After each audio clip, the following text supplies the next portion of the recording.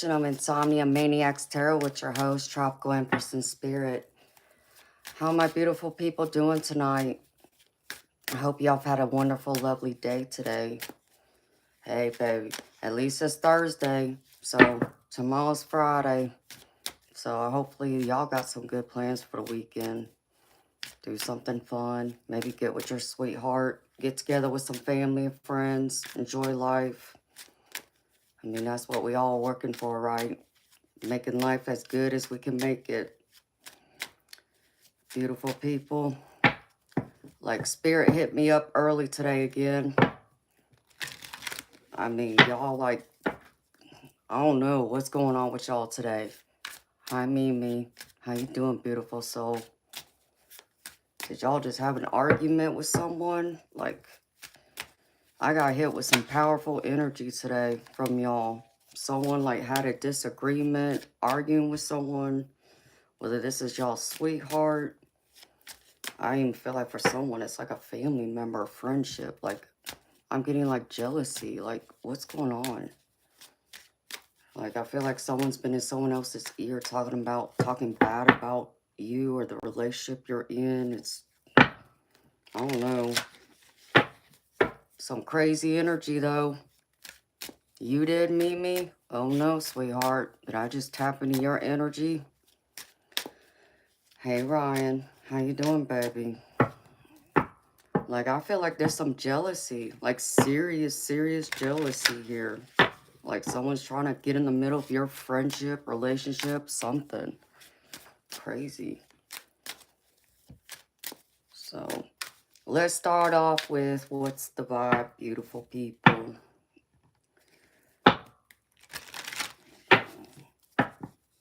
Spirit even put another song in my head today. I actually put 2 songs in my head. It's been playing back and forth, driving me a little crazy. What's crazy is, one of the songs is by Madonna, Crazy For You. That's an old song. That's an old, beautiful classic. So, someone's crazy about you. Or maybe you're crazy about them, or y'all crazy about each other. So crazy, y'all making other people jealous. That's what I'm getting. And then the other one is Missing You, but it's by that, it's from that movie, Set It Off. So, I tapped right into you. Honey, I tapped into somebody's energy. That's for sure. So, let's see. What's the vibe? Spirit. What's going on? I know someone's going, like, someone's taking a trip. I hear a reunion. I did get that earlier today. Some kind of reunion.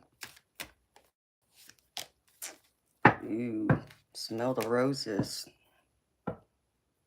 Y'all going out for some thrills? Uh-oh. Well, we got continuous cycles, bad decisions, addictions. Some of y'all making some bad decisions. Some thrills. Spirit wants y'all to slow down, smell the roses, though.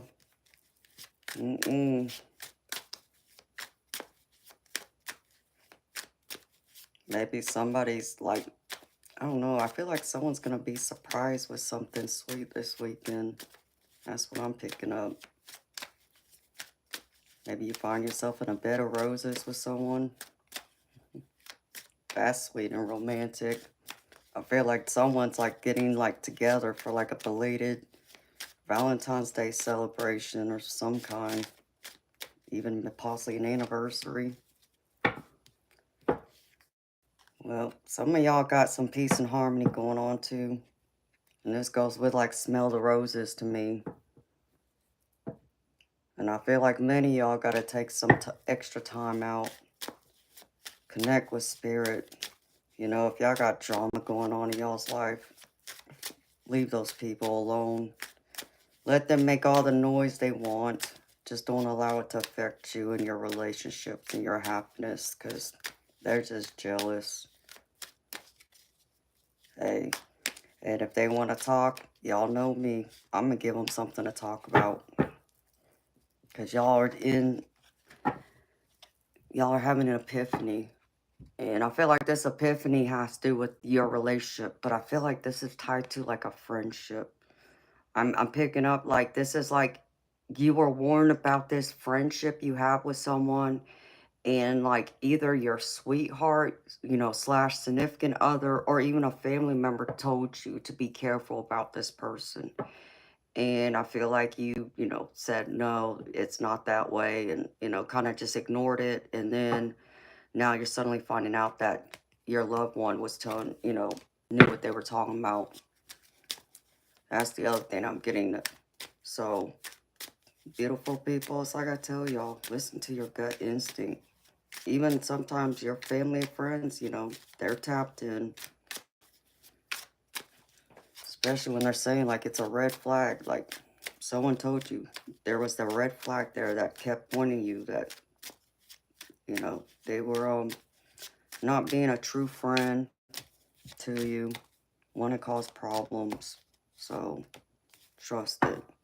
And because of it, I feel like you're going to be apologizing to them. But I don't feel like your loved one wants you to apologize. They just want you to be happy. I feel like their energy is going to be like, yeah, I appreciate, you acknowledging that, I was right. But, it's kind of like one of that energy, like, I don't need you to apologize and tell me I'm right. I just want you to, be happy and know that I love you and I care about you and I have your back. I'm not trying to cause problems. So, but it's always good to apologize, beautiful people. Own your mistakes. That's what makes us better people. We're all going to goof up. All right, Spirit, what else? One more. Ooh. Yeah, I feel like someone's going to be over there giving you some extra advice and wisdom. Help you through this. Because I feel like even for someone out there, this feels like a sibling. This is more than just a friendship. This feels like siblings at odds with each other. And I feel like there's even some pettiness going on. But your sibling, brother, sister, they still got your back. They still want nothing but the best for you. Even if it may seem like, maybe they are a little jealous, but that happens with siblings, right? So, which I got jealousy at the bottom of my other deck over here. So someone is jealous what y'all got going on. Because y'all got nothing but good things going on. This relationship, y'all's job. I even feel like someone out there, just bought a home. And it's like y'all's first home. So you made an accomplishment. You achieved something that someone close to you hasn't been able to achieve yet. So they're kind of hating on you for that. It's that kind of low vibrational energy that I just put to the side, beautiful people. People are going to, act that way and see that you're doing better than them. But if you're like me, you still want nothing but the best for them. And I feel like they do want nothing but the best for you too. But there's still going to be that competitiveness, I feel. That's going to happen, especially between siblings. Especially if you got a, like me, I have a younger sister. And I know she can be very competitive and would act out that way with me a lot. And I would just laugh. It's like, I'm not competing with you. But go on about your bad self and compete with yourself. Ooh.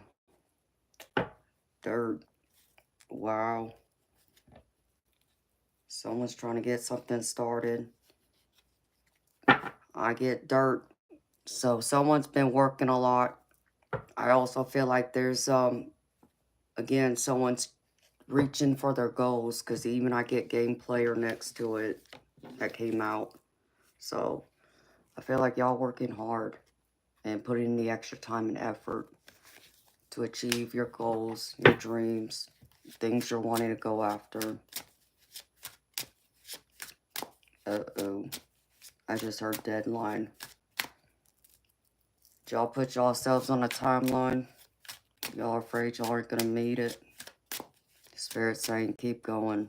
Don't focus on the timeline. Just keep working at it. What else, Spirit? Just give me one more. And then I'm going to pull out this other deck. Yikes. Great. What is this? More to be seen. I feel like Spirit's going to show you something else. I get more to be seen. Look deeper. Depression, that is deep. I don't feel like this is depression. This is more about going and looking in deeper within. But even looking at your overall game plan. I'm getting game plan. So this is like someone has a vision board and you're like timing everything out. I'm seeing it like a vision board where I see it from like, you know, like a year from now, 2 years from now, and 5 years from now. So y'all put yourself on a big timeline. But Spirit's telling you put that timeline to the side. Don't be too hard on yourself. Even if you don't succeed, you will get there. It just may not be in the time frame you're wanting it to be. Alright. Pull from this deck. What's the news? What we got, beautiful Spirit?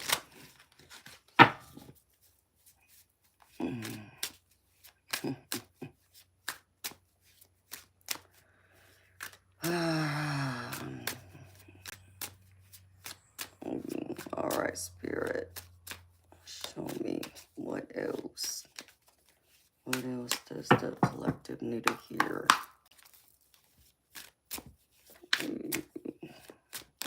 Game plan.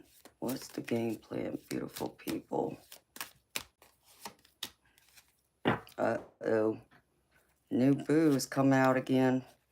Y'all got a new relationship. Y'all met someone new. I feel like, in fact, it's crazy because my tarot's saying that too. All the cards I got laid out here. In fact, I feel like for someone, y'all met y'all soulmate. You may not realize it's your soulmate yet, but I got soulmate at the bottom of one of my other decks. So, and the Two of Cups being down here, that's all about soulmate, twin flame energy. What else, Spirit? What's about this new boo? Cuffing season. Oh, Lord. Cuffing season. Single and ready to mingle. Ready for a relationship on the hunt. Y'all in the middle of this cuffing season? I didn't even know what this meant until like a couple of years ago. I never heard of that term, cuffing season. I'm like, cuffing season? What is that? And then I heard one of the radio hosts explain what it is. I was like, oh, okay. So y'all got somebody trying to keep y'all warm?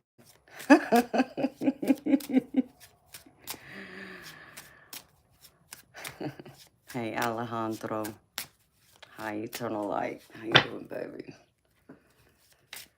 All right, couple more, Spirit, and then I'll go over the cards I pulled for y'all for tonight. So, who y'all mingling with? Y'all got a new boo. Yeah, this energy is what I was picking up earlier by Felicia. This has to do with like this drama, this jealousy with someone causing disruption in your life.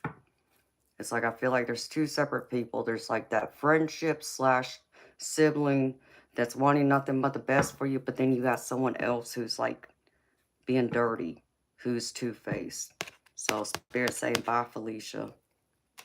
Tell them to hit the road. They just want to cause nothing but problems. They're not there for your best interest.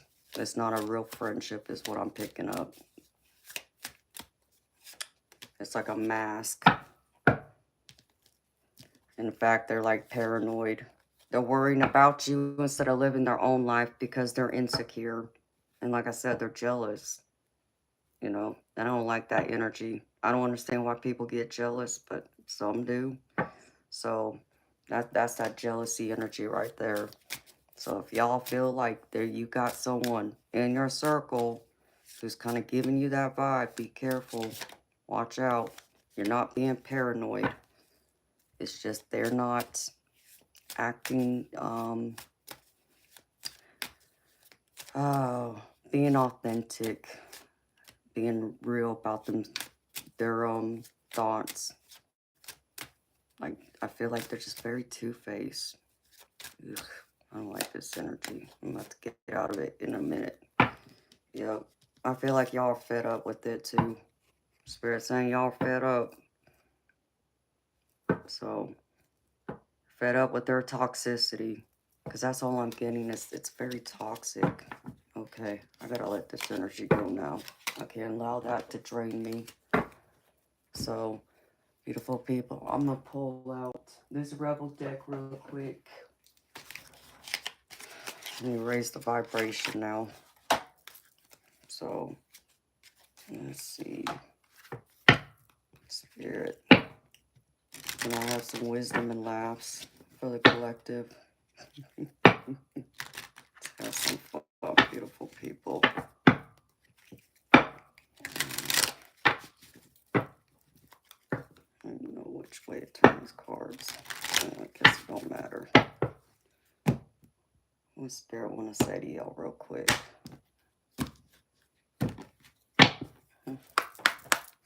Alright.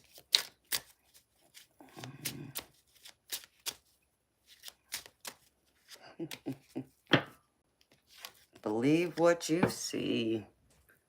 Face reality or live in effing la la land. Choose bravely. That sounds like something I would say. What else, Spirit? Give me a couple more laps for the collective. Get this energy back right. All right. Well, dang. Oh, boy. Spirit says your body is pissed at you. Get the F outside. Move your ass. And the other one I jumped out real quick. Stop obsessing. You are not the effing center of the universe. All right. Raise that vibe now. Okay, beautiful people. Let me get into this general reading for y'all. For all the cards I pulled. Enough of that. Put these cards to the side. So, beautiful people. This is a general collective reading. Take what resonates, leave the rest. Okay, this is for everyone who's here right now and anyone who comes later. And if something don't fit, please don't force it to fit. Leave it behind for someone else. Okay, beautiful people. So, first up, from the Spirit Guide. Spirit wants to remind you, learn from your mistakes. So, don't kick yourself and beat yourself up when you make a mistake. All you can do is learn from it and move forward. Don't look behind you. Because Spirit wants you to persevere. I get perseverance next to it. Know you're better than that. And you can get through anything, even any mistakes you make, even if it makes you, take a couple steps back. Persevere, break forward, move forward, and be open-minded to new possibilities. Because Spirit wants you to be open-minded. This is going to be a transitional period, I feel, for many of y'all. There's going to be a lot of change, a lot of growth. I feel like that's growth is, more spiritual. But I feel like there's going to be a lot of,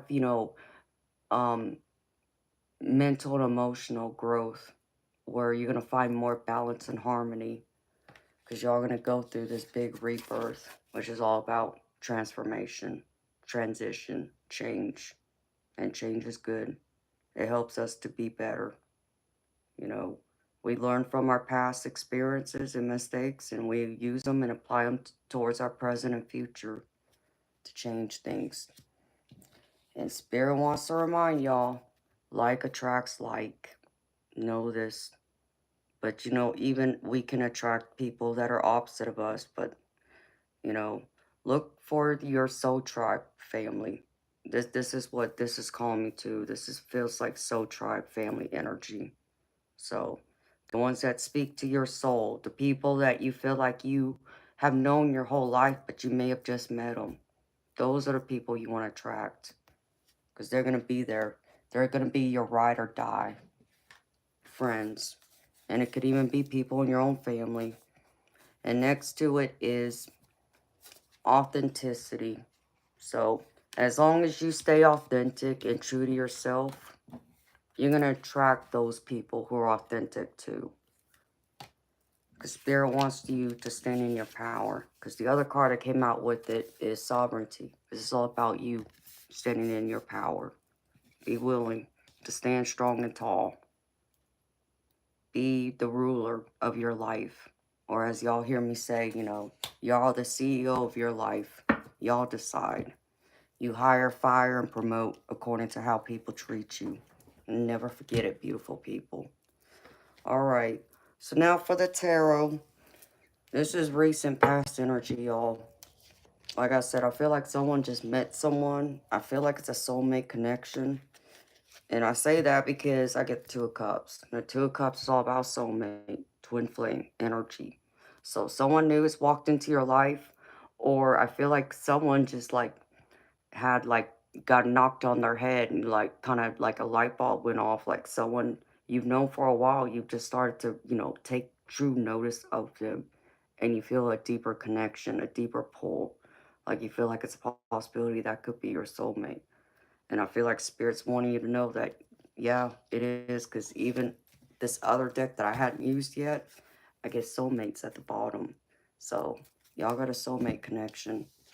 And it's bringing you a lot of happiness because I get you in the Queen of Pentacles energy. Feeling very peaceful, abundant. You just in complete harmony and happiness, fulfillment.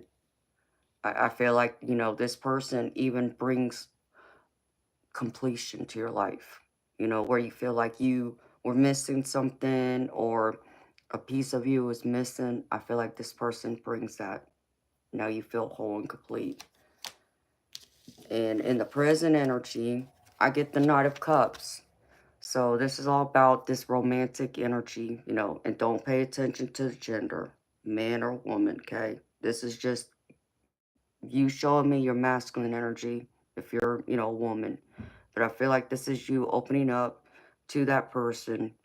And I feel like there's going to be more coming your way. Like, I feel like this weekend especially is going to be a big weekend for you to get together with, this person and with others. Um, like I said, for someone out there specifically, I keep getting reunion. So this is like a reunion. Maybe, y'all been like distant, like living, miles apart, maybe a long distance, relationship, friendship. And now y'all are starting to, finally be able to come together. But I feel like there's been a lot of chaos. And this is like some of that negative energy I was picking up. Because I feel like someone's come in and was trying to disrupt your relationship. Because I get the Nine of Swords, which is like telling me that you've been up in your head worrying about this too. But I feel like a lot of this energy is coming from someone being in your ear, like telling you it's too good to be true. This person doesn't love you. No, they're not the right person for you. This and that. Beautiful people again. Ignore them people, okay? They don't know what's going on between you and this person. And for others, I feel like this is you thinking the worst. Like you are telling yourself, no, this seems too good to be true. Like this person can't be real. It feels like a fairy tale. And y'all are going to, keep getting lost in y'all's thoughts where you're going to sabotage this. Spirit saying, don't sabotage this. It's time to rebalance your emotions and be willing to take a chance. Have a leap of faith, dream. The Fool card is all about dreaming, letting go, starting, over, a new start, towards love, even, friendship, connection. I get connection is a big thing because you're wanting to get to this. This is the Wheel of Fortune. This is in the center of your energy, the turning of the wheel, things improving, more positivity, optimism, you know, seeing things, in a brighter light. And you're very motivated to keep this positive energy going. Because I even get you with it in the Ace of Wands, which is all about new start again. Just like the Fool card. You're wanting a new start and you're very motivated to go down that road and see where it takes you. You're willing to take that chance. You're very motivated though. So don't allow anyone to tell you it's not going to work out. But here's where it comes from. Family, friends, whoever these people are. This is the obstacle. And this is the Five of Swords. This is all about y'all bumping heads with someone. Not agreeing. Not, seeing eye to eye. And I feel like this is the people, in your circle, like your friends or family, someone pretending to be a friend to you who's claiming they want nothing but the best for you, but really they're wanting to disrupt your life, like because of jealousy, because they're not happy with their own life, so they're wanting to disrupt your happiness. So it's causing problems. I feel like some of y'all are conflicted because I do feel like y'all do care about this person, even though they may not be genuine and truly care about how, their intentions, with your friendship with them. But I know you have a genuine heart and you care about them. So you feel torn in this and it's causing problems. And I feel like it's going to cause things to go off the rails.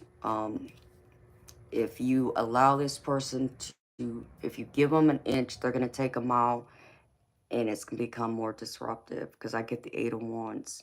And this is something that you're going to have to, stand firm on, you know, tell them to back off, maybe it's time to tell them, listen, this ain't working, I love you, I care about you, but it's time for us to go our separate ways.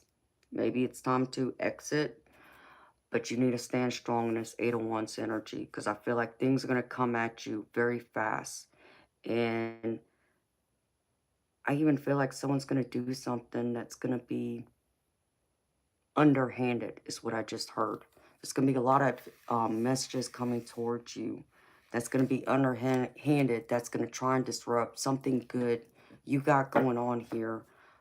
Even like plans. I feel like someone's either traveling or someone's going to be going somewhere this weekend and they're going to want to, mess up your plans.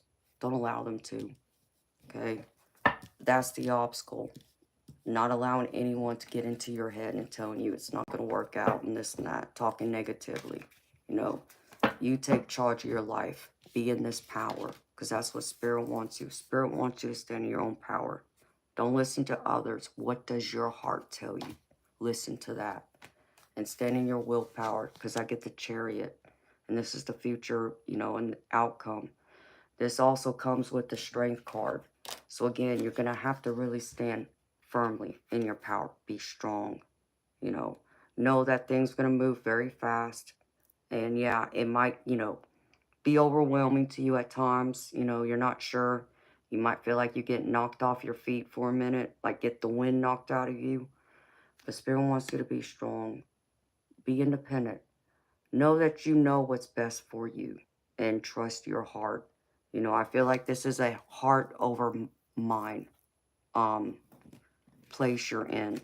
And there's nothing wrong with that. It's nothing wrong with listening to your heart and, telling your, mind to shut up, even if you get all those doubts. So, break through that wall, and break through any battles, adversity that comes your way. Because I also get the Nine of Wands, so I feel like there's still going to be some disruption, and that's going to happen, beautiful people. We're going to have challenges in our friendships, our relationships. There might be a hiccup, but don't allow it to gravitate and pull you down, you know, push against it, resist it, you know.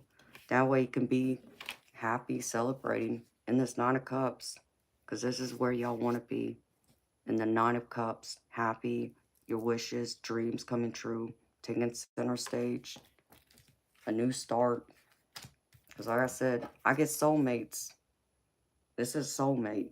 So, and I feel like this person is ideal. It's someone you really would want to start something very serious with if it's not serious already. I feel like it's going to be a big explosion of love and excitement. Like, I feel like for someone out there, and it's going to sound crazy, but for someone out there, this feels like love at first sight. So, I've never experienced that personally, but for someone out there, it's like love at first sight. That's exciting. That's what I want to hear. All right, beautiful people. Now for the oracle cards I pulled from the Guides of the Hidden Realms. The river dances to the sea. And it says, movement and the continuous evolution of life is a given. Nothing can stay blocked or frozen forever. Eventually, the river begins to flow in the direction of its destiny, always to the sea. That vast container teeming with potentiality. Source is always calling you home to your ultimate manifestation and destiny. Now is the time when things begin to move again in your life. Events and opportunities will arise to invite you to experience life in a new way, calling you to an adventure you must not resist. This is a time of flow, not control. Allow relationships to take their course. Trust in the natural abundance that comes your way. New experiences will bring you into a greater sense of meaning, inspiration, wholeness, and purpose. Go where spirit takes you, even when the river turns in a different way than you expected. These waters will carry you onward to the ultimate fulfillment of your deepest desires. So, beautiful people, trust in the adventure. You know, life's all about an adventure. Take that journey, take that chance. Allow the energy around you and that's flowing through you, even in your heart space. Allow it to move you. Allow it to be what inspires you towards, dancing into love, adventure, excitement, new partnerships, even because at the bottom of this deck, like I can't make this stuff up, y'all. Even at the bottom of this deck, where I pulled this card from, love and partnerships. So this is all about love and partnerships. Build that love and that partnership. You know, whether it's romantic love or a new friendship, even, building those soul connections with your family. Because Spirit wants you to treasure this. Because at the bottom of this deck, I got treasure. Treasure. Treasure that time. This experience. You know, all the memories you make from here on out. You know, take in the good. You know, enjoy them. Make the most of them. And even the challenges and the struggles, know that that's going to make you better and that's going to strengthen your bond. And it's in those beautiful memories that you have with this person or group of people. That's what's going to get you through those struggles and those obstacles when life's wanting to kick you down. Don't allow it. And now from my energy oracle deck, card I pulled is Magician in the Mirror. And this is like the Magician in the Tarot. So this is all about manifesting your wants and your dreams. And it says, this card represents the culmination of your personal and spiritual power at this time. And the Magician's left hand is the flame of passion and action. And his right hand is a vortex of water and the light of reflection. This highly beneficial card is telling you that you are the magician. And within your grasp are the amazing forces of earth and spirit. The water is the energy of yin, the power of spirit and clarity of thought. The flame is the energy of yang, bringing direction and creativity. Together they give you the magnificent magic of transformation. The mirror stands beside the magician, reflecting the outer world's response to your choice to use or dismiss the true power that you have. Its silver reflection reveals the future in a mist on the horizon, ready to be magically formed. You are put on notice that an important, powerful time is at hand. You are the alchemist of your life. And just as an alchemist turns base metals into gold, you are now able to transform your difficulties into great blessings.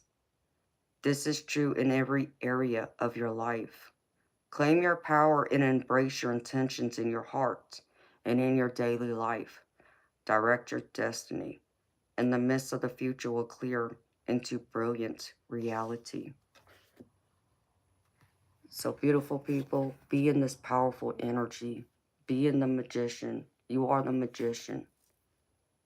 Use your wand, use your magic, that power within to create that reality. What soul, your heart calls to, your soul dreams about. And maybe this creates where you feel like you're at a crossroads. Because the other card that came out with this was like you being at a crossroads, an indecision. And I feel like, y'all have already made that decision. Deep within. It's just now saying it and putting that decision into action. But don't allow, you to get stuck in a stalemate. You are more magnificent than you can ever realize. And Spirit wants to remind you of that.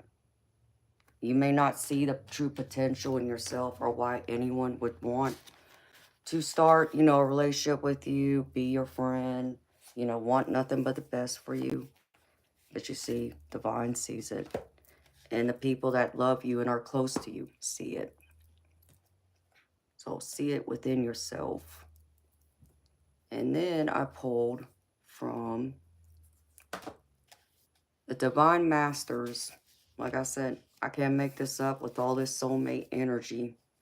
I pulled Rama and Sita. Holy union, soulmate connection, romantic opportunity. Ooh, I'm loving this.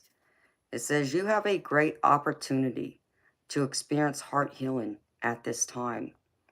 In the past, you may have found it difficult to trust and let yourself be loved, and therefore had many barriers up that stopped others from seeing your true worth.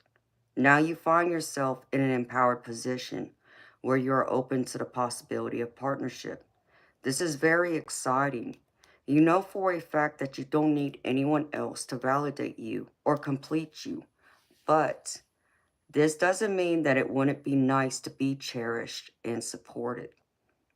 If you aren't in a relationship, the universe is presenting opportunities for you to experience a real soul-to-soul connection. This can only happen, though, if you stop letting past experiences cloud your judgment in the present. If you're already in a relationship, know that there is an opportunity to take it further at this time. Either way, enjoy the experience. Beautiful people, there's that soul connection out there. And I feel like it's right there in front of y'all. I feel like many of y'all already have this. Many of y'all even know who this person is. But even for some of y'all, if y'all are unsure, again, beautiful people, I feel like this is you getting in your own head, but this is more so like allowing others to get in your head and telling you, no, that's not, that person isn't, your soulmate, or no, they don't want you. No, they don't, they don't care about you. They're trying to dog it down because of jealousy. They don't want to see you happy. Okay. But you deserve to be happy. Even they deserve to be happy. They just, haven't found that happiness. But don't feel guilty because you have found it. You are more than deserving and worthy of it. So take part, connect, communicate, allow your soul to guide you, to speak from your heart and connect to another person's soul. Because I feel like you have already tapped into and tuned into someone else's soul. You know that soul connection is there, and it's exhilarating for you. I feel like even for some of y'all, it like takes you to a new level of like ecstasy, something you've never experienced before. And I feel like for some of y'all that even scares you. And it's okay to be scared. You know, it's still worth it though. Still worth experiencing, beautiful people. And I feel like some of y'all also been talking to past over loved ones, asking them for a sign to let you know that yes, this is that person. So I did get that earlier too. In fact, I'll tell y'all, when I was out there right before I got dressed, I had a name come to mind. So someone has a loved one on the other side that did come to me, and it's a woman. Her name's Rachel. So if that's, resonates with you, if you know someone, by the name of Rachel on the other side, they're letting me know that yes, they are watching over you. They want you to know that. And if you have met someone that, yes, this person is who you're meant and destined to be with, they're helping you make that connection. Okay? So for the last card I pulled, this is from the Ancient Stones. And this one's called Not Forgotten. Messages from Spirit. Unbroken Connection. And it says, stones are among the longest lasting materials on this planet. So it's no wonder that for millennia, we've used them to honor the memory of departed loved ones. From marking their burial place with a gravestone to placing pebbles as an act of remembrance. The grief that follows a death is like no other. We're hurtled into the truth that we, like all of life, are impermanent, and that our time here is but a breath in the lifespan of an ancient stone. This card could be a sign of your bond to a loved one who's passed, an unbroken connection that lasts beyond just this lifetime. Do you long to communicate with a loved one who's died? This is a sign that you can continue to do so now. Speak to them throughout your day and be open to receiving messages from them. They may be subtle, but if you stay open, you may be surprised. If there's a particular person you've been longing to connect with, this card is a way of them acknowledging your request. If this is new to you, consider ways you can nurture your connection with them. Perhaps put some time aside to light a candle and commune with them, or ask them to send you a sign and be specific about what sign will be. Be open to this connection growing over time. And again, beautiful people, like I said, that woman came to me earlier today by the name of Rachel and said that you've been asking, are they there? Are they watching over you? And they want you to know they are. And they want you to know if you have met someone, which I feel like you have, that is your soulmate. They're trying to bring you together. So they want you to know that. So don't feel like you're not being watched over, you're not being guided.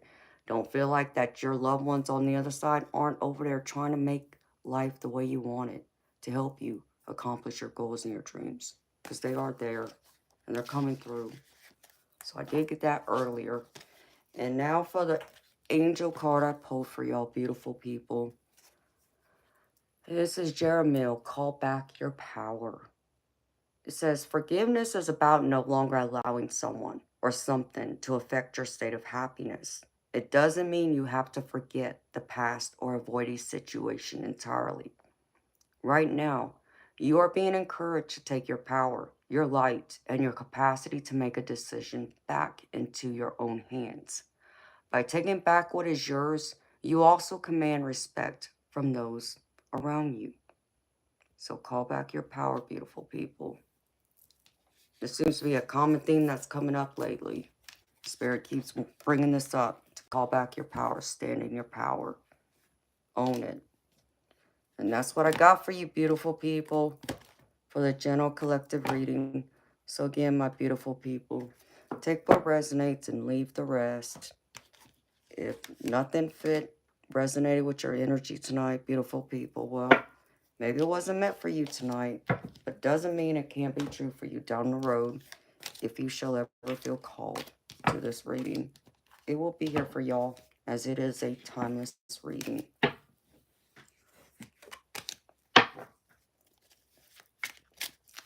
Hi, beautiful people. Here, let me put these cards up, and then I'm going to say hi to some of y'all who I haven't said hi to yet. Let's see.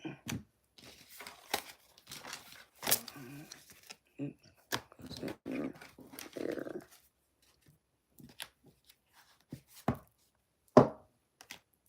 You know, it's gonna be funny. I just saw something in the chat about witchcraft. Yeah, I'm gonna start conjuring up some evil spirits. You want to stick around? God forgive me. I can't help it. Some people want to come in here and start nonsense with me. That's all it is. A bunch of nonsense. Crazy people.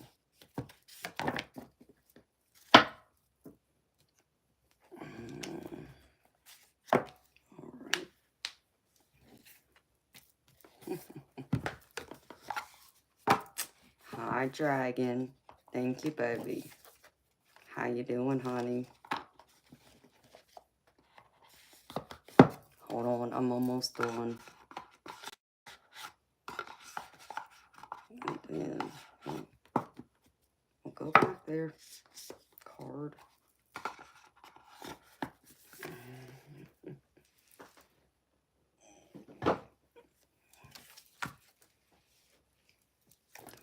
Masters.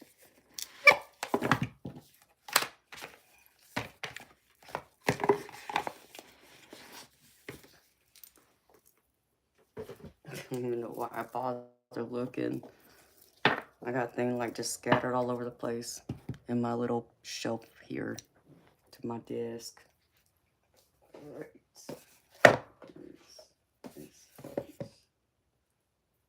Yes. I shouldn't have even put these lids back on.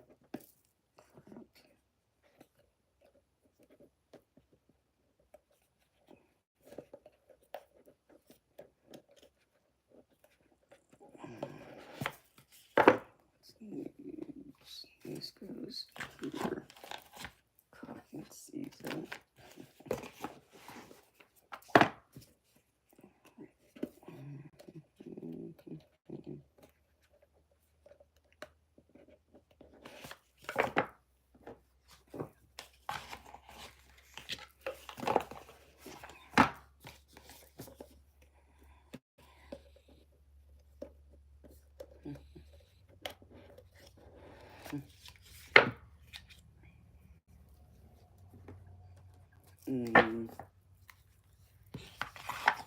I'm gravy, baby. You know me. If I'm here, I'm gravy. I'm always gravy. When I get to hang out with y'all, y'all know that this is my happy place. Spending time with y'all. I was going to be a smart ass and say communing with them. With spirits of the not so happy kind, but I'm trying not to get that started. Hi, D. Spacely. How you doing, baby? Hi, Michael. How you doing, Dragon? Hi, Eternal Light. How you doing, baby? Hello, Car. How you doing? We getting spicy, Ryan? Hey, it's always spicy, baby. You know how I roll. Hi, Mark. How you doing, baby? Hi, Andre. How you doing, baby?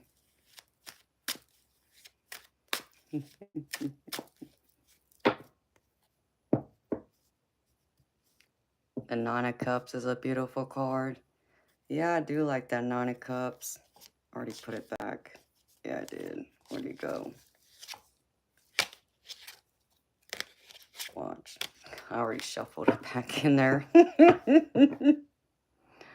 Aw, thank you, Andre. You're gonna make me blush, baby. My day was good. I mean, I didn't get as much sleep as I probably needed, but that's okay. I'm here. I got plenty of Red Bull to keep me going. Hi, Flint City. How you doing, baby? Hi, Sergeant Curtis. How you doing, baby? Who else is here? Hi, Ben. Hello, Gibson. Hey, Alejandro. You know, Deal, that's funny. What a name you have. You love my streams. Appreciate it. And Dunce, you want to come in here and talk about taking me to Burger King again?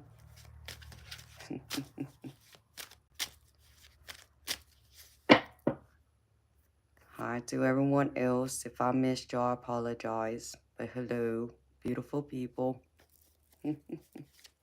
Hi, Diane. How you doing?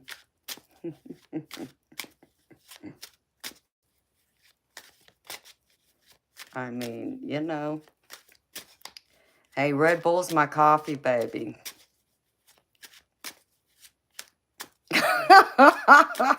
Alejandro. I mean, yeah, that's true, baby. You get to have it your way, but you know, I want it a whole different way. Burger King don't know how to roll like that.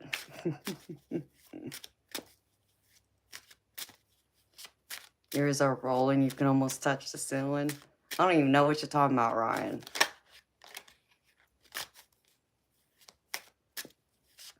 Do I believe in love languages? Yes, baby, I do.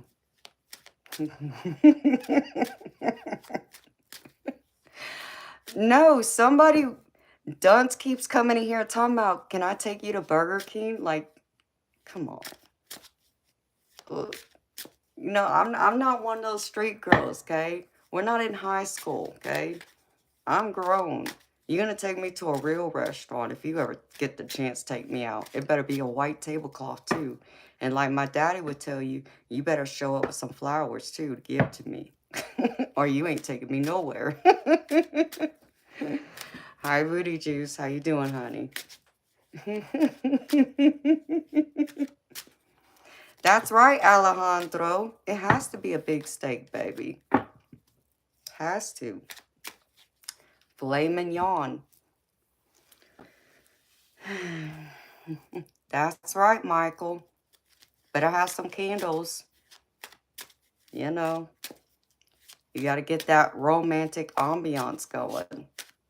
So yes, Andre, I do believe in love languages.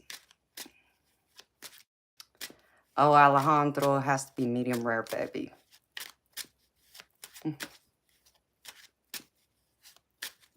Oh, D Spacely, that sounds heavenly, baby. There's what? How many love languages? And I haven't looked it up in a while. But like, I know like there's the acts of service, gifts, affection, words of affirmation.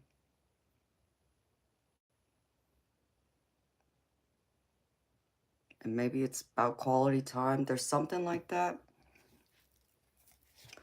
So yeah, I believe that's, you know, the way we communicate sometimes is how we express our love, our interest. So for someone like me, for an example, you know, the way I express my love is by gifts and acts of service. I mean, I do the other stuff too, but that's one of the main ways I do go about expressing, you know, my love and care for people.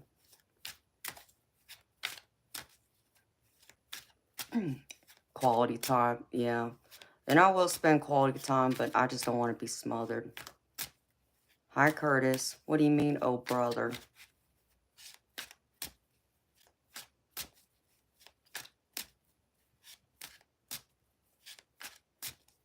No, that sounds heavenly, Andre. I've never been to New York.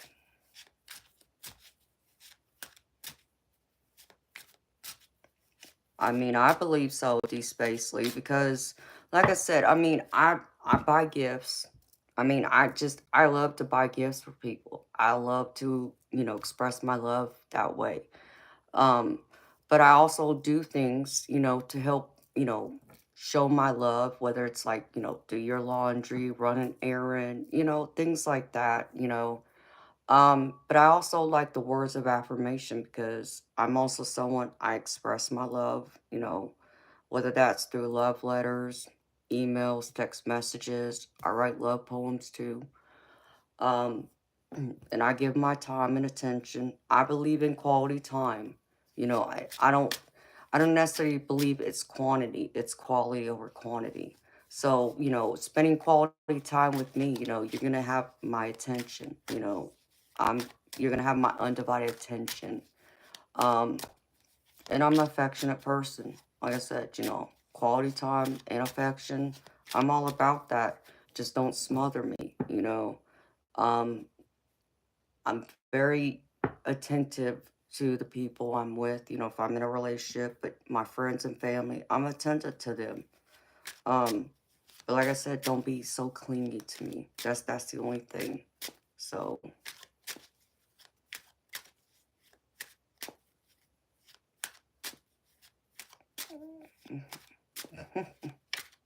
hi Cindy. Yes, quality time.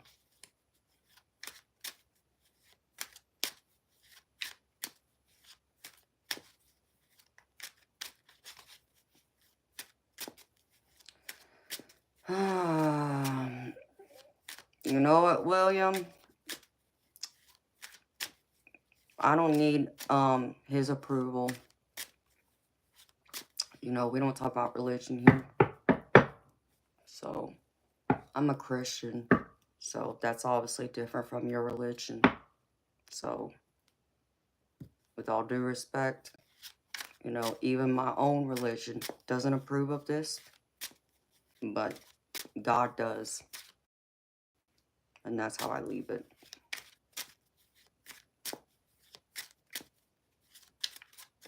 Hello, Henry. I'm gravy, baby. If I'm here, I'm gravy. I'm gravy. I got biscuits and sausage. Go with my gravy. How you doing? If you take me on a date, we're going skydiving. Is that right? Oh, it's nice to meet you too, Henry. Hey, I'm an adrenaline junkie. I've always wanted to go skydiving. I'm not scared.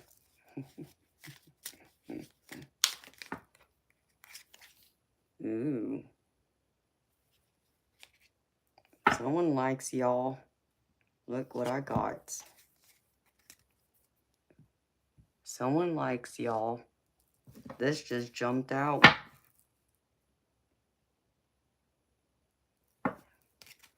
I'm a poet. Yes, baby. I'm a poet.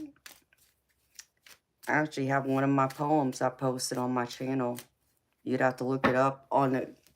You would have to click the community section. I did write a poem.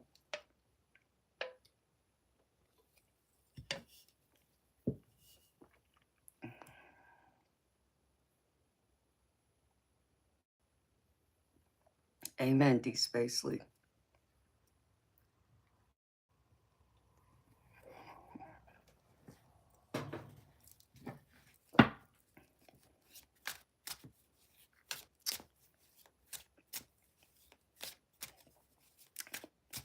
There seems to be a lot of those tonight. Well, you know what, Diane? That's why we got the axe. Play, you know, whack-a-troll, whack-a-mole. I mean, I can add another name to that, but I won't. I'm trying to behave, y'all.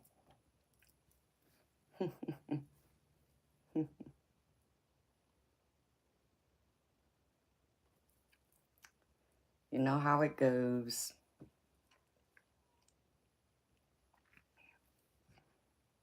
All right, beautiful people.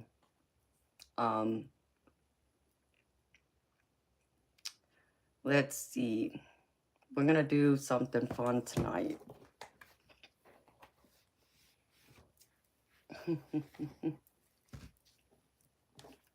Working overtime.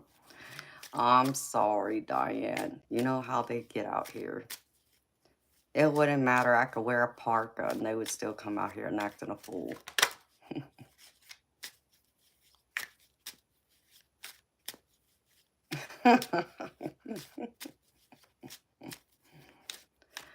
Okay, beautiful people. I had a subscriber last night who was very generous and made a donation to buy a reading for someone and told me to choose who gets it. So we're going to play a little game. And I know some of y'all, we've played this before, if y'all been here. So I'm going to write a number down. And whoever guesses the number first will win the reading. Does that sound fair, y'all? Let me find my pen. Where'd my paper go? We ain't started yet. All right.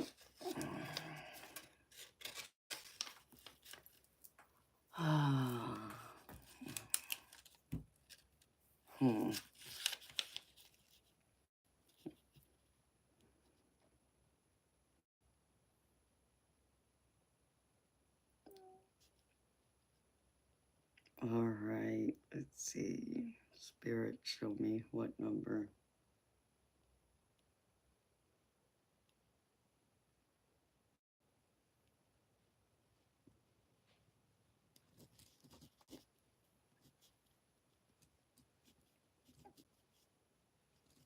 Okay, if y'all want a reading, pick a number between 1 and 40. Whoever gets it first wins.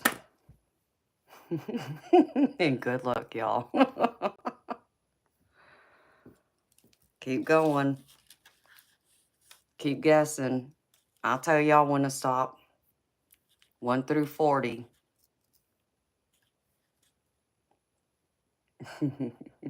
Keep going.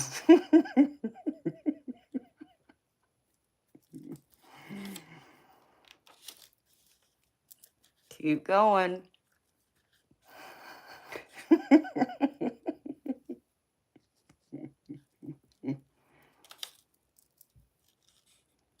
Nope. Keep going.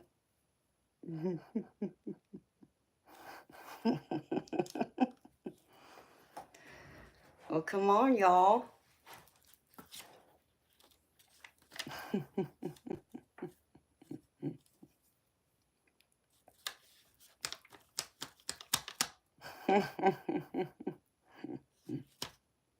One through 40.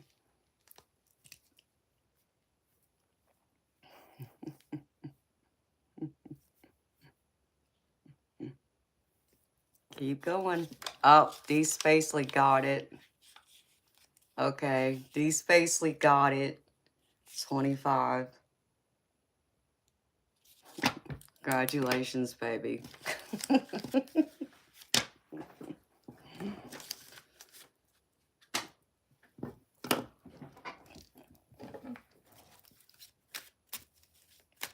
Yay. All right, D Spacely. You get a reading from me, baby. Do you have a question or do you want me just to do a general for you, sweetheart? Hello, Ashley. You was counting cards with people's guesses.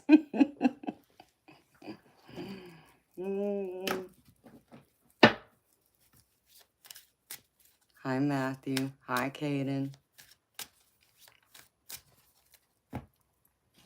Was that fun, y'all?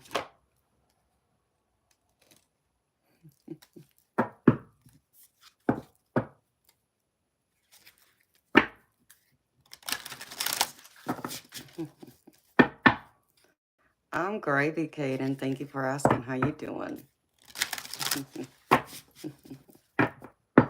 That's how I make it fair. So,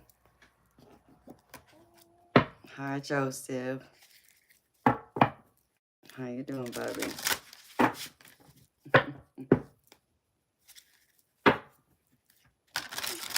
So, beautiful people. When I reach 5,000 subscribers, we'll have a little celebration, and I'll give some prizes away then. So, y'all just got to make sure y'all are subscribed.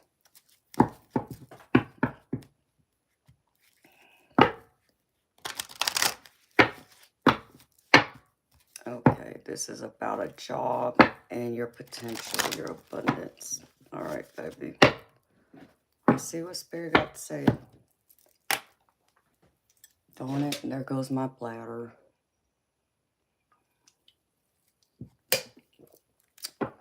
Yes, it was very sweet of them. They did it last night, but it was right at the end of the stream. And I did do one free reading already. So they had donated for 2. I already gave away 1 last night, so I was doing the other one tonight. And that person knows who they are, so thank you so much again, baby.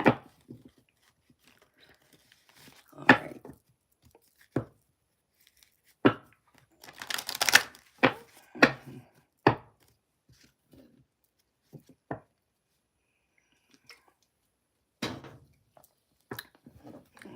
Let me put this other deck up. If I could find the bloody box, what do I do with it?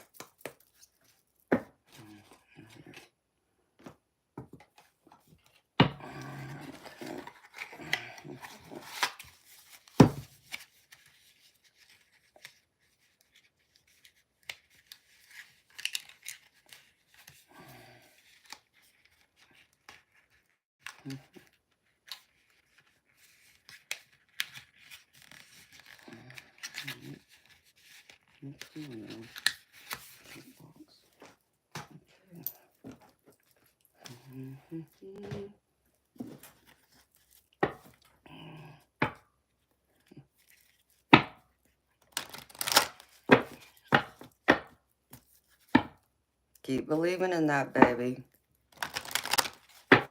And you will manifest what you want. You just got to believe in it wholeheartedly. All right, Spirit. Please, please, sweet.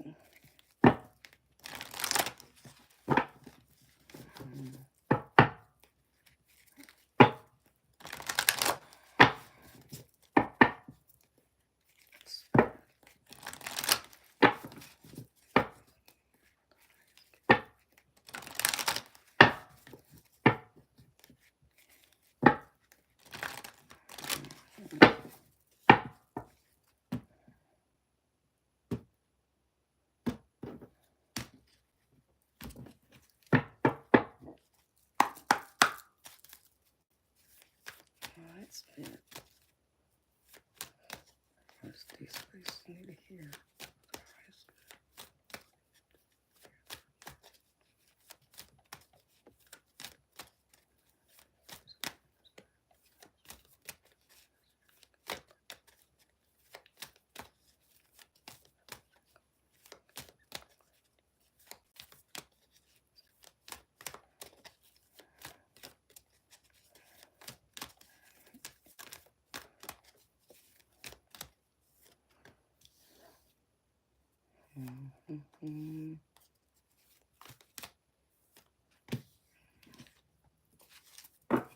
Alright. Well, come on, Spirit. Alright. Let's see.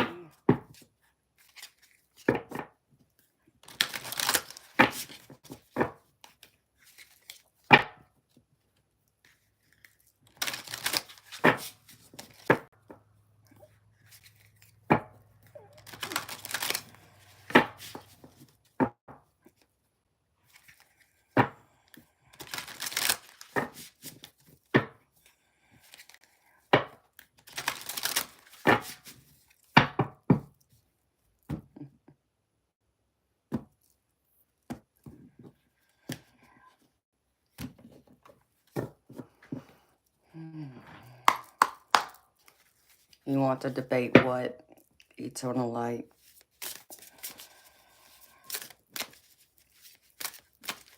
right, Spirit.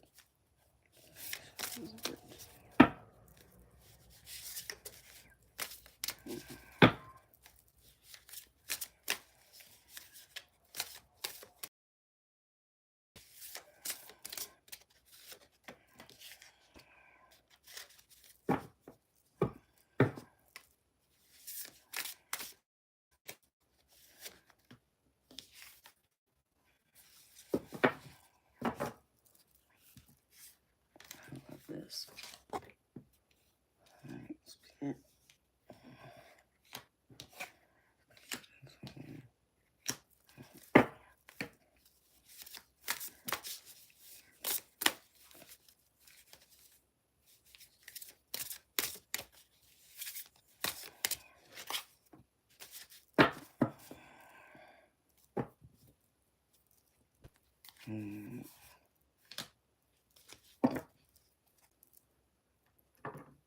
Well, deep space, you got some powerful energy, baby.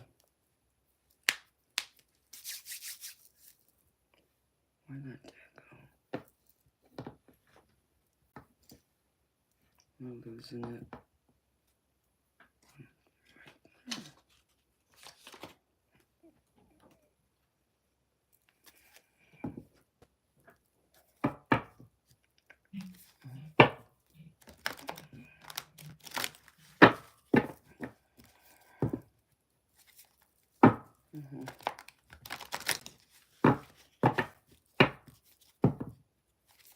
All right, Spirit.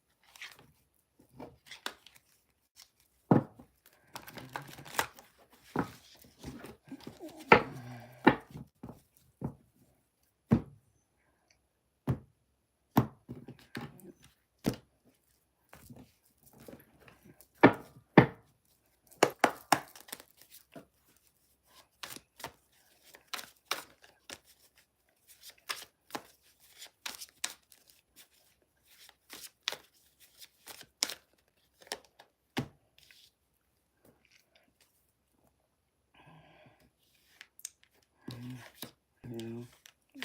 All right.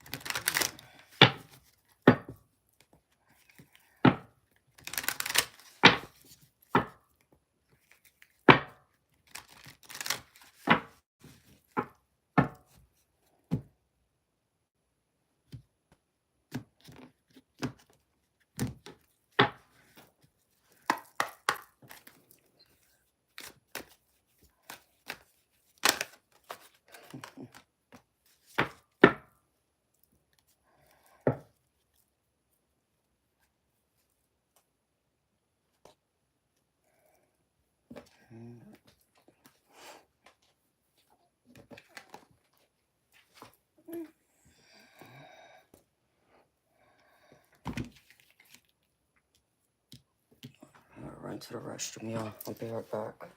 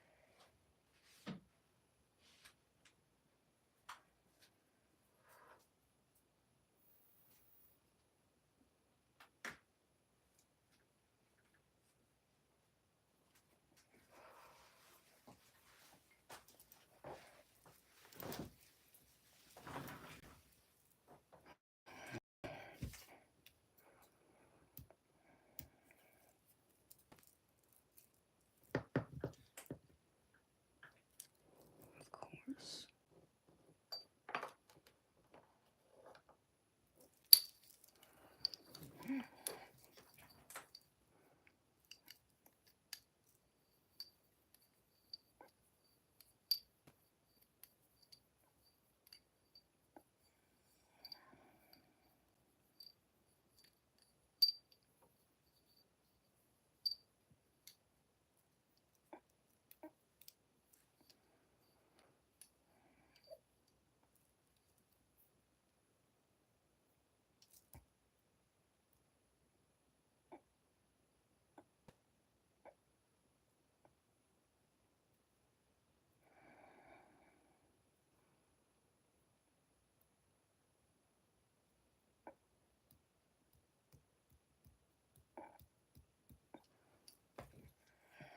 All right, D Spacely, you ready, baby? And hi, beautiful people who came in.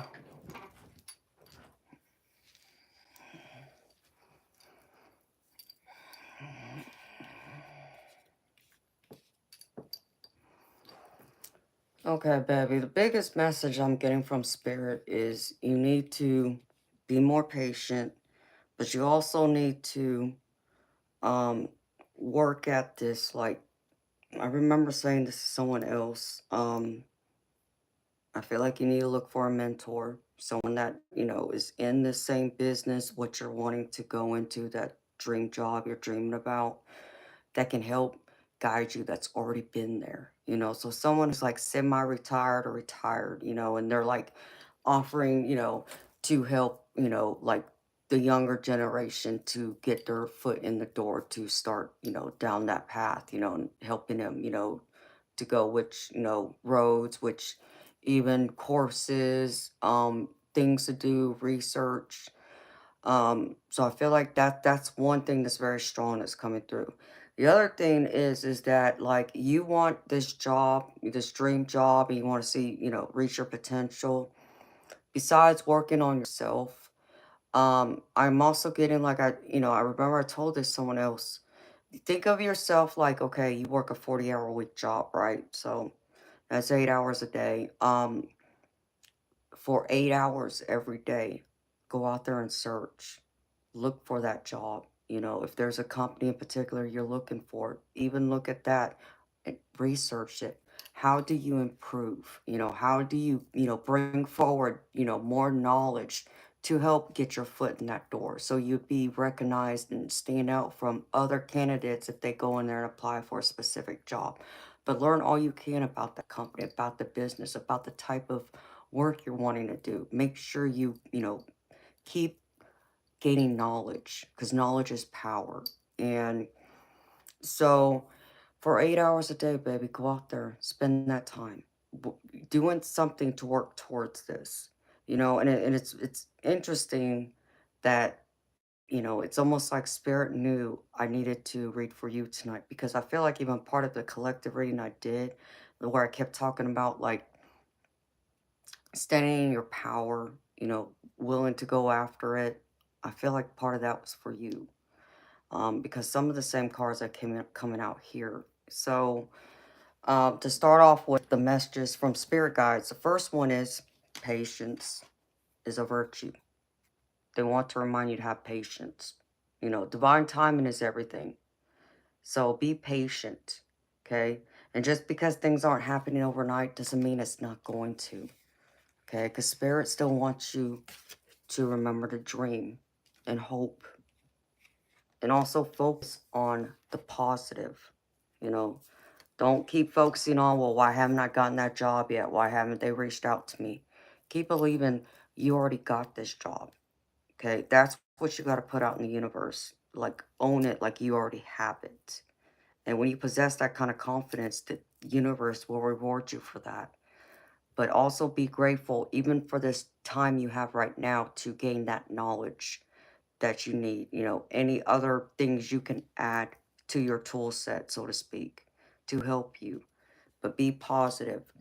And Spirit wants you to still enjoy life a little bit too. Don't forget to have fun. You know, it's, we get into those mindsets of being a workaholic, which God knows, I could be a workaholic, um, where we forget to let loose a little bit. So Spirit wants to remind you have fun.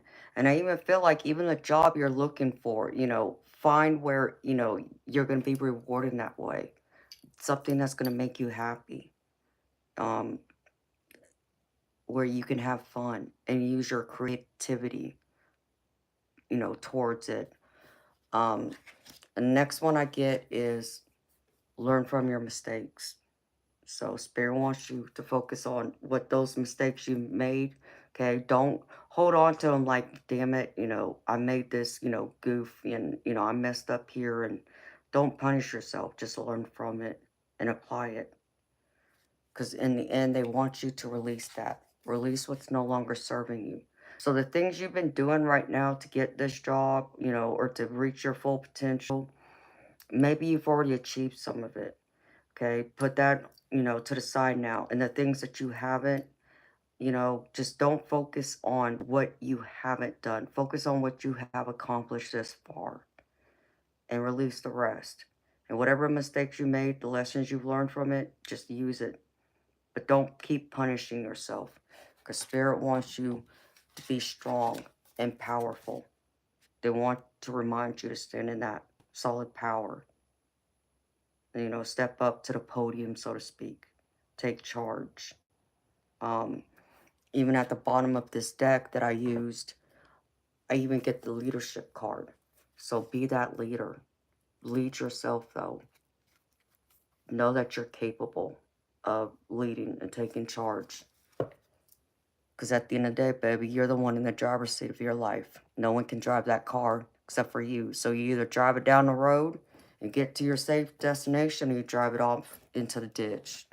That's for you, baby, to decide.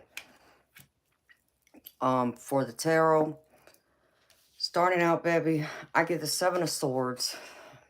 And the Seven of Swords is normally a card of, and this is like your recent past energy. It's normally a card of like deceit, someone, um, taking something from you. Think of like someone breaking your house and taking your TV, something like that.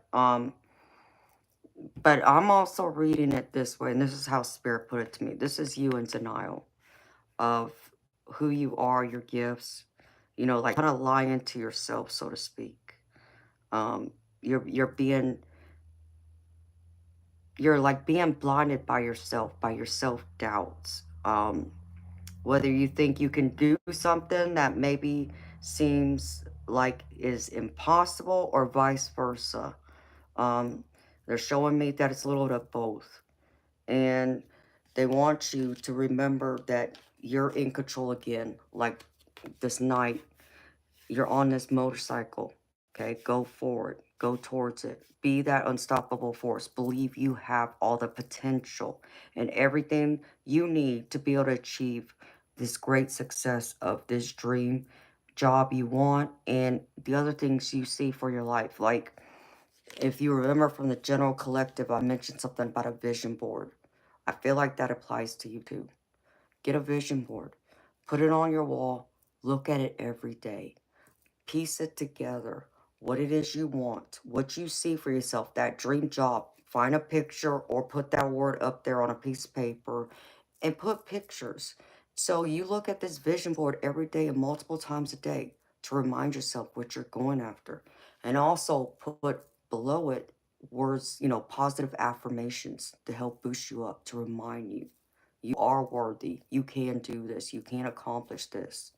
But it's you getting in your own way, I feel, is a lot of this that's kind of taking you, off into the ditch, And I understand, there's time to be realistic, that maybe we may be strong in one area and we may be weak in another area. It's not, so much focusing on your weaknesses, focus on your strengths. That's what you need to be proud of, Your weaknesses, yeah, you can work on that too, but it's more so about focusing on your strengths and facing your shadow side. I feel like a lot of this is your self-esteem, and that's what even the tarot is telling me. It's you getting in your own way, doubting yourself, not feeling like you're good enough, you can't do it. It's like 1 minute you feel like you can, next minute you tell yourself, you can't, you know. And maybe there's other people chirping in your head telling you that, or that what you're dreaming about or wanting to do, like it's too far out of reach. Nothing's impossible. Okay, nothing. I remember my own parents telling me to reach for the stars. Whatever I wanted, whatever I dreamed for my life, it was within reach for me. As long as I wanted it bad enough and dreamed it, it will be mine. And I still believe that today. I reach for those stars. I'm still reaching for those stars. So I haven't met my full potential, and I know that. I know I have a lot more to do, a lot more growing. So I'm still going out there and learning and getting that knowledge and experience to bring forward to meet my full potential and where the divine wants me to be. And that's what you also got to remind yourself too, baby, is that anything that's meant for you will never pass you by. You got to know that though. And maybe there's a barrier between you right now that's, preventing you from making it to where you're wanting to go. But that's also the universe trying to protect you too. Because maybe you're not ready yet, or maybe something else needs to happen on the other end in order for it to come into alignment, for it to meet the way it needs to, the way divine wants it and planned it out for you. So just trust in that too. Because right now, I feel like someone wants to work with you, baby. Because I get the Three of Pentacles. And I feel like this is all about collaboration, partnership. Someone's wanting to give you that opportunity, wants to work with you. Um, I don't know if you're paying it attention, though, or giving it enough thought. Um, but I feel like your greatest gifts, your strengths is what Spirit is showing me, is collaborations, partnerships, working with people, like on projects, um, having the same goal in mind and being strategic on your approach, because I get the Page of Swords.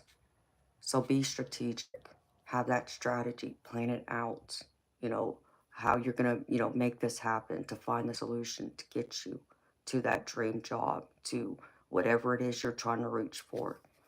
Strategize. Because in the center, and this is, the center of your energy, is the Chariot. And the Chariot is all about, this is like the fastest moving card in the tarot deck for me.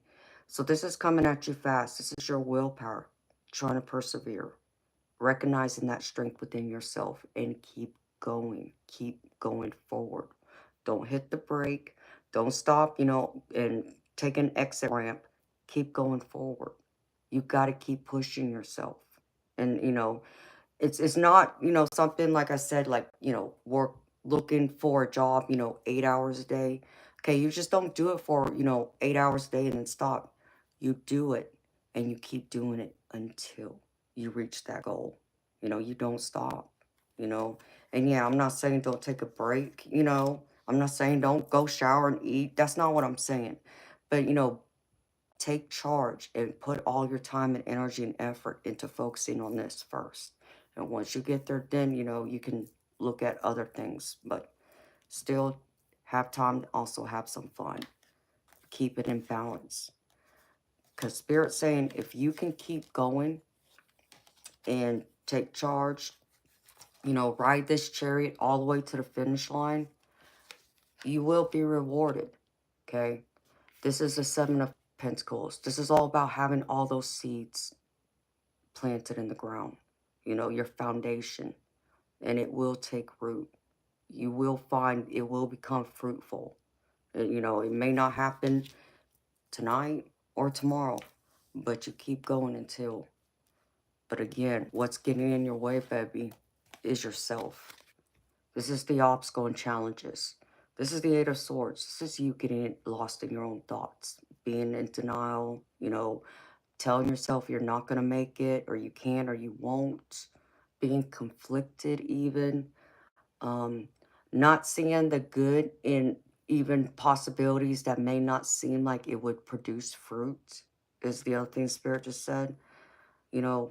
Maybe it's, maybe it's not, the big shiny title you want, okay? Starting off. Start at a lower one, a lower job, but work your way up. Because this is all about moving up. Because I even pulled one of those cards out that says, it's about that ladder, gradually moving up. And Spirit showing me you got to let go of feeling like you're always being defeated. Because I get the Five of Pentacles with this too, which is telling me you're focusing too much on your failures, on losing, being left out, feeling like you're not being recognized for your potential, for your hard work, for what you have to contribute. Spirit's wanting you to turn it around and be grateful even for these obstacles. And even if you've been left out in the cold, it still was meant to help you in the long run, to build you up, to make you stronger, to withstand more obstacles that will come down that road for you once you reach your ultimate goal and see your potential rise. And then people will turn around and acknowledge and see and recognize your potential too. But you first got to recognize it in yourself. So, in the future and final outcome, I get two powerful queens here. The Queen of Cups and the Queen of Wands. Queen of Cups is your energy, and so is the Queen of Wands. This is about balance. You balancing those emotions, being, empathetic, being compassionate, also being patient. That's more of what the Queen of Cups is. But also the Queen of Wands is that fiery energy, being passionate, being confident, willing to know that you got everything you need and you can do whatever it takes to spread your wings and fly. You have it all. There's nothing you haven't done up to this point that hasn't been for your greater good. Even if spirits pushed you back some, like you've taken a few steps back, it was meant for you to learn something and to make sure you recognize, that lesson, those mistakes, so you don't repeat them again, or something goes, off the rails and you mess up, and then what, you go and, get this job, and then you do something that you didn't realize, was a mess up, and then, you know, you end up losing your job possibly. So they're trying to teach you all these different areas where you may have not recognized needed to be worked on for you to see your potential and to strengthen all those other aspects, those different facets of you. But you got to balance your heart, your passion, your creativity, and that drive and ambition. You know, have that driving force, because Spirit, again, is wanting you to find that balance and be patient, because I get the Temperance card with it. This is all about balance and also being patient and having faith. Faith in the divine, but most importantly, faith in yourself. Be confident.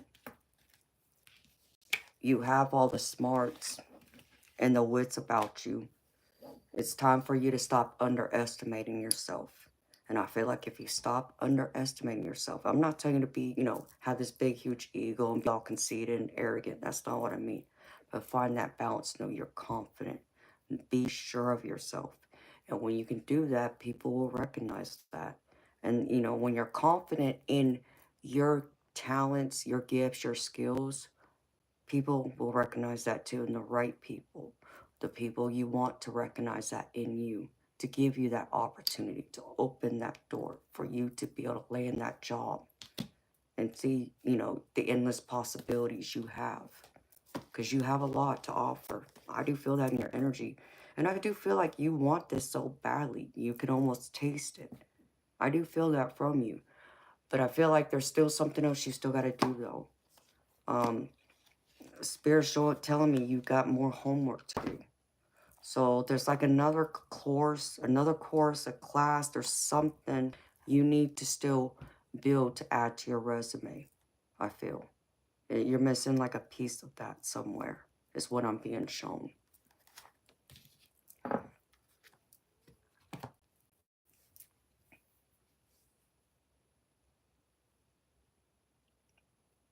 And baby, you know, and that's right, you gotta look at it that as a blessing in disguise. I know it stings, you know, to feel like, you know, you weren't appreciated, but Spirit has something better lined up for you. I feel like there's something else, though, you still gotta obtain some kind of knowledge. Um, and I'm not saying you have to go out there and get a degree, baby, but maybe there's some kind of class you can take that will add to your resume, that will make you one step and be that one step above any other candidates that could come and apply for that same job. I feel like you're meant to work with others, though. Spirit's trying to get you to balance everything out. And I feel like you got to, you know, align with yourself, align with your skills, align with your spirit. You know, listen to yourself, listen to your spirit. What is your inner self telling you? What is it speaking to you? Allow it to speak loudly. That's, you know, when you can trust your spirit guides even, and trust that inner wisdom and voice within, you're unstoppable. Like this Knight of Swords, be unstoppable. This unstoppable force. That's what Spirit wants you to believe in. You are this unstoppable force. Okay. And so here's the cards I pulled for you, baby. The first one is from the Guides of the Hidden Realms. And this one is called A Call to Transformation. And I feel like this is where Spirit's trying to get you to align with everything. It says, when a caterpillar is ready to change, imagine how it might feel sick and disconnected. Who is it becoming? What is life away from the comfortable fuzziness and the safety of leaves? It knows only sweet, languid crawling, not the terrifying air, yet it dreams of flying. So, it grows a cocoon, then loses itself, surrendering to the change, dreaming of strange and new experiences. How frightening it must be to die to its old form so a new incredible one can arise. Then the cocoon no longer fits, and there is a call to break open the barriers to allow this new self to soar. The risk is too great to remain. The gift is in breaking free and becoming new. Crawling is in the past. You are called to emerge. Spread your glorious wings and fly. You were the caterpillar. Now you are the butterfly. You were born to change, to leave your comfort zone, to evolve. Surrender to the process and trust the changes are for the highest good. Become who you were destined to be. You already know how to fly. This is your time. Revel in this. And baby, I feel like, you losing your job, that was like you being in the cocoon, being that caterpillar. And, before staying there, you were in the cocoon. But now since you become this butterfly, you're meant to evolve because Spirit wanted to take you out of your comfort zone and wanted you, again, to be in this Queen of Wands energy. Be confident, be passionate, spread your wings. Don't underestimate yourself. This is your time to transform. You want, something better that's going to be more fulfilling, that's going to make you reach higher to your potential. It means you've got to change with it. And I know change is tough sometimes. I know it's scary. I know it throws us off, balance. But as long as we can refocus our attention to finding that realignment and coming back together, we're unstoppable. And that's when we transform into the beautiful butterfly that has all these beautiful, amazing colors. And you're meant to be colorful. You're meant to shine. Spirit wants you to shine. And because the next one, these next couple of cards, I feel, really goes into this. Because the next one I pulled is from the Divine Masters. And this one is called Lady Venus, Light Activation, Call to Action, Power Surge, Earth Mission. And it says, for hundreds and thousands of years, those on earth have prayed for a better way. You were born in response to those prayers. You were called to earth on a mission. Everything you have faced, overcome, and healed from is preparation for leaving a legacy. You are someone who will make a great change. This work can be overwhelming, though, so the universe won't place any expectations or pressure on you. But just by making small shifts, you are showing those around you what is possible. If you feel you are constantly helping, healing, and guiding others, that's because this is a calling from deep within your soul. Lady Venus is here now to give you a surge of power and inspiration to take this work further. This is a power surge to help you be inspired, but also inspire others. Inspire to be what you see yourself being, your potential, your dreams, your wants. But also, I feel like you're meant to also help guide others towards it too. So how do you, help guide, teach others? I feel like this is a teaching lesson for you. Maybe you're meant to teach also. That's coming up strongly. Being like a teacher, a mentor. You finding a mentor, yes, but maybe you can even be a mentor for someone else and help them too along the way. And the other one I pulled is from the wisdom of the oracle, and this is mending. And this one says, everyone makes mistakes, especially when you want something very badly. You may come to realize that in chasing after a pretty, shiny thing, you lost sight of long-term, sustainable prosperity. Sometimes you make choices that look good at first, but ultimately lead to loss or failure. It's time to forgive yourself and others. Don't blame anyone else. You get to start again, wiser and more mature. The journey to true abundance can be bumpy. Make amends to anyone you may have hurt along the way, especially yourself. Forgive those who may have taken advantage of you. Let go and learn from this. You are now that much closer to achieving the kind of prosperity that really fulfills you. Nothing is ever lost or wasted when you view it from this perspective. So let go, baby. Let go of the people that have hurt you, let you down. And make amends with others, you know, if you feel like you've done something wrong or done them wrong. You know, mend, you know, those relationships and heal whatever, you know, arguments, fights.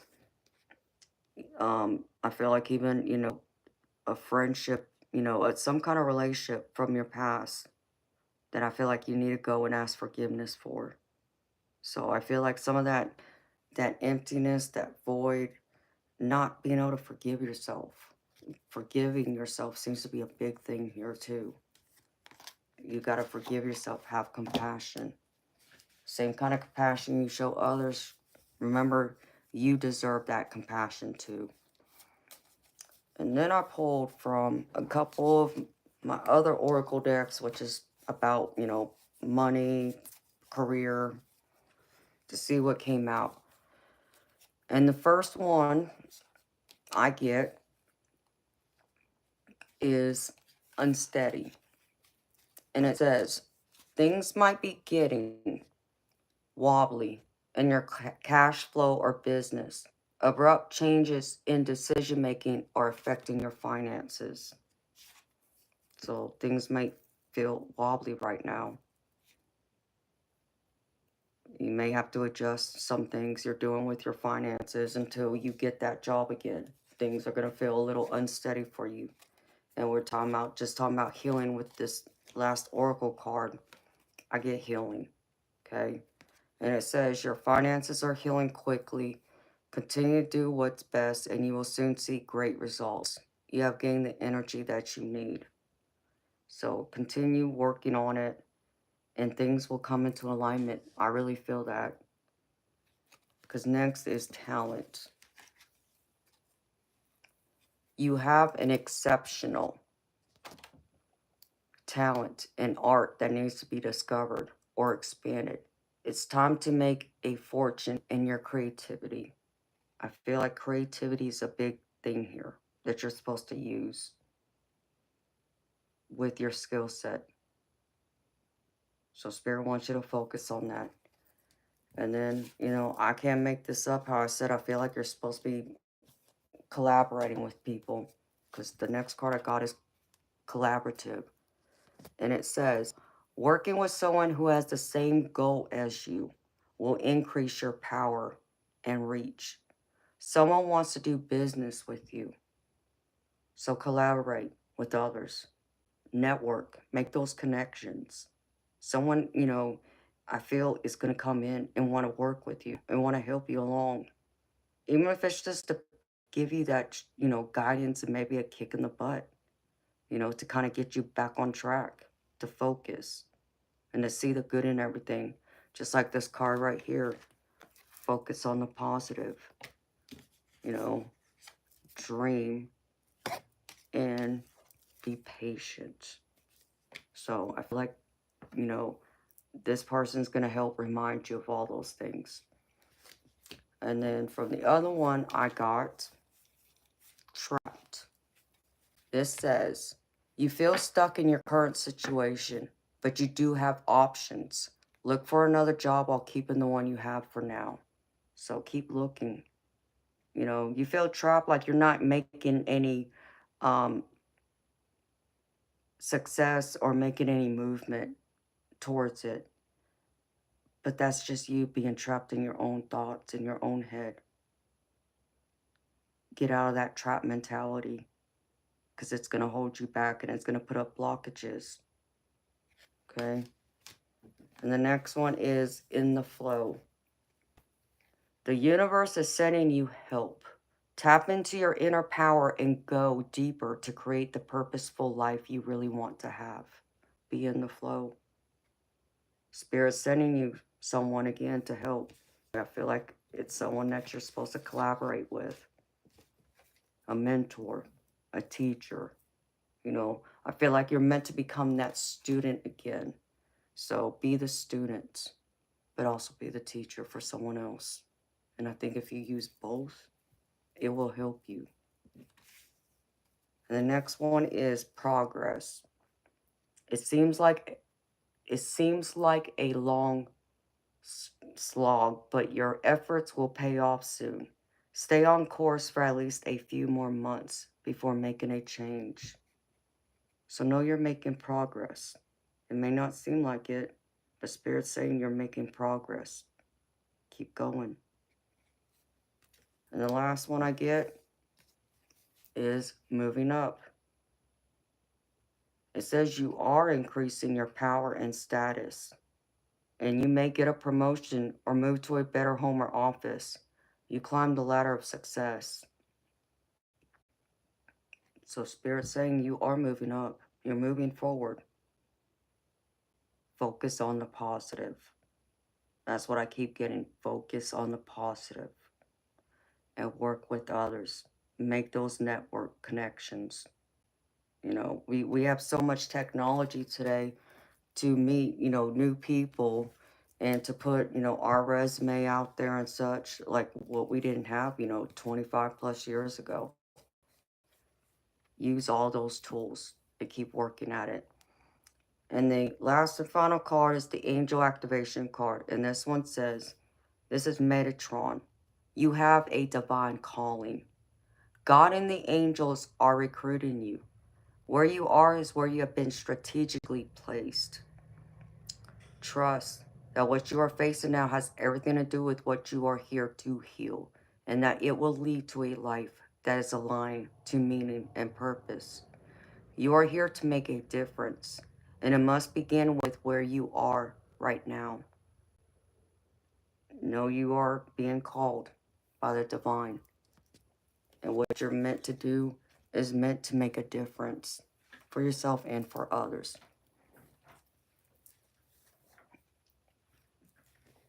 So keep working at it, sweetheart. You can do this.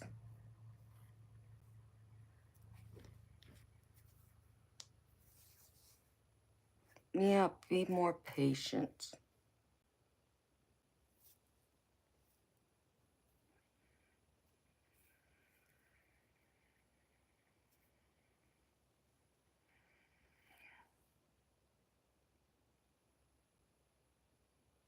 And you do art, you paint. Baby, use all that creativity. There's so much you can do out there. You know,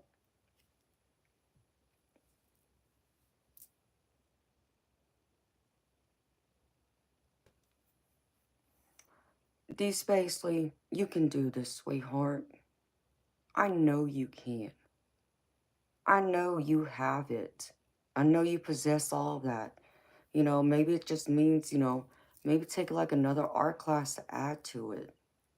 To open your mind, expansion, evolving. I feel like there's so much of that energy that's meant to come into this. And being, where'd it go? It's kind of crazy because when I looked at this card, I'm going to show you this card. This is artsy to me. This is the Page of Swords. And this is all about being strategic. And look, it's like this art. I feel like this is like you, using this art and being strategic about it. And even this card reminds me, all of this is art, yes, but like paint is what I'm getting. Even like this card. Remember, have fun. Have fun doing what you do, painting, using your artistic creativity, ideas. Bring it all to life. And I just saw a beautiful purple blue spirit orb right here. That's confirmation. Spirit's wanting you to use all of that.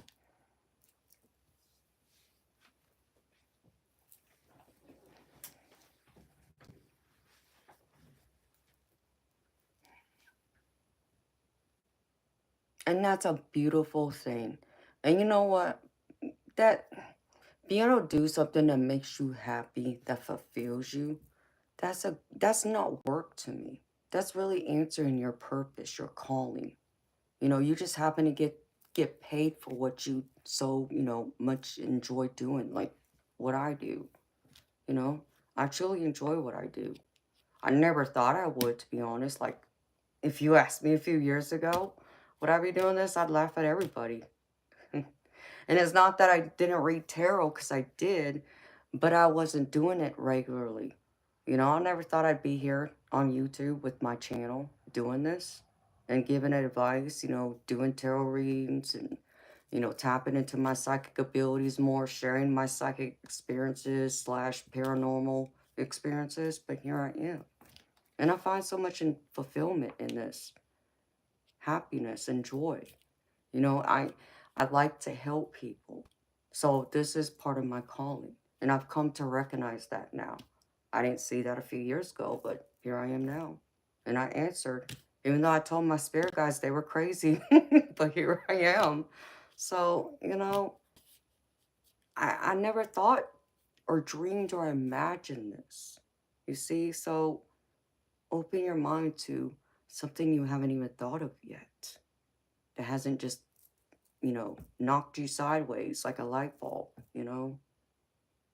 Maybe it's meant for you to create into reality, something you never considered before. So open your doors.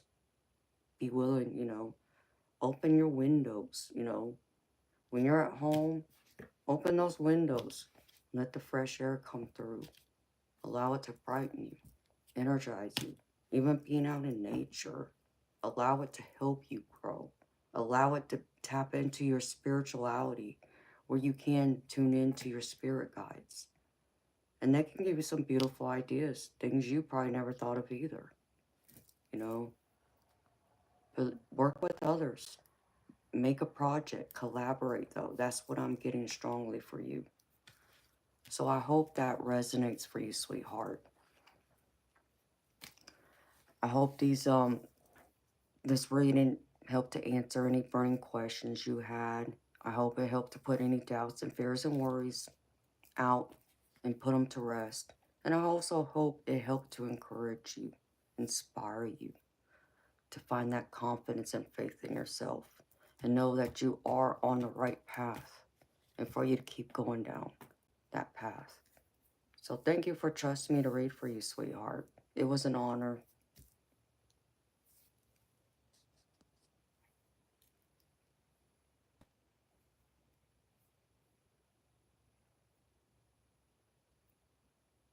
I agree, Diane.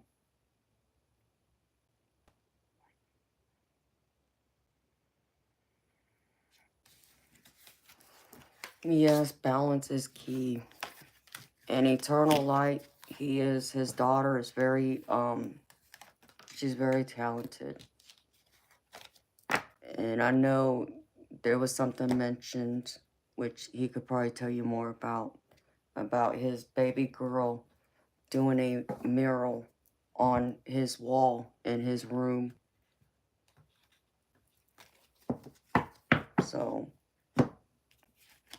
and she has her own channel too, where she's been showing her art, because she's wanting to do exactly that, build a business out of it. Maybe even we'll look at working with her, honey. I know there's a big community out there for people who do art. In fact, I'm subscribed to a couple of them. They do, and I haven't watched it in a while. I just haven't had time to watch YouTube, and if I do, it's to support my fellow readers, that's in this community. But there's a lot of people out there who post their art on their channel, and they show like acrylic painting, for an example. And it's very interesting, and I enjoy it if I get a chance to watch it. Yes, Etsy is a great place to display your art and sell it. I would look there. eBay's another option. There's many different ways you can put your art out there and show it. But basically, why not create a channel if you don't have one already and start displaying your art out there? That'd be another way I'd go about it, sweetheart. Hi, Justin. How you doing, baby? And hi to everyone else who came in while I was doing that reading. How y'all beautiful people doing?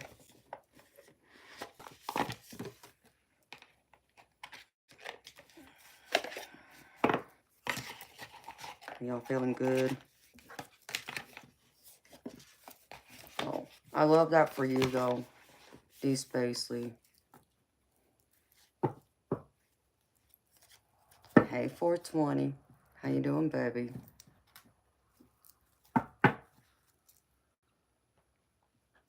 You know, because even D. Spacely, I've been wanting to even start writing more again. You know, because I write poetry, but I haven't been doing it.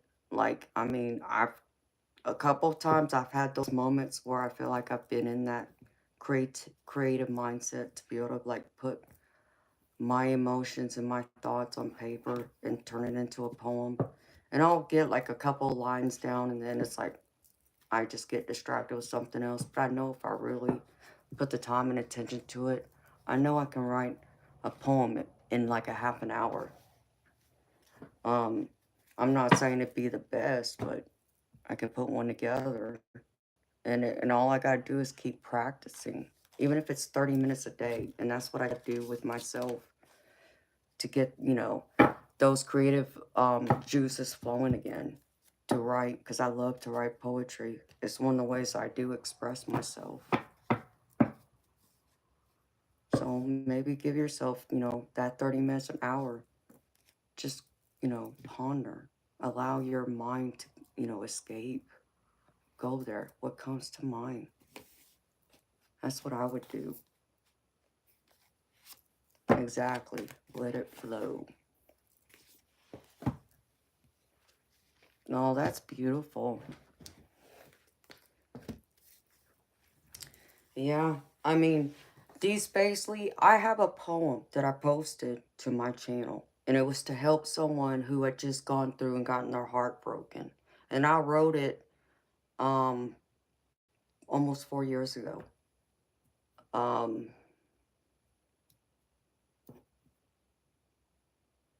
don't post a lot to the community page, but if you were to go through, I'm sure you would find it.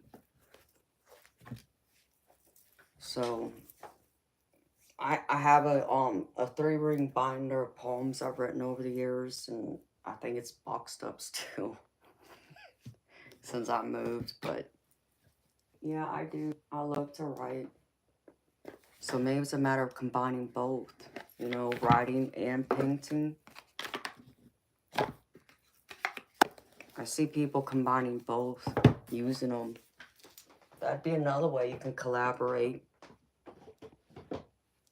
Or find someone, you know, if you rather focus on writing right now, work with someone who's, you know, wants to focus on painting and put a masterpiece together, combining both. I think that would be beautiful. That's what I would do.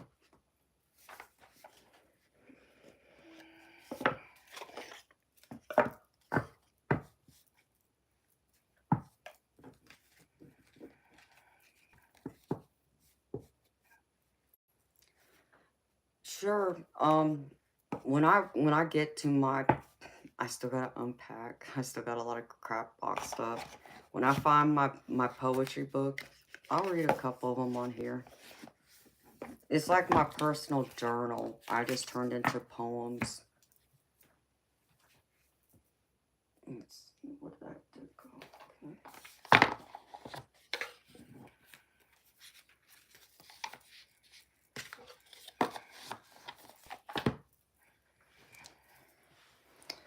I don't know if I write very well, Justin, but I do like to write. I'm not hopeless romantic, so it's like I used to write love poems to my boyfriends, and I would express my love that way. And surprisingly, a few of them wrote me a poem or two. So, you know, I've done that. I enjoy doing that. I need to put one together, and I just haven't. So.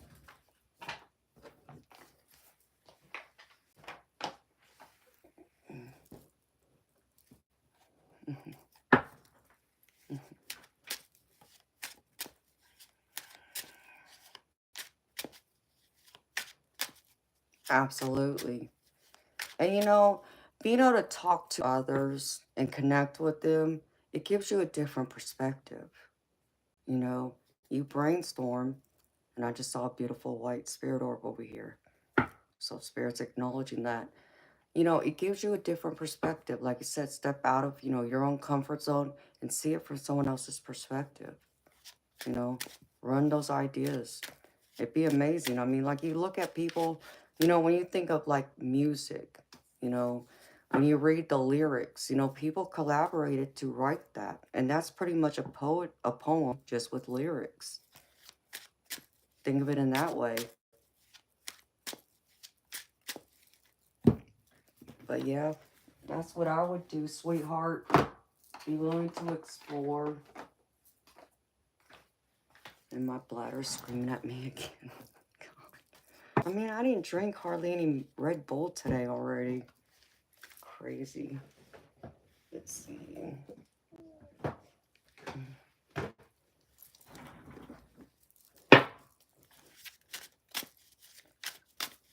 So I hope that helps you, sweetheart.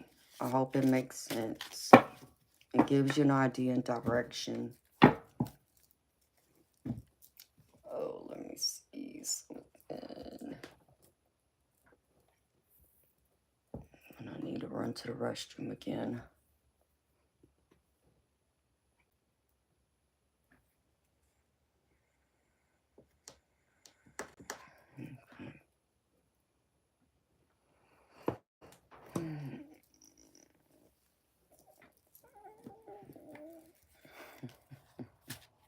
No, that's beautiful, Henry. Thank you. So are you, baby. Okay, I gotta run to the restroom again, y'all. I'll be back.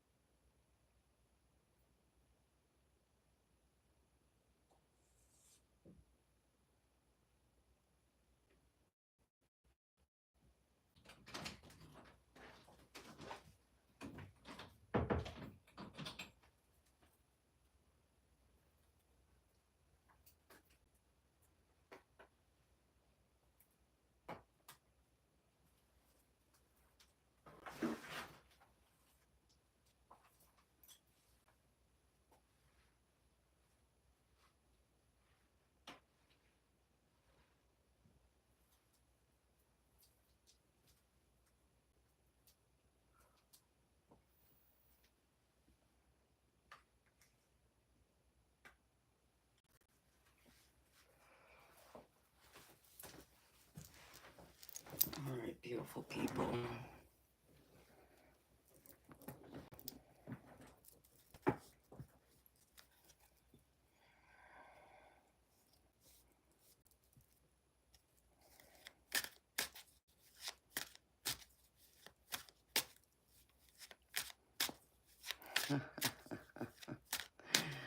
Hey, Steph Richard, how you doing, baby?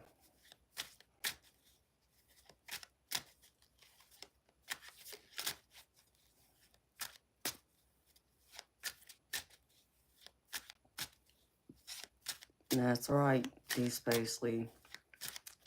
Don't take it personally, sweetheart. You know,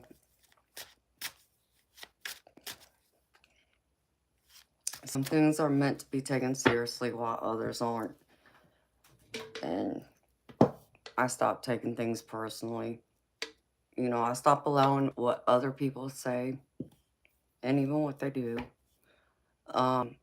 I stopped allowing it to affect me that way.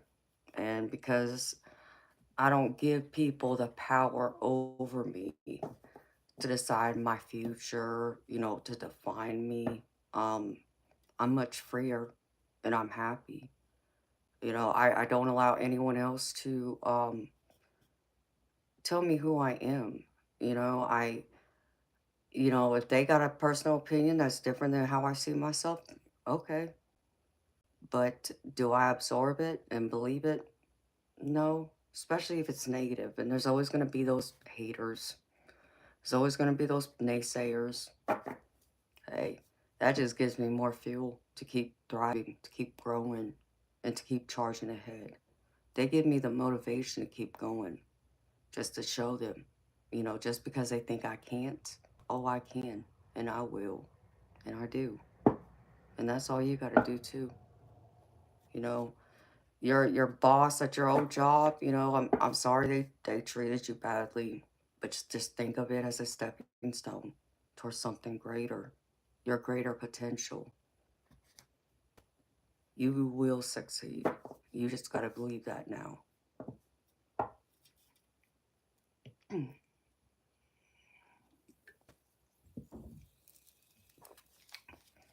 And sometimes it means we have to fail at something in order to thrive again, to rise above the ashes, to be the phoenix.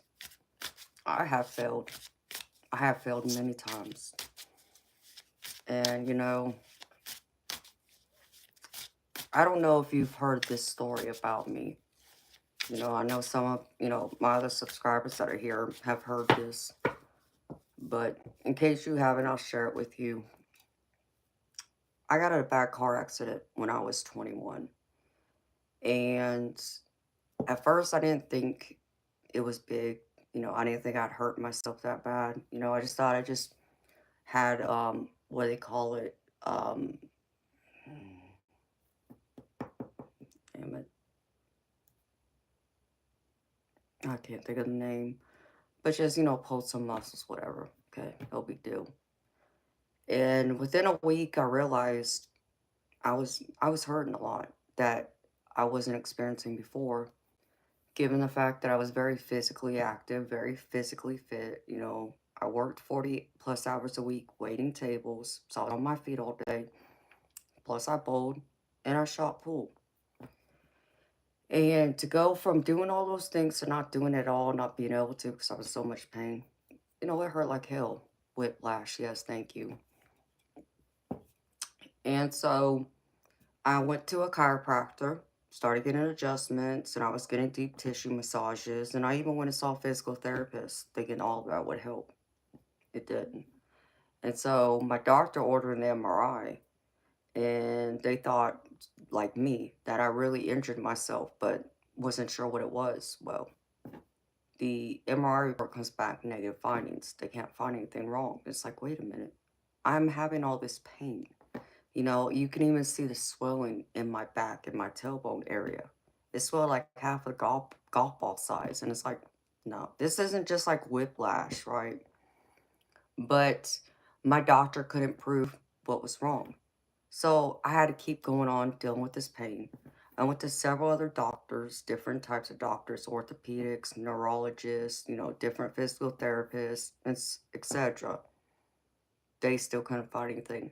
And they pretty much, all of them told me, except for one, that I was either mentally crazy and I needed to go see a shrink, or I was looking for narcotics. I was seeking drugs. And it's like, no, you don't know me. You would never ever say that about me if you knew who I was before this accident. So I continued on and I had a conversation with my doctor's wife, my chiropractor, because I was still going to him. And she told me she had, had back surgery. And told me the surgeon, she went and saw and everything.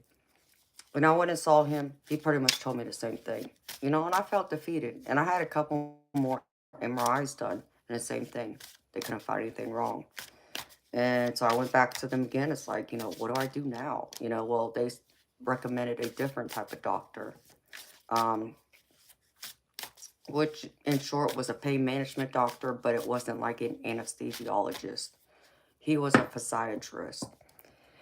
And I went to him and told him the story. And he believed me and said that he felt like I had a herniated disc. And I said, okay, great, doc. Problem is, why are my MRIs coming back negative? It's not showing.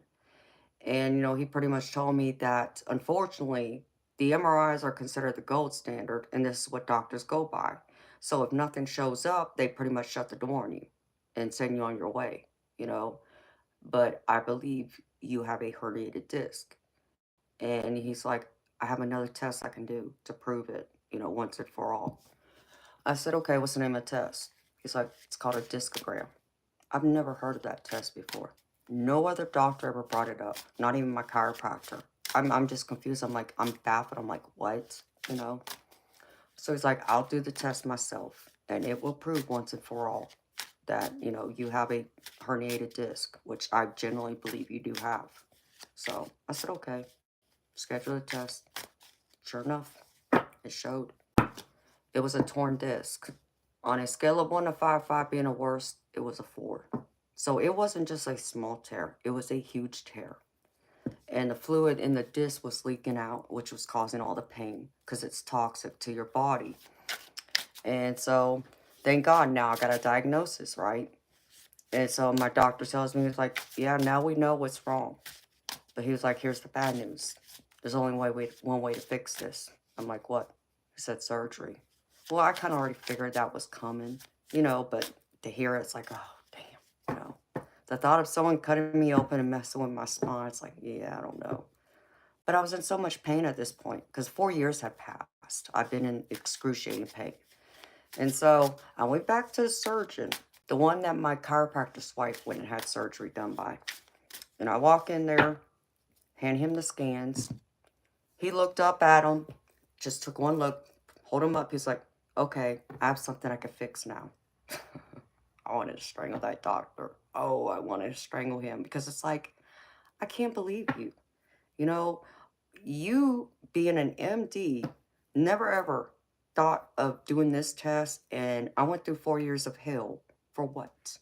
When you could have fixed me 4 years ago if you had listened to me, so I was annoyed, but I couldn't really say that to him because I understood that he was the best in his field in my area, and if I was going to have surgery, there was nobody else I was going to allow to do it except for him.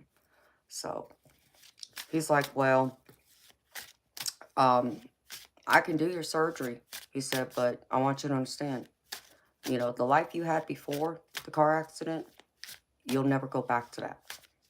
And I just kind of looked at him crazy. I said, like, what exactly do you mean? He was like, well, you know, your work, waiting tables, shooting pool, bowling, kiss that life goodbye. You'll never be able to go back to that. And I just kind of looked at him like, and I felt defeated. I felt defeated. But at the time, it's like, I'm in all this excruciating pain. It didn't matter at that point. I just need to be out of all of that pain. I needed to be fixed that way. So I said, all right, fine. I went ahead, had surgery. That night, I'm in my room because I had to spend a night in the hospital. And I wake up from the anesthesia, and I'm looking around, and I looked at the nurse. I said, okay. I said, get me up, get me out of this bed and get me out of this bed right now. And she looked at me. She's like, honey, are you sure? You know, you've had a long day. Don't you want to just rest and sleep? And, you know, we'll get you up moving tomorrow. I said, no, get me up right now. And she's like, okay, well, I have to go get a brace. And I got to go down to the pharmacy and get it. You know, I can't let you out of this bed until you get this brace on you.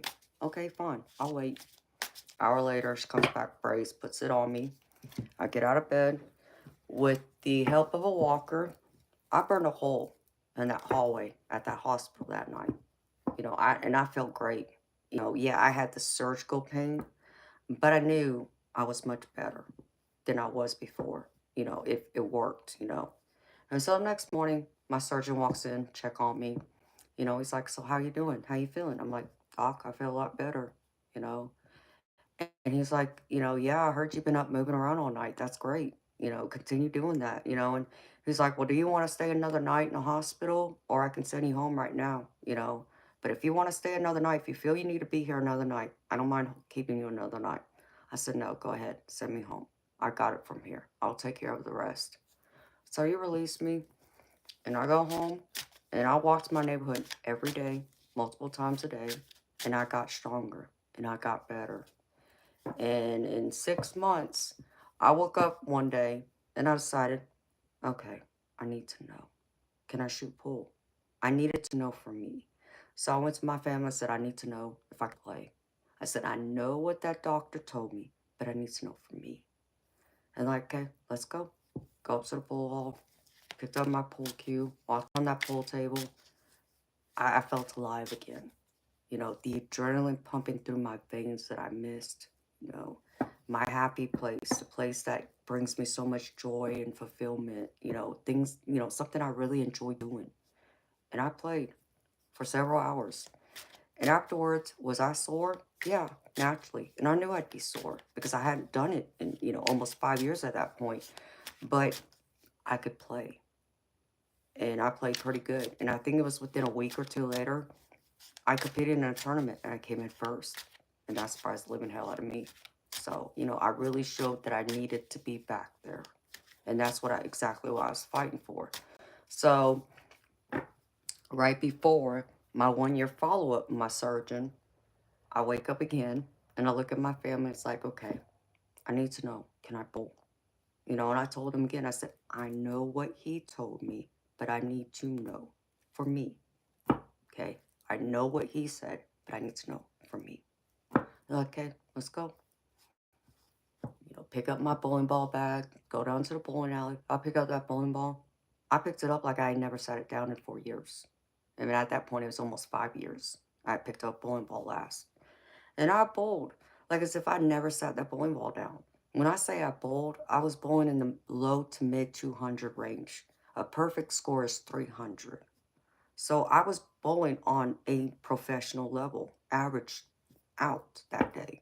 Blew me away. I wasn't expecting to bowl that good, but just the fact that I could throw that bowling ball, period, which is something the doctor told me I would never do again, but I did. And so I go to my follow-up with my surgeon, and, you know, he asked, so how you feeling? How you doing? Doc, I feel great. I said, in fact, I've been shooting pool and bowling. He's like, really? I said, yeah, really. He's like, wow. And then he looked at me, he was like, you know what? I was wrong about you. And I just kind of looked at him like, yeah, you were. And I'm just thinking this. I'm not saying anything. I'm just thinking this in my head. It's like, yeah, you're damn right. You were wrong about me, you know. And I know, you know, that wasn't an apology per se, but it was the closest thing to an apology I was ever going to get from him. Just the fact that he had to swallow his pride and tell me he was wrong. So, you know, I don't allow people to tell me what I'm capable of, what I can, and what I can't do.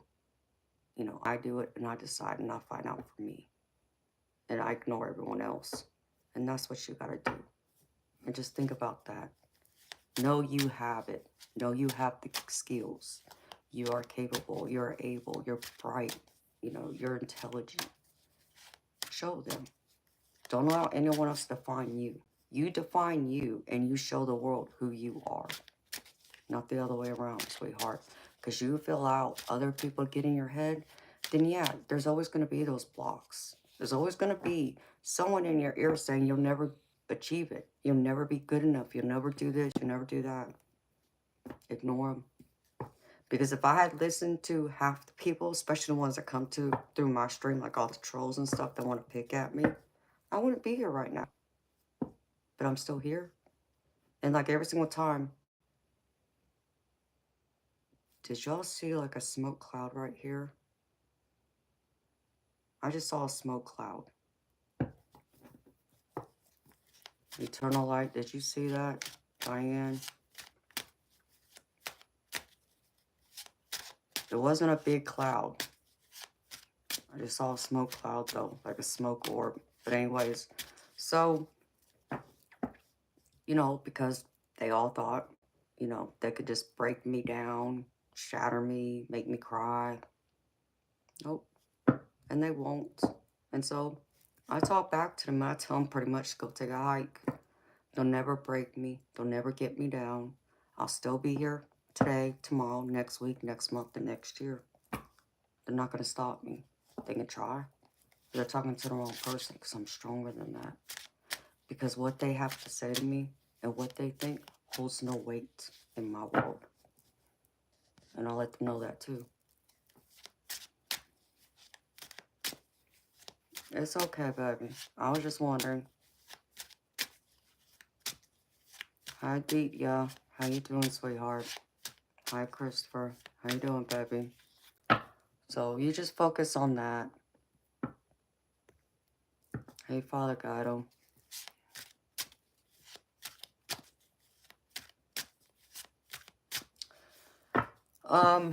Compressed. I don't know what you mean by compressed, sweetheart.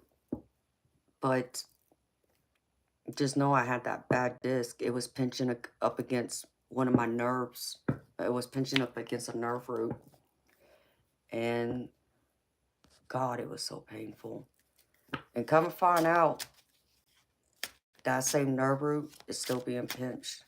Only it's not by a disc. It's by a cyst that I was apparently born with, which is called a tarlip cyst.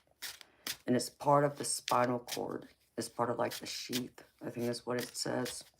So it can't be cut out.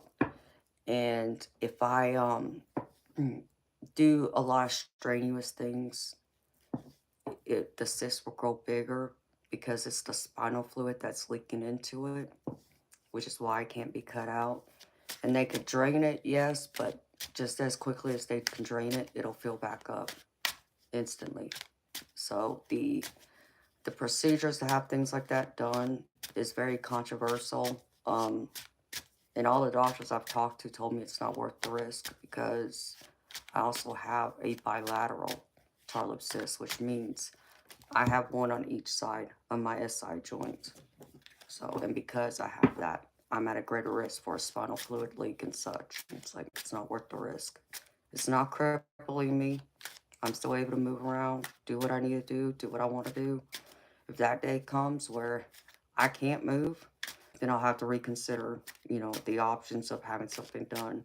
But even if I do, I was told even the insurance company wouldn't pay for it. And there would only be one doctor who has a lot of experience with this, which he's all the way in Texas. I'm in Georgia, so I would have to travel out of state to go see him and, you know, make an appointment and all that, so.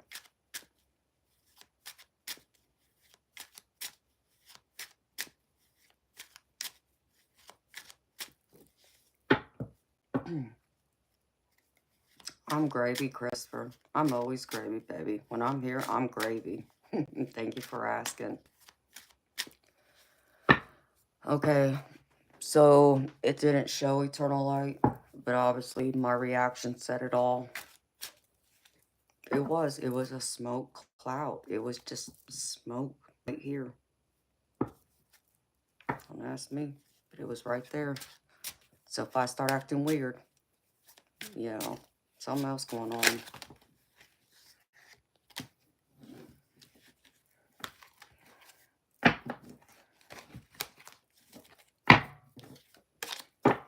So, just strange.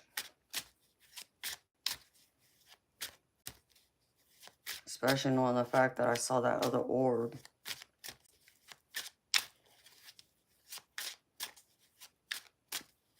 That's interesting. Okay, let me see.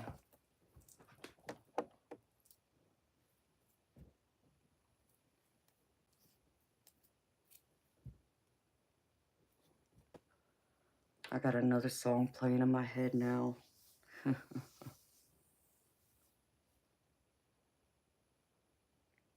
D Spacely, I feel like Spirit wants me to share this with you, sweetheart, because you're an artist. And I feel like this is how your spirit guides and divine sees you. It's an old song from, I want to say the 80s. Maybe before then, but I believe it's the 80s. It's by a group called Atlantic Star. And I think it's called The Masterpiece. You may want to listen to that, sweetheart. I feel like there's a message in there for you. Aw. Thank you, Christopher. Prayers to you too, baby. So how y'all feeling? Y'all doing good? I feel like I need to pull this deck out. Have a little bit of fun with this Rebel deck.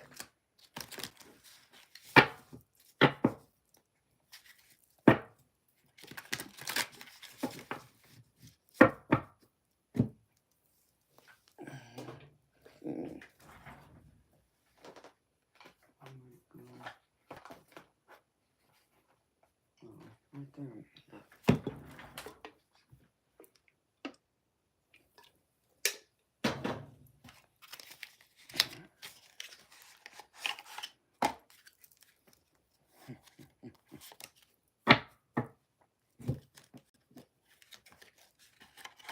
I'm happy to hear that, America.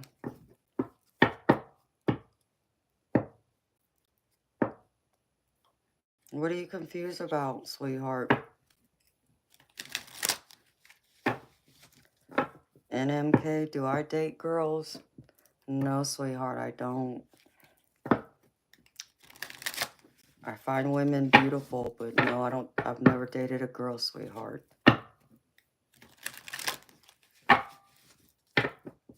Hi, Michael. How you doing, baby?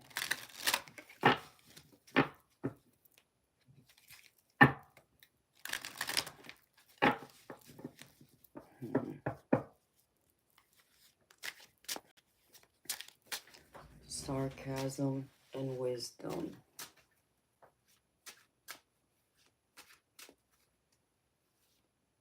Which takes spirit, sarcasm and wisdom.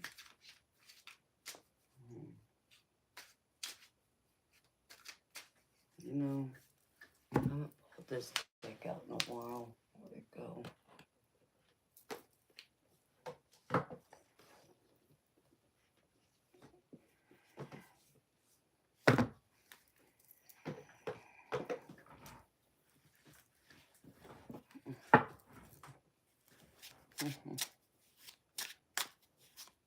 So sad. I'm worth dating. Oh, I'm very, very flattered, NMK. You're gonna make me blush, baby.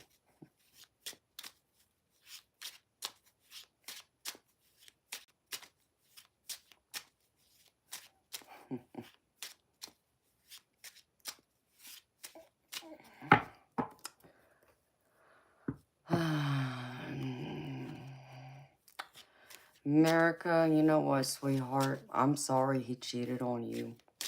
And that's sad, especially after that many years with someone.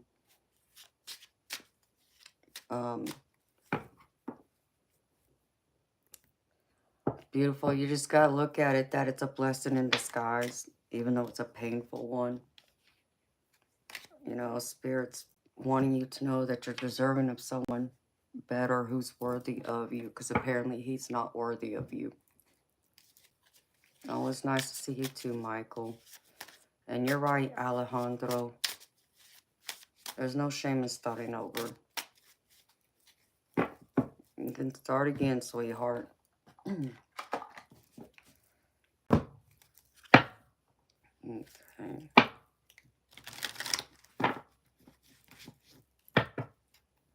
You just gotta believe in that, sweetheart.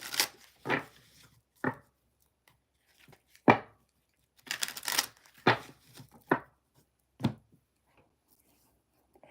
this one out.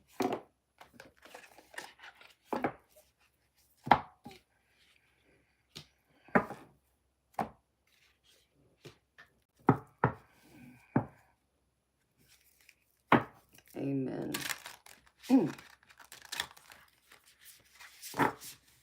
That's right, Alejandro. America, you know, honey, I've been there. Um, I wasn't in a relationship nearly as long as you were. However, I was in a serious enough relationship that we were talking about getting married. In fact, we had already gone down to the jewelry store to pick out my engagement ring, and he put it on layaway. And I want to say it was within a month, maybe two, the most, after we had put the ring on layaway. I got to see him one day, and he tells me that he was at the bar, had a few drinks, being a man, had his needs, and had a one-night stand with someone. I was shocked. I was just completely taken back, like, what, you know? And it hurt, especially knowing I was planning a future with him.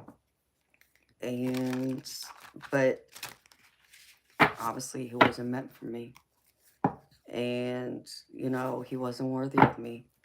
But, you know, I thanked him for his honesty. At least he was upfront with me about it. So I had nothing else to say to him at that point. I walked away. I remember I got up from the table and told him, thank you for telling me. Thank you for his honesty, but it's over. And I walked out the door, and I never looked back. Never talked to him, never saw him again. It was over. So,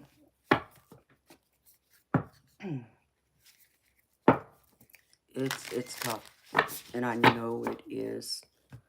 But you gotta know you're worthy of someone greater. It's just right now, sweetheart, you gotta go through the healing process. Give yourself that time to heal. Be compassionate and gentle with yourself. And, you know, don't go looking for love right now. Just give yourself time. Because you don't want to go starting a new relationship and poisoning that relationship because now that, you know, someone was unfaithful, you know, that creates insecurities. You know, it takes a stab at your self-esteem and everything, and creates a big gap, you know, big hole, you know, to where it's like it's going to be harder to trust somebody. You want to be completely healed. So when you do meet the next person that you want to start, you know, something with, you are able to fully trust them and treat them like as if nobody ever broke your trust, especially them. Because it's not fair to make someone in your future pay for someone from your past. You know, it shouldn't be that way. So, beautiful. Spend that time. If you gotta cry, cry. You know, get it out of your system. Um, it may mean you gotta spend some time listening to those sappy, broken-hearted love songs that make you cry. But crying is also healing. Just do not get stuck there. And that's the key. Find the balance. Give yourself the time to cry, to get through it, to release that pain. But don't get stuck living there either, to where you don't find yourself coming back out of it. And in time, you will heal. You know, I'm not saying it's going to be tonight. I'm not saying it's going to be tomorrow, next week, next month, or possibly even next year. But it will happen. Because I know when I got my heart broken by someone else, oh man, it was about a year and a half, close to 2 years, before I would open my heart up again. and look at dating someone new. But during that time, I needed that time to get over him and truly let go of him. And that was hard. Because you talk about crazy in love. Oh, I was crazy in love. Head over heels in love with that man. Thought we were going to get married and everything. But it didn't happen. And it wasn't meant to happen. You know, of course, I didn't know that then. What I know now. But I know that the universe, my spirit guides were trying to protect me. Because obviously there was something in the future they knew about that I couldn't foresee that would happen if I had continued in that relationship with him. Let's just say that, you know, he decided to come back and we tried to work on it. It wouldn't have turned out in my favor. So, but that's something I know now. And that's what you gotta believe, sweetheart. And if that person's still out there and you're deserving of love, of true love, of pure happily ever after bliss, just like the rest of us.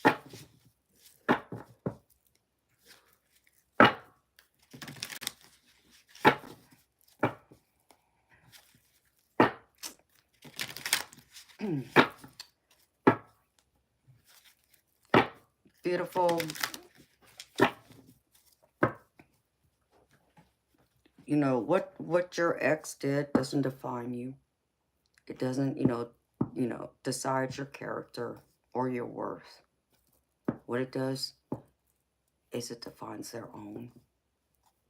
But do not allow what they did, how they treated you, to destroy you.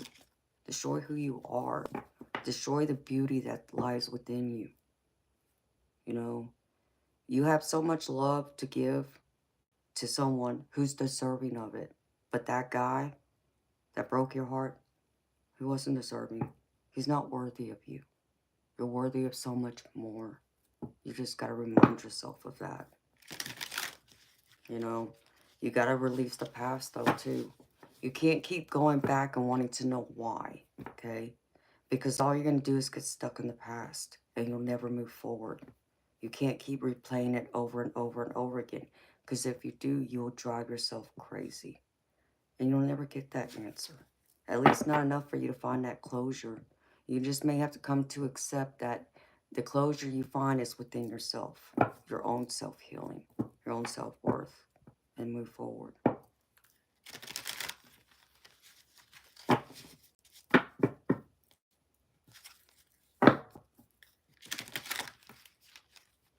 Hello, honey.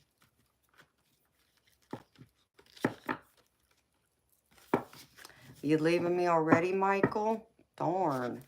I was hoping you'd stick around, baby. I'm glad you stopped by, baby.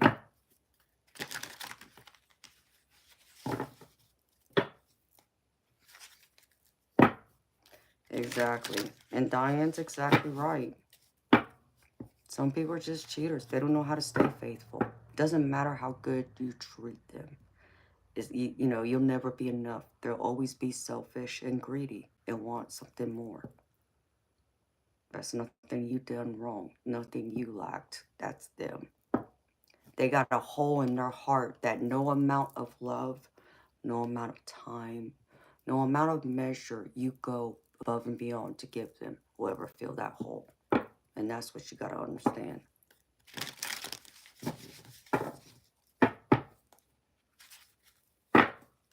Amen, Alejandro.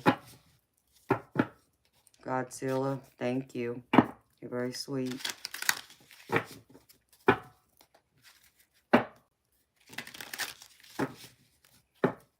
Because what I can tell you, America, what I've also learned too,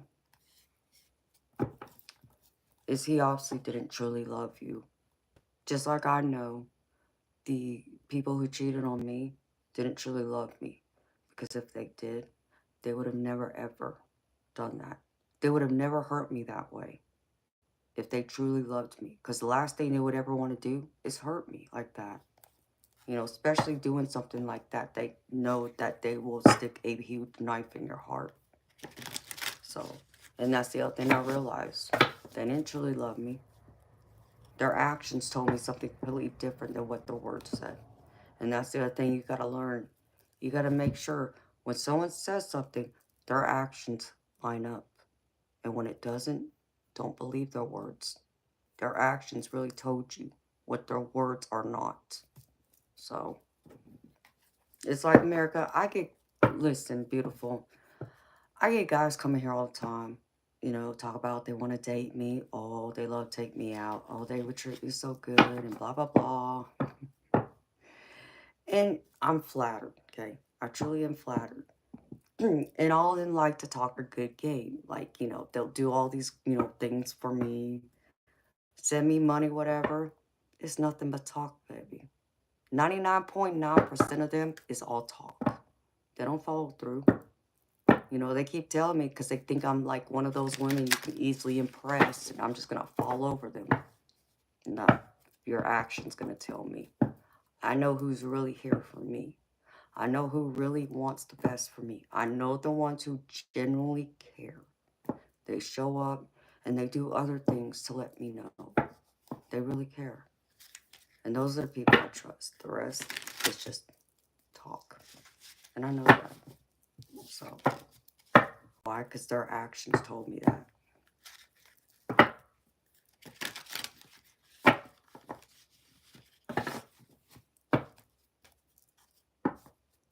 Exactly, honey. That's exactly it.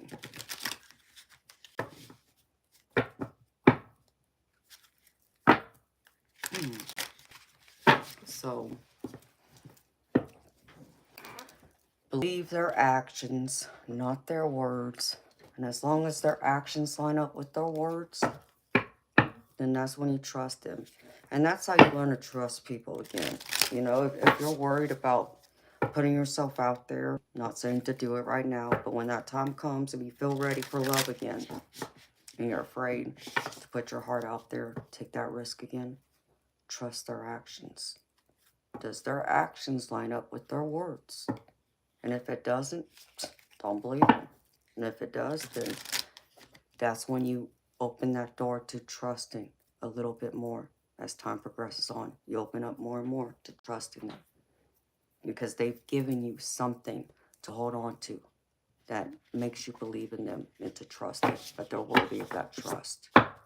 And they're worthy of a chance, an opportunity, you know, to take you out, you know, spend that time. Maybe something more powerful will come from it.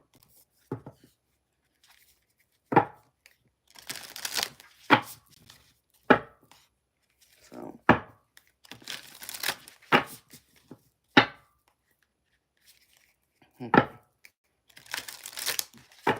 oh, America, we all deserve it, sweetheart. We all deserve someone who's going to love us and be there and cherish us. And go through all the ups and downs we all go through in life. We're all deserving. So, you just got to believe you're deserving of it too. And you know, when you're not looking for love, that's when love has a habit of finding you. That's happened to me many times too.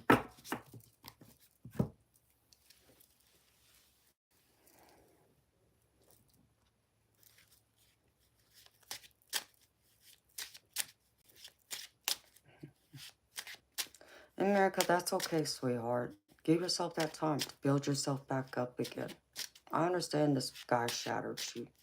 It's understandable. That's a long time to invest with someone. I get. That's not just, we're not just talking about a few months or a year. Not saying that that's not something big either, but you got several years with someone. That's hard to walk away from. And that's going to take time to heal from. It's understandable. It's understandable you're going to need time to piece yourself back together. But you can do it, and you will. You just got to believe in your own self-worth. Value yourself. Don't allow anyone else to devalue you. You give yourself that own value. And in time, you will rise again. And you will see the dawn of a new day. And the opportunity of abundance, whether that's love, that's, you know, having a career that pays well, you know, having material possessions, a family of your own, whatever that is, you will have it. Just believe in it.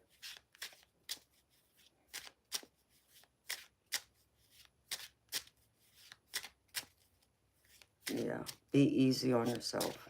Give yourself that love and compassion. You deserve that, sweetheart. Don't rush it. You don't have to rush into anything. And that includes your own healing and building yourself back up. It's important that you focus on that.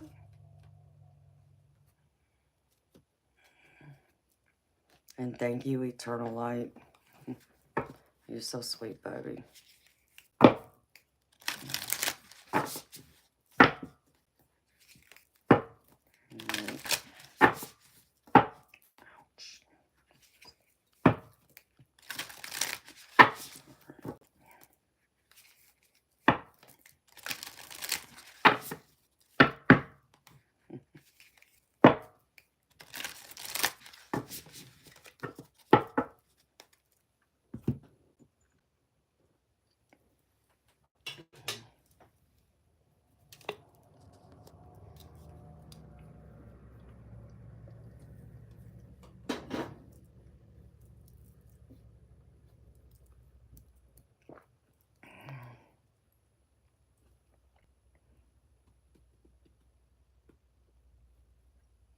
Okay.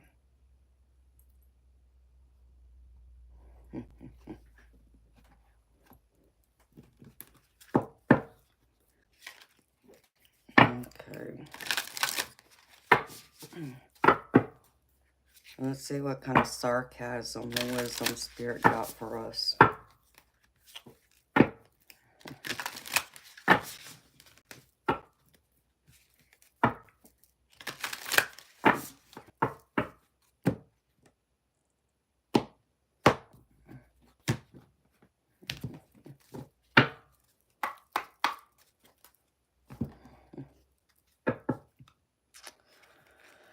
No, honey, I never got a chance to eat today. I woke up too late. Since I went to bed later than I had anticipated, I didn't get a chance to eat.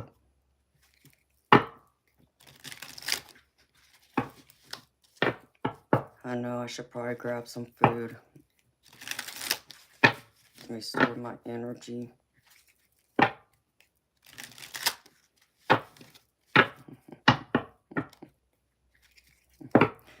Yeah, I got the Rebel deck in my hand. This is all about fun and humor. I love this deck. I need to get the other ones they made.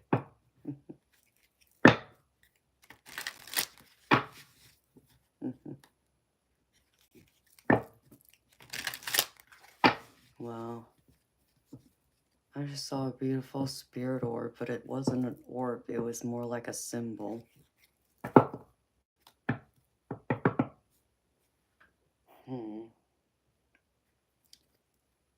You know what it reminded me of? It reminded me of a labyrinth, like a maze. That's the best way I can describe it.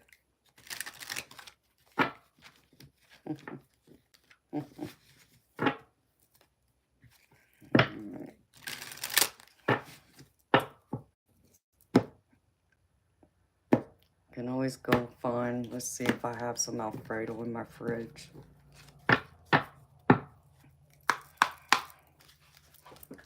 I'll pull a few cards first and then I'll go look. Alright, Spirit. What kind of funny wisdom and sarcasm do you have for the collective? Winning. You got a good thing going. Don't ruin that shit. Oh, here you go. This is perfect, Diane, for what Diane was saying.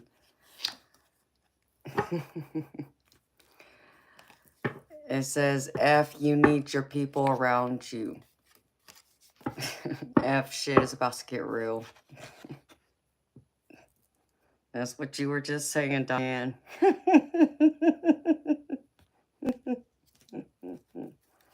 I love that. What else, Spirit?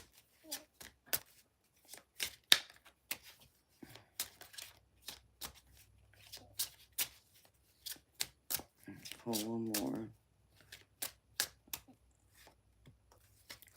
Speaking of Rebel, Rebel because F it.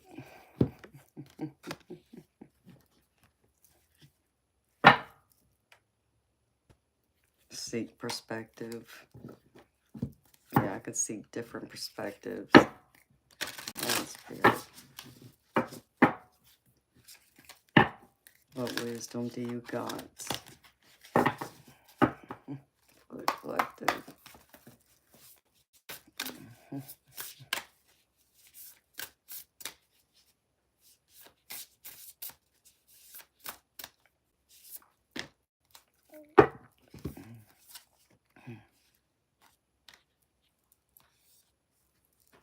Oh, I like this one.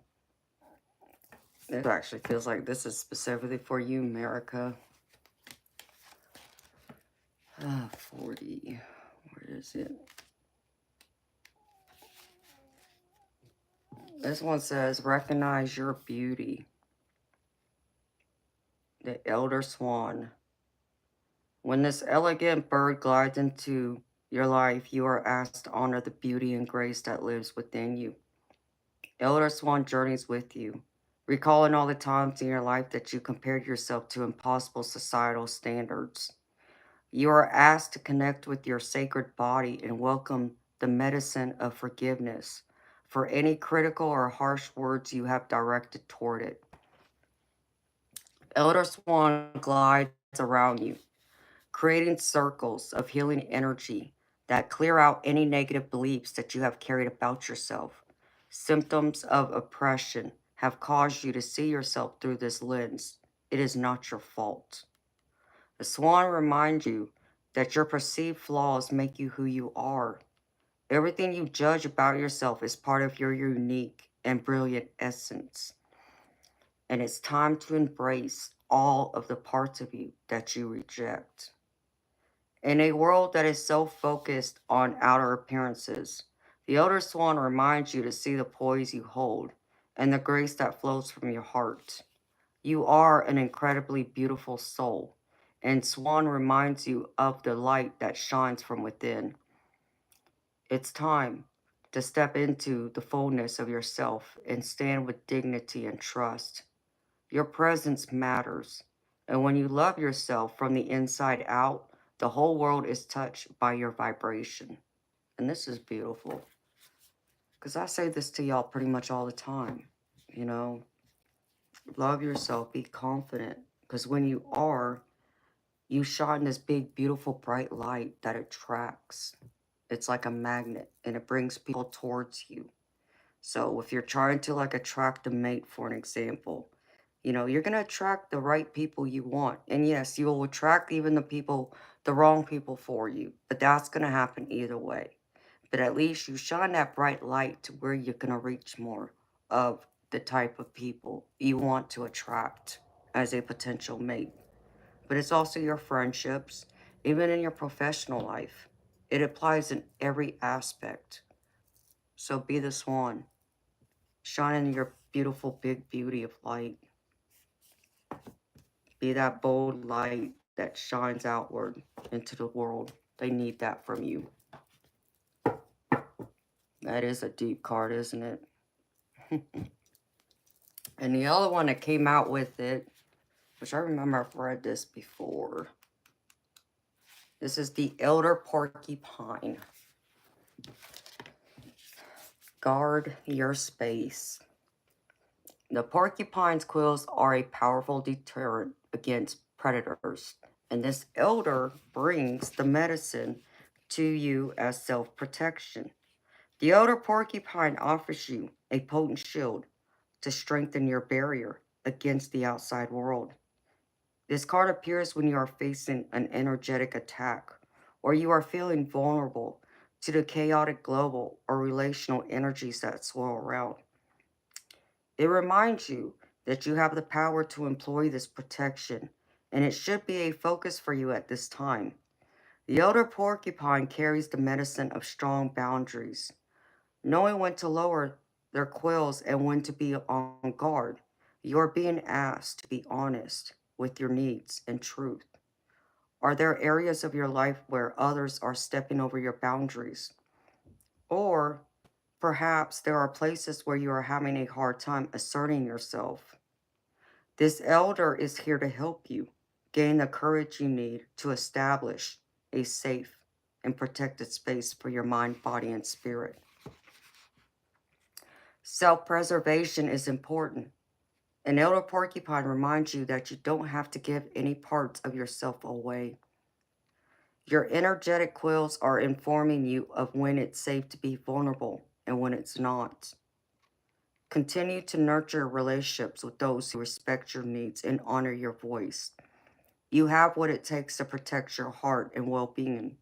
Establishing healthy boundaries with those around you is essential to your growth. The elder porcupine is here to safeguard your sacred space, and you can count on those quills to block any energies trying to harm you. So remember this, guard your space. Know that you are safe and protected. You know, if someone enters your energy and it feels off, like you get like a red flag and something's telling you it's not right, trust that. That's your own energy. That's your own self-protection from your spirit guides warning you that those people aren't right for you. Trust in that and trust in yourself. It'll keep you out of harm and out of danger. All right. Let me go find something. I think I got some more Alfredo. I'll heat it up real quick and I'll bring it back. I'll be right back, beautiful people.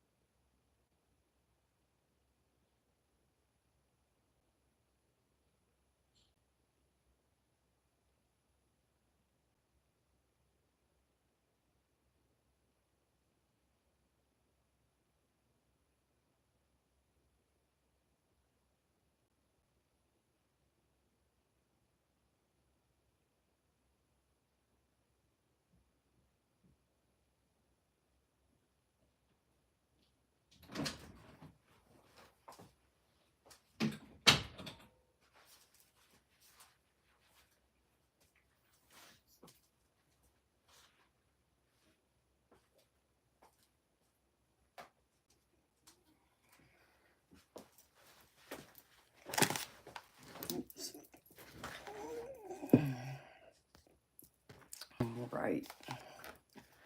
Damn.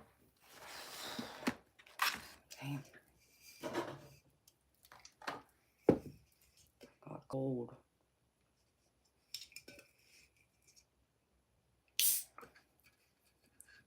Feels really cold in here all of a sudden.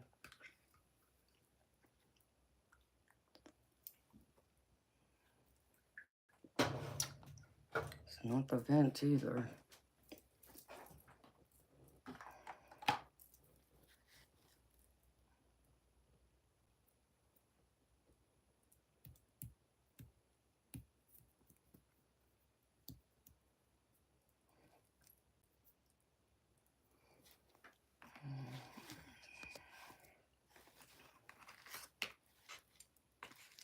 Well, it's Friday now, beautiful people.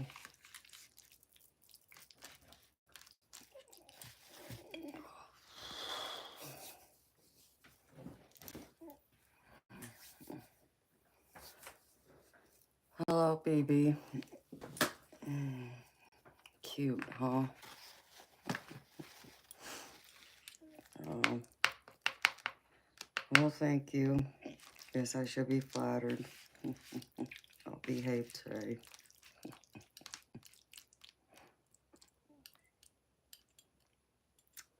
I look like I'm 25. Well, you know what? I wish I was still 25, but I'm not. I'm older than that. Thank you. I'm very flattered. But nope, I'm not 25. I'm a lot older than that.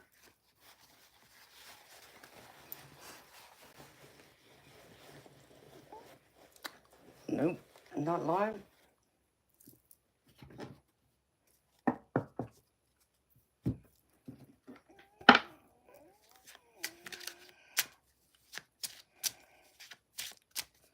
Then I don't know what you think you know.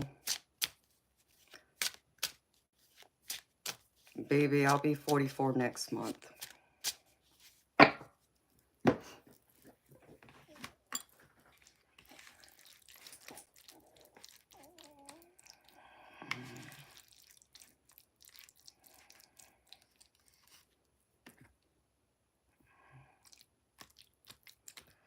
And Sven 51, what do you think you know about me? Since you say we know. I mean, I didn't know you were speaking for everyone else. Oh, you think you know a lot about me, huh? Yeah, well, you don't know as much as you think you may know about me.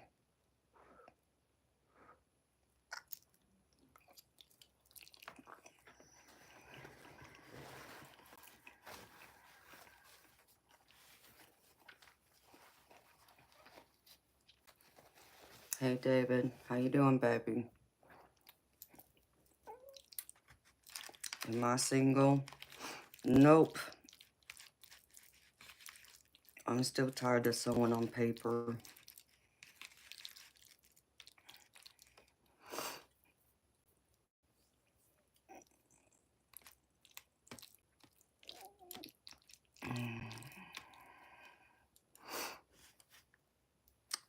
Yeah, David, I still feel like I still feel like I'm 25. That's what's crazy. I don't feel like I'm fixing to be 44.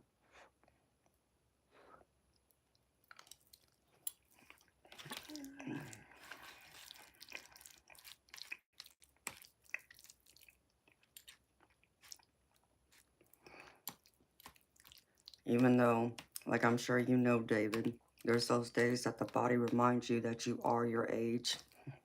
I know at least it does with me. I deserve better. Well, thank you, baby. I agree with you. I deserve a lot better. Thank you for thinking so.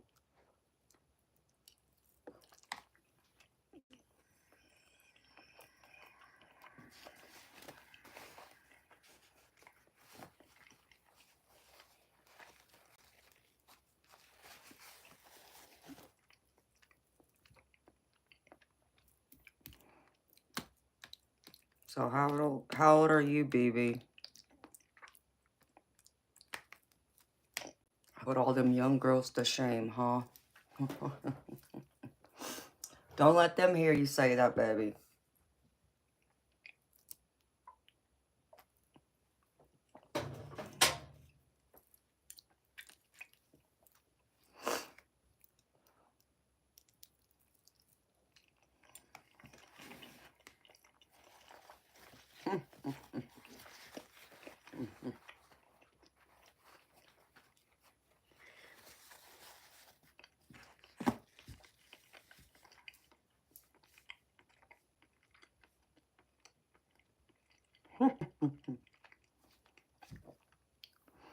You're 29, but you would still go for me, huh? And why is that, BB? Why would you still go for someone older, knowing I'm a woman? And Alejandro, what you laughing at, baby? And BB, what do you mean by you train?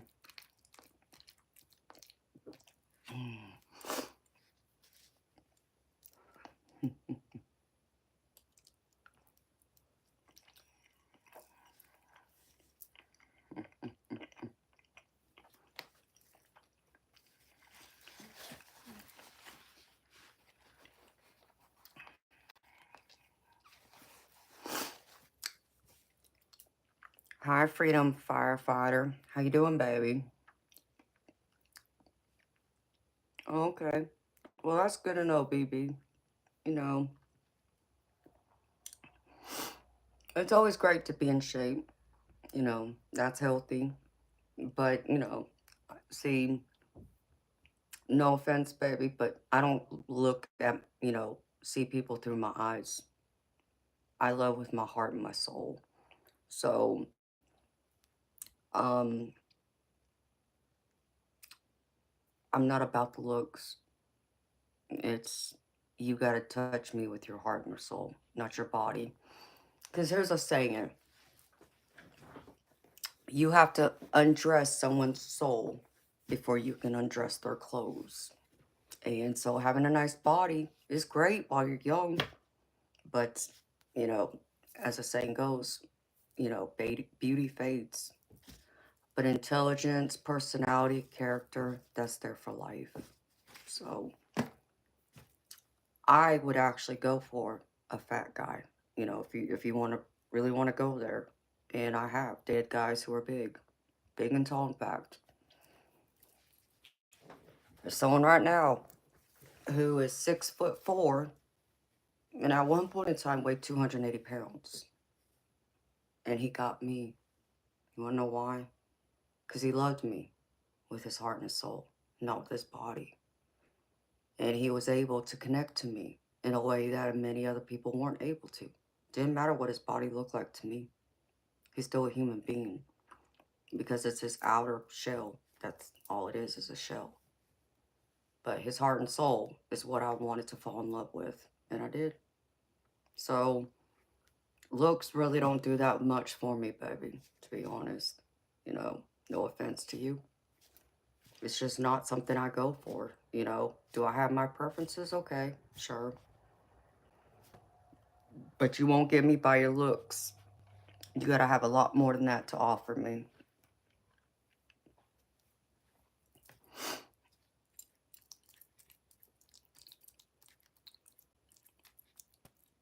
Freedom Firefighter, I'm gravy, baby. You know me. If I'm here, I'm gravy. I'm always gravy. I'm happy to hear you're good.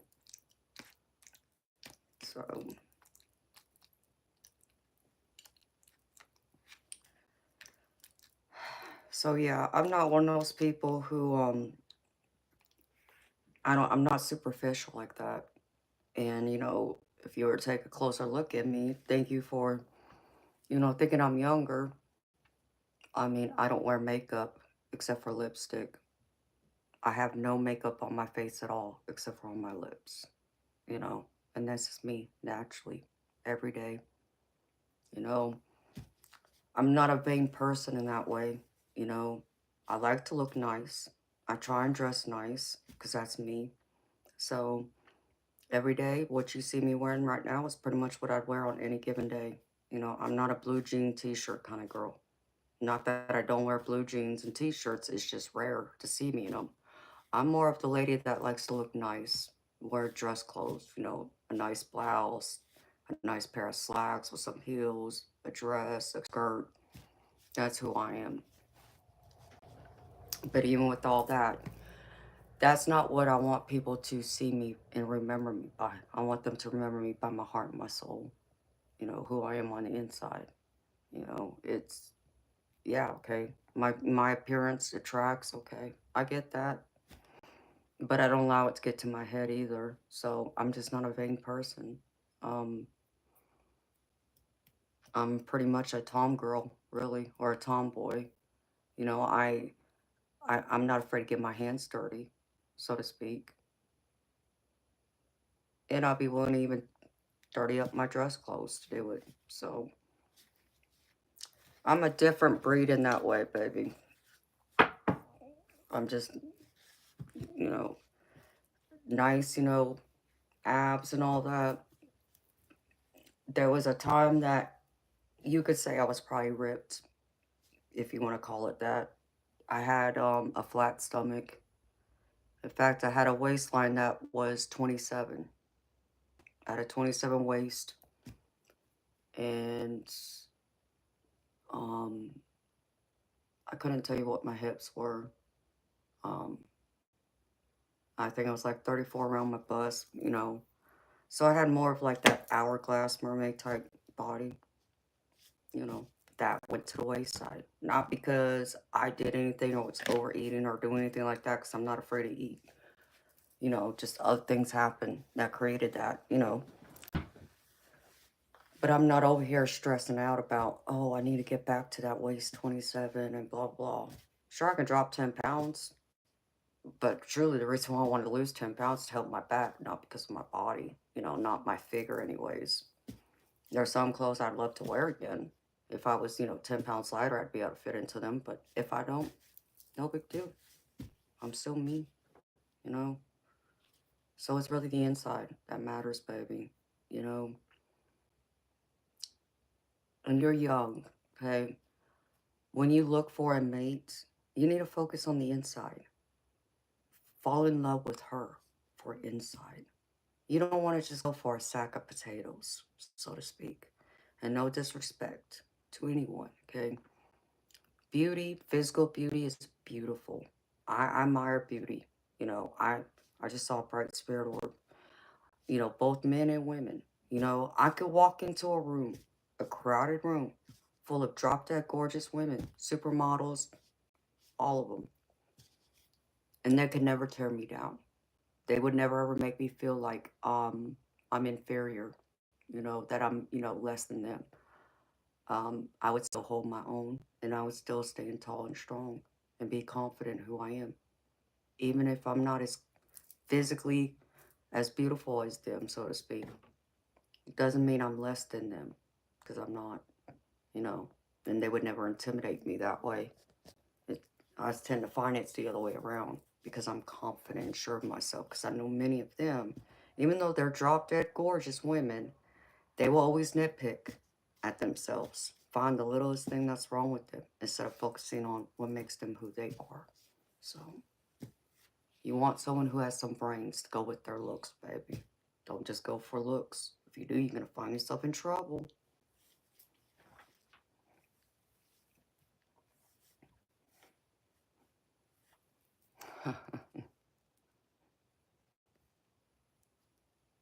Well, thank you.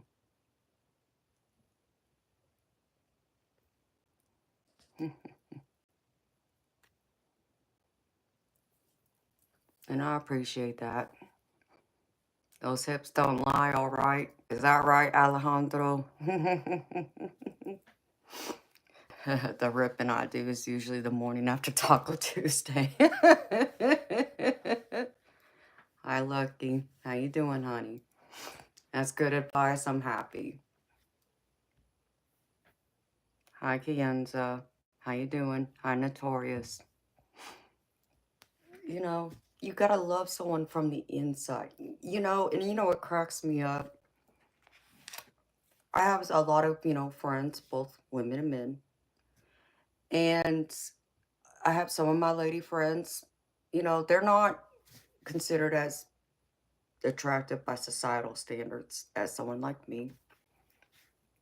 But I don't see them that way. I see them from the inside, So we go out, and a couple of them are heavyset women, but they're still beautiful women.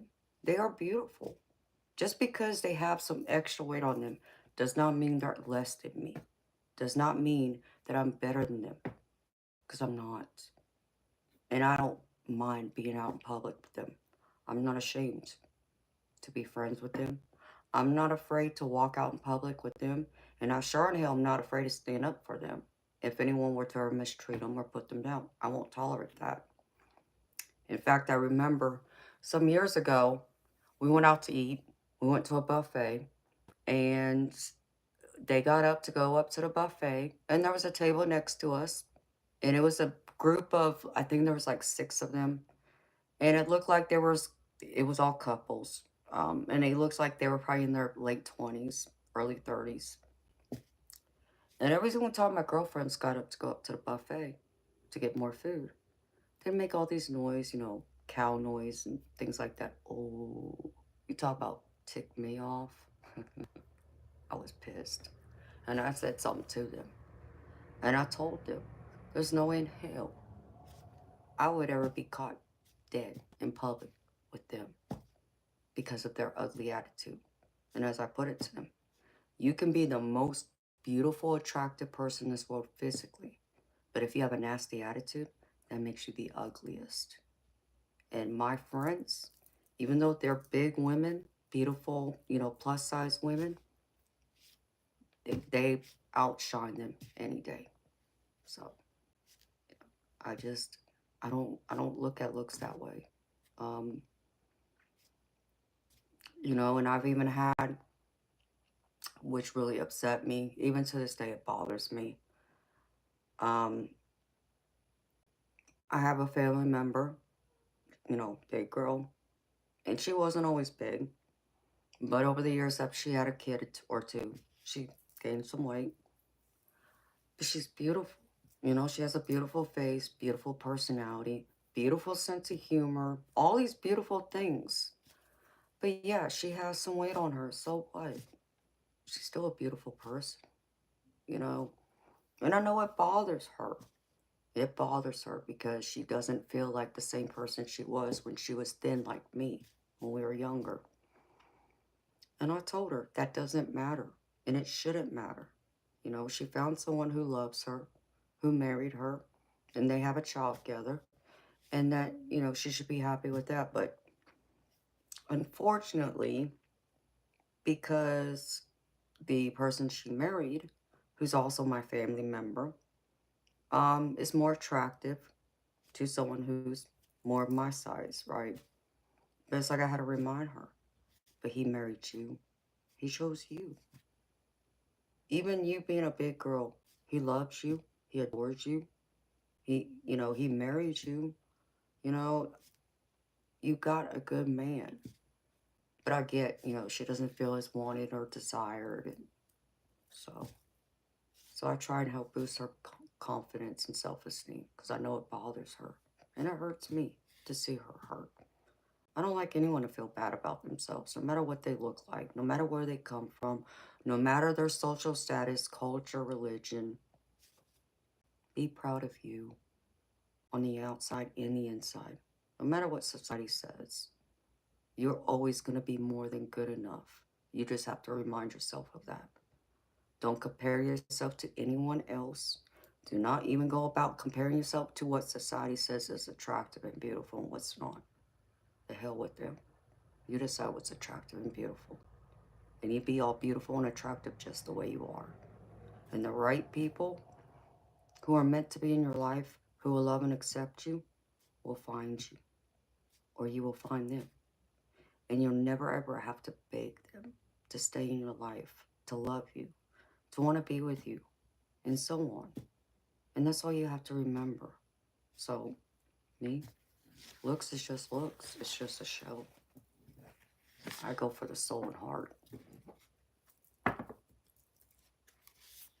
Amen, Alejandro. No, well, thank you, baby.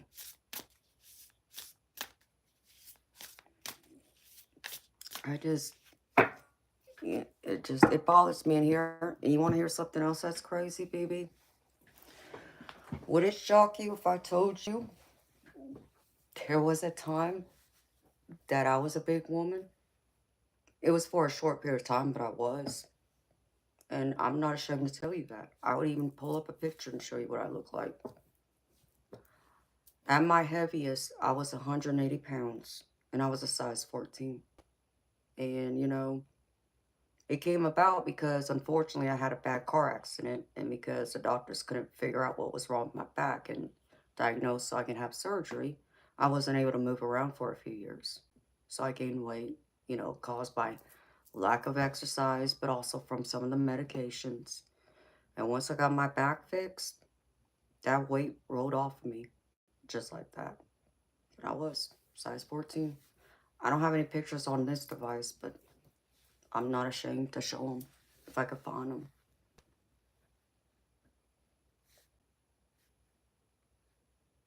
Hi, Raider Tank.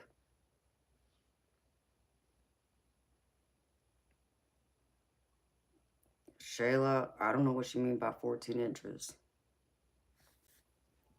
And thank you, baby. So, that's me, though.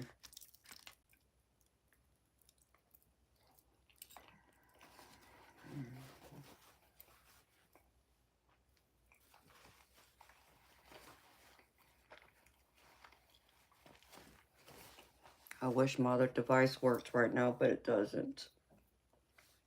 So I could show you a picture of me. Actually, I might be able to find it one way. Let me see.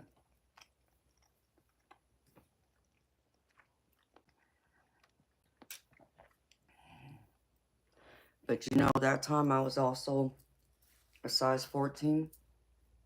I didn't see myself that way. I never saw myself that way. I was still me. I was still the same confident, strong, assured person. You know, not that I'm conceited, but I knew I'm still considered attractive by society standards, even though I was a size 14. I didn't allow it to change me, and it didn't, because I wouldn't let it. Let's see if I could find it. I know I can, because I seen that they posted it somewhere.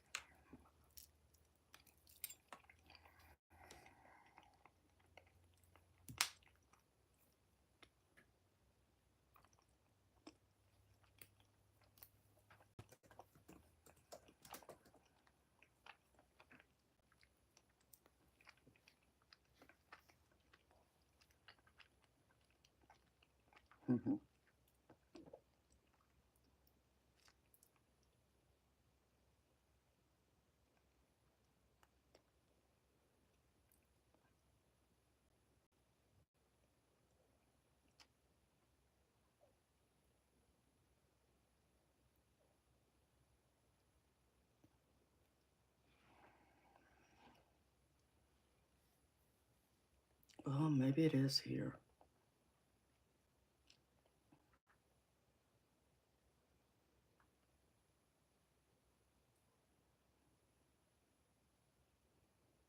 No, that's not it.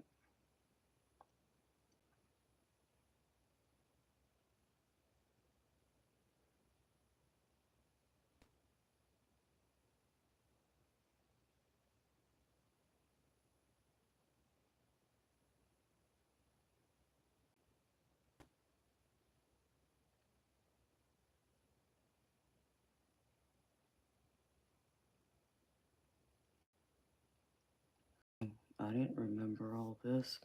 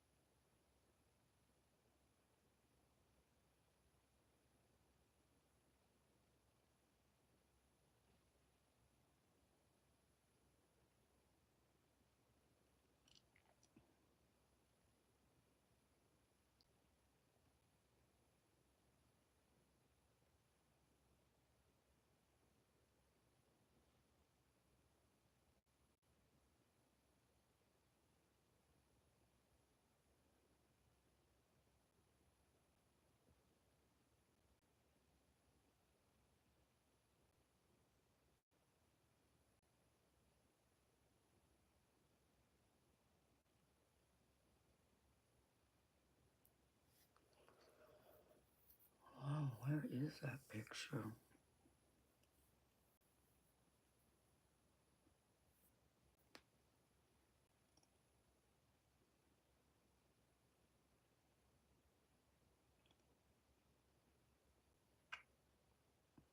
Oh, y'all want to see my mama when she was sick?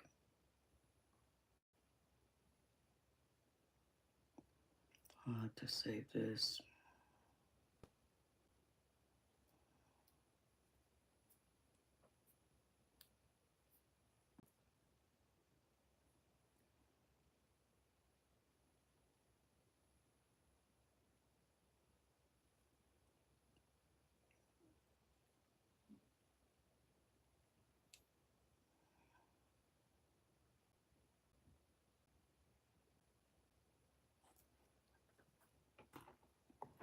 You want to see the tomboy side of me?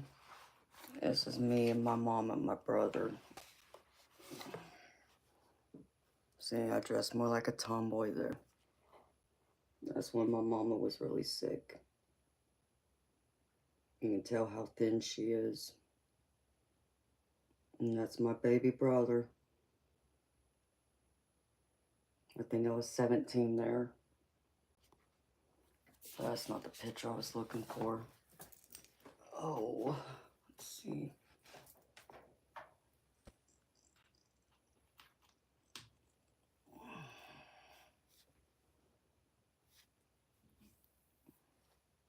I don't remember he posted all this crap.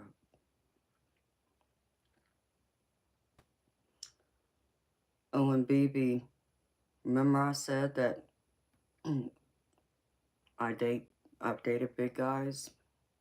Here you go. You can tell he's pretty big. He's a big guy. About 280 pounds right there, I think.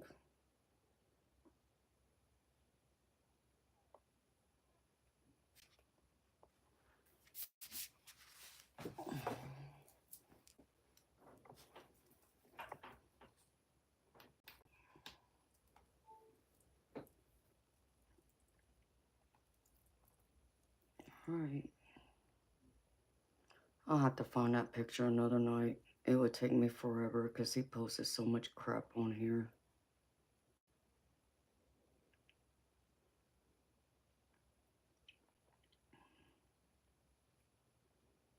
I'm not coming across it. But anyways.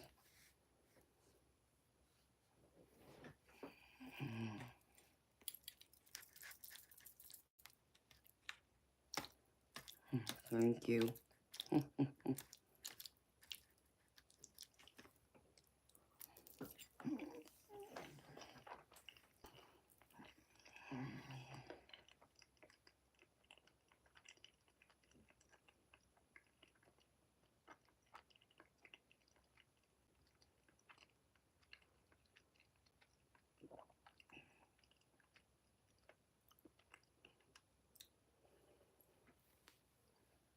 I'll find it. It will take me just some time to go through those pictures. Find it. But I will. So yeah.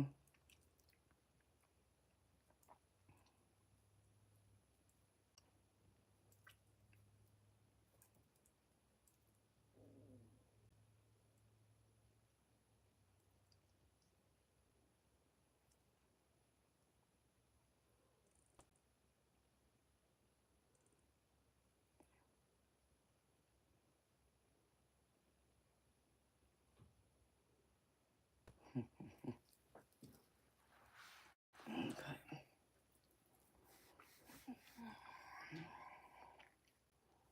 Oh, thank you. Thank you, Michael K. You thought I married a brother.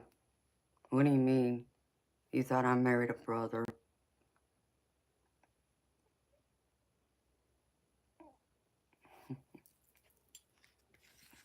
You thought I married a black guy? Is that what you mean, Ahmed?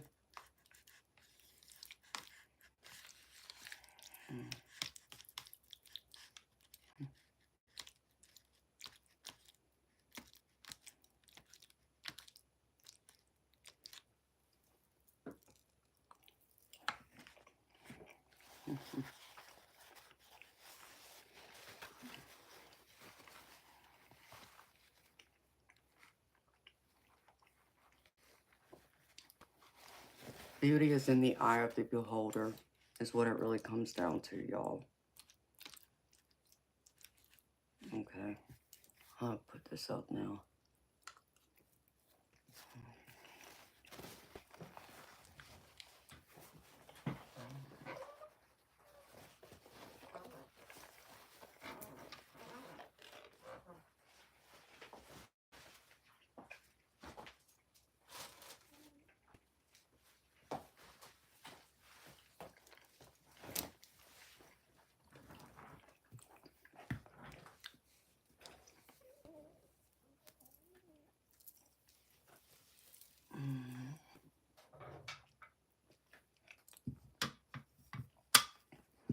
No, Ahmed, didn't date a black guy or marry one. I've dated one a long time ago, but no.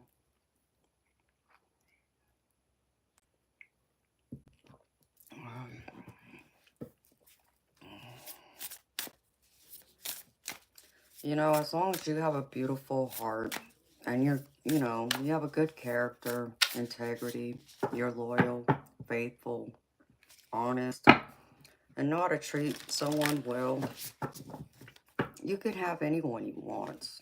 You know, you just got to believe in that.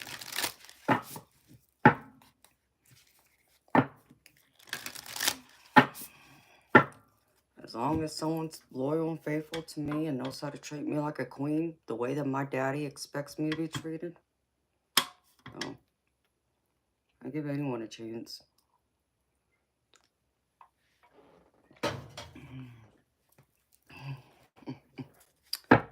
But you won't get far with me by thinking you're going to take me to Burger King like that Duns guy thought. That won't happen.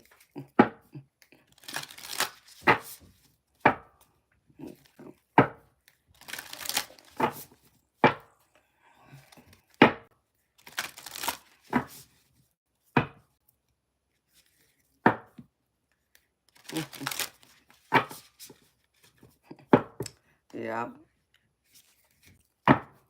that's for sure, Diane.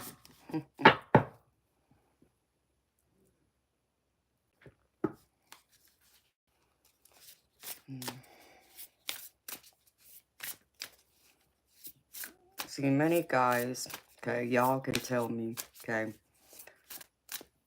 and please do not take this personally. I'm just telling you what my experience has been and what I've heard out there in the dating world, especially today.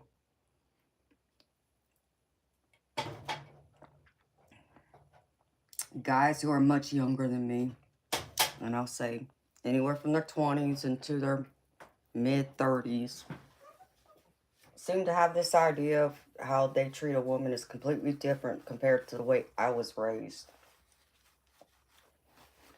And I'm not sure why. Like, it seems like the old style of dating has left the building. So y'all don't go out there and, I don't know, I guess, surprise a lady with flowers, open the car door for her, open the door into a building, help her with her coat, carry her bag, order for her when you go to a restaurant. Even just being that romantic person. Just writing a love letter, poem just because, not because you're in trouble or you're in the doghouse, but just because. Stopping at, the gas station, like on your way to see her and picking up her favorite snack. Not because she asked you to, just because. Just a simple gesture, just to go a little above beyond and say, I was thinking about you. I was missing you, and I thought about you when I stopped at the store.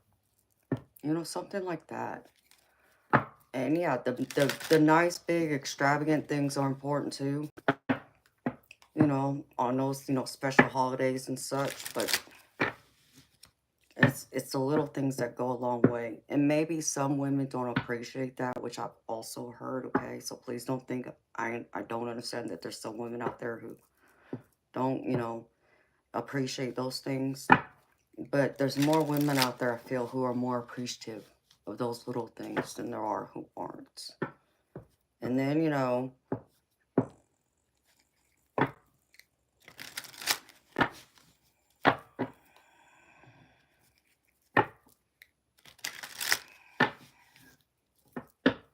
and Alejandro, baby, you're the exception, baby. You're the exception, though. Because most times, baby, when guys come on here, like, who do what you do, and obviously you and I got to know each other, because, full disclosure, people, I did a private one-on-one reading with Alejandro, so I got to know him a little more privately. You are the exception, though, baby.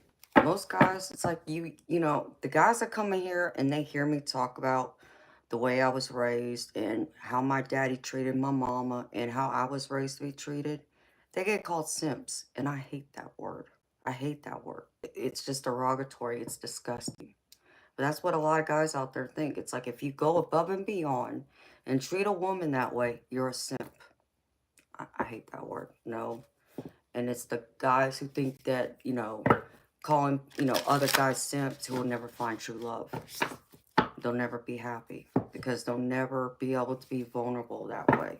They're always going to be on guard, thinking that no woman will ever be good enough or do enough or say enough or express themselves enough or whatever to, be worthy of being treated like royalty. And I think some of it comes from they've been hurt too. So I do understand that. They probably got their heart shattered. And so because of that, they now put up this huge wall where they're not going to allow a woman to ever get that close to them again. But I've had my heart broken. I've had it shattered, and I've still gone above and beyond. I'm a woman too. I believe in doing those same kind of things for a man that I'd want a man to do for me. So it goes both ways, and that I do understand too. So,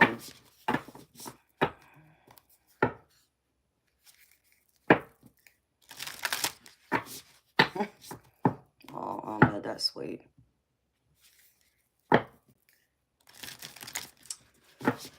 Alejandro, you gotta be yourself, baby.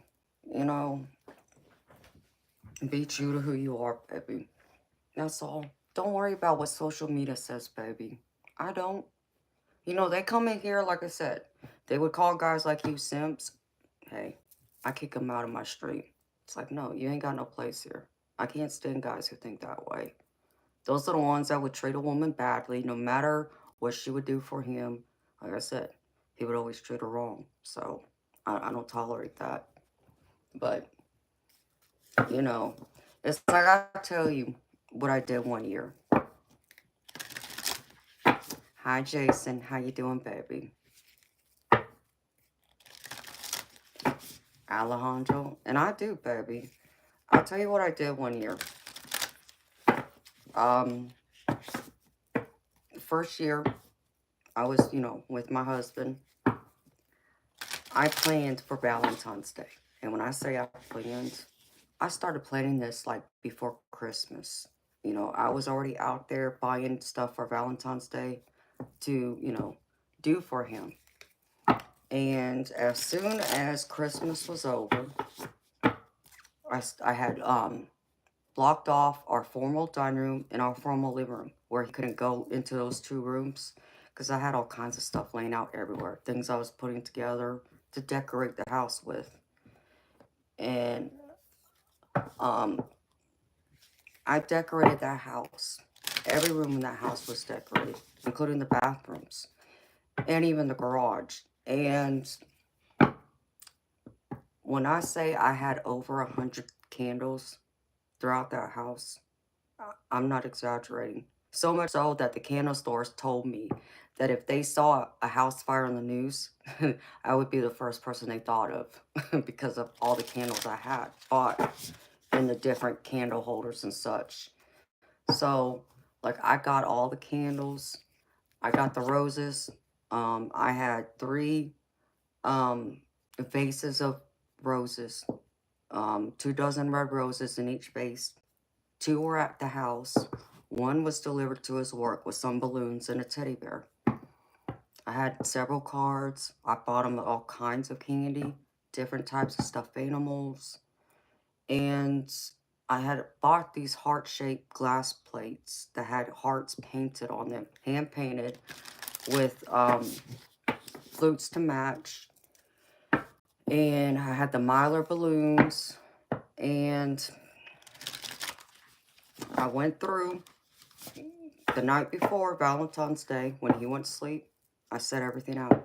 I decorated the whole house. I even had rose petals laid out all over the floor. I even have these heart-shaped plastic balloons. Like, they're plastic. You just blow them up.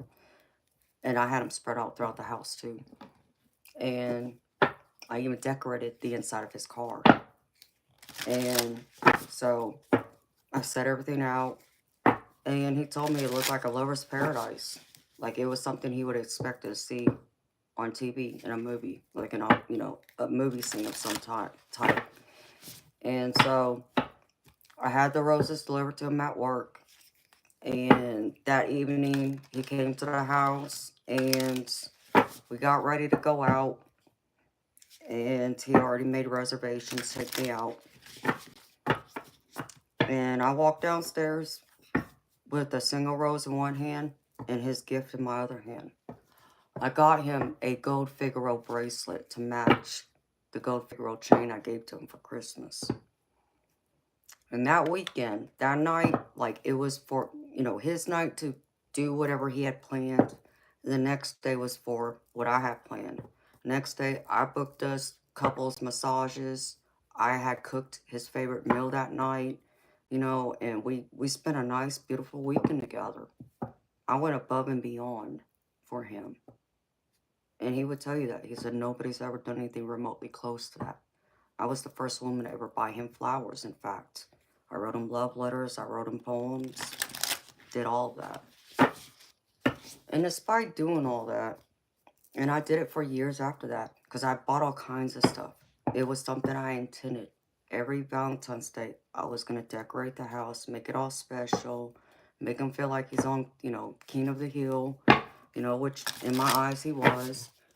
And, playing stuff like that. And I did it, for several years, but even for me, he still broke my heart. On my 40th birthday, he left me in tears, to where I cried my eyes out, and I cried myself to sleep for 2 days solid. I spent my 40th birthday by myself. So even I've been hurt, even going above and beyond doing that, because I was also the type that when he would travel, because he would travel a lot for his work, I would go and buy him little gifts. And when he was done packing his suitcase, I would sneak him and I'd put him in a suitcase. Like a teddy bear with his favorite candy, snack, a love letter. I did all that. And even for me, he didn't appreciate it. I mean, he has diamond rings that I bought him. I had a diamond custom bracelet made for him. I even bought him a diamond Rolex watch. So know that I go above and beyond, just like I would expect a man to do for me. But you see, the problem is, it's like a lot of guys today, it's like they don't understand what that means, but I guess at the same time, maybe they haven't been treated that way to want to go above and beyond like that for a woman. Because it's like I said, what I would expect you to do and treat me, I do the same, because I'm that hopeless romantic. So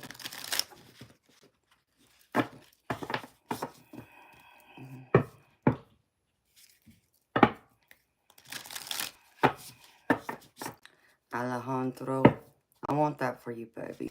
I want that badly for you. And that woman exists, baby. She exists. She's out there. And I know you'll find her.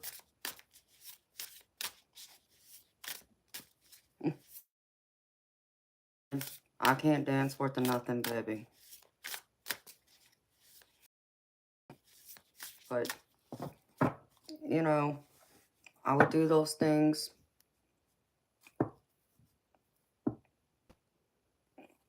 Yeah, Virgos are romantic. I'm a Pisces. Hi, Bethany.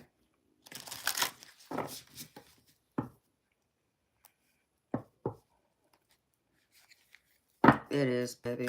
You're gonna catch her. She's coming. I know she's out there. But, you know, so I do. So, for me, you know, to expect a man to treat me that way, yeah, I do.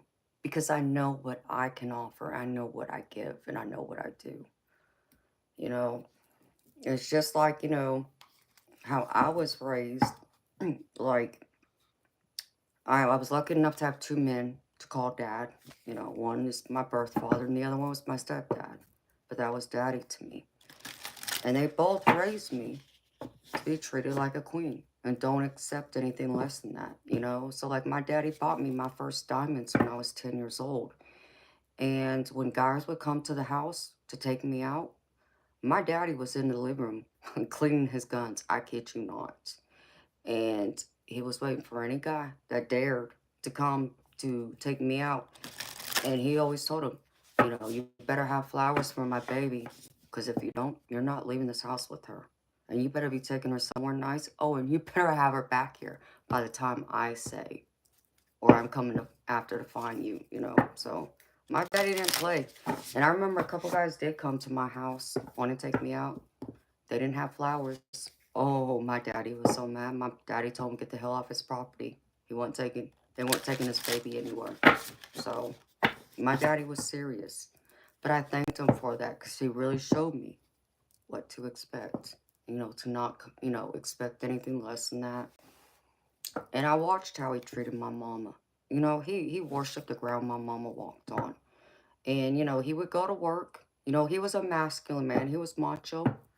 But behind closed doors with us, he melted in our hands. And especially for my mama. And he would go to work all day, and he would still come home and cook dinner. He was the one that cooked in our house. It wasn't my mama. It was him. And he would still help my mom around the house, too. You know, help her with the laundry, you know, clean. It was a true team. It was a true partnership with them. And, you know, my daddy didn't stop courting my mama after they got married. He would still go out, buy her flowers just because, or on a special holiday, special occasion, you know, buy her diamond jewelry. And I watched my mama do the same stuff for him. You know, she would go all out for him. So that's what I was raised around. But to hear of that today, it's like it doesn't happen. It's like, I don't know. That it's like people seem to think that's like stuck back in like the 1950s or something. It's like, no.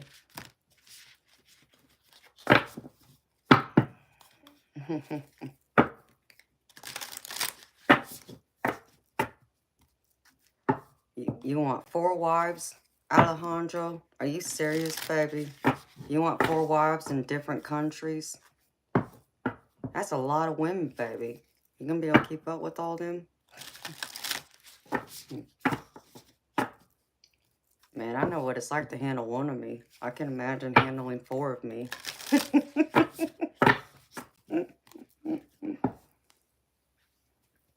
But yeah, I'm all about love. I like doing stuff like that. And for like my family and my friends, I do stuff like that too. I like to make everyone feel special. Like I said, gifts is one of my love languages. So I express my love and care for people, giving gifts. So it's how I feel appreciated by others too. And acts of service and words of affirmation. You belong to one special gal. Yeah, I know. I know you're missing her too. And I know it's tough, baby. But that one special gal that's meant to have your heart forever is still out there, baby. She's looking for you too. Don't give up. Don't give up hope. Okay. I guess since we're on the topic of love, I'm going to do a general love reading for y'all. We're just surrounded strictly by love for anyone who's in search of love. Let's see the energy that Spirit has to share with y'all. You just gotta believe in that, baby. She's out there.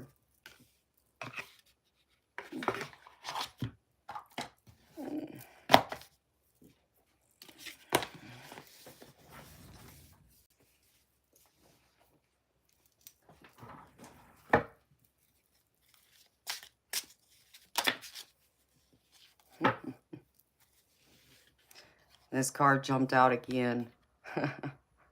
Rebel. I love this deck. I already get the other ones to go with it. Let's see. Just because.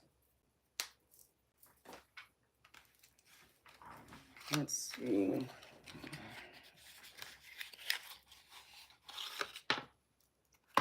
Since we're talking about love.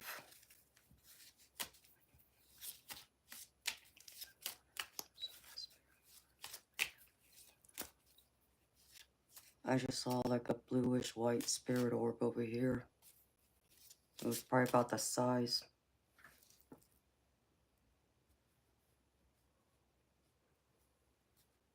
I would have sworn I just heard someone sneeze behind me. Hi, Spirit.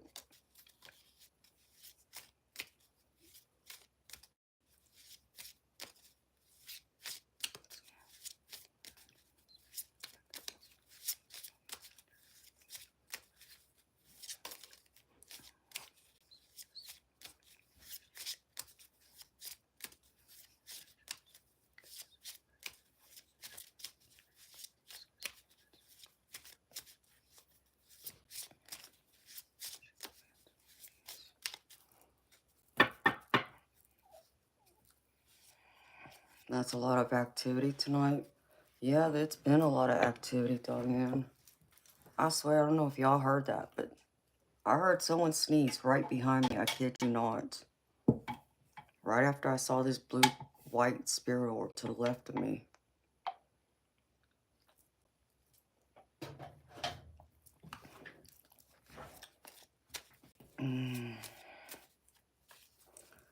Clarissa, if you want a personal reading, it's $30 US, sweetheart. Spirit, what messages for love? Let's see. I'm just going to pull a few out and then I'm going to lay out some cards. Spirit, what else? For the collective. Concerning love. Ones who are in search of love. Their romantic partner.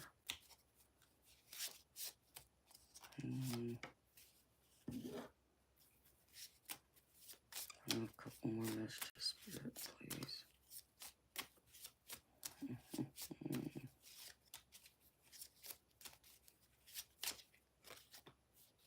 Forgiveness.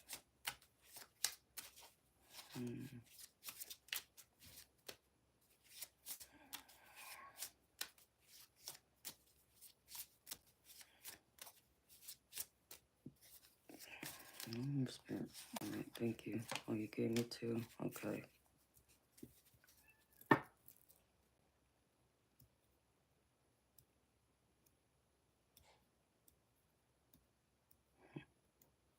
That's beautiful. What is that hidden secrets one?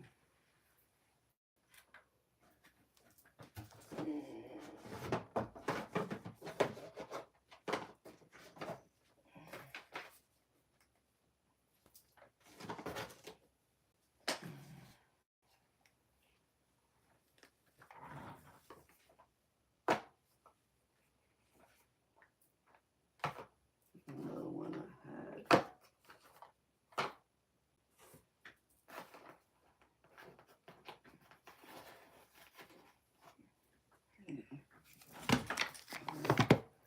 Let's see.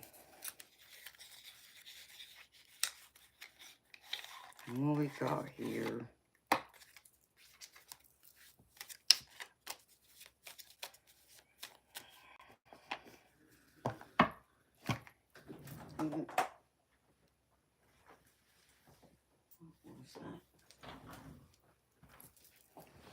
My chair keeps getting stuck on something. I don't know what it is. But let's see.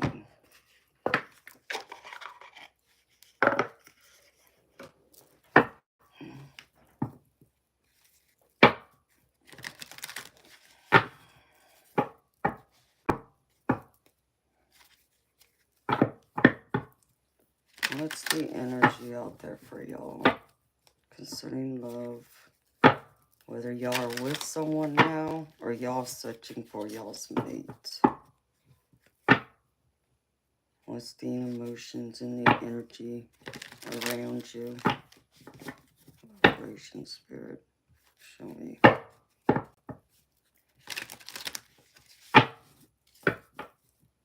And this could be y'all's feelings or this could be their feelings. I'll place it how it fits.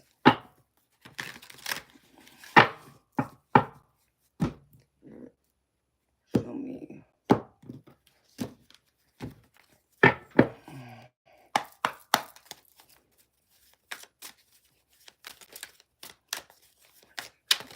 Oops, you're not giving me half the deck, spirit. Come on now.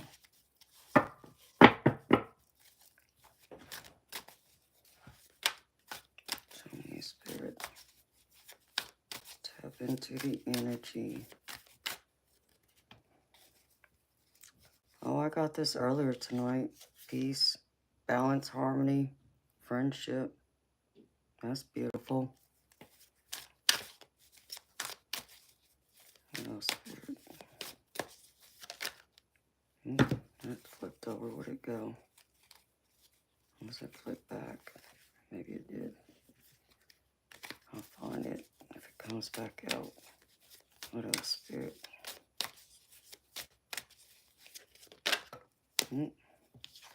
This one came out too. Divine masculine. Masculine energy. Y'all in y'all's masculine energy. Maybe they are. Maybe it's both. Could be why if y'all are in a relationship, y'all are bumping heads. What else, spirit? I can't make this stuff up knowing those cards came out earlier. And it was from a different deck too. What else, spirit?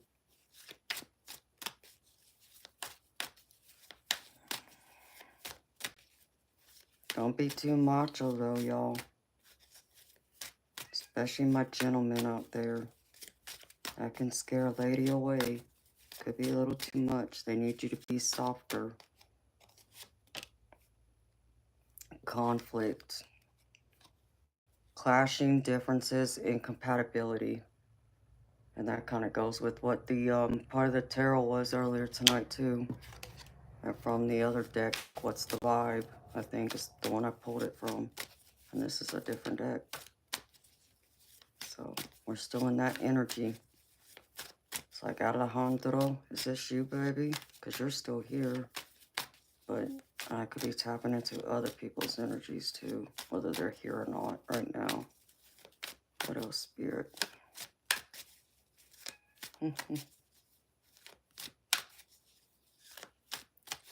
We ain't searching, we attracting it this time. Amen. And the best friend? Yeah, that's what I'm loving. Not just looking for your lover and your partner, but your best friend. Thinking, well, if someone's missing you, or you're missing them, missing you, craving, desiring. Ooh. Love that. What else, spirit? Okay. Here we go. Uh-oh. Obsession, infatuation, adoration, addiction. Y'all obsessing over someone? Or maybe they're obsessing over you. This is a current relationship. And someone's spying. You spying on somebody? Or they're spying on you? Social network, information ways. Ooh.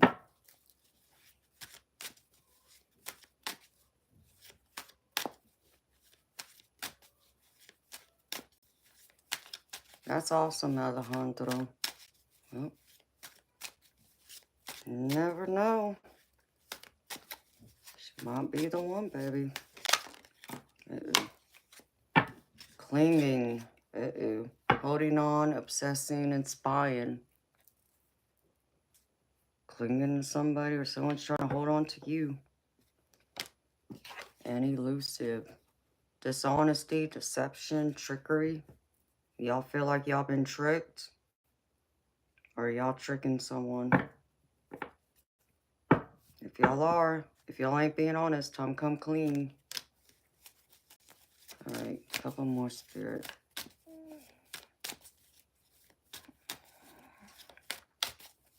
What else you got, Spirit?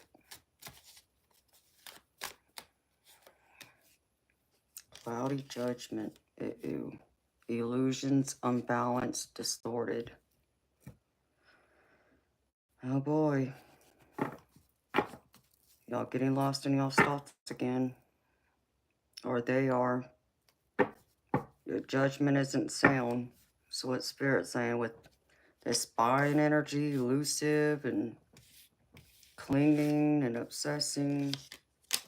Yeah. Alright, Spirit. What else?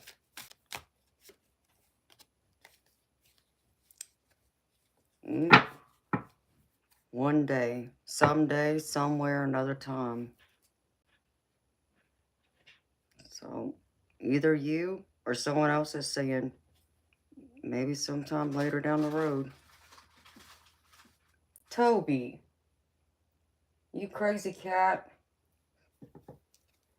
Cat's at the door. Alright, Spirit, one more.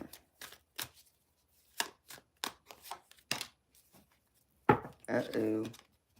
I don't like this energy. I'm about to get out of this energy after this. Bluff, pretending, mask, exaggeration. Are you bluffing someone? You over-exaggerating something? Or maybe it's the other way around, possibly. I'm not liking this energy. Alright, Spirit, you're gonna have to show me something more positive here. So that's all possible. That sounds like something that's going on right now. Like, if y'all are in a relationship with someone, possibly. That might be how they're thinking, or you are. Don't know. I'll save these for later. The more positive ones are here on the table. I'm going to stick to those. Let's see.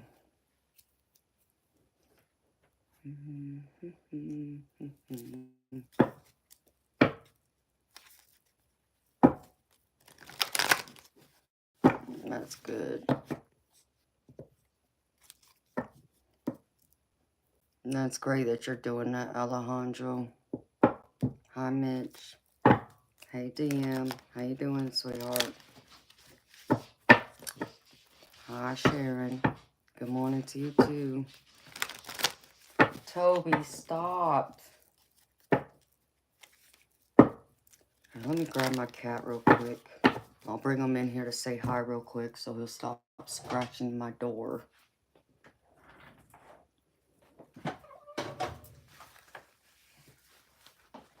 Alright, Toby. You want to say hi real quick?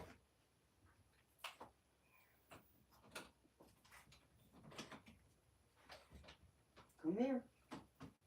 Come here. Come here.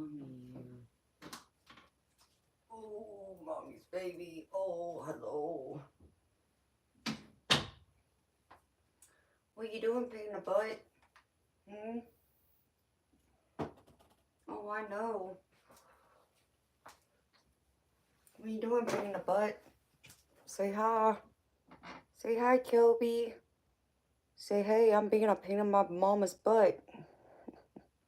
What are you doing? Huh? you doing? You know you can't get down. Because you're going to tear up Mommy's office. Oh, yeah. You see them balloons. I know.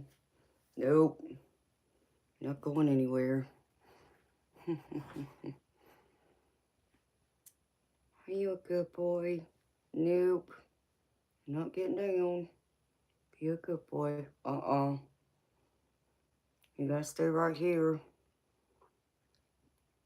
You gotta stay right here. Don't you chew on my bracelet.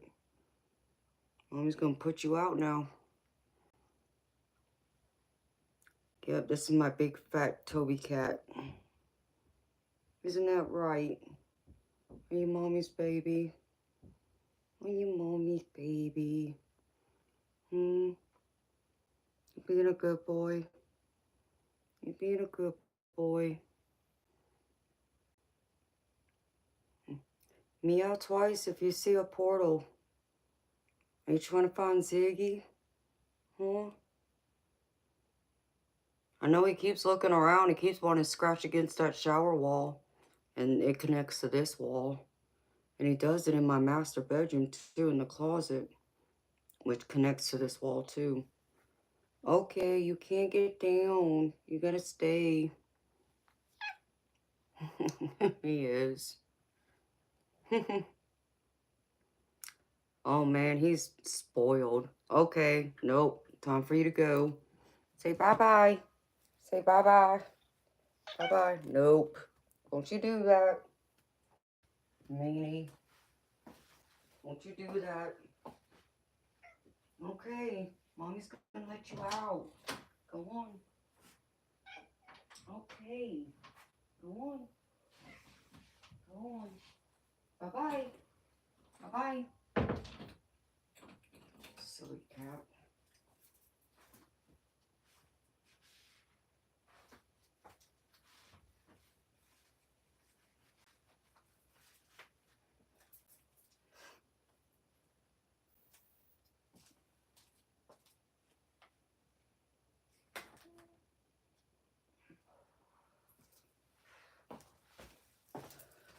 Okay. That cat gets everything. He gets wet food, so he gets canned food, he gets dry food, and then he gets treats. And he knows about them treats, like he knows how to get his treats. Like he wants to run out into the garage when I'll go out there and try and grab like a case of Red Bull or something. In order to get him back in the house, I gotta, you know, give him some treats so he'll come back in.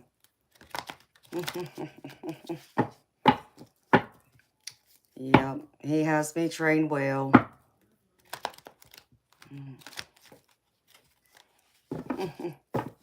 Oh, thank you, DM. Oh, yeah, I love Code Red. See, I got Code Red, and I got the regular one, too. And yes, I got my Red Bull, too.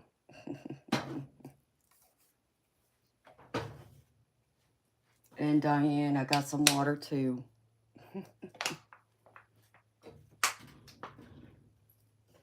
Okay.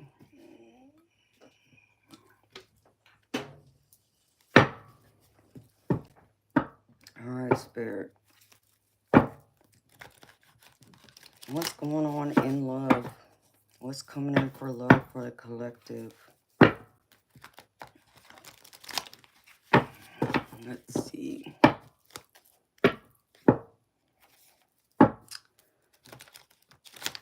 5 hours. What's 5 hours, Alejandro? You talking about the energy shots? I got those too, baby. I got one right here. Yep, got them too.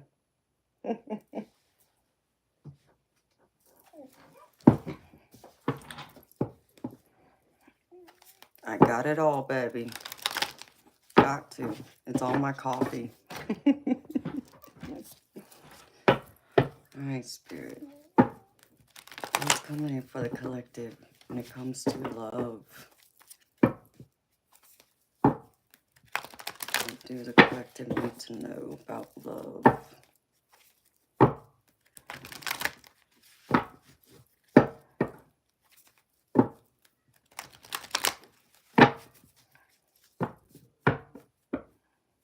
Spoiled cat. Okay.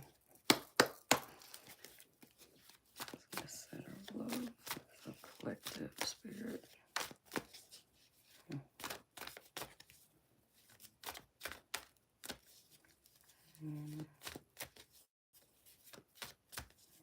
Center of love.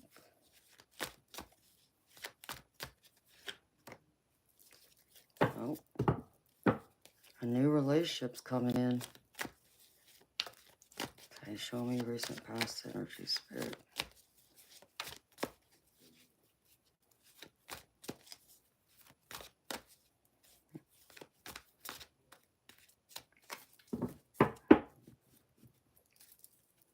Recent past energy, spirit. Y'all been in y'all's heads.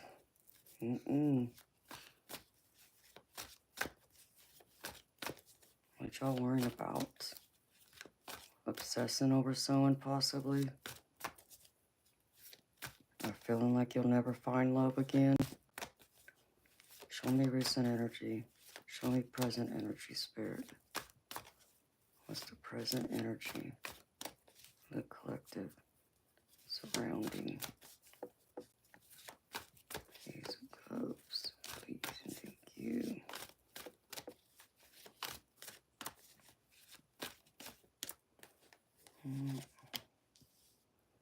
Nine of Swords.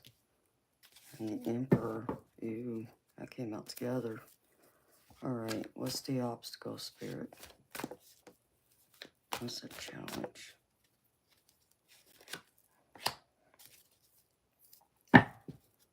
Not letting go, it seems like. What's the challenge, spirit? What's the obstacles? Facing the collective.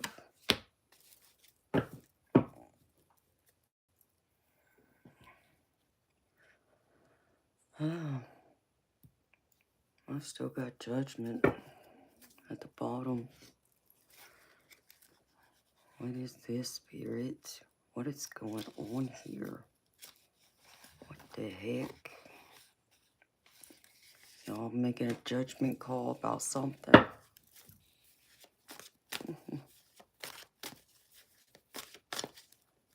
There's my beautiful, majestic ninja. It's been cool. It's been quiet, actually. What's the outcome? Future outcome, spirit. Ooh. It looks like there's opportunity for love. Someone's wanting to recognize you. I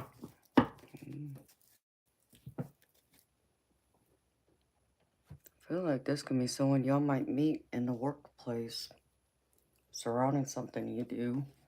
That's what I'm picking up. Alright. Who's next, spirit?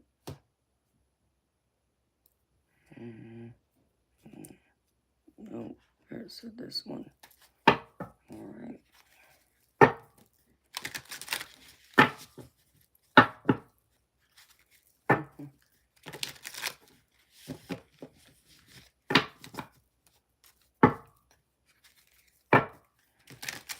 And my bladder's calling me again, but it can wait.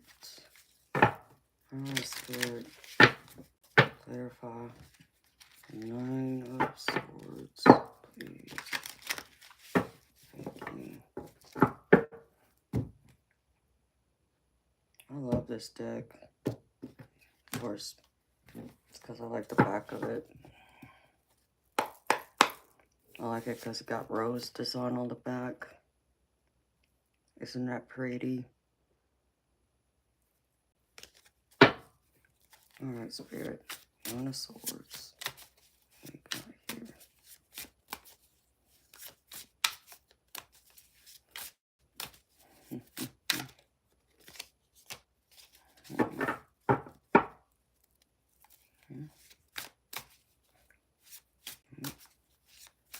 Focusing on moving forward. I see. Not allowing this to get you down. Whatever happened in the past, you're moving beyond it, I see. With the Nine of Swords and the Chariot. My Spirit. Where's the Emperor here? Why is the Emperor here, Spirit?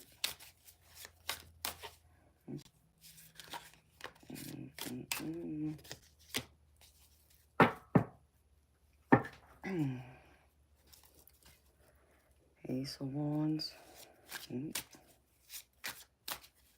Feeling inspired. New opportunity for love coming in. Someone wants to offer y'all a cup of love. Or you do.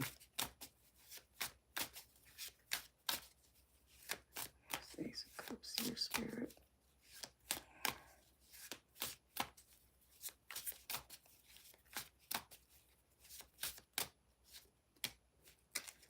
Ooh. Soulmate card. Here we go again. Just picking up from earlier.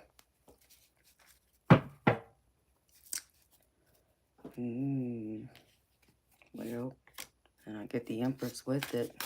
Y'all trying to catch y'all's Empress?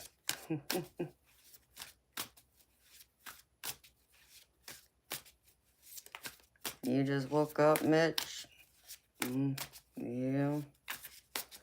Alright, Spirit. Ace of Pentacles and Knight of Cups. Show me, Spirit. What is this here? Why is this an obstacle? Show me. I feel like y'all are getting in.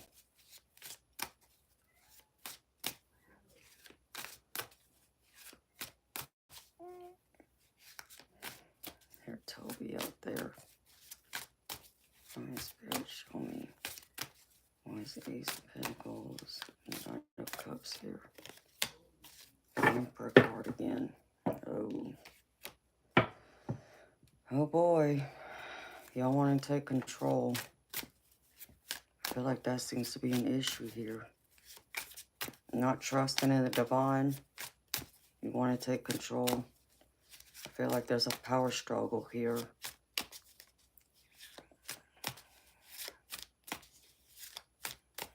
Why is the King of Pentacles here, Spirit?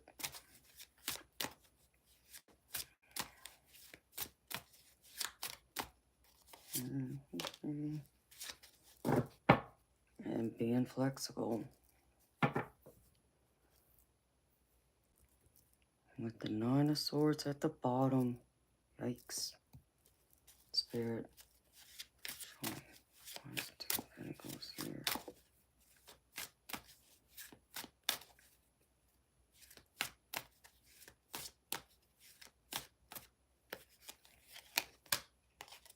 King of Swords.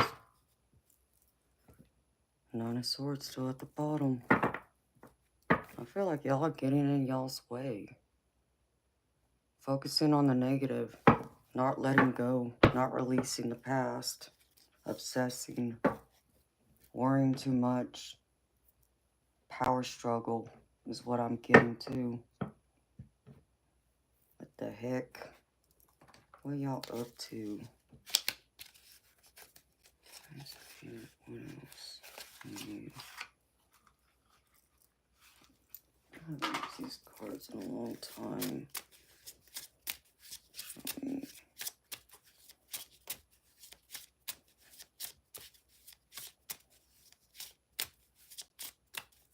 Y'all need to let your softer side come out. Because I even have balance down here.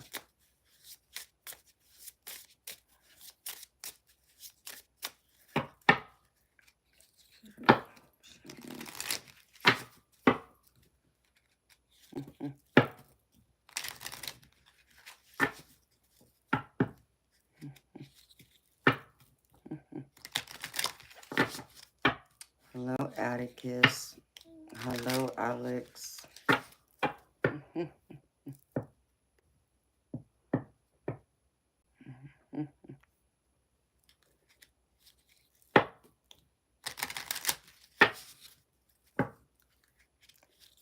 going to sleep, MBMF? All right, baby. Well, you have a good night. Have a good sleep. I'll be up probably for another few more hours at least. And Majestic, I just had Toby in here. I think he was looking for Ziggy. He kept scratching and meowing at the door, so I had to let him in for a minute. Alright, Spirit, show me.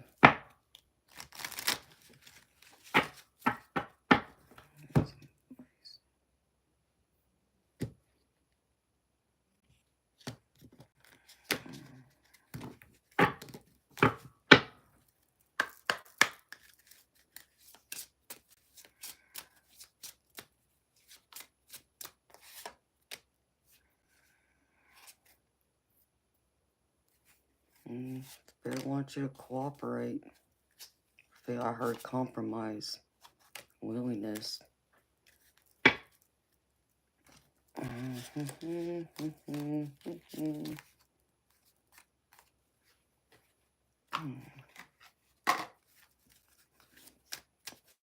mix up the energy, Spirit. Talking.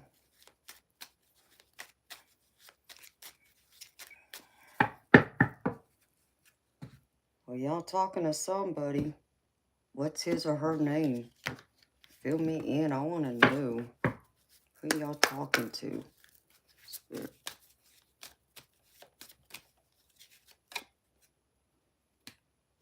Uh-oh. I got wedding rings down here. This might be y'all's soul connection.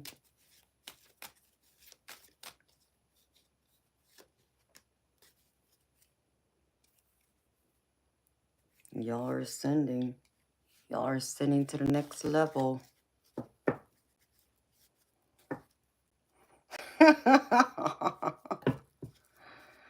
Yes, Majestic. He was here. Okay, MBMF. Sounds good, baby. I'll be here. I'll be here for a few more hours, and I'll be back tonight. Same time. Y'all sending to love. Happily ever after.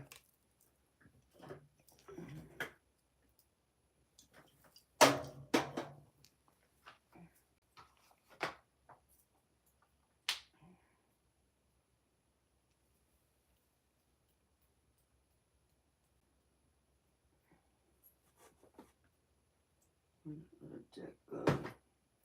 I don't have it out here.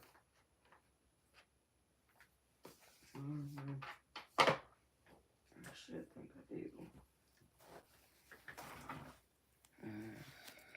Pull these out too.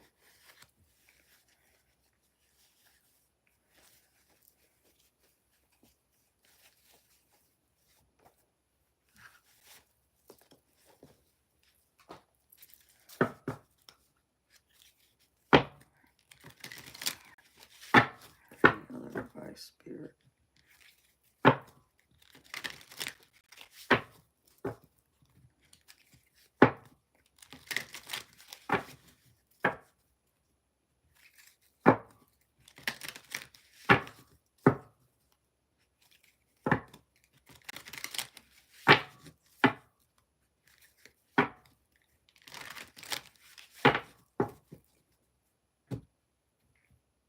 Someone's in love.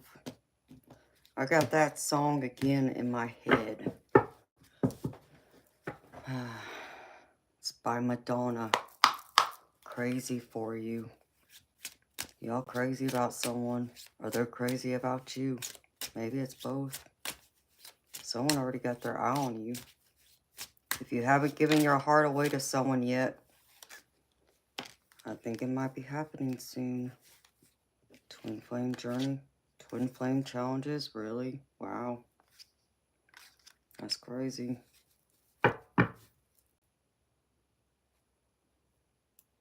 Heartfelt communication. Let's see. I'm going to shuffle this a little bit more.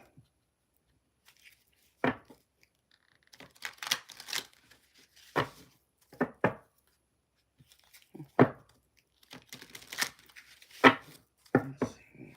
Before I go there, Spirit told me to shuffle this a little more.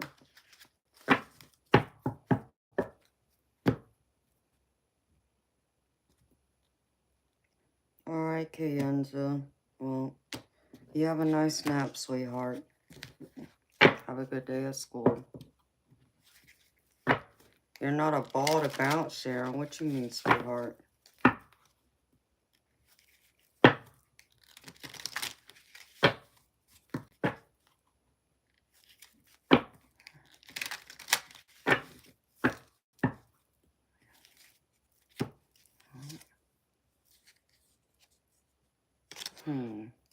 That's interesting. Alright.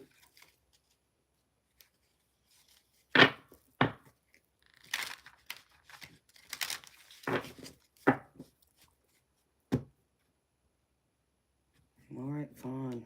Put it back in there, shit. Make up your mind, Spirit. I know there's twin flame energy going on, if y'all believe in that.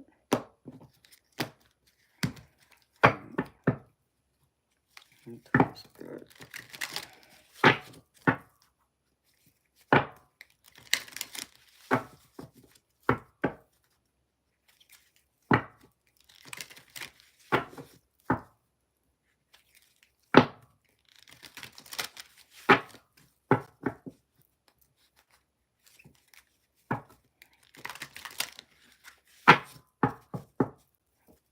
Spirit.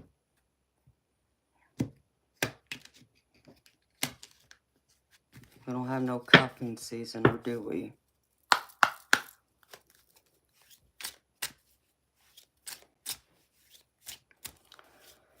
Oh, Sharon, sweetheart. Time to let him go. If he's not willing to commit, beautiful, cut him loose. I would hate to be tied to someone like that, especially when they can't make up their mind whether they want me or not. That's not healthy, girlfriend. You deserve so much better than that. Don't settle. I feel like you're settling, girlfriend. Time to let him go. Alright, Spirit. Last messages in the boss. For the collective, please and thank you. Give me a jumper, Spirit.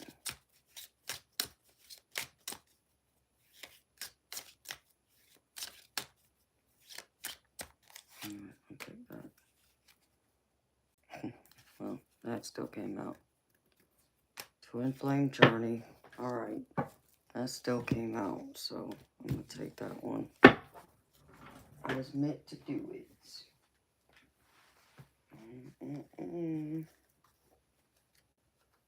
Now I got a sweet tooth. Crap.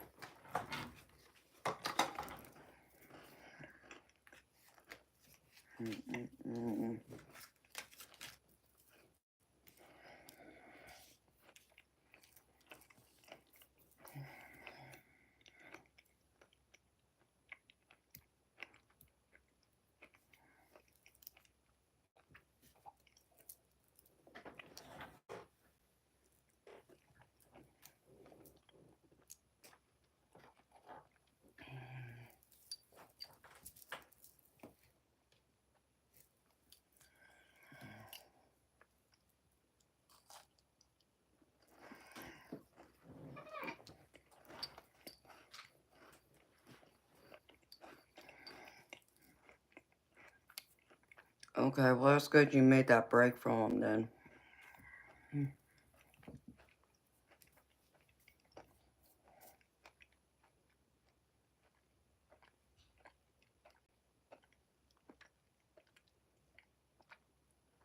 Hi, Barbie. How you doing?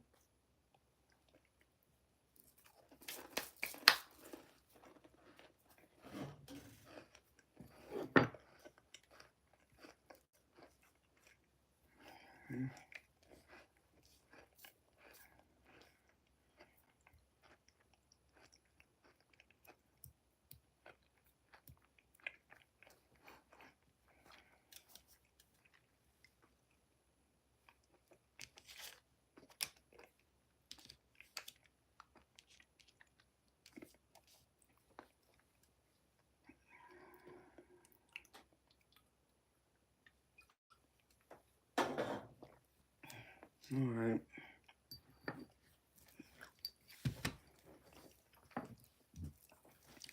Okay, I didn't pull out any message from my spirit guide decks. I just pulled it out of this one. Lover's Oracle. Just to see what the energy was and what spirit wanted to say to y'all. So I used it this way instead. First one is balance. Love is not always about agreeing just for the sake of it. A great relationship is one that both supports and challenges. That's the first one right there.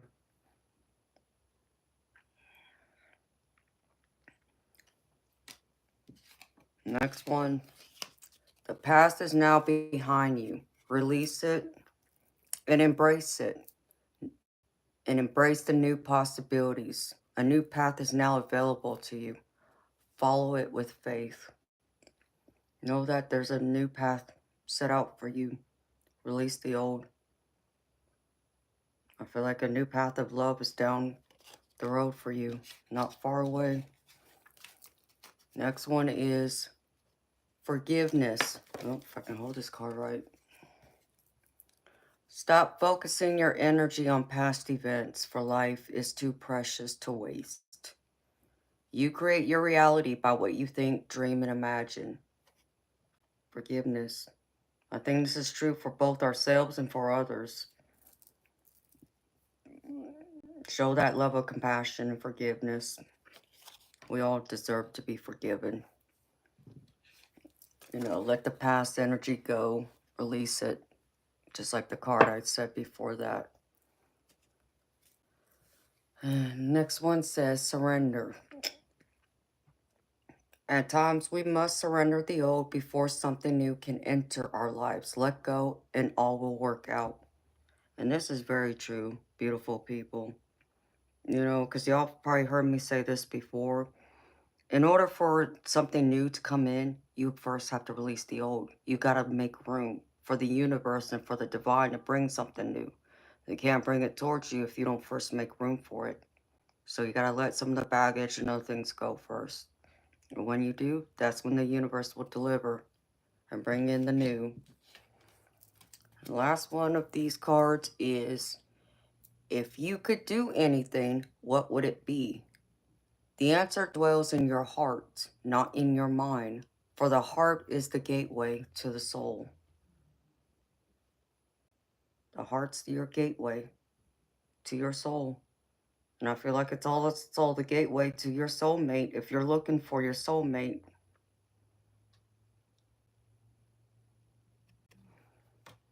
All right. Now here's the tarot.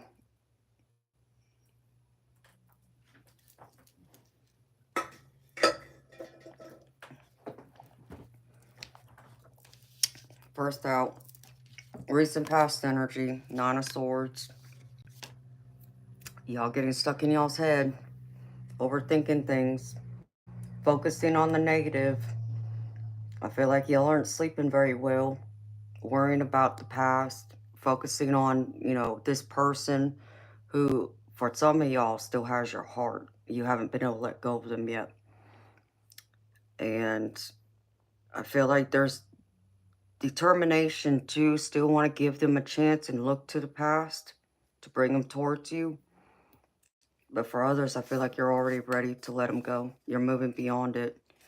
I get the Chariot card with it. So y'all are determined. Either some of y'all are determined. This feels like part of it's a split. There's a small percentage of you holding on to the past to the past love, but there's more of you that are looking towards the present and the future, want to move beyond it to make room for new love to find you. And in the present energy, here you are, the Emperor, wanting to take charge, wanting to, I feel like some of y'all are trying to figure out how to go about to attract love again, attract new love.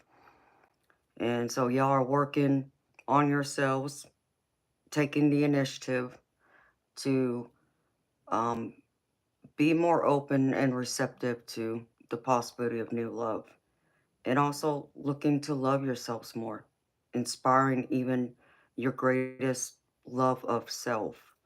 And I feel like this creativity and this outward expression of showing even love to yourself is coming in with the Ace of Wands. You taking charge of your future, wanting, love and passion, desire, commitment, all these things being rolled up into one is coming in with the Ace of Wands, which I feel like is going to create that new opportunity of love that's coming in for you by you taking charge. So just be sure you stay disciplined and use your logic, Don't just have a heart over head, but don't have your head over your heart either. Find that balance with the Emperor, but also find that softness with your feminine side too. Finding that balance between the divine masculine and the divine feminine. Because in the center, I get the Ace of Cups, which is surrounding all this outward energy, which is the opportunity for love to come in. Like someone wanting to offer you a cup of love, or you wanting to offer someone a cup of love. And this new relationship coming in, like I feel like this is more of a new person than someone from your past, where there is this great potential of falling in love with them, or them falling in love with you. And again, because I could have sworn, even in the general collective I said earlier, there was the soulmate. There's the Two of Cups with it. So I feel like this is a possibility. This is your soulmate. Or at least if you believe in the twin flame, your twin flame. I'm getting that powerful energy right there. And I'm also getting the Empress right behind it. So if you're looking for your Empress or your Emperor, they're coming in. I feel like this is them. And it's going to create a lot of abundance, a lot of happiness. Um, I even feel like they're almost like as you are, whether you want to call yourself the Emperor, Empress, male or female, I also feel like they are like trying to manifest you in the same regard and coming up with all these new creative ideas of how to meet their significant other who will be their future mate. So I'm pulling from this energy as the Empress. I'm also pulling some magician energy with it. So I feel like if you're, if you're a guy, you're looking for your Empress, she's coming. If you're a woman looking for your Emperor, I feel like he's coming. But the obstacle is also this Emperor right here. Okay? And this is one that's wanting to control everything, have everything their way. I feel like, even if there's an opportunity that comes towards you with the Knight of Cups that's right here, with the opportunity of going to an event, the opportunity of growing with someone, um, having that chance of falling in love, there's going to be a problem of also finding the balance of your emotions, your needs, your thoughts, and wanting to take control. Um, I feel some of that control issues, and I also feel an insecurity in this energy, in this Emperor. So I feel like some of y'all need to work on yourselves a little more and work on those insecurity, paranoia energy is what I'm getting from this. There's so much the need of having to everything to go exactly the way you want it. Like I get some perfectionism energy in this Emperor. So you got to find a way to balance that. Bring more of your feminine energy into this to find that softness, that softness to help balance that masculine side. So don't be so much in the masculine energy. Find the feminine. Be loving, more nurturing and caring to where you can be approachable. And in the future outcome, if you can go through and overcome those obstacles, I get you in this King of Pentacles. I feel like this will be where you're going to find that abundance. You're going to feel like Queen or King of the Hill. You're going to be on cloud 9. Um, all that happiness, all that abundance, both in emotionally, mentally. If you're looking for someone who, is stable, mature, where this relationship will be grounded on a stable foundation, I feel like you're going to find it in this King of Pentacles. It's just a matter of being able to be flexible, which I feel like that comes back to this Emperor card. Being able to be flexible and being able to adapt, to know that you can't have everything your way. You got to compromise. Because I get the Two of Pentacles with this. And this is all about balance. So you got to find a way to balance that masculine energy, that need for perfectionism, that need to control, the need to always know everything, like I feel like for one person out there, I feel like there's this energy of, because you've been hurt, deeply, and maybe the wound is still fresh. I feel like you're just still in that paranoid energy of worrying about what they're doing. Like they're not being honest with you. You feel like they're not giving their whole self to you as you are given to them. So it feels like one-sided. And you're going to have to release some of that. And you're going to have to trust and be flexible.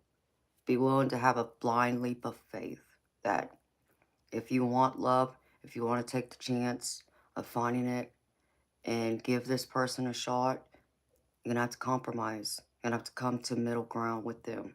Otherwise, it's not going to be in the solid King of Pentacles energy where I feel like it's going to be stable. I feel like it'll create a lot of rockiness then, where you're going to find yourself in this King of Swords energy instead. And the King of Swords is all about,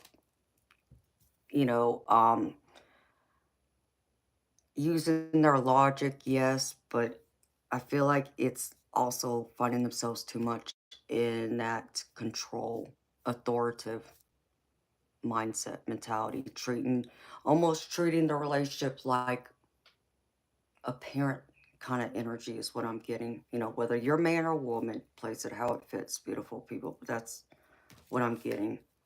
So try not to have that need, that big desire to want to control everything. Um, act more in the place of being a mate, an equal partner, than being up here and like trying to tell them what to do, you know. Um, like I get the energy of someone that constantly needs reassurance. Validation is what I'm picking up. Like you would need, I feel the clinginess of someone that would want someone to like text them throughout the day, say, well, I'm thinking of you. Oh, I'm going here, especially if, you want to, hear from them later or meet up with them. I feel like this constant having to check in. You're going to have to release that, you know, stop being in like that parental kind of energy is what I'm getting. Trust that they're doing right by you, just as much as you would expect and want them to trust you that you're doing right by them. It goes both ways, right? So get out of that paranoia, that self-sabotage, always thinking the worst of someone else. Got to get out of that energy. Otherwise, you're just going to poison the relationship. It'll never grow. It'll never flourish. You'll never be able to see it be more. And this could be your potential life partner, your soulmate. You don't want to ruin that. It's like I tell y'all, if you're not if you're not fully healed from past relationships where you're able to give a new person all your trust, your heart, your soul, your energy, your time, investment, all of it, and you're always going to be questioning them, doubting them, okay, then you're making your new partner pay for the sins of the past. And that's not right. It's not fair. You don't want to be treated that way, right? So don't treat them that way either. So make sure you're healed from your past first, so you don't bring that baggage into your present to poison your future. Because then you're going to find yourself in a tower moment, and then everything's going to crumble around you. And then you may never be able to put the pieces back together because the tower already collapsed. So focus on that. Make sure you're still working on your healing and have that forgiveness. Like these 3 cards right here: balance, forgiveness, and being able to surrender. And then it's like I get these other few cards here. Like I said, I feel like this is like a soulmate. Possible marriage down the road, because I get wedding rings. Union and marriage, soul connection, everlasting love, devotion. So here's the wedding ring card right here. I feel like this could be that potential. But y'all are engaging, talking right now to each other, exchanging messages, maybe making plans to meet up, making time for each other. And I also get the butterfly, evolving and growth, next phase, healing inner child, releasing the past. I feel like more of this has to be growth and healing the past, so it doesn't destroy your present. And then these other few cards I pull from these other decks. First one is self-love. You realize that love of self is necessary to love another. And this is very true. Focus on your self-love. Know that you got to love yourself and be good to yourself in order to teach others how to love you and how to treat you right. So focus on loving yourself first. The next one is, and these two come out clearly, very strong, cooperation. In your quest to manifest the energy of love, you realize that every person and experience has value. So there's a cooperation, knowing everyone has value. And the other one is willingness. You are able to compromise if the end result is love. Always being willing to compromise. It's very important. It's key to a long-lasting relationship besides communication and trust and respect. And then these other 2 cards I pulled from another deck. First one is heartfelt connection. And it says, your hearts are deeply connected. Listen to the whispers of your heart and trust the guidance it provides, as it leads you to a love that is pure and true. So this connection is heartfelt. If you're looking for it, if you have someone right now you're in communication with, or it's more than that, there's a heartfelt, deep connection. And then talking about soulmate, twin flame. Here's the other one. Twin flame journey. Your journey with your twin flame is transformative and enlightening. Embrace the challenges and joys of this path as it leads you to a higher level of consciousness and spiritual growth. So here's your twin flame journey. So if you believe in this, here it is. And that's what I got for you, beautiful people. So hopefully that helps y'all find some new inspiration, new thoughts on how to proceed forward.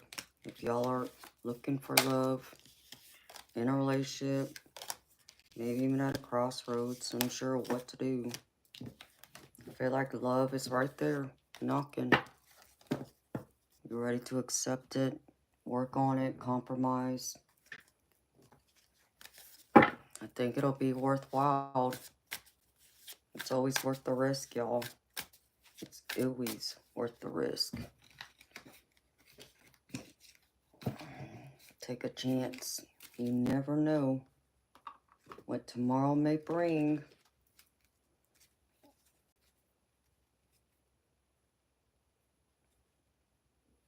And here's one more from this other love oracle. Let there be closeness between you, but always give each other space. Love never claims, it simply allows and gives. Always give each other space. Be respectful of each other's space. There we go. Okay.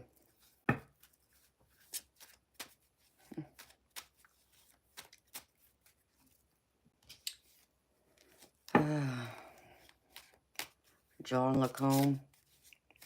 Yeah, I don't do Uno.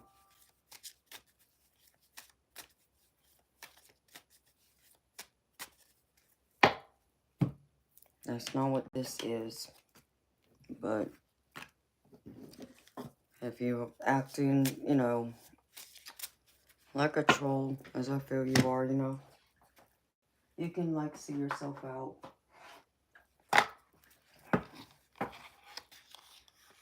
You can want your cards ready all day long. I don't have to pull any cards for you. And that's the other thing. I'm not entitled to my energy.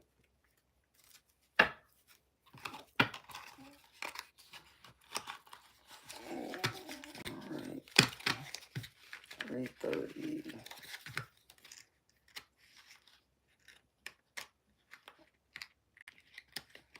So talk to me, beautiful people. What's on your mind? Did y'all feel like some of that reading applied to y'all? Or no, not yet? You're not sure?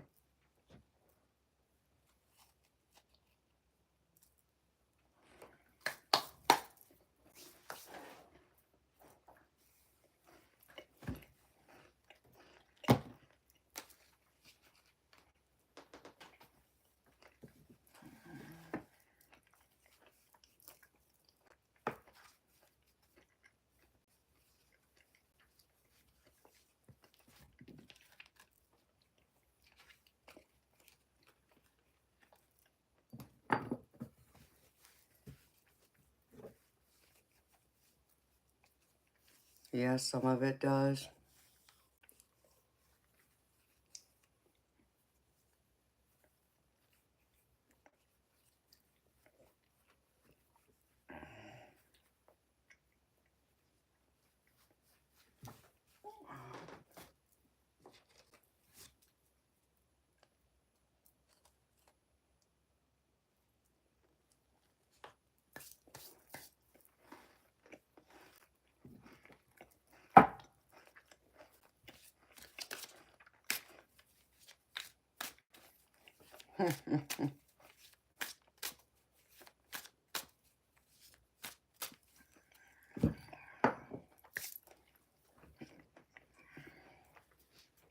You know, Diane?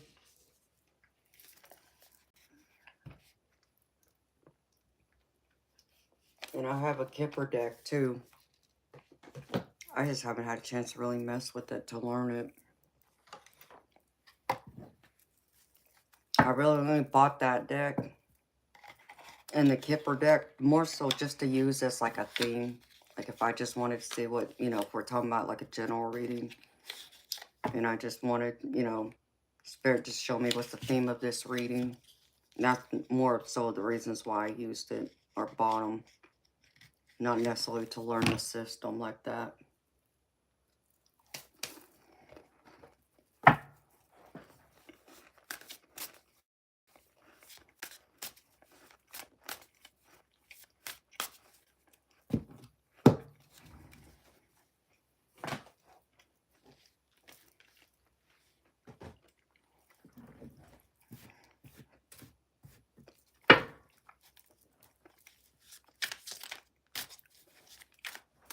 In fact, where is my Kipper deck?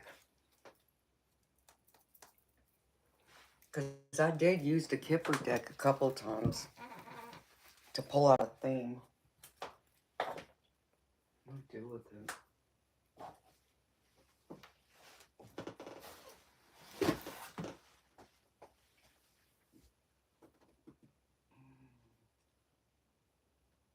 I had it somewhere.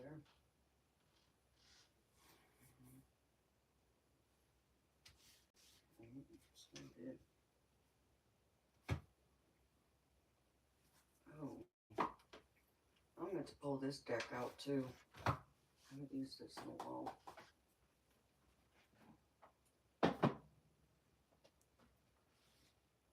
I swear. There it is.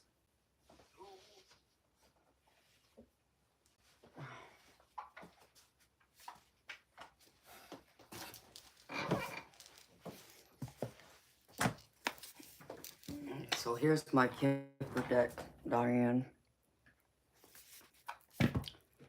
And then my Lenormand. But I just use them for theme cards. Instead of like taking a card out of the actual tarot deck in case I need to use it. You know, for the actual reading itself, I just pull from like one of those instead every now and then. But then I'll just pull a card from a different tarot deck to see what the possible theme could be.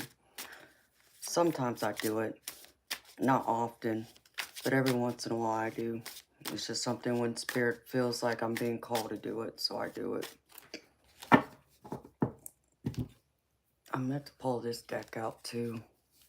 I meant to leave this out where I can see it. Where is... So, yeah, I got those too.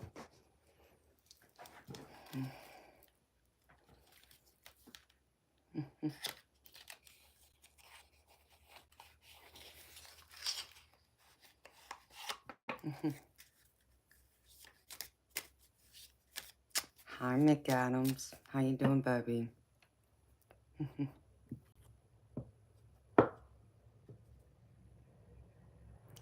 Barbie, you're doing a great job, sweetheart.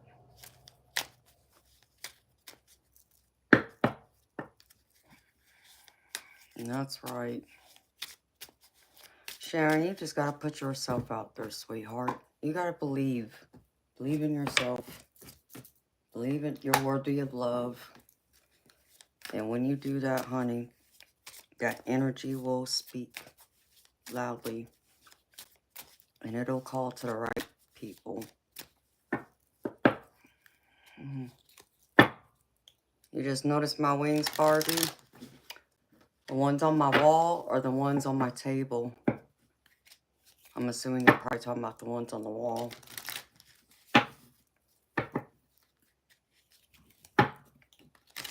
Yeah, I love my angels. I got a few crystal angel figurines too. I need to get more of those actually. Hi, Anil. Yep, Red Bull gives me wings too. That's right. I need to open this one.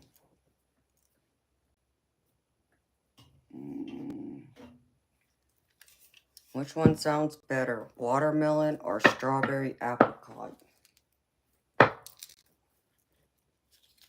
The ones on the wall.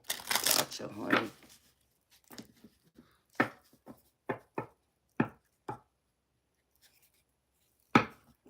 That's right.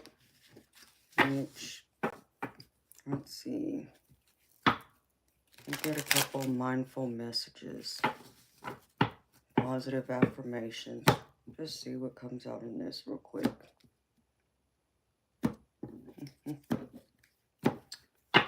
Alright. Spirit, can I have a couple messages, please? I collected real quick. Okay, they gave me a few. Get focused. To attract what I want, first I get clear on what it is I desire. I envision it for a minute or more every day, feeling how it would feel to have this in my life, what I would do, how I'd react, and who I'd tell. I picture it all. Through my continual alignment with my desires, they begin to flow into my physical reality and divine timing. That's a beautiful message. Love that. I think that's true too.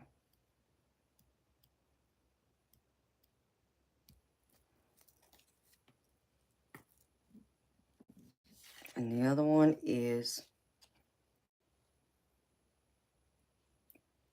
guidance system. I love using my emotions as a guidance system. They show me how close or far away I am from what I want. When I am feeling joy and doing the things I love, I am in a state of allowing for my desires. I notice when I am feeling low vibrational thoughts and shift them to release resistance. That's the other one to notice. Use it as a guidance system, a guidance tool. There you go, beautiful people. Mikey, I don't speak Spanish. See something.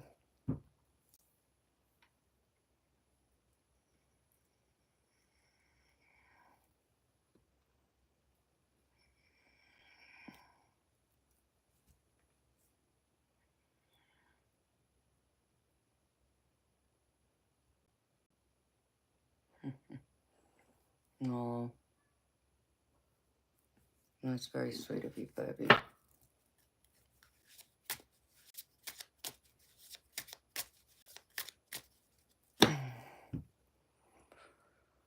Hold on.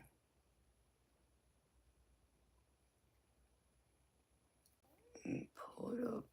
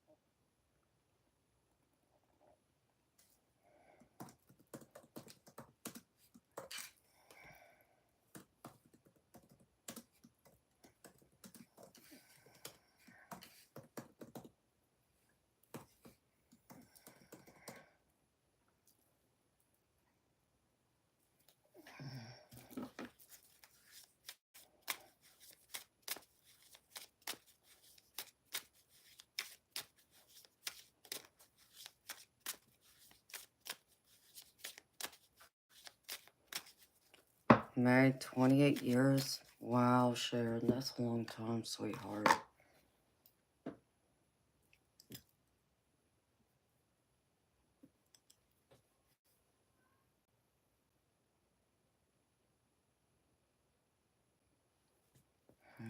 Baby, can't do it on the weekend.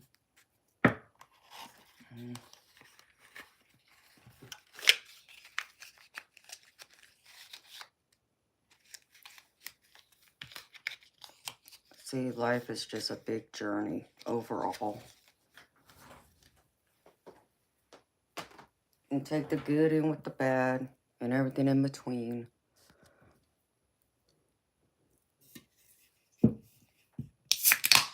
Okay.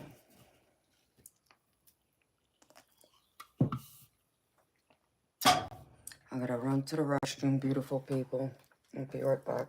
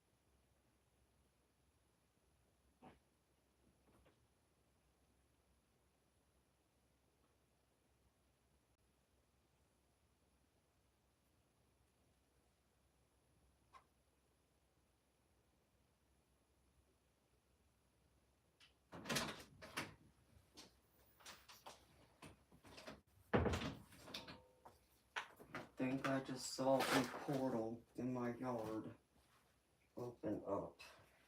Diane.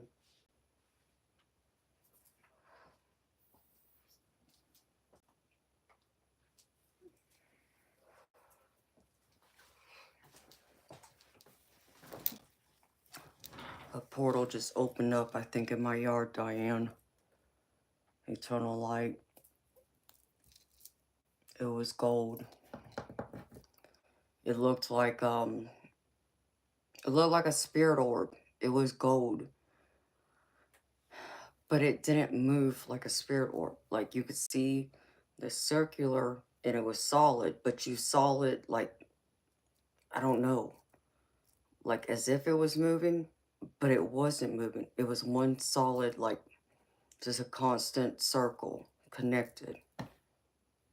So I think there's a portal in my backyard now.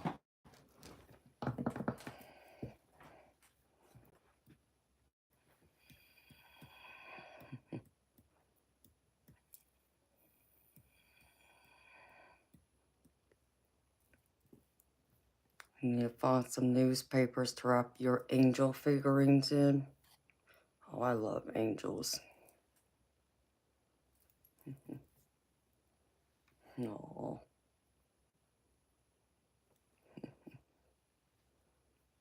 Thank you, baby. Appreciate you. I feel like Spirit's trying to open up a doorway.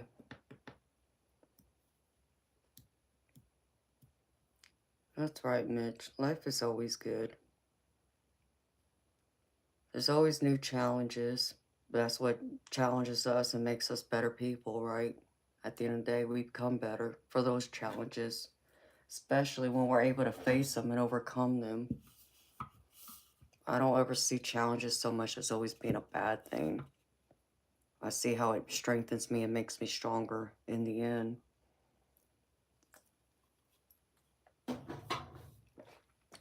It's all in your perspective, baby. Oh.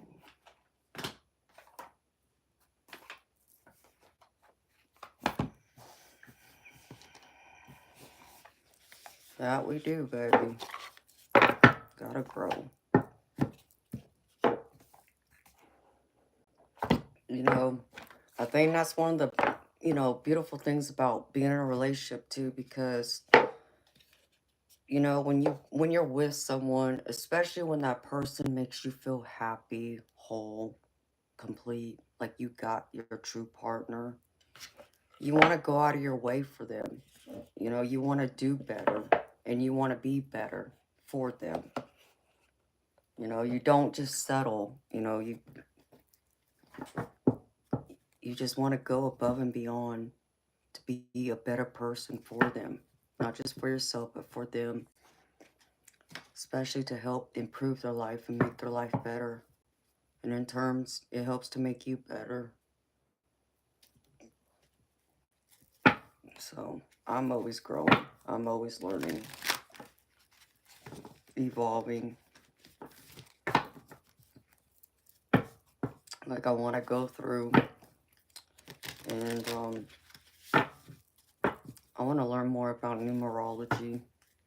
That's one aspect I want to go down to expand my spirituality, add to it, to understand it more.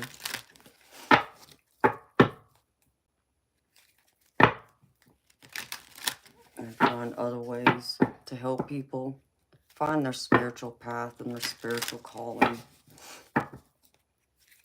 Someone told me I'm meant to be a teacher.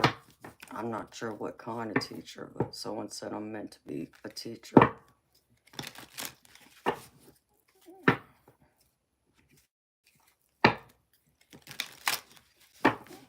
And I just figure what I'm doing now is kind of teaching, guiding people, but I guess there's something else to it.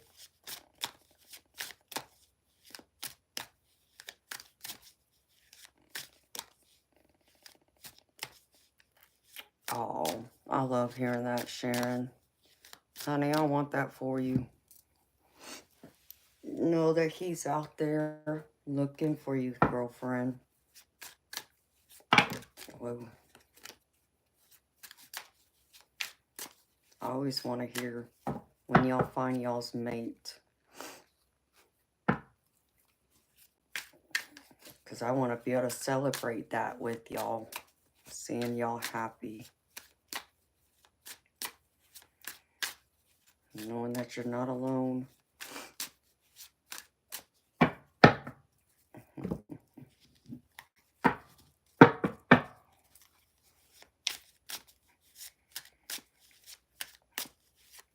Hi, Cast Loves. How you doing, sweetheart? Let's see. What's the news? What's going on? Shake up this vibe a little bit. Because that other energy was, ugh. I don't like that energy.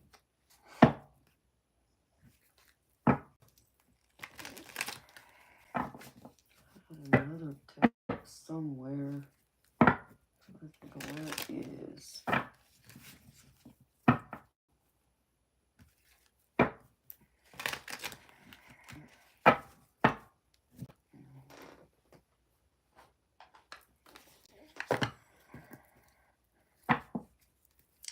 I want to be able to romanticize with y'all. Imagine this beautiful love story unfolding.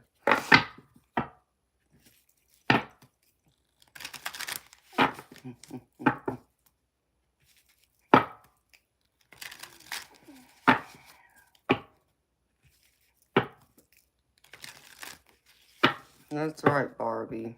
And that's exactly it, honey.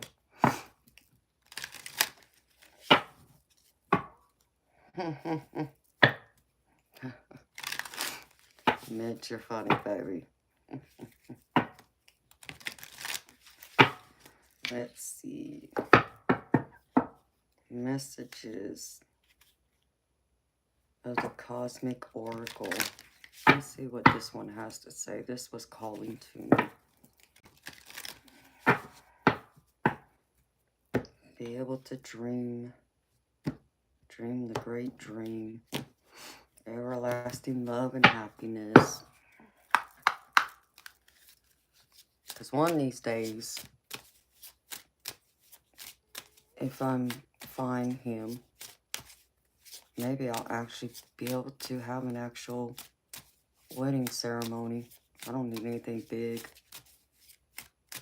I just want to be able to put on an actual real wedding gown.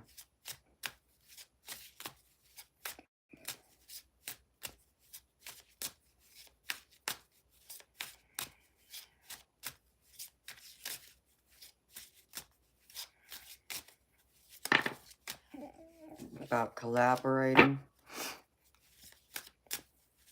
You know, beautiful. What, collaborating on what, sweetheart?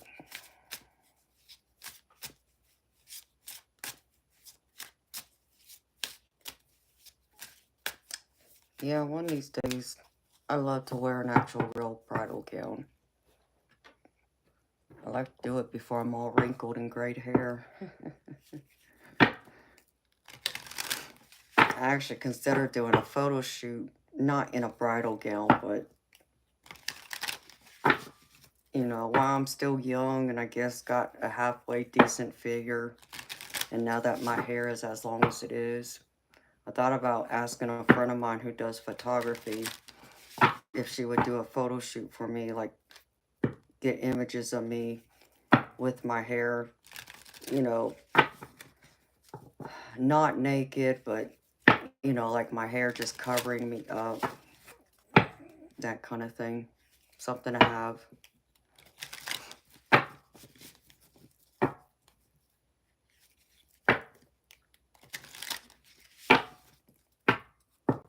What do you mean that went bad, honey? What happened, Cass? I didn't know you had your own channel. Of course, I always try and focus on the good, beautiful. I don't like that negative energy when I get it. I mean, I understand there's reality, and I understand reality, but I give the hardcore truth, and then I gotta, you know, balance it back out with positivity. Give someone at least an opportunity to decide for themselves to change it for the better. And not just say it's all gonna go to hell in a handbasket.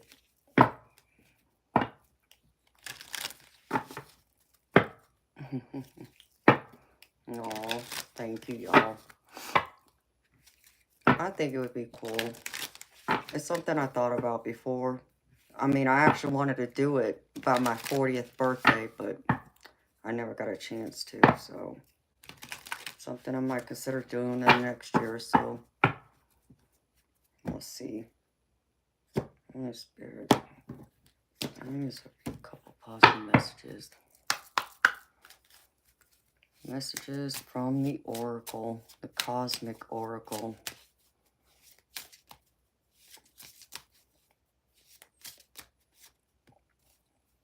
What has your inner voice been asking of you? Listen and act.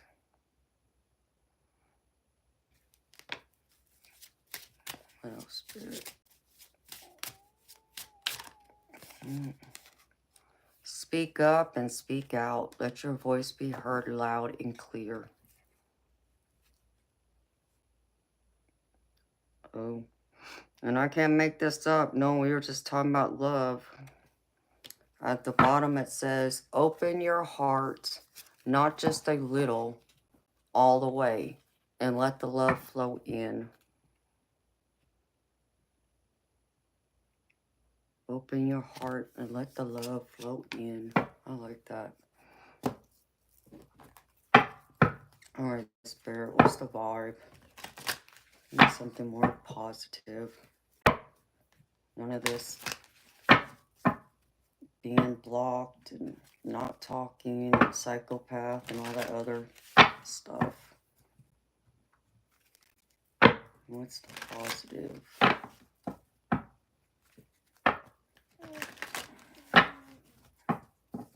Let love and light shine through. Please.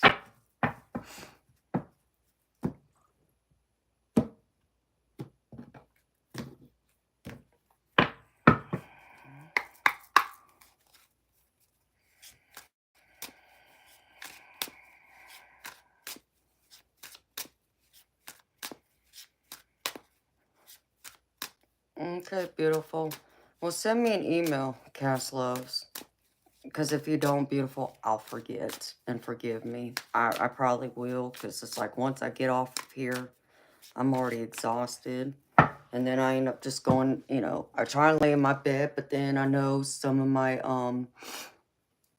my loved ones reach out to me then. So I end up on the phone with them, which I'm not complaining. I enjoy talking to them. So I get distracted sometimes that way. So send me an email, beautiful, and we can look at it.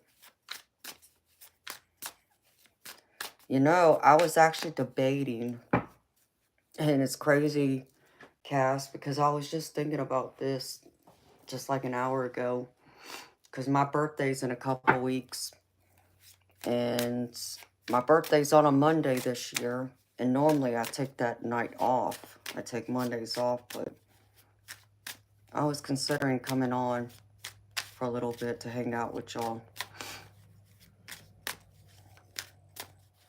And I was thinking maybe do a birthday hangout type deal. I don't know. It was something I was thinking about though. Because I ain't going to have no plans.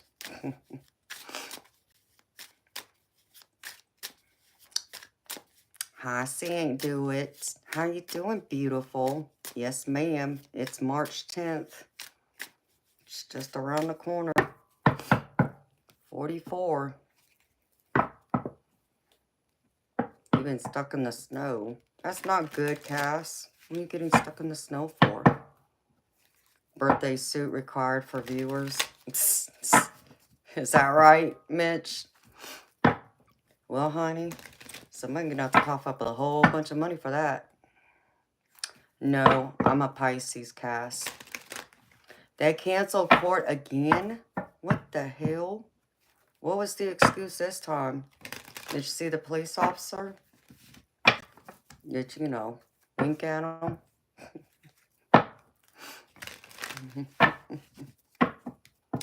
I know you're joking, Mitch. But yeah, be in my birthday suit. So many people be paying me to put my clothes back on.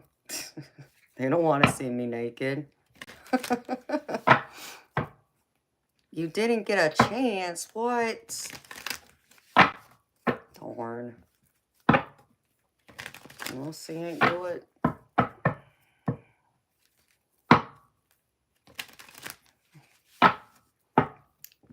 Hello, Wing Wing Hero. Well, I don't remember seeing you before, sweetheart, but yeah, I'm still here. I stay on for several hours every now and then. I've done 17, 18-hour lives. Is it, Cass? Mine's in Taurus, but I'm an Aries rising. I'm the best of all three worlds wrapped up in one. Got a little fire, a little water and ice, and some dirt to throw in there. Spirit. What's the vibe? You love astrology? I don't know. I really don't know a whole lot about astrology. And you know, it's always... I try not to use astrology in my tarot readings because, like an example, this would be like a love reading, right? You know, I'm the person, I want to guide you towards your soulmate, you know, your love, who's supposed to be in your life, right? And if I tell you someone's coming, and let's just say I turn over the Justice card, which is for Libra, right? Well, if you think it's only going to be a Libra that's coming in for you, you're going to stay focused on looking for that Libra, and you're going to put everyone else to the side. But here's the thing. What if that person is actually a Libra, but they just don't know it? Okay, so they only know their sun sign. They don't know their moon or their rising sign.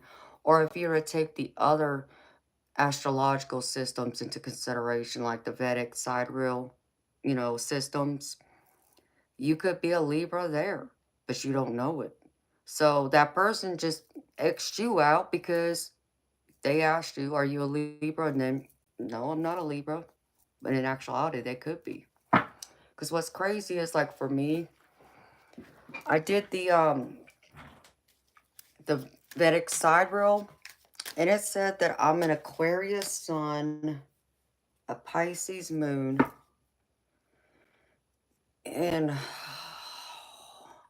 I want to say a Capricorn rising, or it was like a Libra or Virgo. It was something like that. So the only thing that comes into alignment with the tropical western is the Pisces, of course, but that one says I'm a Pisces moon, but at least the Pisces in there. The other two, they're nowhere to be found.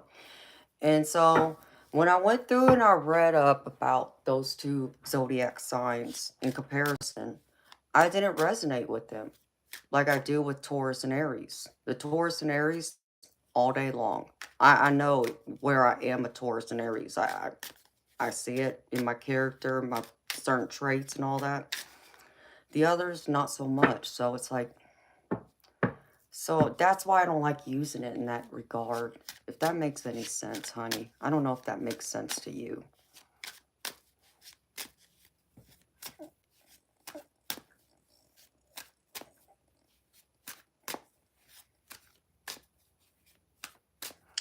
Well, beautiful. I love to hear about what you think of all of it, because I really would, you know, the astrology, and you know, I'm like on the fence with it when I bring it into tarot. I just like reading the energy, and then plus what my spirit guides tell me, and then like what your spirit guides would come and tell me about you, and as an example, you know. So TC, sweetheart, if you would like a reading from me, it's $30 US, sweetheart. But I get what you're saying too, honey. So, and I appreciate the other signs. Like I said, you know, I could see one or two traits, but it doesn't resonate with me like the Taurus, the Aries, and the Pisces does. I think probably the only other one that might have been like a little bit would be like the Virgo, but then I also learned like several, I think of like my planet placements or houses, something like that is in Libra. And it's like, wow, I never would have guessed that.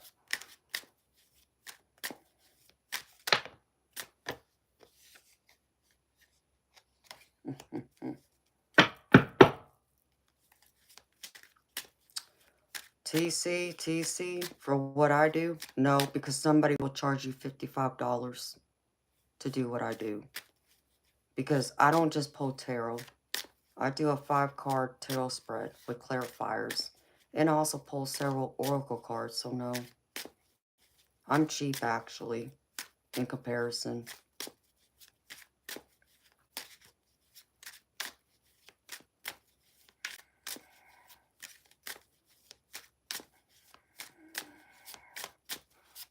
Alright, Spirit. And I'm worth it.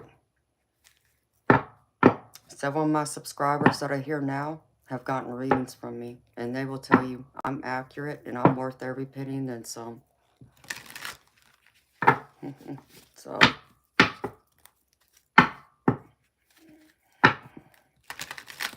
alright, Spirit. What's the vibe?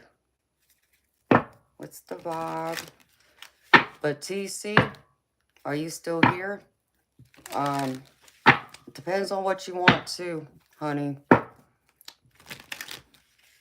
If you're still here, if you want to do a 3-card pull, I can do one, but it's $15. Just so you know.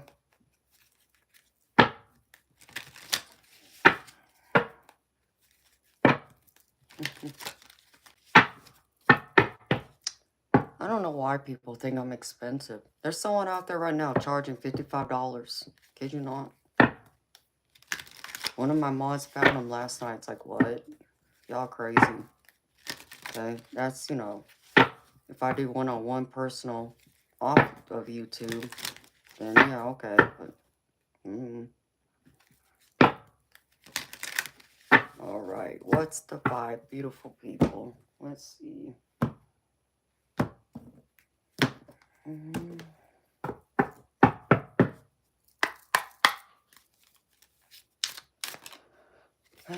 Yeah, they are. They're cheap. So you ain't do it.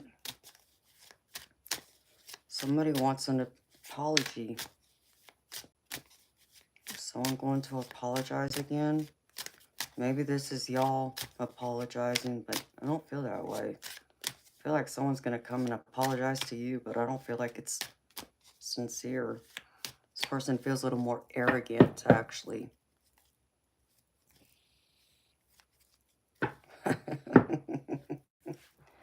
And that's a long drive, seeing do it.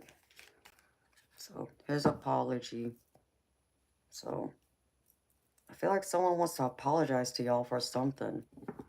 But I don't feel it's very sincere. That's the energy. I'm not getting it sincere. Ugh. Spirit.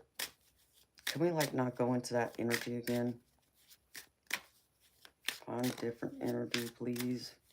Who else? What's the vibe, Spirit? Uh-oh. We got a psychopath. Meow. Y'all got a psychopath y'all dealing with? Abusive, conniving, unpredictable. Oof. I hope y'all cutting ties with them too.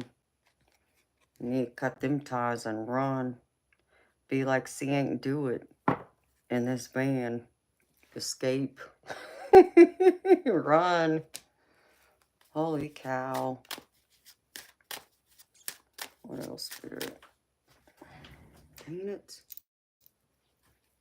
Like this cord and this stupid... This floor is tearing up. Don't know why.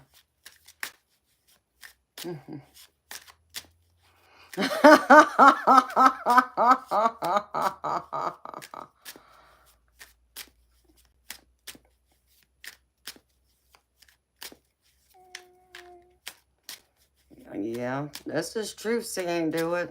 They don't realize how deep and detailed my readings are. To think that I'm asking a lot when I put $30 on there. I mean, that's crazy. So you're right. People are cheap.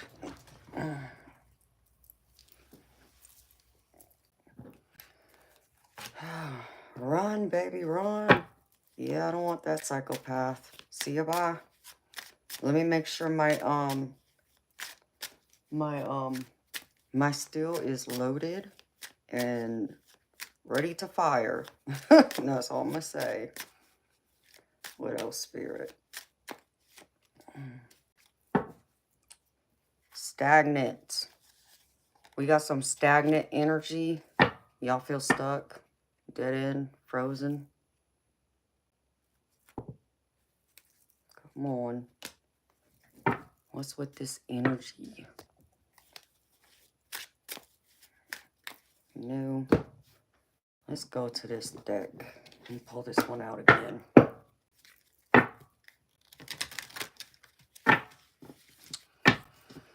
Absolutely, Diane. There's that too. But you see, beautiful, you see how many of them don't understand what we do.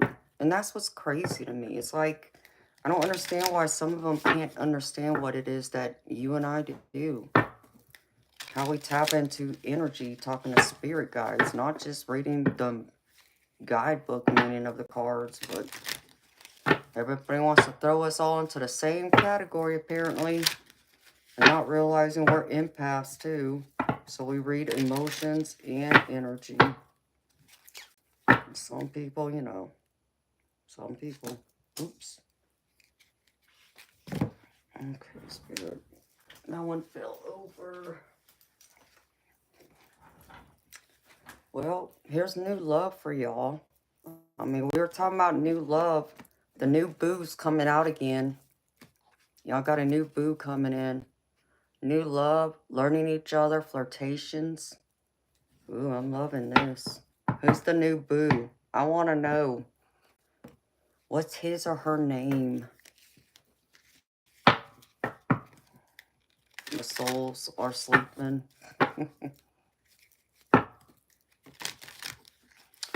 It's true, too. Diane, you're right.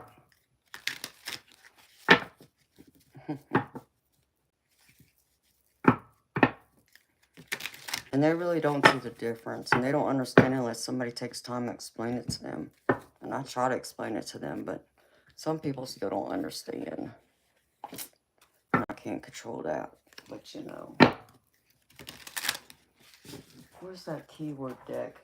There's this other deck I haven't used yet. I've been wanting to. Oh, here's the keyword deck. Let's mess with this too. Why not?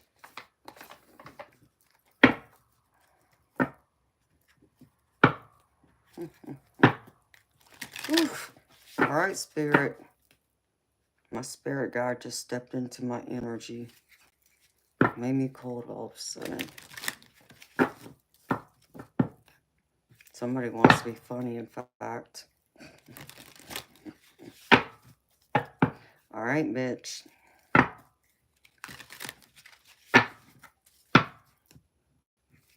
I picked up what you was thinking, baby.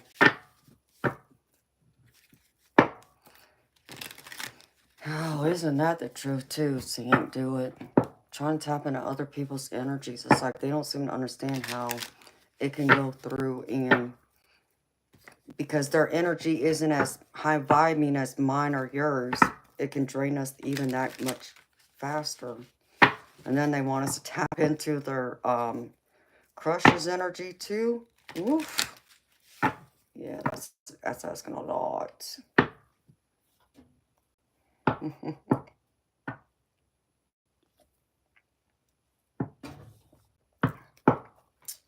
Yes, I do, Mitch.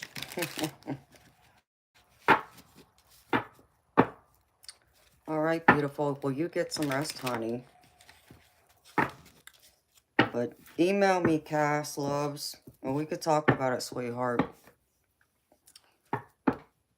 I mean, I know I need to collaborate with a few people, and I feel bad because I haven't reached out to them yet. So I need to. But a couple of my soul sisters I do got to reach out to.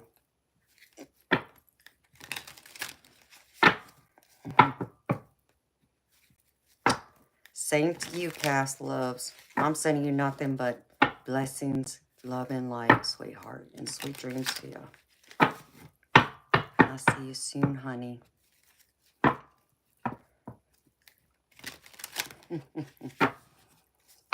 Yes, and then you have to recover from it, too.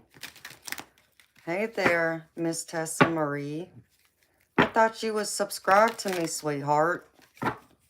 You gotta make sure you're subscribed to me. And you gotta hit the notification bell that selects all. That way you'll see when I come online, honey.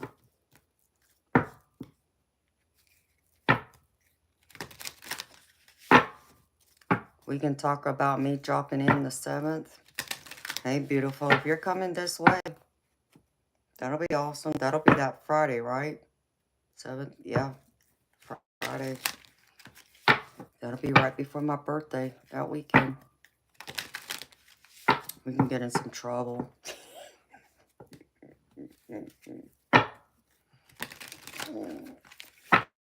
All right. What else, spirits? What we got going on here with this new boo? Y'all got a new boo. I want to know who the new boo is. Forgive me for being nosy. I always get excited when love comes in. All right. Uh-oh. Someone's spilling the beans. Cat's out of the bag. Uh-oh. Someone's spilling secrets. Who's spilling the beans? Oh, no wonder. We got fake friends at the bottom. That explains it. Frenemy. Fake friends, two-face, hidden intentions. That would explain that one right there. That feels like some of that energy I felt earlier. Yikes. All right, Spirit, come on now. Tequila's in stream. Diane said, nope, no alcohol.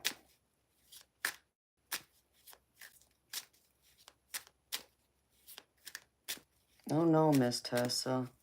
You know what, sweetheart? I have heard other people say that too, though. And what's crazy is I had, what was it? I've heard other people say that. Like, they go through and they subscribe. But then it's like YouTube goes through and unsubscribes them. And don't look at me, honey. I wasn't trying to do that, but, you know. Yeah, make sure your notification for me is on, sweetheart. You started a new book. Cool beans. Good night to you, beautiful Cass. We'll talk soon, sweetheart. Just stay in touch with me, honey. You gotta email me, like I said. Otherwise, I might forget.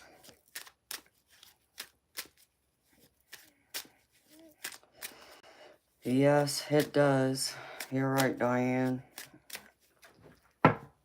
That would have to be a night we ain't talking to Spirit. I'm going to tell Spirit, you take the night off. We're going to go have a few drinks and have a little bit of fun. Feelings Buried Alive, Never Die. That's the book. Never heard of it, honey. All right, Spirit, what else?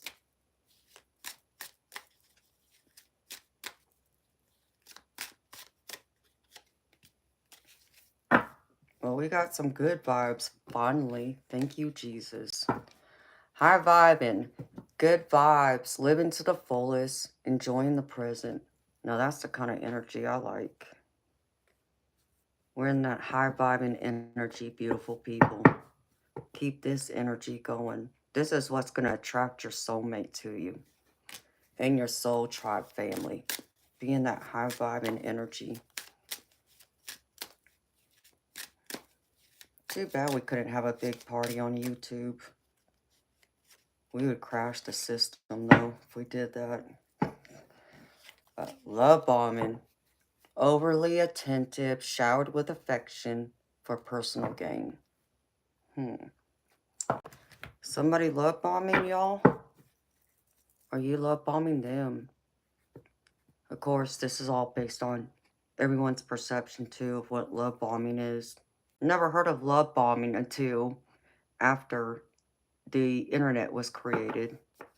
And years after I had already gotten married, so all this term's new to me still. Because then I guess somebody could have accused me of love bombing, but it wasn't for for personal gain or anything like that. It's just how I show my love and affection.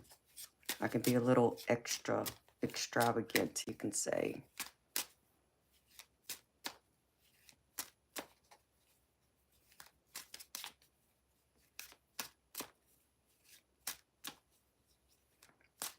Oh, really? Saying do it? That does sound interesting. Yeah, because I think there's other people who've been getting unsubscribed to me, too. It's crazy, because one day I'll see, like, it's one number of subscribers, and the next day it's like, you know, it's not a lot, but like a few will drop off. And I mean, sure, they could unsubscribe to me, too, but, you know, most people don't, though, unless they're just my haters, which they can, you know, go take a hike anyways. All right. Okay, this one fell out. Wine and dine. Ooh. Who's going out and whining and dining? I need to be wine and dine, dang it. Courtship. Consistently dating, romance, and passion. Now, this is the kind of energy I like. Wine and dine. So, open y'all's heart, beautiful people. That's what this last card said. Open your heart. Let love flow in. I still feel like love's coming. I still feel it. Even though there's this crazy energy down here. Love is coming in. This is true. Love and good date. Yes, Mitch. That's what I'm all about, baby. All right. Let's get to the keywords. What keywords can come out for y'all?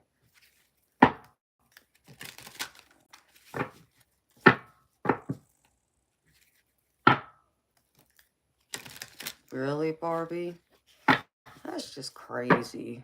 I don't understand why YouTube keeps doing that. You don't think you've ever been wine and dine, Miss Tessa Marie?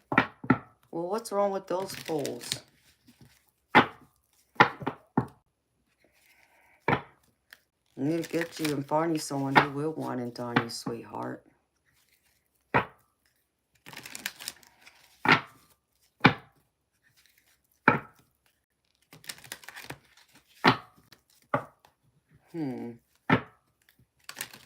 Alright.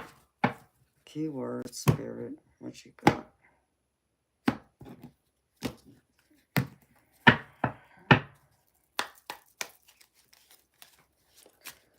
What's the keywords? Well, dang, spirit. I only wanted one. Let's try this again. Give me one at a time, please. One card at a time for my beautiful subscribers and friends. Now that we're in Friday, TGIF, I hope y'all got some happy, exciting plans.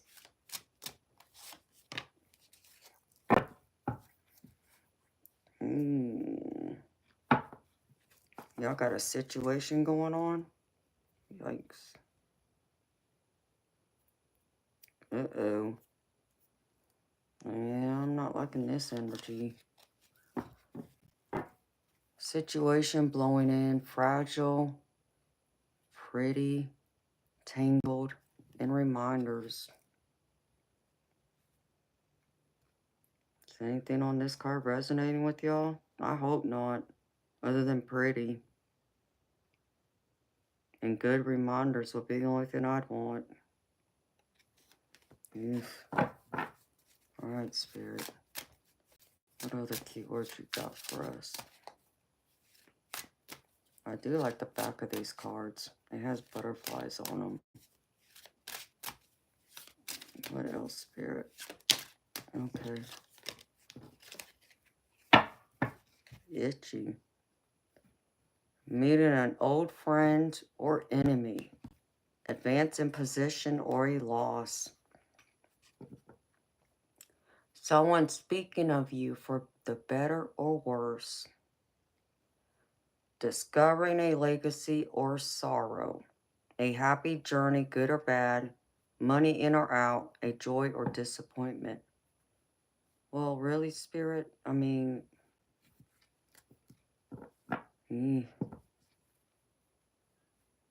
I feel like a journey is part of this. Meeting an old friend. Possibly romance. I get from that, but... a joy or disappointment's the other one I'm picking up from this card.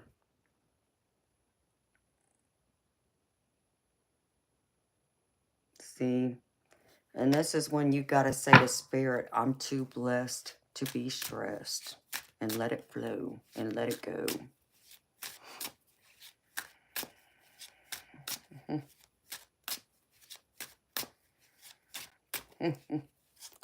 Yes, you are driving. You better be safe, girlfriend.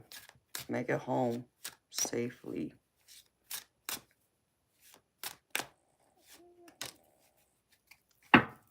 Cake. Ew. Festive. Caution.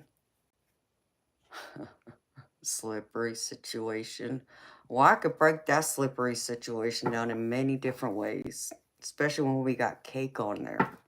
Birthday party. Well, my birthday ain't for a couple more weeks. Butt curvy. There you go, Mitch. There's your word right there, baby. Something delicious. Reward. Happening. Having your cake and eating it too. There you go. Cake and slippery could be messy.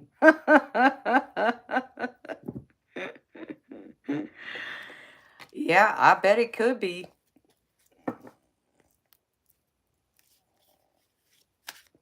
You let it all go, Sharon. Hey, beautiful. Like I said, I'm too blessed to be stressed. Period. I'm sure you like eating cake, Mitch. What kind of cake are you talking about?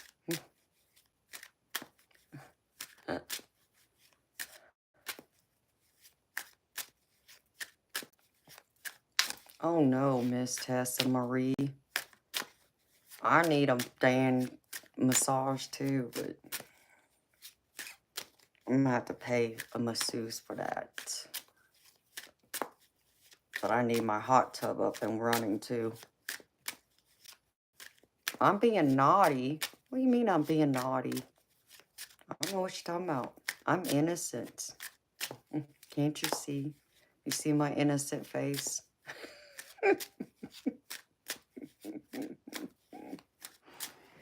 All right, Spirit.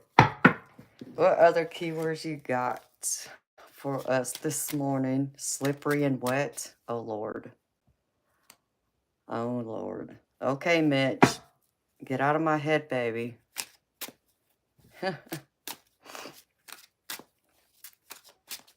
Hi, baby Steve Harvey. How you doing, baby? Yes, I remember. Ooh.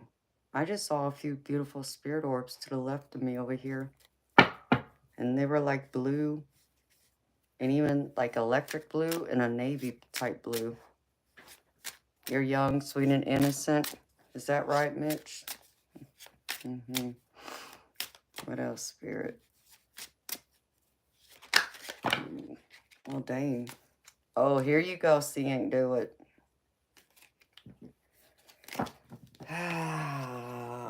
Police. Helpful person. Give assistance. Hiding. Be on the lookout. Things coming to light. Rules. You should ask for help from someone in authority and structure. There's your policeman, seeing, do it.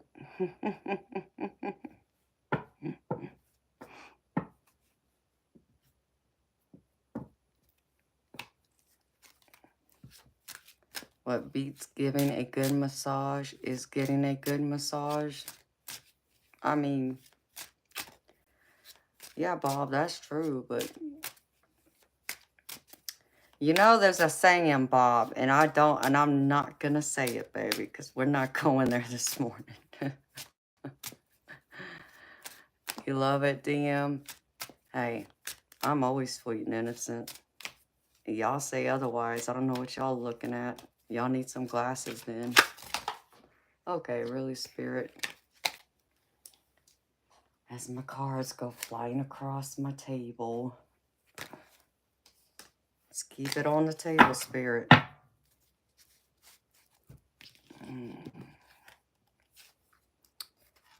Uh-oh. Codependency, clingy, needy, rescuer, helper, helped, fixer, chaser, runner, dynamic, substance issues, and addictions. Uh-oh. Y'all make sure y'all got, you know, a designated driver if you're out there drinking and, you know, letting loose a little bit. Hey, y'all don't hear no judgment from me. Just be safe about it so you don't get in trouble. And try not to be as needy. One more, Spirit.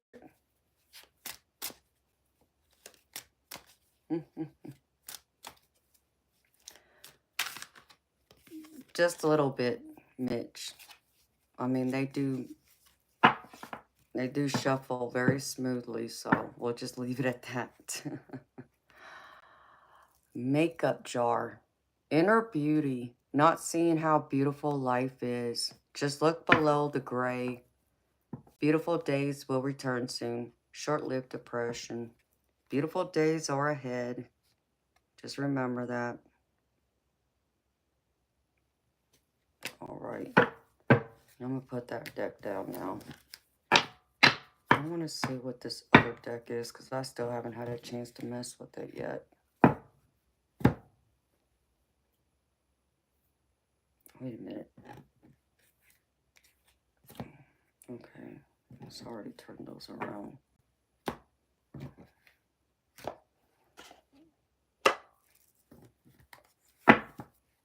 This one's called Spiritual Symbols.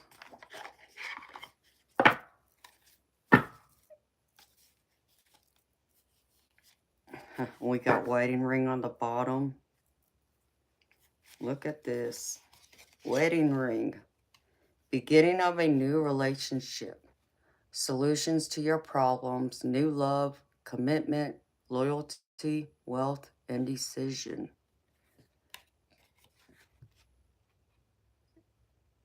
And the other side says suspicious, need to compromise, misunderstandings and arguments, anxious about your relationship. So here's wedding ring. But the way it came in was like this.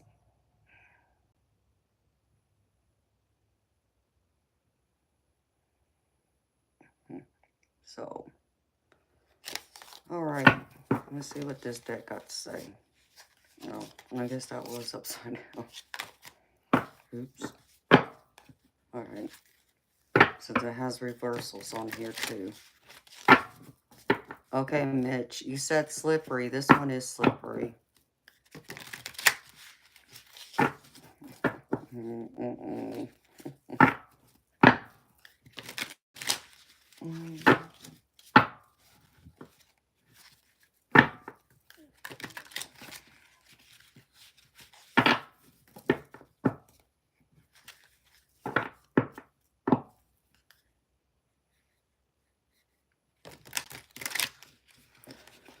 Oh, I use different decks, Miss Tessa Marie.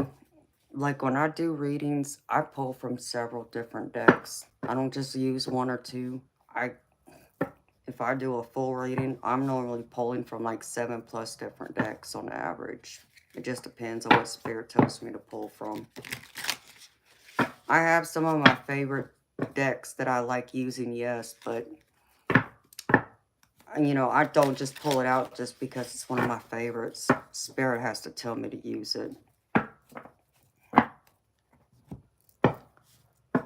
Yeah, it is 444 or it whiz. What's the name of the deck? What, this one? This one's called Spiritual Symbols.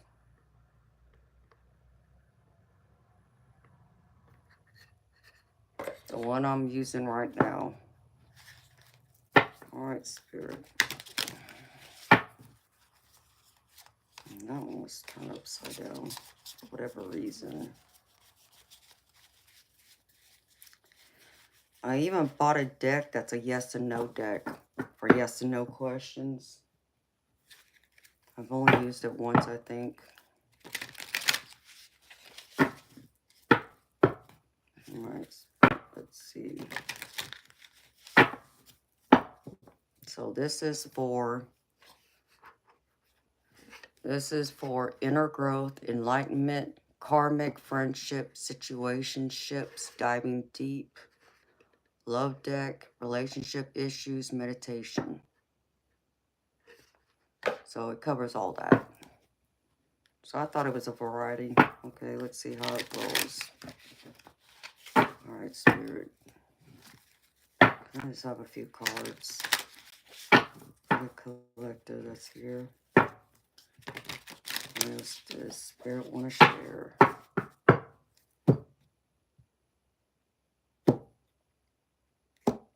There's a lot of energy that's shifting around though. I do pick that up. It's been shifting around all night and morning. And it's been moving around a lot in my office where I'm at.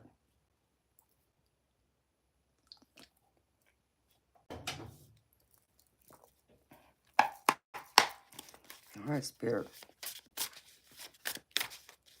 What messages you got?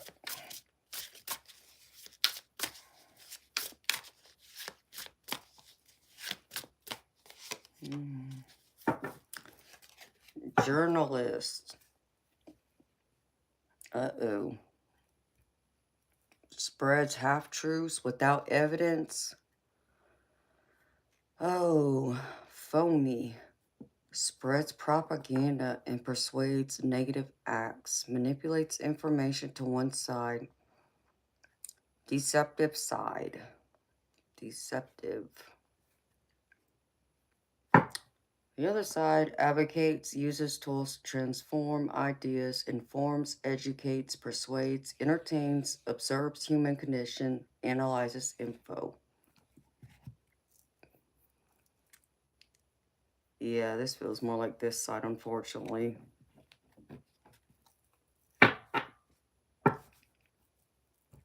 Someone's believing someone else's BS is what I'm picking up from this.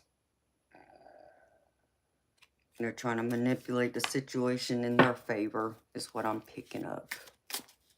That's not cool.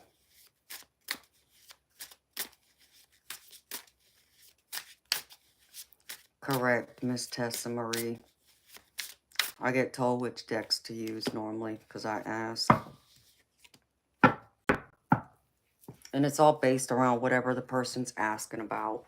If it's a general, I really just let Spirit guide me. Whatever the question, if they have a specific question, then I'll go and pull decks from that. But there might be specific ones Spirit pulls me to use more over than others. Uh-oh. Y'all feeling restless? Y'all packing y'all's bags? Trapped in instability. Resist impulsive urges to find steadier ground. Y'all packing y'all's bags and going on a trip somewhere? Looking for more stable grounds? And then we got kids on a slide. But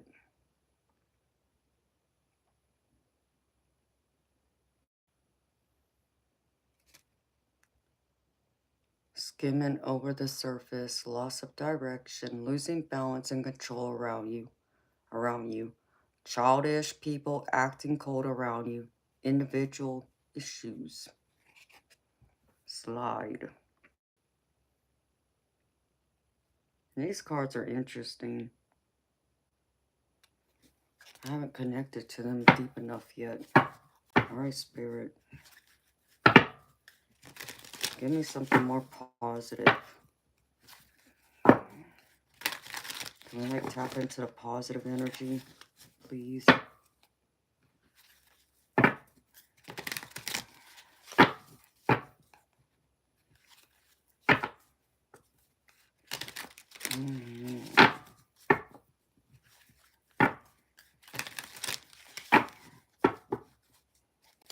Alright.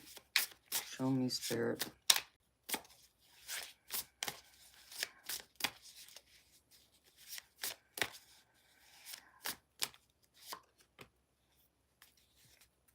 Epicure. No, I'm not feeling that. Oh, here we go. Adventurous, insatiable appetite, open, upbeat, optimistic, open to possibilities, playful options, excellent communicator. So here we go.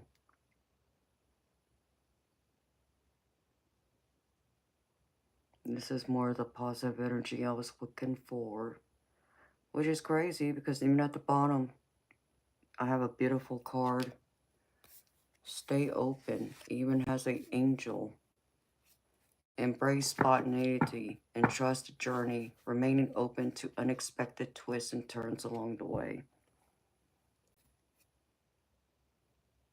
That's beautiful. Ooh. Someone might be getting a surprise.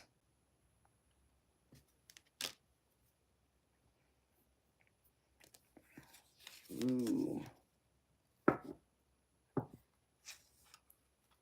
Stay open-minded and receptive to the magic unfolding in your life. Accept a surprise. Okay. Now that's an ugly creature.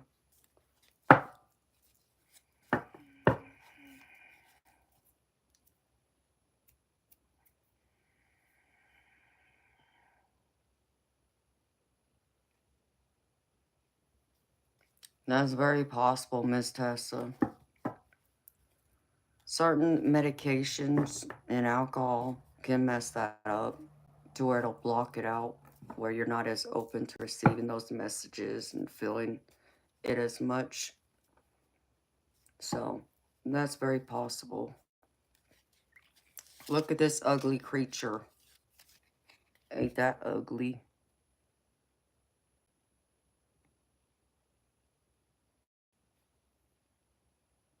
This is like one you'd be afraid of going to sleep because it's going to come haunt you in your dreams type. This makes me think of someone in particular, Miss Diane. And I know he's probably sleeping. I'm going to have to leave that out for him.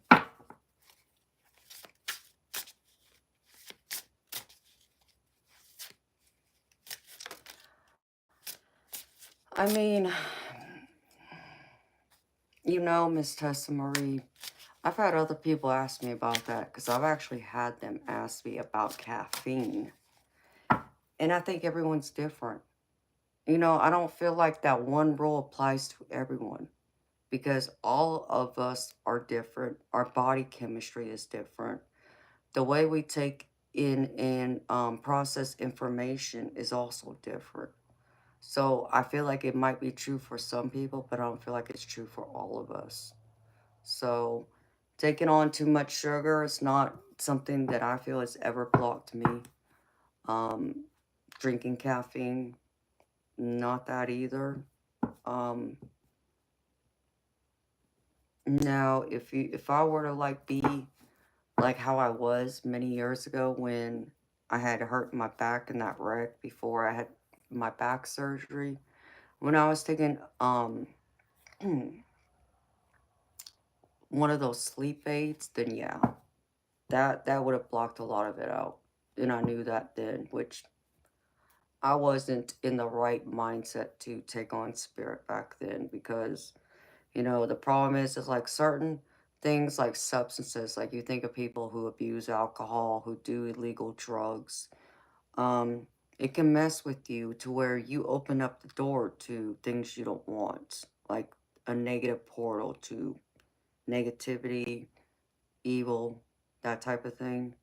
So it's like people like me have to be careful about using, you know, illegal substances, which I don't, um, or drinking alcohol. Even just a little bit can throw me off, so I avoid it. That's why I rarely drink. But yeah, I do understand that. Yeah, Diane, same way. Sugar don't block her either, but meds, some meds and alcohol can. Diane, does this remind you of someone? It just makes you automatically think of them just because. He's gonna kick my butt. He's probably watching right now, playing like he's asleep.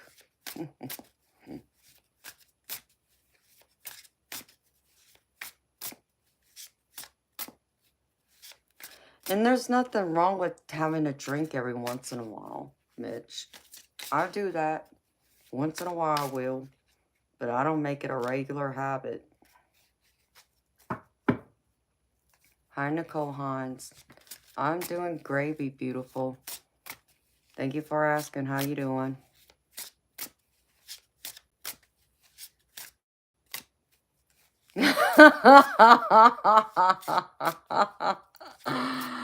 Oh, I'm sure I would just send it to him. Take a picture. Yeah, I thought of you when I saw this. He would know either way. Especially being tied into me.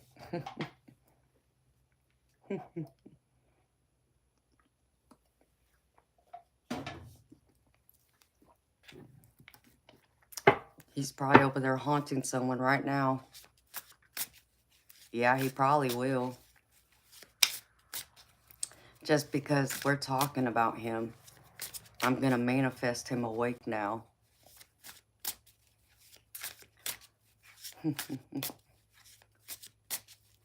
Working on moving to a new place. Moving sucks. Hey, Nicole. I completely understand that, beautiful. I've been living in my house 8 months, and I'm still not unpacked. Most of my stuff is still boxed up. So, I get it, honey. It does suck. Hello, Victoria. How you, beautiful soul? From Southern California.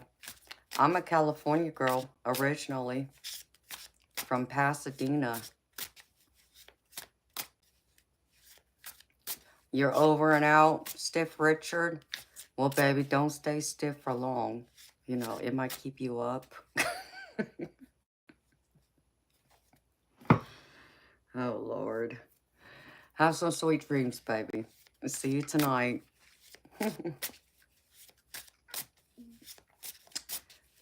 You're shouting in my head. Oh, he probably is thinking that, too.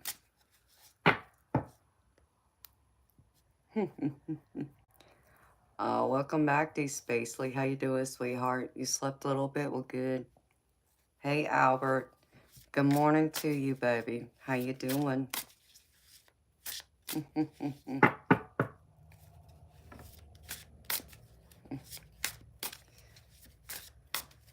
Got any feelings?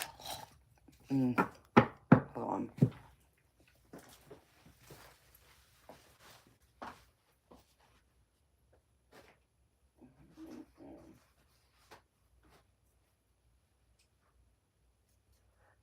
Yuck.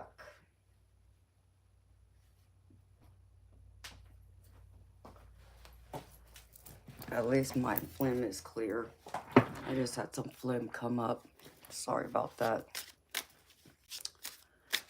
Libra men and Capricorn ladies. Victoria, Libra and Capricorn are both air signs. Right? No? Am I getting myself all mixed up? I think I am now.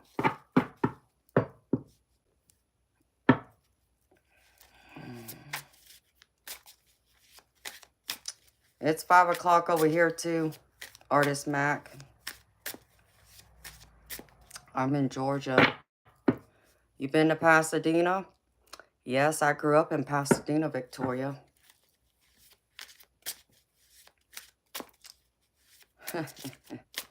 Artist Mac, I'm not doing signs, baby. I just do collective, and I do paid readings. I'm thinking I will start doing zodiac signs down the road, but my channel's gonna have to grow a lot more for me to start really getting into that.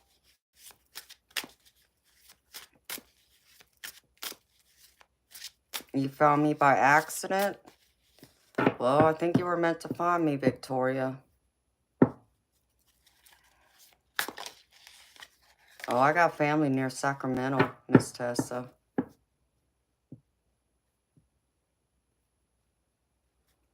Capricorn is Earth. I knew I had it backwards, Diane. It's like, no, that's not right. I had it backwards. I knew I messed up.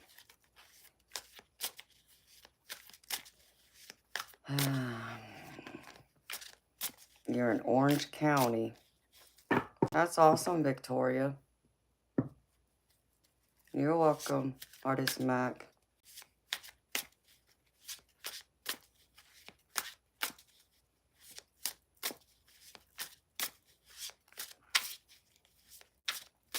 So, what's water, earth, Victoria? I know Libra's an air sign.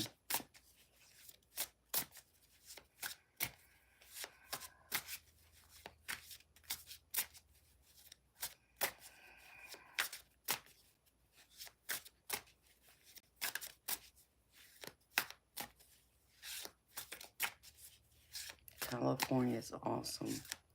Yes, it is, Miss Tessa Marie. I miss it, too. I do miss home. Okay.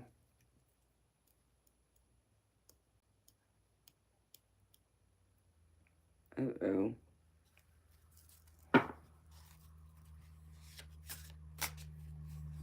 Really, artist? Why is he so awful, sweetheart?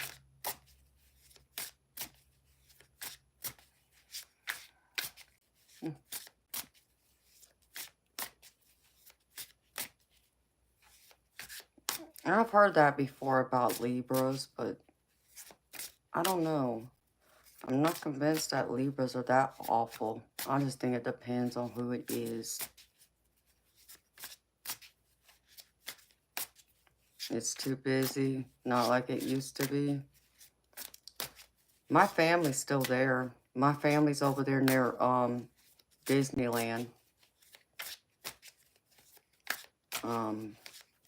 There's a community college over there.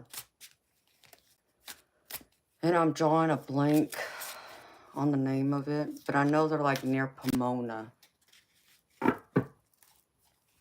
Good morning, Anne. How you doing, sweetheart? Remote control. This just made me laugh for some reason. Do y'all fight over the remote control when y'all get in a relationship with someone? See me? I just hand them the remote control and I just walk out of the room. I'm not into TV like that, I guess. Being totally controlled or subservient. Pushing other people's buttons. Mindless to controlling. Cliquish. Narrow-minded. Yeah.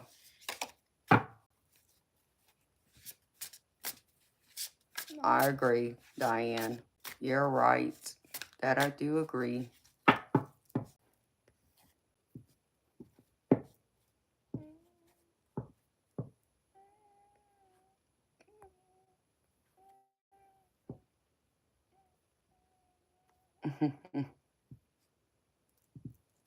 Do you, Victoria?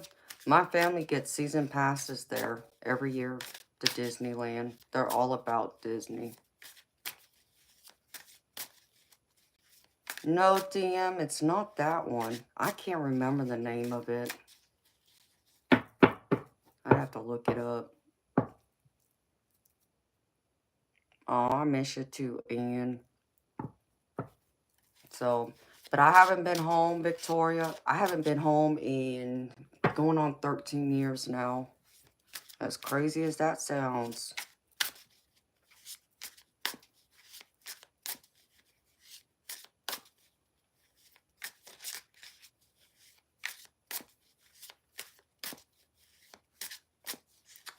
Artist Max, sweetheart, ain't nothing you can do.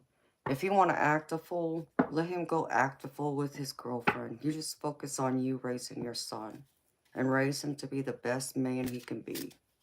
You know, you raise your baby boy to treat women right and to make sure he takes care of his mama, which I do feel he's a mama's boy. So, you know, he can watch his dad act a fool and go chase after that other, I was fixing to say a word. Thank you, Jesus, for stopping me. Go chase after that other, keep this classy, Amanda, rat. And, you know, you'll find there's more mice to come, you know. You can't force people to act a certain way, behave a certain way, be responsible. Even when they have an obligation, they know what they should be doing, like taking care of their child. Some people just don't grow up, sweetheart. And there's no point in wasting your time and energy trying to convince them to do right, you know. Unfortunately, there's a emptiness or a lack in the way they were brought up to, you know, be the traditional person to take on their responsibilities, you know, knowing that, you know, as I was raised, you know, if you can go through and spend time laying down, making that child, well, you're going to spend the time and energy to raise that child. He obviously doesn't understand what that means. And I hate that for you and your baby boy, but honey, you just got to keep going. Keep raising your son. Focus on the positive.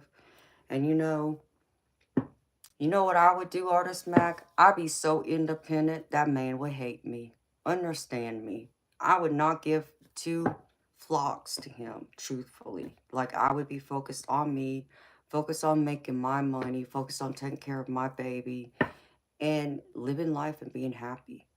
Because there will come a day he's going to find himself in misery, and he'll come crawling back and want a chance and want to work things out. And you're going to be too strong, and it's like, be gone, you know, and you're gonna catch the right man who's gonna come into your life, who's gonna want to be there, be your knight in shining armor, and also play a role in your son's life. That's what you need to be focusing on. Leave that guy alone. He's not worth the energy and the time, honey. Your mom's a narcissist, Victoria. I'm sorry, honey.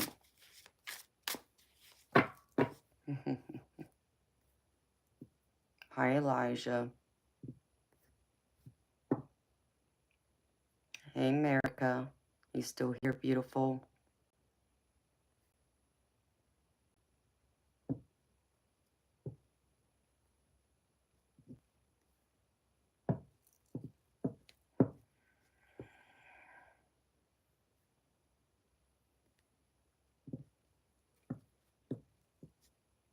Yes, you have to put in effort for kids. That's exactly it. Exactly. Say it, do it. You're welcome, Artist Mac. Focus on you, honey. You can do so much better than him. And you gotta know that, though. You gotta believe that and live it. You know, be true to it. Because do you know how many guys come in here? Like, let me tell you something, artist. And I'm not trying to toot my own horn, okay? But my mods and even a few of my subscribers can even tell you. I get guys coming here all the time talking about, oh, they like me. They even like are in love with me. They care about me and want to do this and want to do that. It's it's all this, honey. Their actions ain't backing up their words. It don't matter what they say. Your actions are going to line up with your words where I'm going to know you're serious. And it's not to say, and I'm not dismissing the ones who have, okay?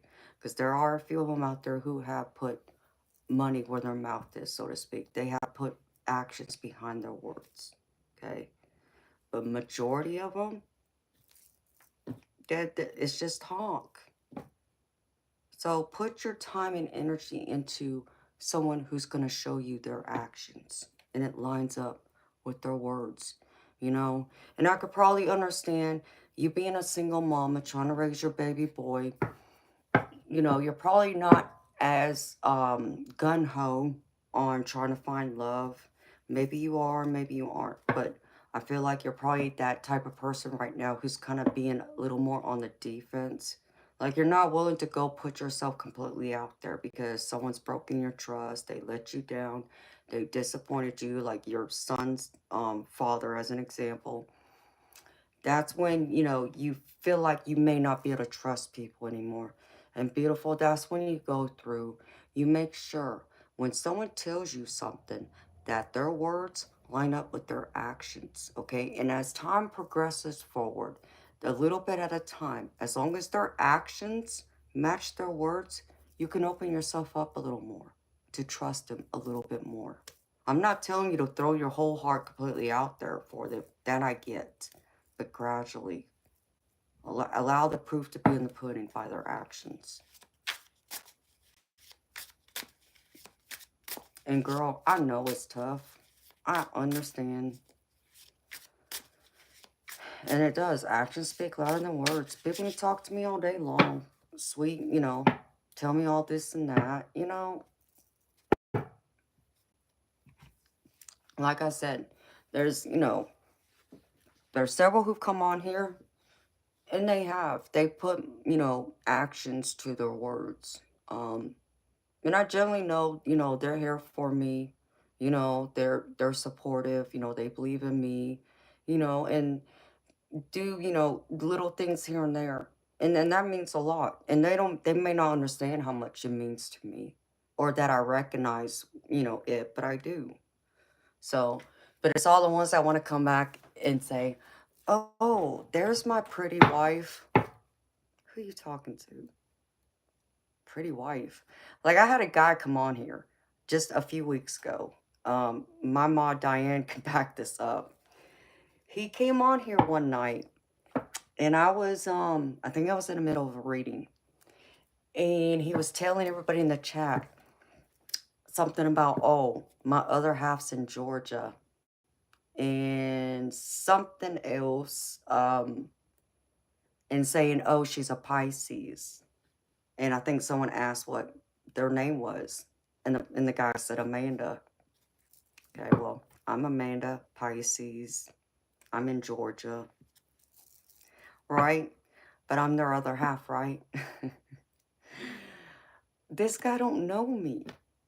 He does not know me. He didn't even know what time my stream started, let alone when it would end, okay? Doesn't have my number. Doesn't know anything about me, but I'm his other half.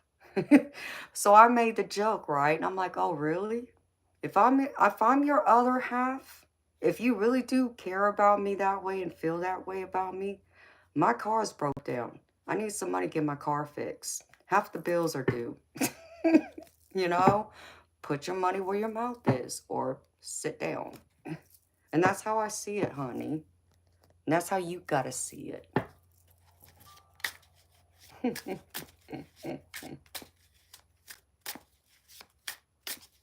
Exactly. Exactly. How am I your wife? And my car is broke down.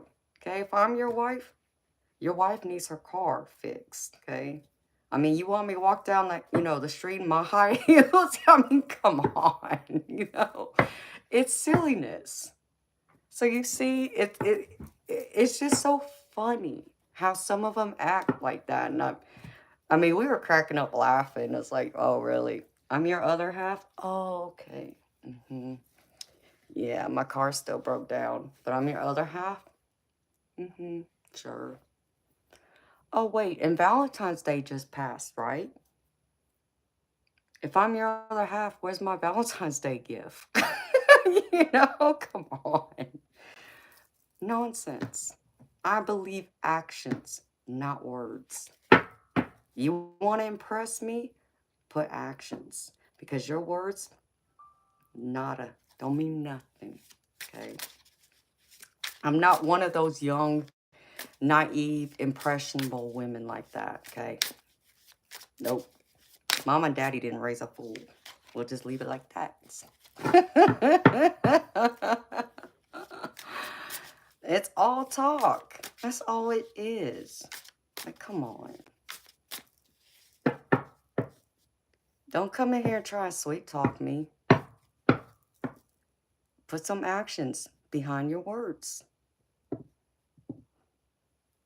Yeah, I mean, Elijah, hey, just give me the money for the bus fare and I can add it towards fixing my car so I can drive my own car. But it just, silliness. That's all I'm saying. So focus on that. Hi, Rhonda. How you doing, beautiful?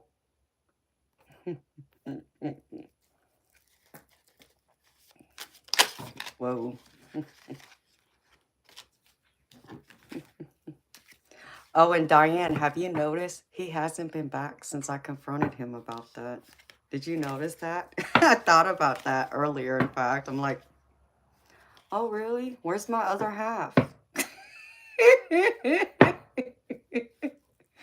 like, yeah, that's what I thought. Too funny. Yep, he never came back. I haven't seen him since then. He didn't think I would go there with him like that. I'm not afraid to speak up. And I wasn't trying to embarrass him, but it was like, it almost embarrassed me to talk that way. And I know my mods are like, what is this guy talking about? My mods know me. We talk outside of YouTube. I got their numbers. We're connected. So if they don't know about him, it was just funny. It was so funny. That's all I can tell you, honey.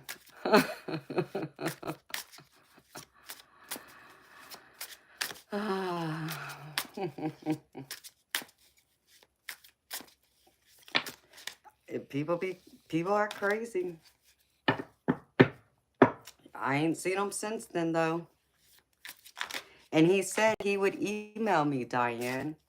And I told him I would email him that screenshot. I haven't done it yet because I was waiting for him to email me back first.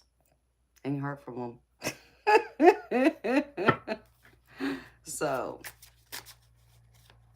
oh, Albert, you ain't seen nothing yet, baby. You get the rest of us together. We can be very funny.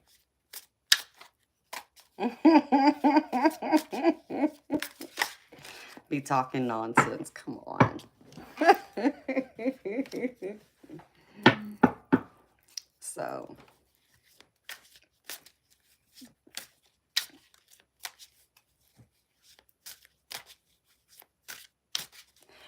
Exactly.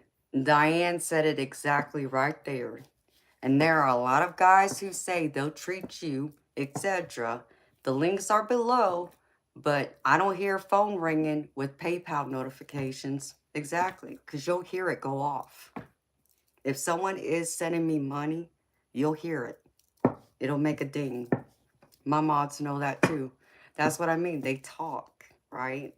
Oh, I'll treat you right. I'll do this. I'll do that. Oh, really? Mm-hmm. I don't hear my computer dinging. Come on.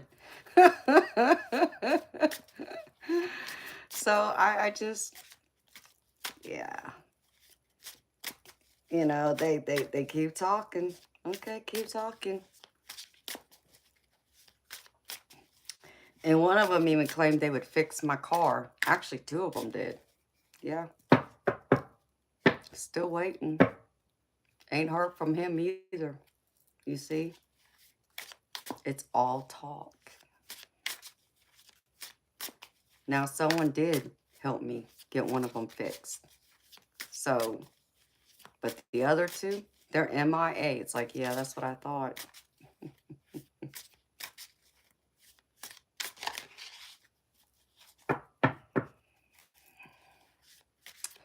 Victoria, I do personal paid readings and then I do the general collective.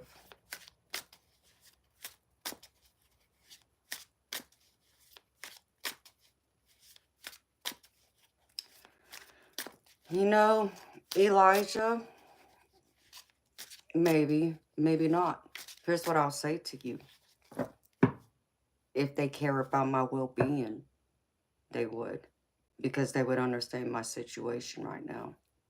So, I think we're going to have to agree to disagree on that one, baby. Actions speak very loud.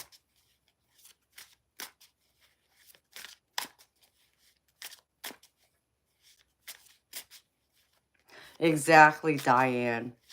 You suggested to one to buy a reading, but he insisted on buying wine instead. It's like, yeah, okay. You say so. Because Elijah, here's the thing. This is what you got to understand, baby. This is how I make my living. This is how I pay my bills. It's through this channel. It's by doing paid readings. So again, you know, if they care about my well-being, if they still want to see me back on this channel and see me stream and see me, you know, being able to eat and all that good stuff, they would still send me money. They would make a donation to back and support this channel. So, that's just it right there, baby.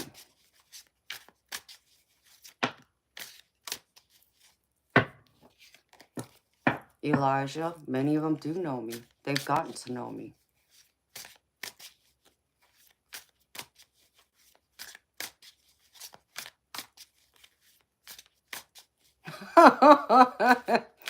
Exactly, Diane. That too.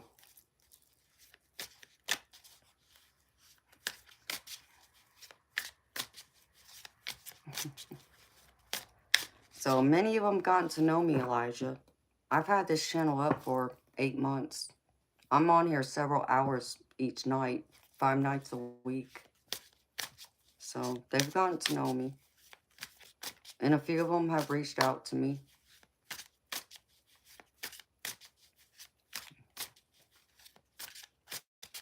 Speaking of, there's one of them right there.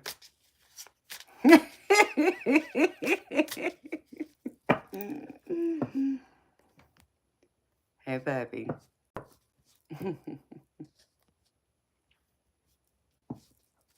That's right. I need a roof over my head.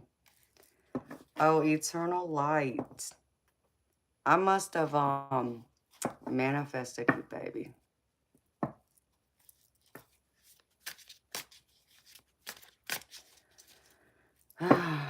Albert, what do you mean if I got everything I wanted?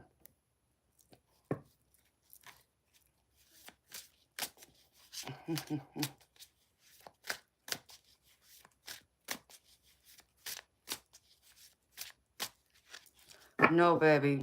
Elijah, many of them been on here with me for a while. They've gotten to know me.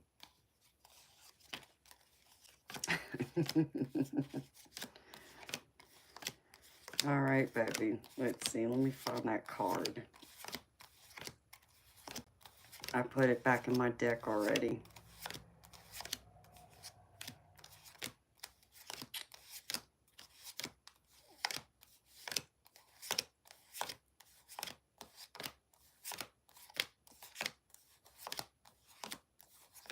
I mean, and Elijah, look at it this way, baby.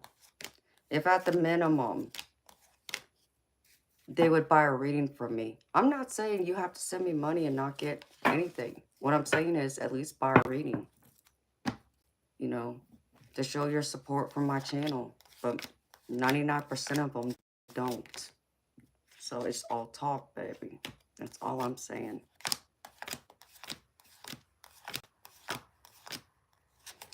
Eternal light. Here you go, baby. When I saw this, I was thinking of you in nightmares. This is in one of my decks, baby.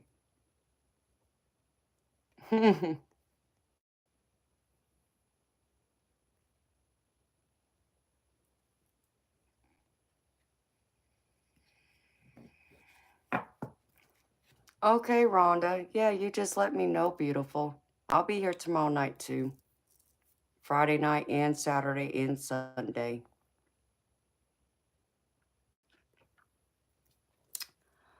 Rhonda, there's the options in the, if you look in the chat, you'll see my name highlighted in yellow. You can click on that, and there's a PayPal link. There's a Buy Me a Coffee link. And I also have Venmo and Zelle. And all you have to do is go to like the Venmo or Zelle to put my email in there. You can pull it up that way.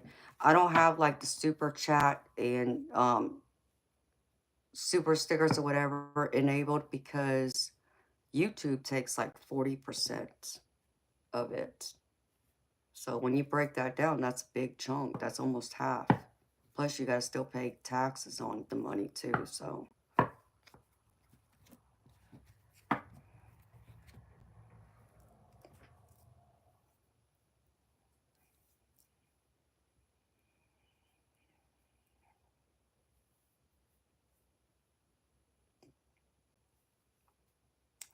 Albert, what kind of pressure are you talking about, baby? I can handle a lot. You'd be blown away if you heard my life story, baby. What deck? This is called Spiritual Symbols.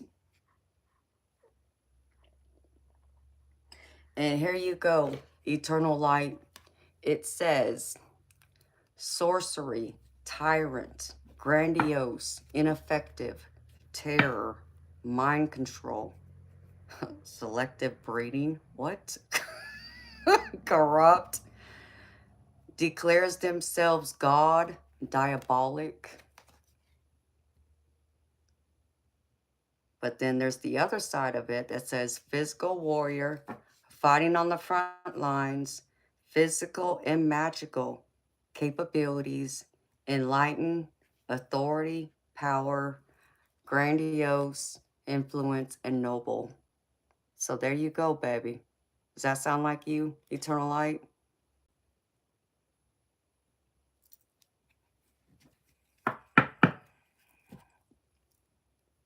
Elijah, that's true, baby, but love is always worth the risk, though.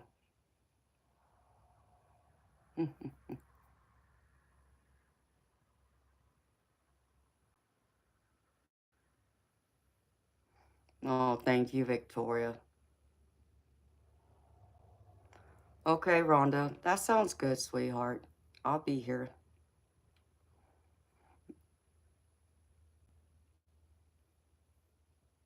It sounds like you, Eternal Light.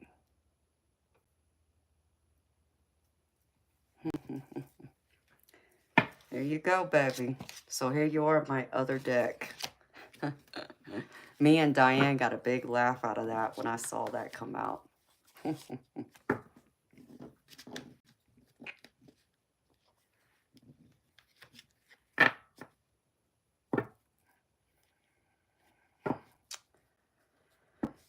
Yes, Artist Mac, you're right, sweetheart.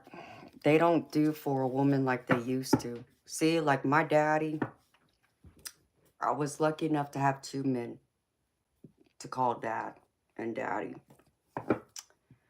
And let me tell you, if you showed up at my door to ring my doorbell to ask for me, oh, my daddy was in the living room cleaning his guns for anyone who came to the door asking for me.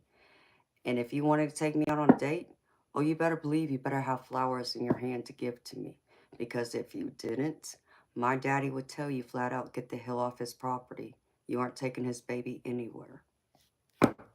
And you better not be taking me to no fast food restaurant. You better be taking me out somewhere nice or you ain't taking me nowhere. So I watched how my daddy and my dad treated my mama. And so my dad and my daddy did not play when it came to me.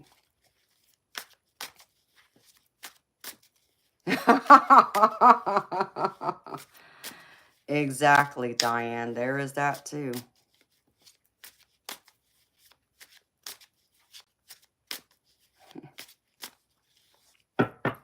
There's no point in opening your mouth or trying to make an investment saying you're going to do something and have empty promises. Why bother?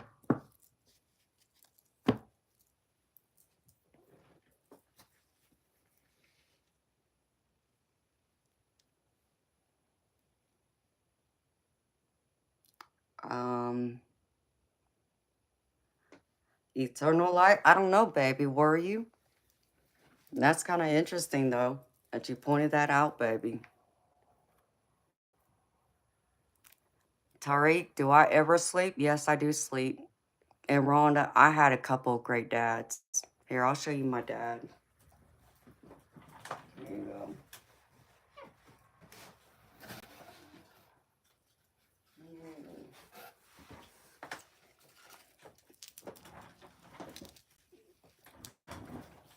Here's my real dad. Oh. And this is my stepdad. This is daddy. So, you weren't taking his baby anywhere. You better have come with some flowers and make sure you got a nice place to take me to.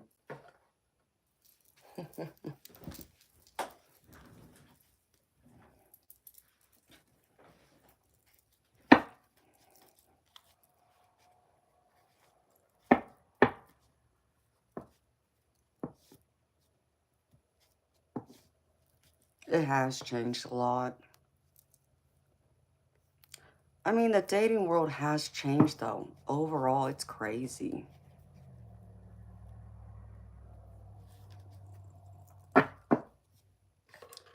You know,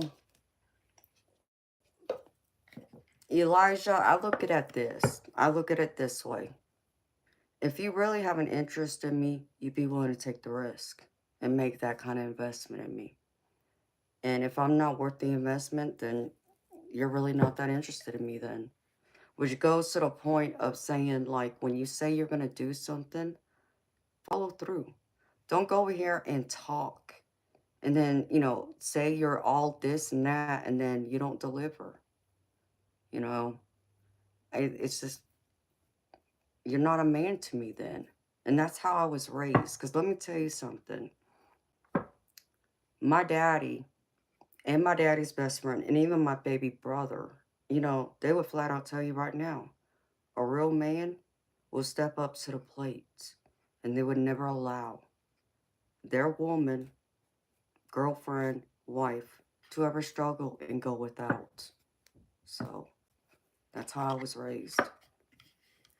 And most men can't handle that. They can't handle a woman like me because I have higher standards and expectations.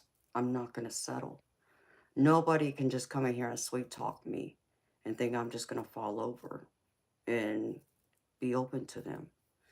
Show me I'm worth the time and the investment. And you'd be amazed at what you get from me. You know, but time and time again, there's so many guys out there who just say, well, I really like you. Oh, I want to take you out. Okay, what are you waiting for? Okay, until you do something that actually proves to me you're serious, I'm not impressed. That's what I'm saying.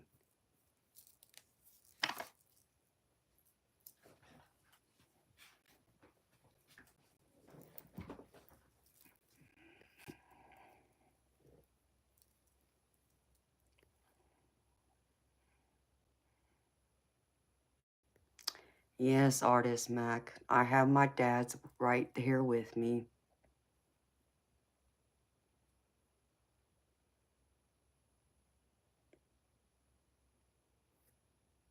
Yeah. So,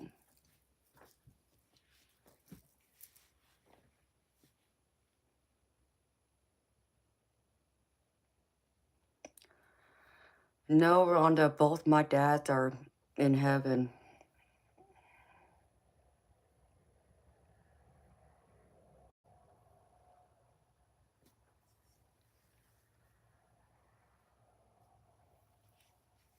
I look like my dad.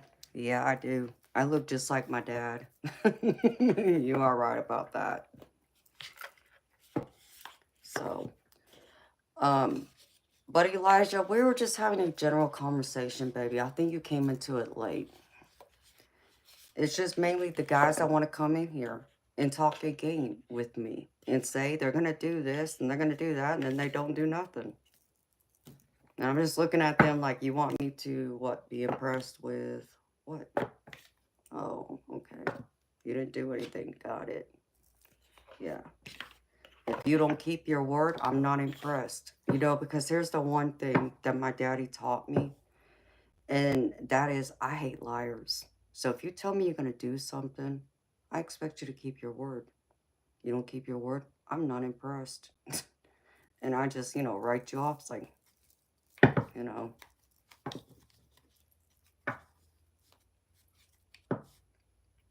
Hi, Zachary. How you doing, baby? Oh, yes, baby. It got deep in here, baby.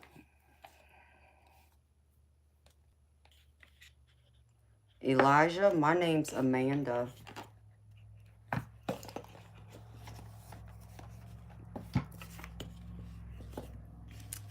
Oh, come on, Victoria. You're not always late, sweetheart. Y'all are just in time.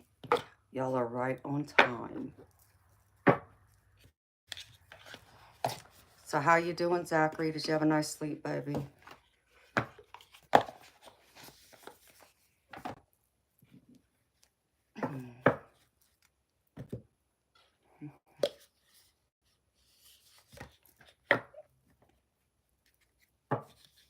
I'm happy to hear that, honey.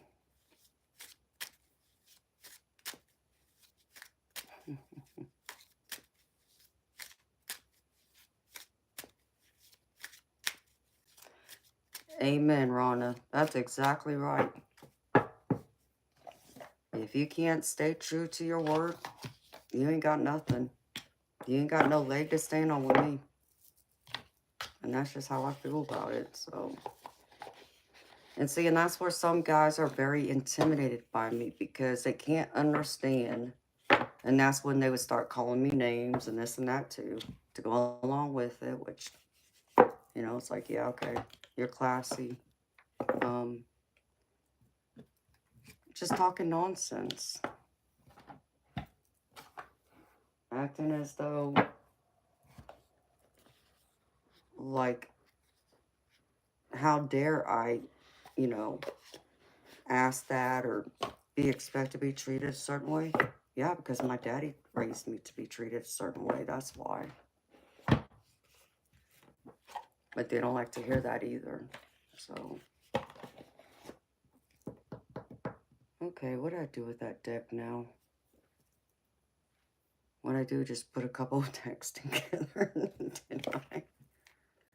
What's the news? What's the news? Okay. We put it all together, back together. Oh, it's all together, never mind. I was losing it there for a minute. Yes, Victoria, my name is Amanda. It's nice to meet you too, honey.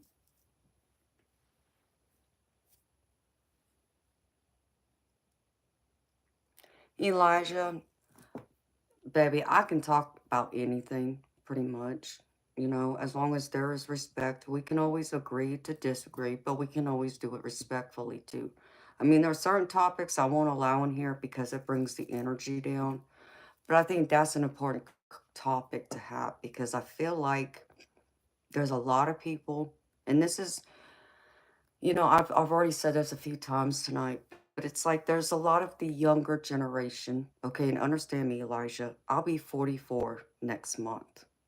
So guys who were, you know, think like early 30s and younger, even mid 30s, we'll say a decade at least younger than me and younger, they weren't raised the same way I was brought up, the same way my parents raised my brother treat his wife. It's it's a different feeling, and it's I just I don't know. I don't recognize that. It's like I can't understand how a guy, and I'm sticking up for men in general, okay? I can't understand how guys go around calling other guys simps simply because they were raised right to treat women right and to worship them, treat them like a queen, and so forth. But they get called derogatory names. No, I don't tolerate that. That's not a simp to me. That's a real man. That's a real gentleman. That's the type of man my daddy and my dad would want me to go out with. Not the one that's going around calling other men simps. You know, that guy's ain't got nothing to stand on with me. You see? So it's a different way of being that I don't understand. I for the life of me, I don't understand.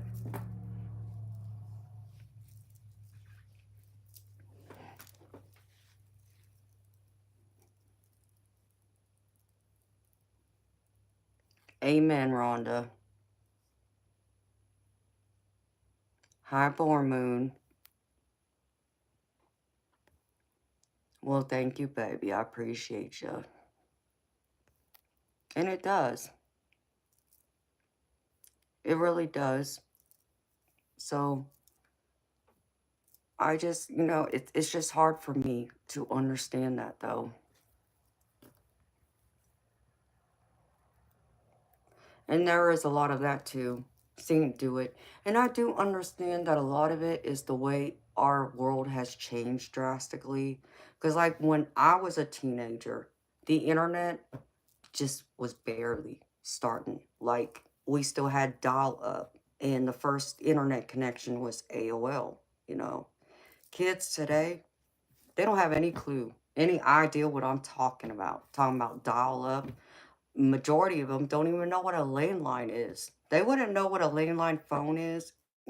So it's a different way of being. Like, they'll never understand how hard it is to work to have to go into like a school library and open up books to study and research when they can just type the crap up on the internet and it pulls them all kinds of information. They'll never understand and appreciate it in that way. And I think that's where part of it comes from. But I don't know. It's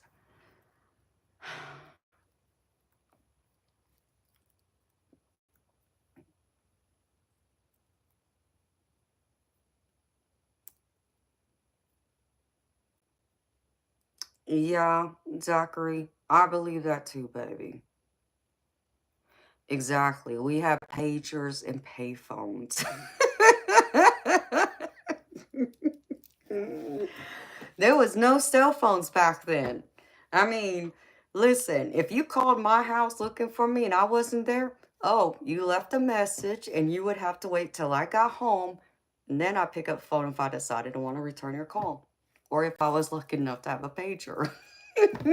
So it, it's like I don't know. It's some of it's the entitlement. It's just a different feel. I can't explain it.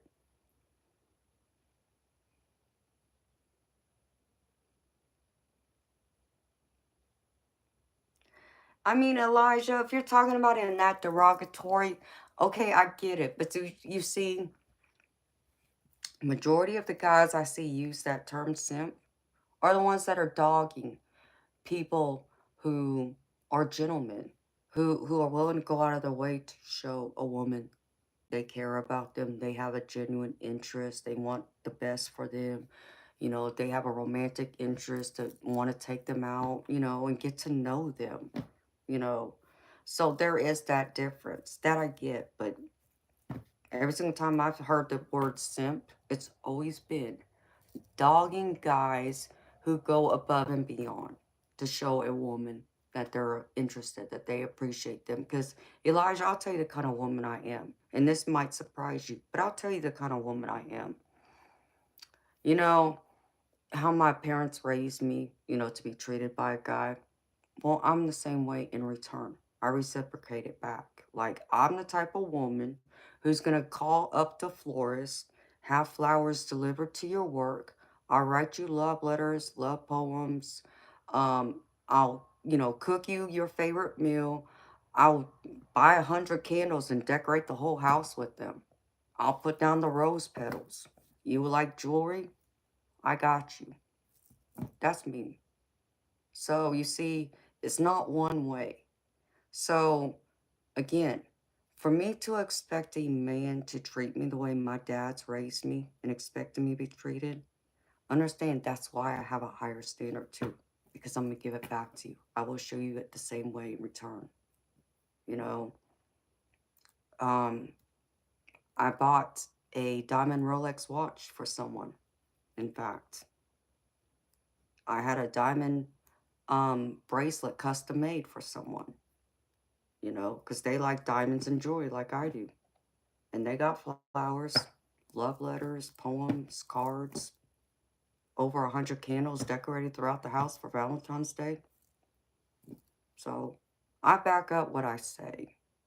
So in that regard, yeah, I expect a man to treat me the same way and even more. So in some ways, so most guys, though, I get they've never been treated that way. So I get it's kind of like, huh? Like, where did you come from? So I get that too. But I do. I show my love and appreciation the same way. It's just some don't know or never experienced it before.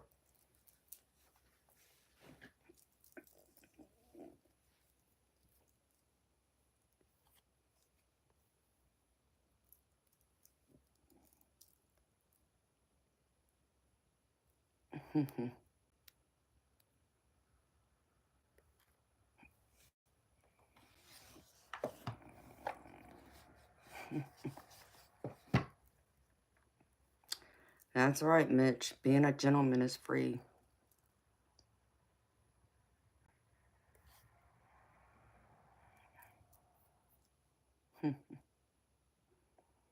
I know, Eternal Light, you still have a rotary phone, and I find that's funny, but in a good way. It is, Rhonda, you're right. Chivalry is becoming extinct, and that's what I mean.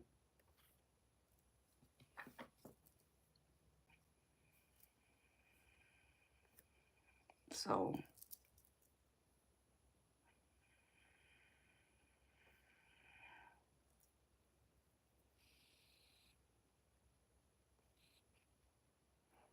good morning, Cheryl. How you doing, beautiful?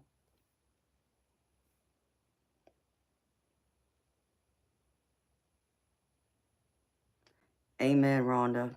Absolutely. And that's how I see it, too.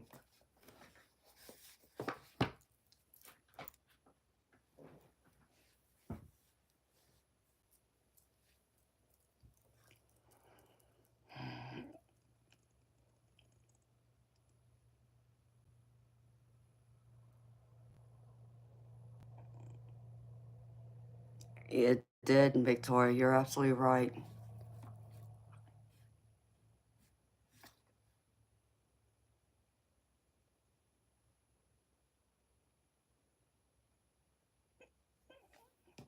I mean, Lady R, if you're asking me, sweetheart, that question, it's more like I'll share a story with y'all. Okay, some of y'all have heard this story, but for many of y'all who are new here, I'll share this story with y'all. Um, what some of y'all may not know is I'm a semi-professional billiards pool player. And so I spent like 4 or 5 nights a week in a pool hall, playing in tournaments and playing in leagues.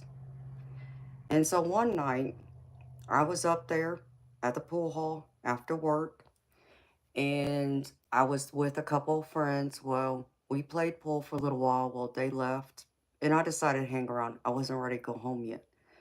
And, you know, as I was, you know, putting my stuff up, I kept seeing this guy on the table next to me. He would occasionally look over at me, smile. Okay, smile back. I didn't think anything of it. Walked up to the bar, because as I said, I wasn't ready to go home yet.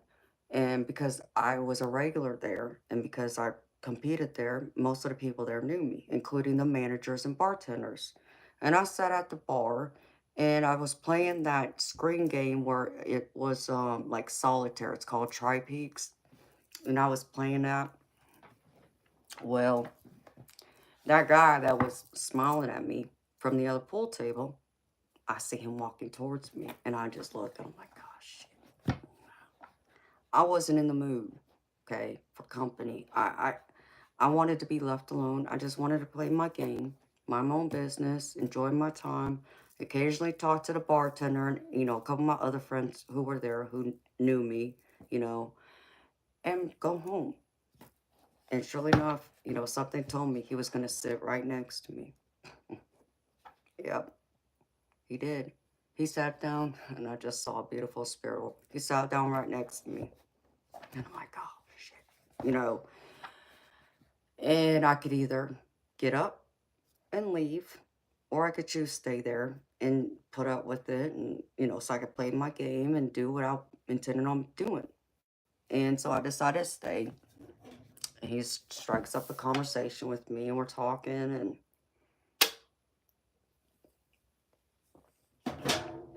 so he asked me if I would play pool with him, if I'd play a couple games with him.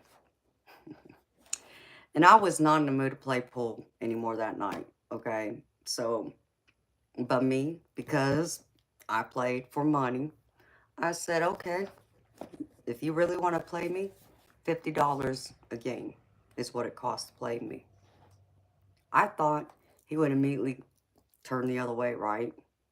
Oh, he's like, sure, let's go. Okay. Go to the pool table, rack the balls, and I break. I made a couple balls in the break, and then missed the next shot. I was trying to give him a chance. He missed his shot, and I said, okay, I don't have the patience for this, so I run the table out on him. Second game, rack again, break. 9 ball goes flying to the corner pocket. Game over. Won that game too. After that, he said he couldn't afford to play me anymore. He couldn't afford to lose to me anymore. So I said, okay. I thought, okay, he'll finally leave me alone, right? You know, just give me the $100 and I'll be on my way. Nope. He then looks at me, he's like, well, I don't have the money on me, but if you'd be willing to give me your phone number, I'll contact you in a couple days and we'll meet up and I'll give you the money then. I'm just like, you know. And I'm thinking this guy ain't gonna fall through, but whatever. Gave him my number. You know, we talked for a little bit longer and went our separate ways. A couple days later, he calls me. Sure enough, surprised the hell out of me. Calls me. And he's like, so, I was thinking, you know, instead of us just meeting up and me handing you the $100, how about I take you shopping? Okay, I guess. All right. You know, I guess I could probably use, you know, an outfit or something, you know, whatever. So we make plans, meet at the mall. And as promised, I go into these stores, pick out some clothes and stuff. And he pulls out his, you know, card to pay for everything. And, you know, I don't know if I was really there or not there. You know, I was engaging in a conversation with him, but I don't think I paid as much attention at first to how much things were. And it got to a point to where I realized, I stopped and I'm like, wait a minute. Okay, he already went well over the $100 he owed me. And so we go into another store, and I'm looking around, and I found a couple of things I wanted. And we go up to the register, and just like before. He pulls out his car to pay. I turned around, looked at him, I said, nope, you're not paying for this. I said, understand me. I already know you pay me back for what you owed me. And then some. Now it stops. I said, understand me. I'm a strong woman, and I can stand on my own 2 feet. Okay, I said, this don't impress me at all. You know, I appreciate what you've done. I've enjoyed the time. I said, but I got it from here. Anything I want from here on out, I pay. You know, and he was taken back by that. He wasn't expecting someone like me to say that to him. And I'm 20 years old at the time, okay? So he's like, okay, well, can we like still hang out and shop and, you know, spend time together? And can I take you out to dinner? Okay, fine.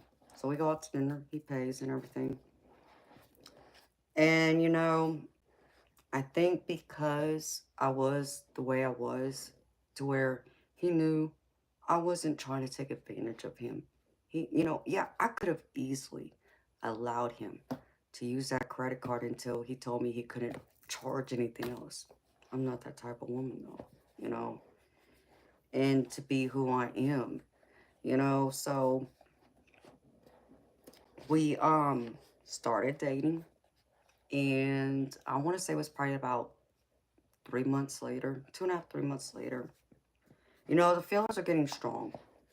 And I knew he was falling in love with me. And I could see it. I could see it by the way he looked at me. I could also see it by the way he treated me, the way he acted around me. So I knew he was in love with me. And being an empath, I could also feel it from him. So we're at the pool hall one night playing again. You know, just playing for fun. We're not playing for money. And I just looked at him flat out. I said, so, I said, I know you're in love with me. I said, aren't you? And he just kind of looked at me like, huh? Like he could not believe I flat out came out and said that to him. And he thought about it. He's like, yeah, yeah, I think I am, you know. And I said, I know you are. I said, I can tell by the way you look at me, the way you are with me, the way you treat me, the way you act, and so on, right? And he asked how I felt. And I started developing feelings for him. Even though I wasn't looking for a relationship, and I definitely was not looking for a relationship, I did start to develop some strong feelings for him. And so things started progressing. And I think it was probably about 2, 3 weeks later, that's when I decided just to let him know, you know, how serious I was, how deep, how genuine my feelings really were for him. I called the florist, and um, I wrote him a love poem, in fact. And I went by the store and got him a big stuffed teddy bear. I surprised him at work one day. Went up there just to surprise him, just let him know I was thinking about him. I was in the area. Gave him the stuffed animal, and I gave him the poem I wrote. Okay, dropped that off that day. And I think it was the next day, the day after, he gets the roses. I called the florist and had delivered with balloons. Took him by surprise. You know, he wasn't expecting that, naturally. And he flat out told me, he's like, no woman's ever wrote him a love poem. No woman's ever gone out of their way like I did. Ever given him flowers of any kind, you know. So that really, you know, spoke to his heart. So that was me showing my love and my interest, that I was serious, you know. So he would go about and do other things like that. In fact, I think it was like a week later, he ordered me flowers and had them delivered to me. So there was like, there was both going back and forth, if that makes any sense, you know, to where he showed his interest, but I also reciprocated it back and let him know that I was invested just as much as he was.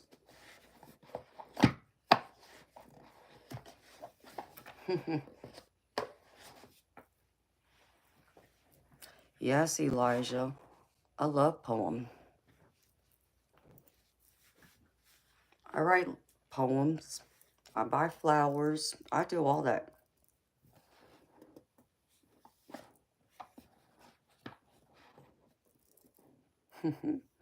I guess so, Rhonda. I guess he fell under my spell.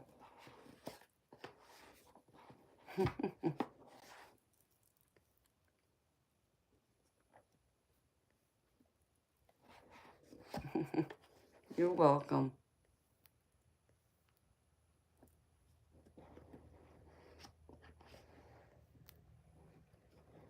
So note that, it went both ways.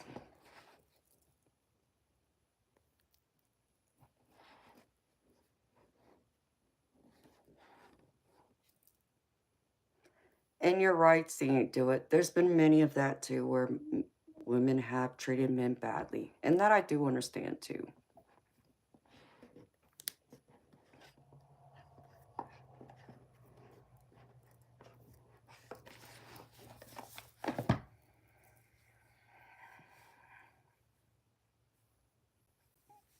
I'm sure he does, Elijah.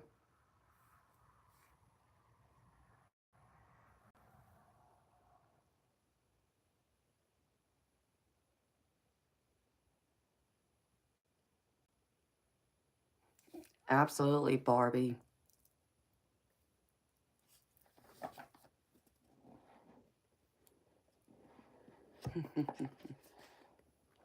So I do.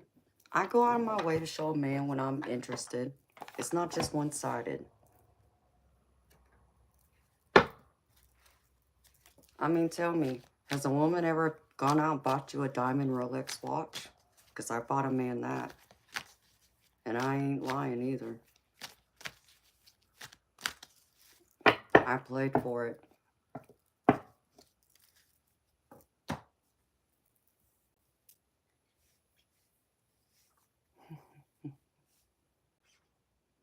So, lady, I hope that answered your question, honey.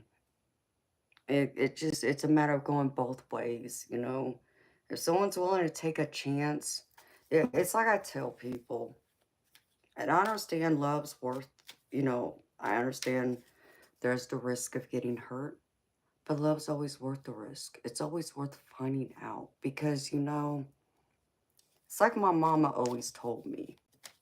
My mama always told me that, she'd rather have loved and lost, meaning she'd rather had experience being in love with someone, even if it only lasted for a short amount of time, to truly feel that, than to go her entire life never experiencing it all because she was too afraid of getting hurt. She'd rather get hurt to at least experience it for a short while than to never know it. So love's always worth that risk. But, you know, it's also very much worth it if you can find your person and, create great memories. And I also understand people they get scared. They're afraid of rejection too.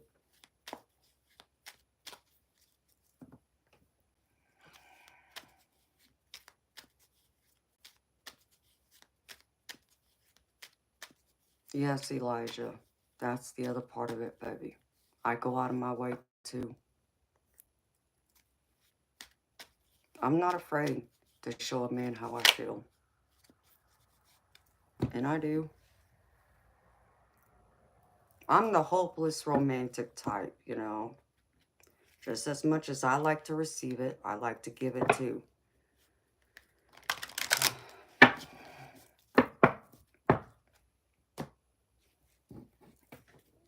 So, you know, but, people who genuinely care about me, even if we don't ever meet, okay, let's just say like on here. Let's just say if we don't ever meet, but we have built a strong connection over this stream, over the time spent, because I'm on here 5 nights a week, Elijah, and I'm here several hours at a time usually. That's a friendship that's been built. That's something, that's beautiful. No, it may not go beyond that. And I'm not saying it will, and I'm not saying it won't. I'm just saying those are beautiful friendships that I've built among, both men and women. And I have. And I have had a couple boyfriends that I met online that I did meet. I did date them in person. So,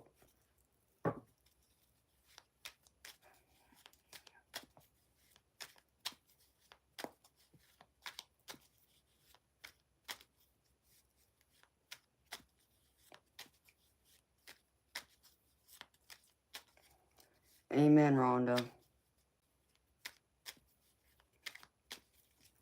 And they will. They'll forever appreciate it. Because I did go out of my way and show them something. And treat them, you know, to something beautiful. They'll never forget it. And I know that the guys that I bought flowers for, that I wrote love letters, and even the couple I wrote love poems to, they'll never forget it. And I know that.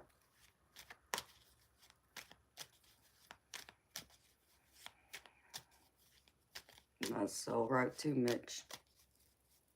They are. And I learn a lot from people. I even learn a lot just talking to y'all. Like I said, all these new terms out here that I've never heard before, it's like, what? I don't know what that means. And then I gotta go through and Google it, and I'm like, oh, okay, well, that's a new term that I've never heard. Now I sound like I'm giving my age away. And I start to feel a little old.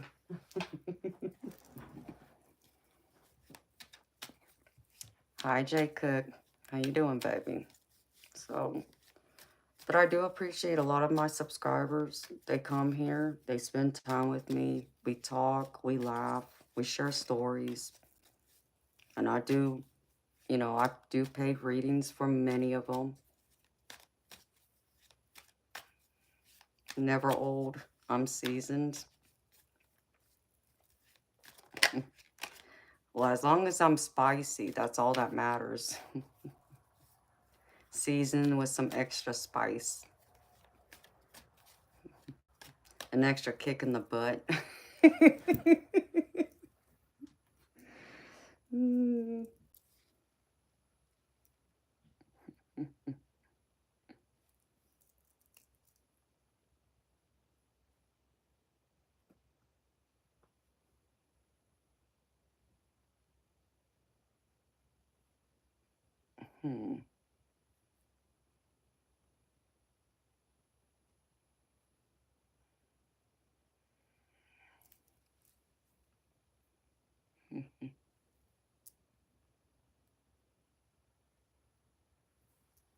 Nice picture, babe.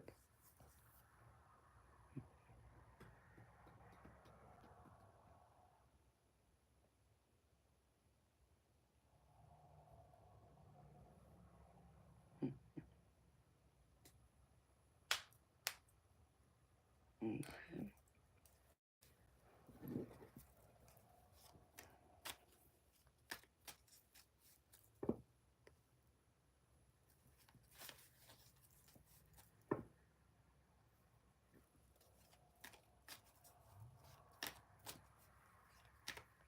It's true too, Elijah. There's some of that too. I agree. Some don't know how to love or how to show love. Hi, L1. How you doing, baby? Really, eternal light, you gotta rub it in, baby. That the USA lost to Canada.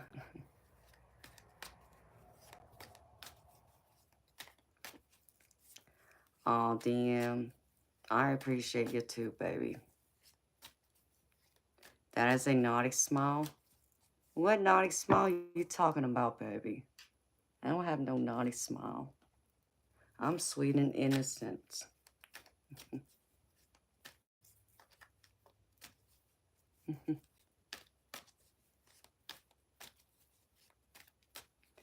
Absolutely, Jay Cook. I do. Oh, thank you, Al Swan. You're sweet, baby.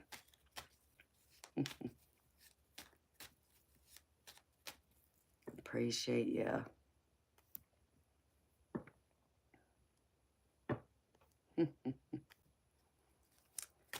I haven't drank that much Red Bull, but I feel like I've drank a bunch of Red Bull tonight. Good morning, Mr. Rip Van Winkle. How you doing, baby? And Jay Cook, you're right, baby. We're all unique. You are absolutely right about that, baby. Just like you are unique. Mitch, I'm always innocent, baby.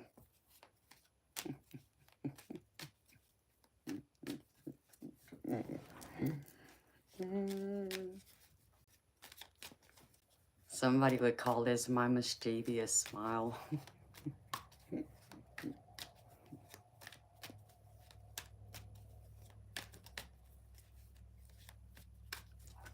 I appreciate you stopping in, Jay Cook.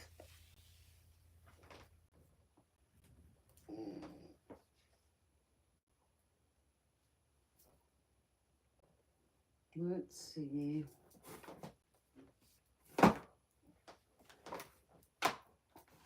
Let's pull another deck out.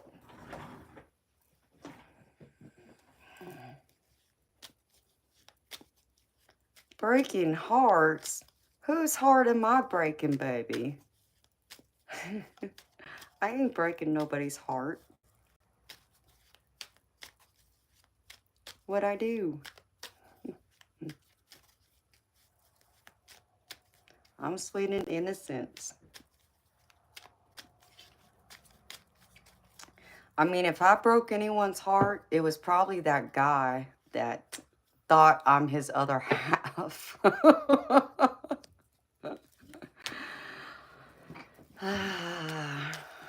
Looking all prim and proper. Well, baby, that's how a lady's supposed to look, right? And yeah, I understand. I got the accent to go with it.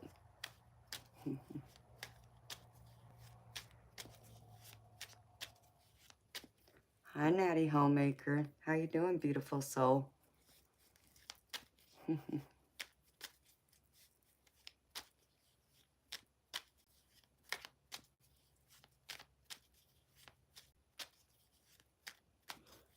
Oh, wow, Rhonda. That's crazy. AR1 fan, you wish. It's pretty pathetic of you to come in here and act a fool like that.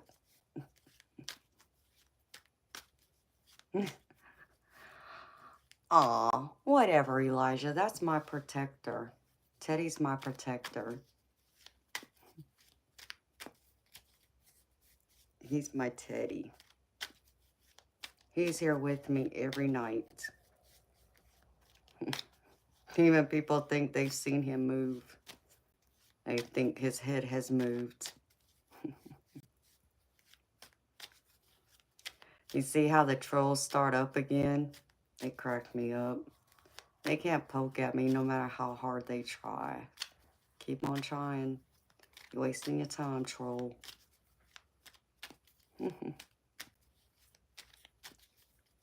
Hi, Doug Troutfisher. You know, baby, I'm having a great day. Thank you for asking. I hope you are too, honey. Eternal Light saying he's alive.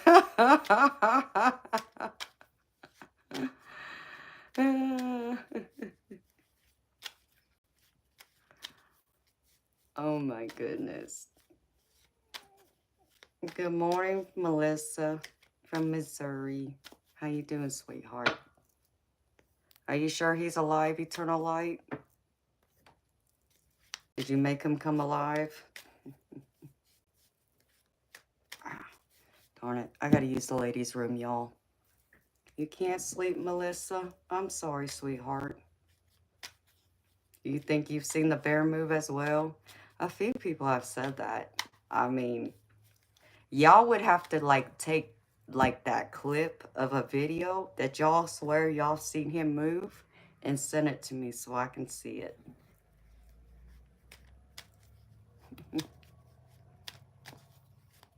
All right, beautiful people. I need to run to the restroom and I need to go check on my silly cat because he's been a little too quiet, and that's a scary thing with him because normally he's scratching on my door wanting in.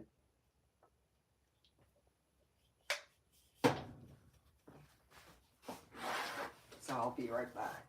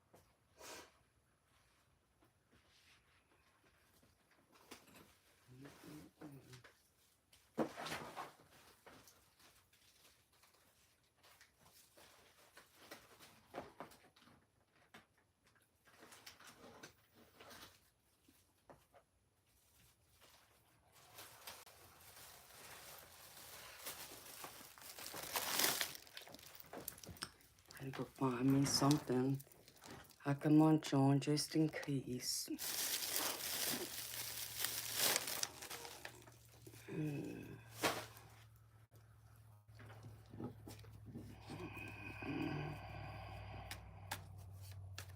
Hey, Mickey John, how you doing, baby?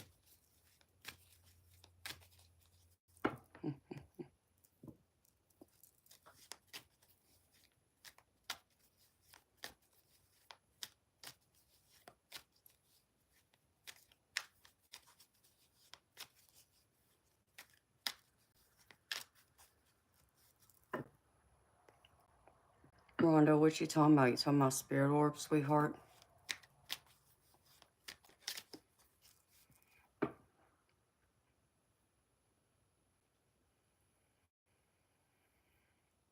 Yeah, eternal light always sees my aura.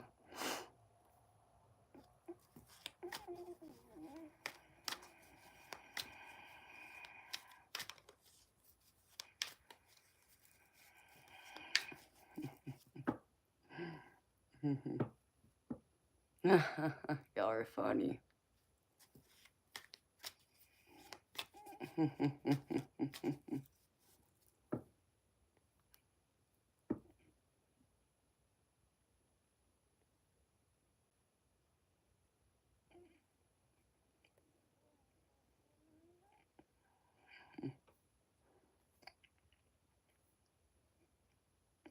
Y'all see my spirit orbs that are protective around me?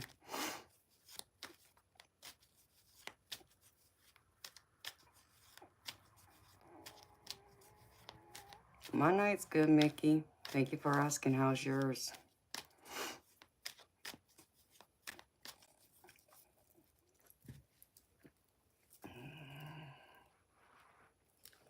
Yeah, eternal light says that my aura fluctuates, but most time it's turquoise.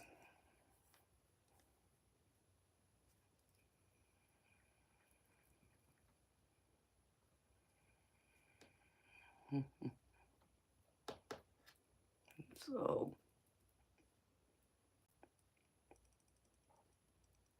I know he can see.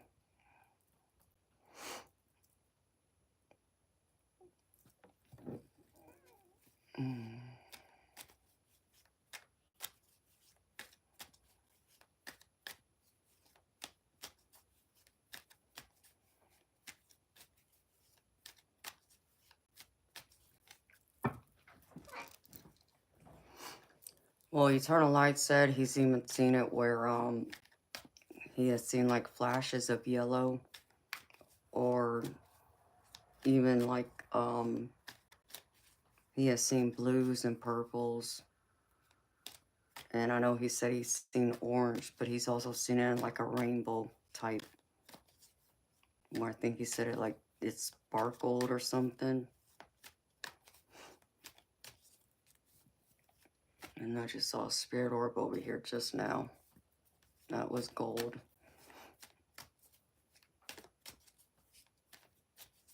But yeah, most time the energy around me, it's my spirit guides and it's my loved ones. And I can tell.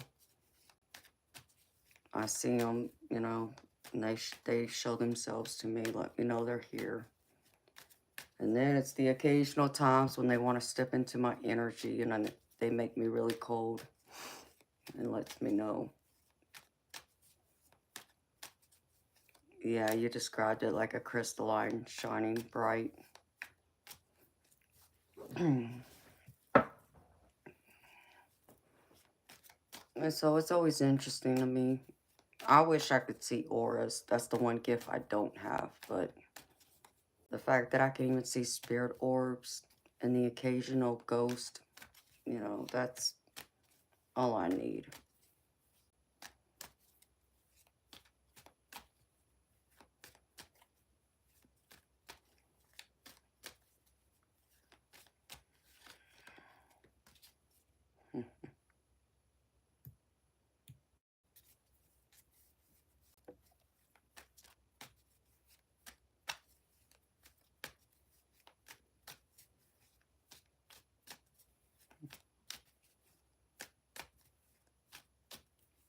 Like a seashell shining, eternal light. Is that what you mean, baby?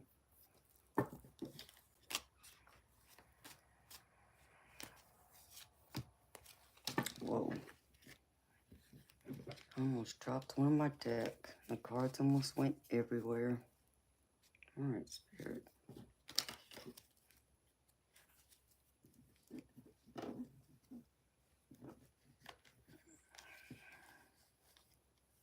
I don't know how some of these cards got so close together.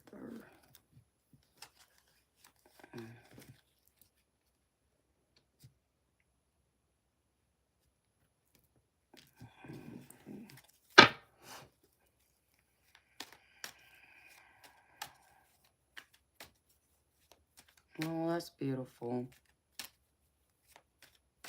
And I trust that, you know, because I know a couple of my other mods see auras too. I know they've seen my aura in different colors like that.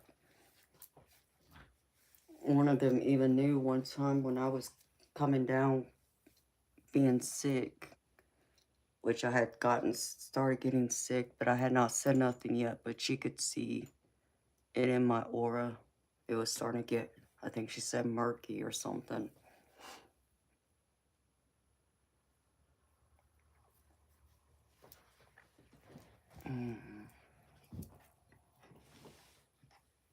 So I do trust in that.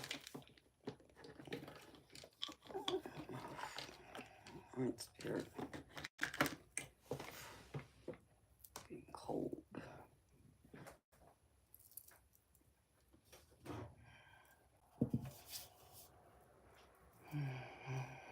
Yep, there's your confirmation, eternal light. Let you know you're not crazy, baby. Which I told you you're not.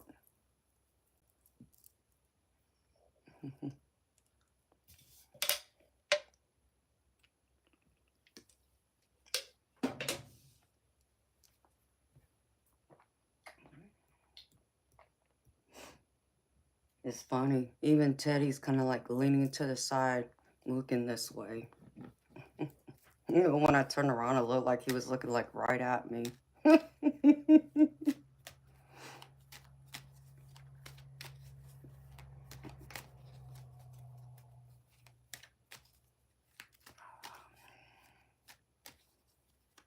6:30.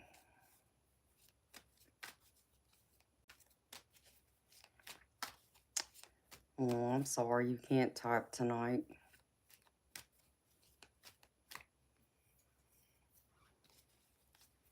Did you change your picture again? Eternal light.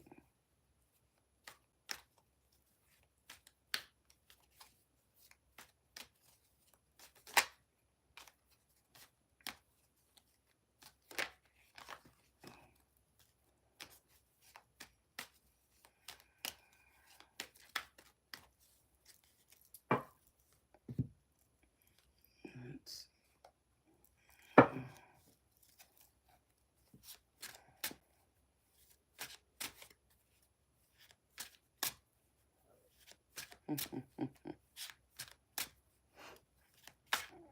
Okay, that's sweet. Good morning, Red ASMR. How you doing, baby?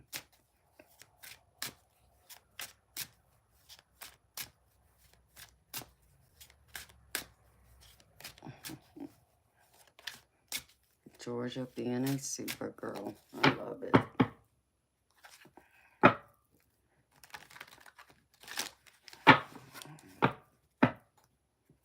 Wow. Supposed to be up in less than 12 hours to start streaming again.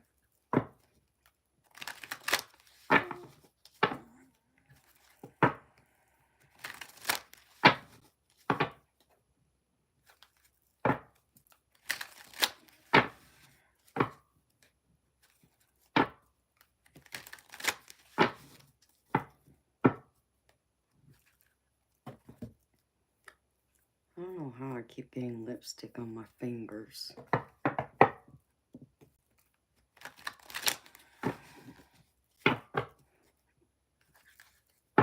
What are you up to, Mickey John?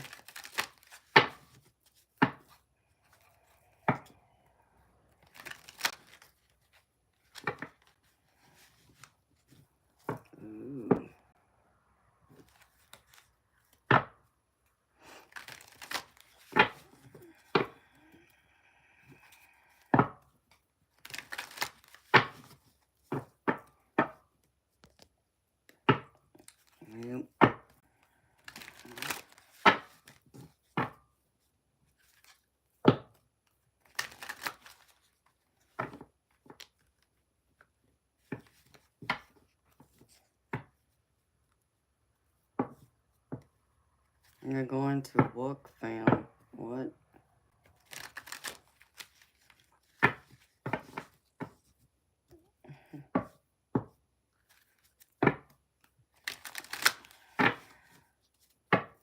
You mean you're going to work, Mickey John? Is that what you mean, baby?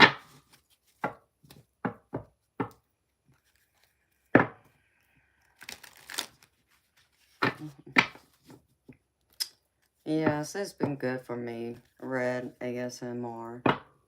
I've just been on here talking with everyone most of the night. So, I enjoy spending time with everyone. So, thank you for asking. I hope you got some good sleep.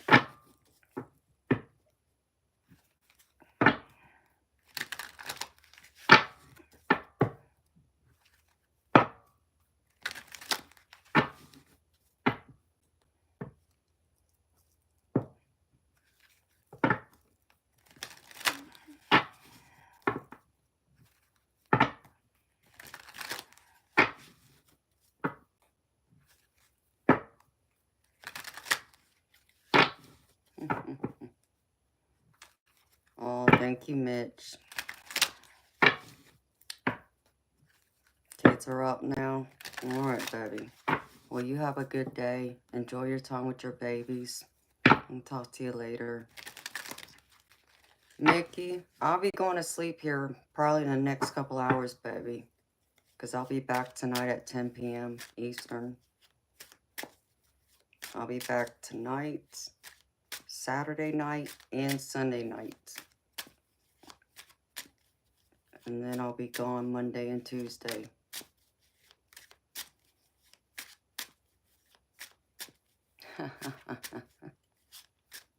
See you later, Mitch. Thank you for hanging out, baby. Enjoyed it.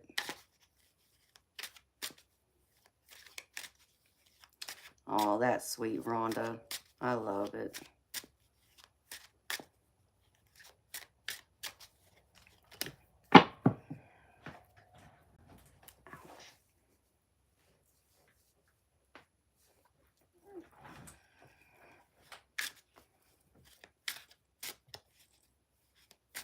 I'm cool.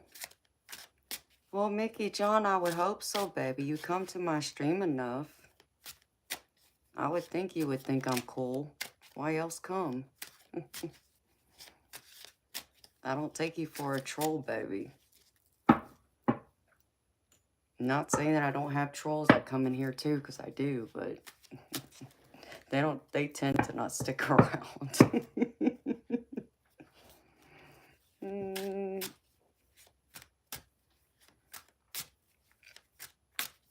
Hello, beauty is me. I'm gravy, sweetheart. I'm always gravy. If I'm here, I'm gravy. Thank you for asking. How you doing? Happy Friday.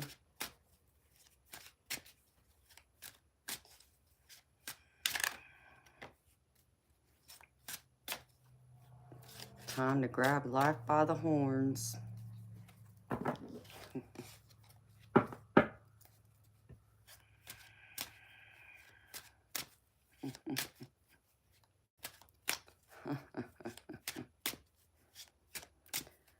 Let's see. Ding, ding. I'm just going to sit here and shuffle them cards. See, it's my channel. I can do whatever I want.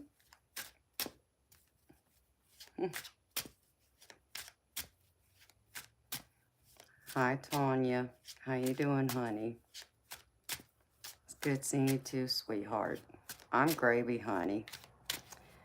If I'm here, I'm gravy. Y'all know this is my happy place. I enjoy being here with y'all. Thank you for asking. How you doing? No, Ratika, I don't, sweetheart. The only free reading I give is the General Collective, which is at the beginning of the stream. Everything else is paid readings.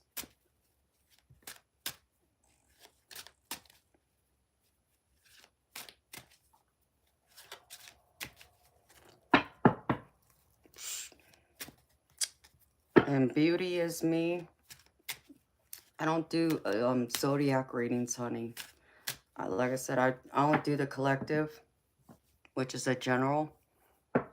And then I do paid readings. And it depends on what you're looking for, sweetheart. Hi, Mikael. How you doing, sweetheart? Nothing to be sorry about. Beauty is me. You didn't know, honey. You asked. No worries. You know, I got to keep them straight, you know. Some people like to come here and act silly.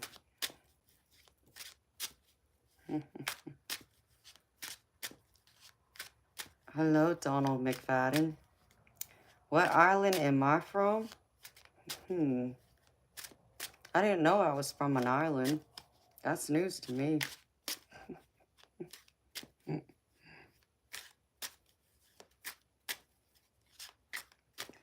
Yes, yes.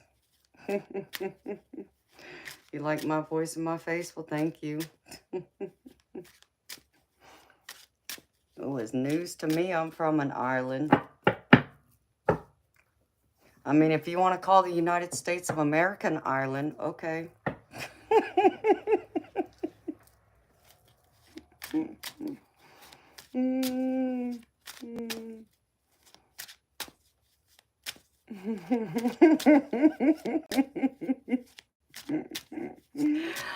Oh, honey, you know I have to. I can't be anything else but me, Tanya, you know. And I'm glad y'all love it. And y'all love that I'm truly me. I'm my real authentic self. Because, yeah, I can put up with none of that nonsense. Them clowns don't know what to do with me. See, I took over the clown car and crashed it.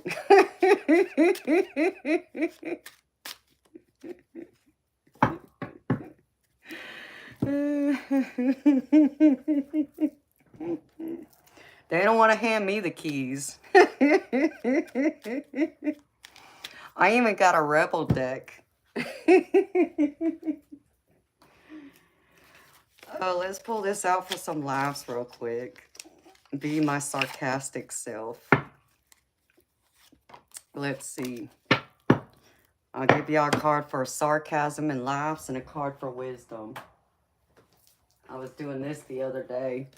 I think everybody enjoyed it. All right, Spirit, stop making me cold. Let's see. My laugh is not as good as the voice and the face. Well, I'm sorry.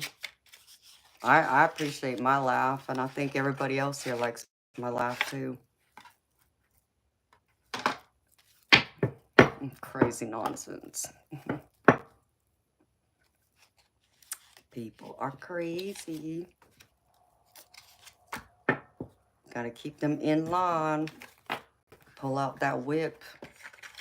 Of course, the guys would like that too much. They would see me as one of those, what do they call them? Dominatrix. And then they'd be asking for my OnlyFans page and this and that, and you know. And one of these days, I just might surprise them and create one, but it ain't gonna be anything like what they would hope it is. They are cray-cray, I'm telling you. All of them act cray-cray. All right. Some laughs and some wisdom. Exactly, Diane. They would be disappointed.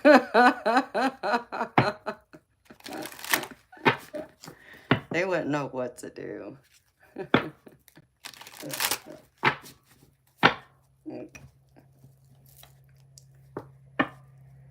This Rebel deck has been a hit, though. I even got Rebel right here. Spirit knows how I roll.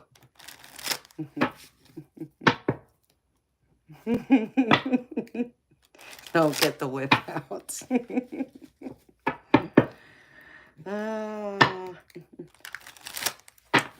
No, they wouldn't want me to take over and ride them because I'd be whipping them back into the barn.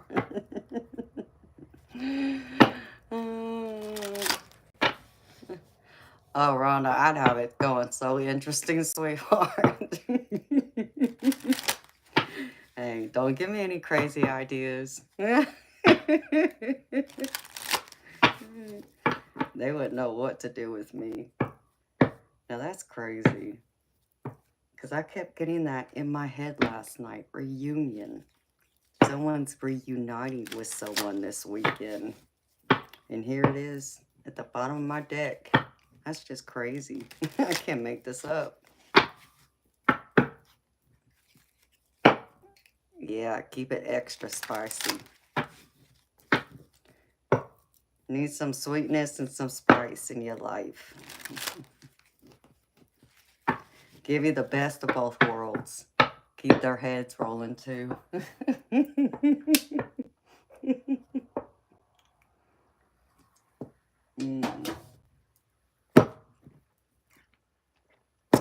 All right, Spirit.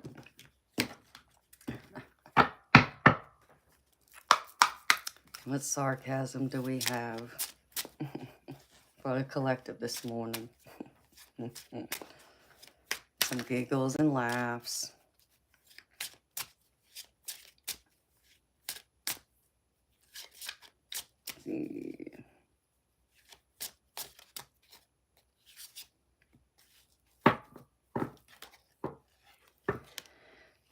Shame, regret, and guilt. Those are just bullshit. Forgive, let that shit go. That's one thing Spirit has to say today. That sounds like my card. All right, Spirit. What else? Pull a couple of these and then I'll pull a wisdom card. And we can pull a couple more and then pull another card from my Wolf Tarot deck. I got. Whatever you are thinking about, don't do it. Now is not the effing time.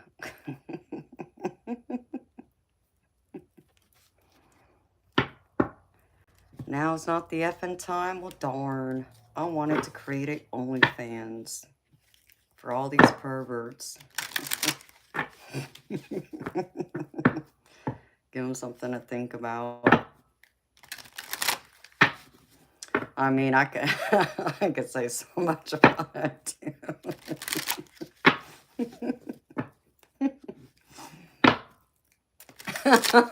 One of my fellow tarot readers told me, she's like, you know what?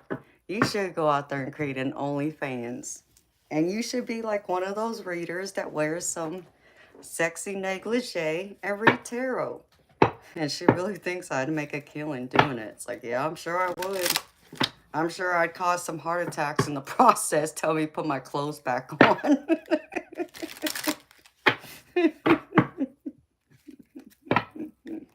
They wouldn't know what to do. Get them all excited. And then you get all the guys in there that keep asking about my feet. Can I see your feet? And I'd still be wearing socks and they'd all be disappointed.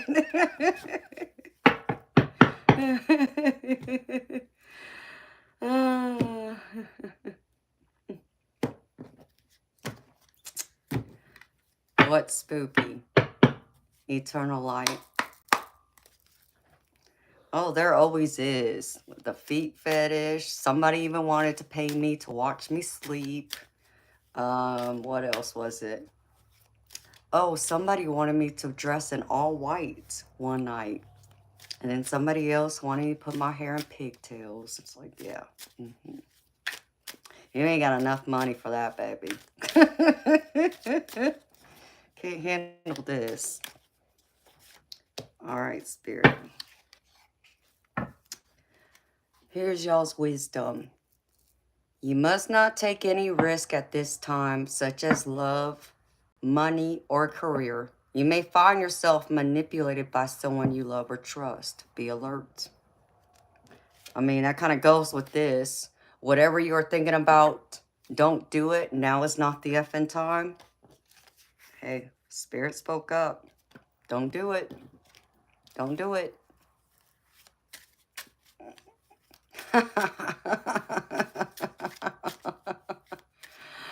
Michelle, honey, I just found out too, honey.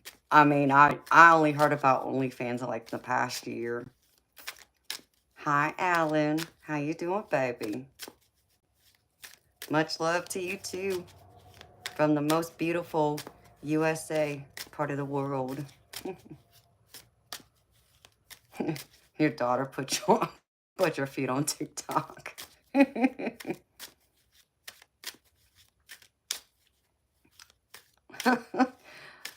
Tomorrow, I normally do a collective general reading. And then I do paid individual readings. So, I do personal paid readings on here. And then I do them in private. That's not streamed on YouTube. Or it's just me and you. So, I do pretty much readings on anything except for legal, health, and politics. Yes, tomorrow. My energy isn't for free, sweetheart. It takes a lot of energy to do what I do. All right, Spirit. Can I get another one, please? And Spirit gave me 2.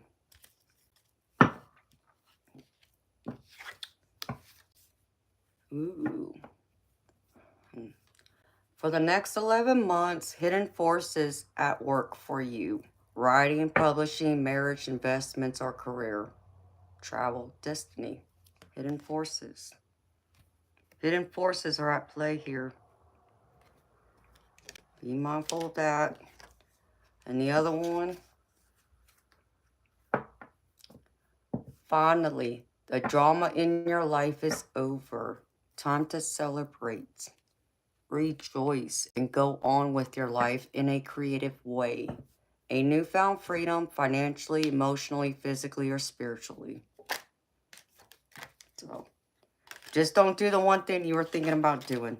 That's all Spirit's telling you. Just don't do that one thing and you'll be good. All right.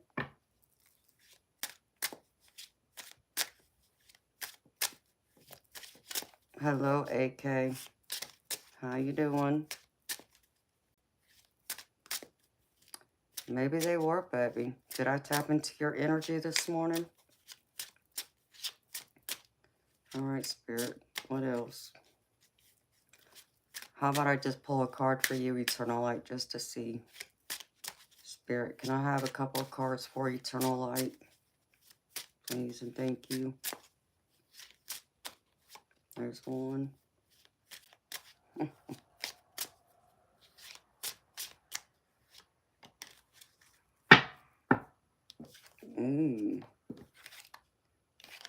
Well, this one says, take a shot. Don't take 12. Take 1. Okay, maybe 2 and move on.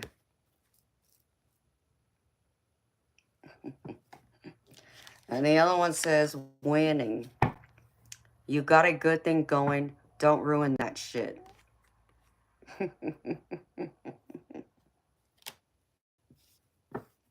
So you got a good thing going, Eternal Light.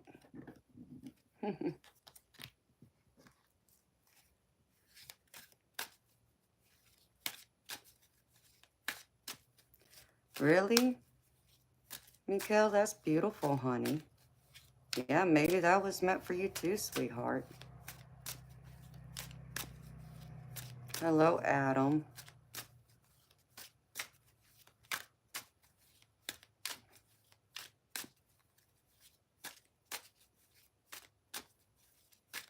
You feel it too? All right, Spirit, can I get a couple of wisdom cards for Eternal Light?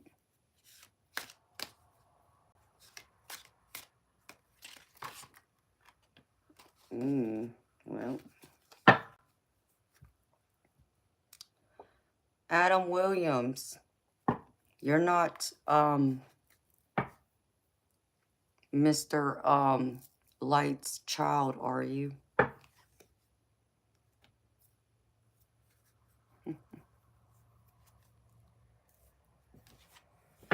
Yeah, that's what I'm asking. It's crazy how his name's popping up there. You don't think so? Okay, buddy. I was just curious. Okay. Spirit kicked 3 out for you. Eternal light. First one. Good news from a distance. Communication about love or business. You're open to new opinions or ideas. A means of communication is reestablished with a friend or a loved one. So there you go, babe. There's one. Second one, obstacles. You will at this time encounter obstacles. The solution is not to expect defeat, but to find answers. Rely on your inner strength to overcome situation. You will become wiser from this experience. So look at obstacles as a new way of being. Well, welcome, Adam. I'm assuming you're new here, baby. I haven't seen you before, but welcome.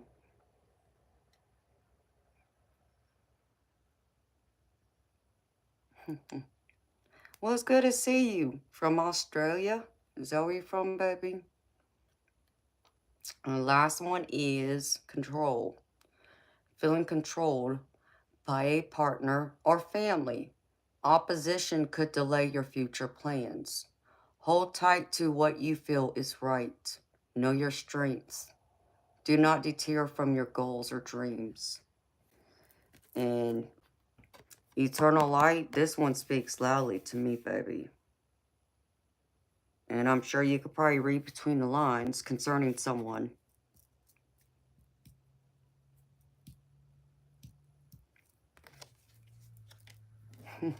So there you go, baby. Don't let them control you, baby. You know that. They're going to try, though. They're going to try no matter what, though. Yeah, just like we talked about. They're going to try. Don't let them, baby. Okay.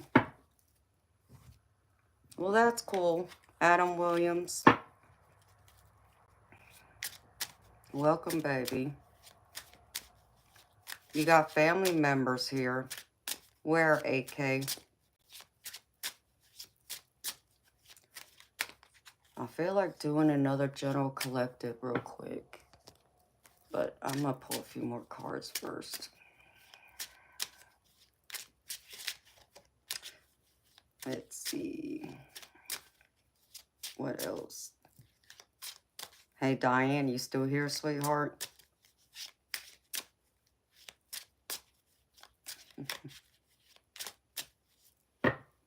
Dang, why did my throat get dry all of a sudden?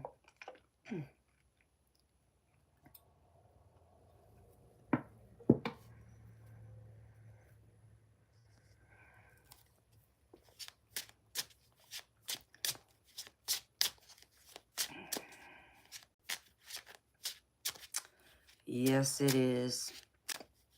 Okay, it is. Manifestation is very real. I mean, even like me, just Spirit called me here.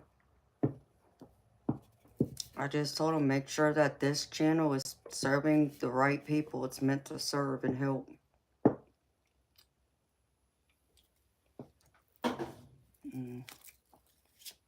And it seems to be.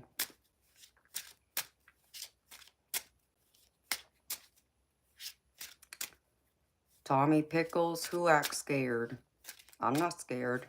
I don't know what you mean by that. Not scared. Not even remotely. Are you sure you're not projecting, Tommy? All right, Spirit. Okay. man must have jumped off.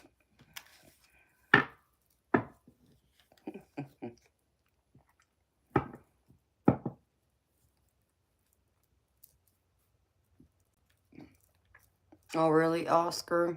Yeah, well, guess what, Oscar? I'm an earth angel, so ain't no evil going on here.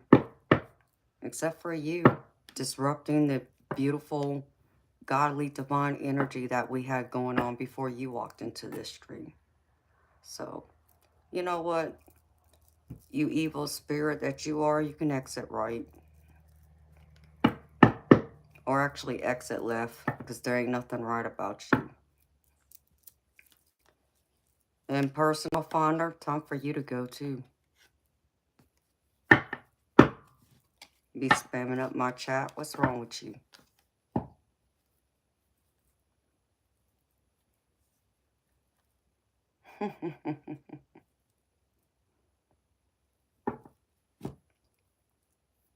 Be acting crazy, y'all. You manifested what, eternal light? Hi, Captain Legless. How you doing, baby? Oh, thank you, honey. Oh, you're welcome, Tanya. Okay, so this one says, what the hell are you waiting for? Get that shit done. If you are waiting for a sign, well, here it effing is. Here's your sign, beautiful people.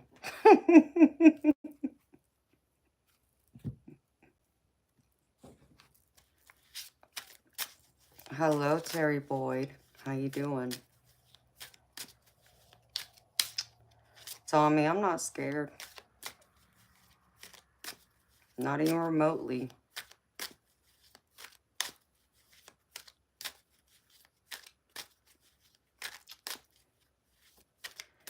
Yes, you have talked about our timelines. You must have manifested me. I think you're right about that. How you doing, Terry?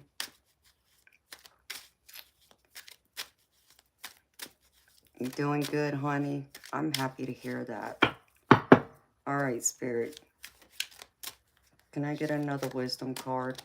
Thank you. Lessons. Many lessons will be forced upon you at this time. Know it is only a cycle that will end.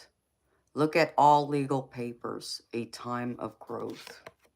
So if y'all got any legal stuff going on, here it is. Time of growth. All right. What else? Pull a couple more. Oh, Adam, I'm happy you like my stream, baby. Please don't forget to subscribe. And when you subscribe, please hit the notification bell and select all. So that way you get notified for every single time I go live or post any new content to my channel. And please don't forget to like, too. It'd be greatly appreciated. Thank you very much.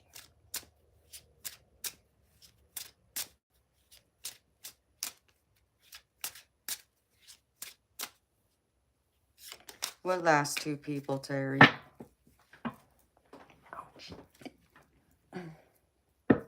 Look, y'all. The sun's already coming out. Can y'all see it through my window? Right here. Right by my bookshelf. See it through the window. Whoa. I've been up all night with y'all. And morning now. I know. Ain't that right, Eternal Light? See, I love y'all.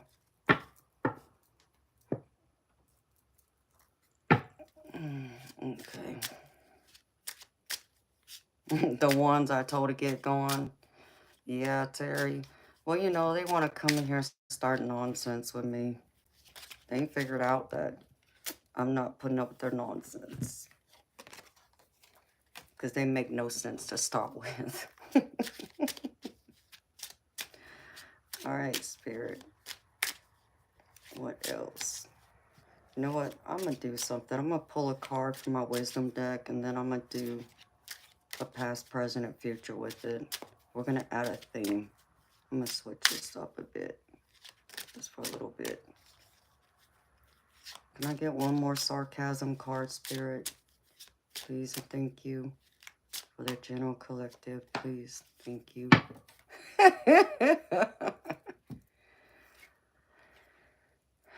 Here you go. This sounds like you, Eternal Light. This would be you being my protector, baby.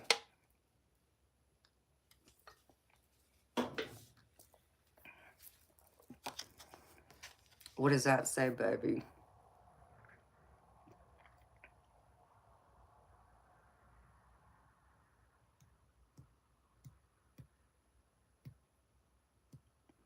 And this side just this. Shit's about to get real.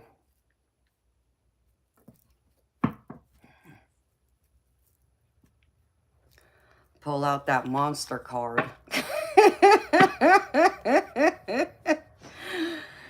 That monster card would go perfectly with that Eternal Light. Don't go messing with my Empress, or you're going to find out what kind of monster you created.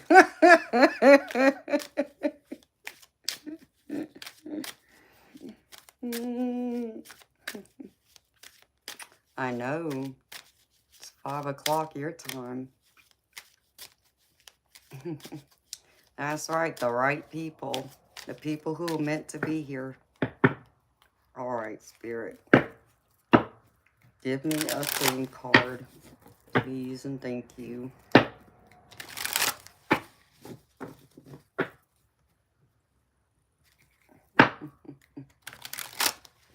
That's right.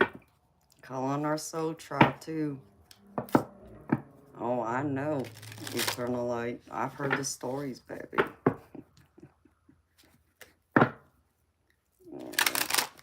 Spirit, show me. Can I get a theme card, please? What's the theme of this reading? Pretty please. Ouch.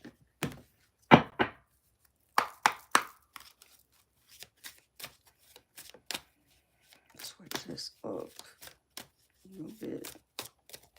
Spirit, give me one. No, you ain't about to give me half the deck.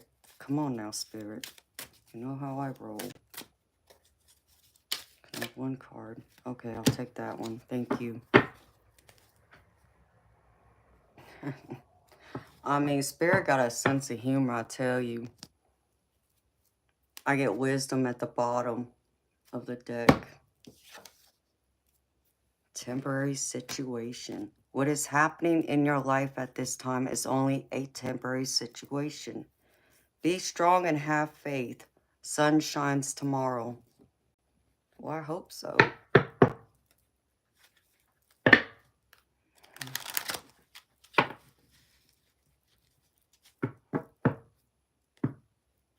That's right, Terry. God don't play. I don't know, Eternal Light. That's crazy, baby. I guess we're going to have a conversation about that card. And I just saw a spirit orb just now.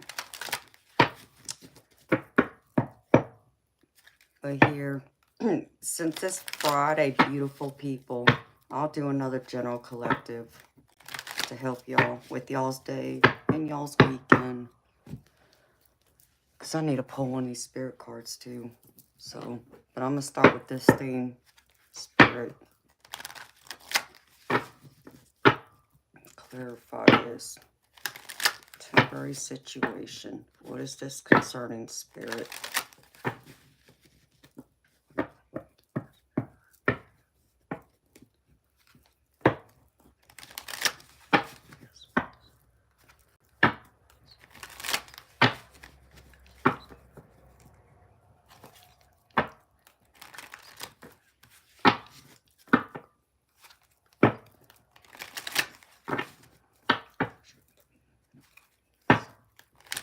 Spirit. What is this? Temporary situation. What is this involving? Temporary situation. Clarify temporary situation, Spirit.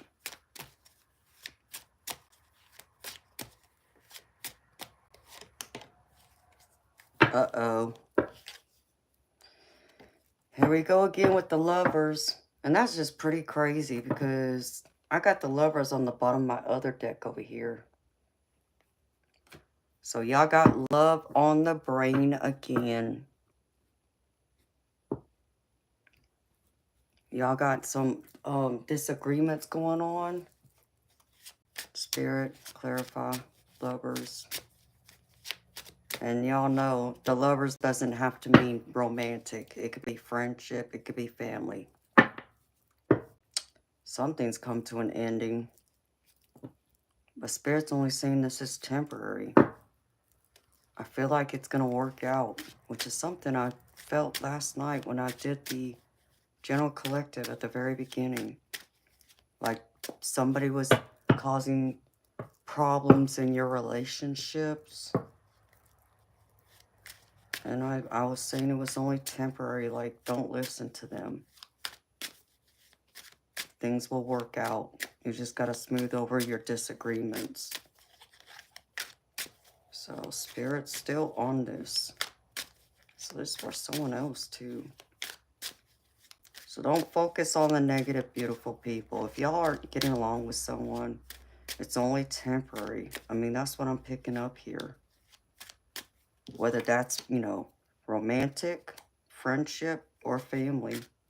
Place it where it fits, beautiful people. It's only temporary. It ain't gonna last. That's what Spirit is saying. If you take time and invest time into it, Spirit showing me things are going to pay off if you have a little more time and patience. Make sure you put in some time to communicate and talk it out. Invest your time. Plant those seeds because I get the 7 of Pentacles with it. So I have the Lovers, the Death card, and the 7 of Pentacles. It's not an ending. It's a new beginning. That's what Spirit just said to me.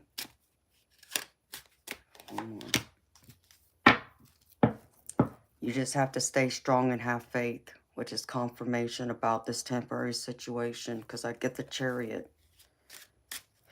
You got to persevere, stay strong, hold strong, stand in your power. It will work out. It's not the end.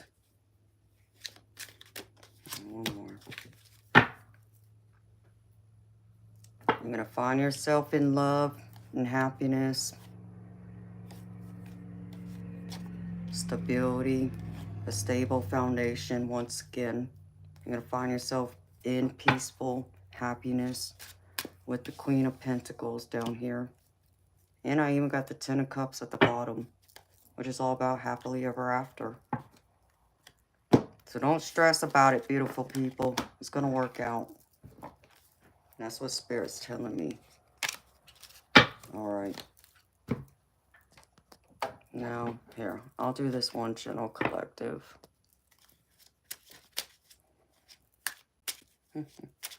Aw. Thank you, Goddess. Appreciate ya. Hi, Alejandro. You're back, baby.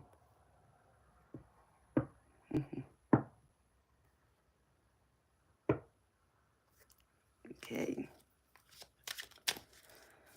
Let's see. Alright, what does Spirit want to go into it with y'all? I'll do this. General collective. To take y'all into today and the weekend. Even though I'll be back tonight, tomorrow night, beautiful people. I'm just going to do this anyways. Spirit, show me. What is the general collective need to hear right now? What's most important? What is and highest good? Please and thank you.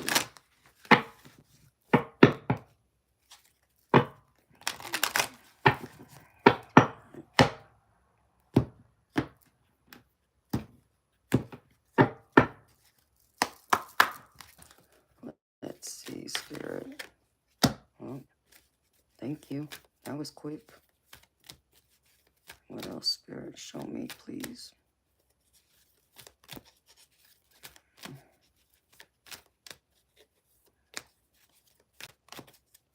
Ouch.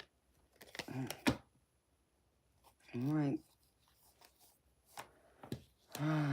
Take responsibility for your actions. Okay, got it, Spirit. Thank you. Calmness is not a weakness. Thank you, Spirit. Got it. Death is an illusion. Yep, that is true. All right. Let's see. What else, Spirit? Showing.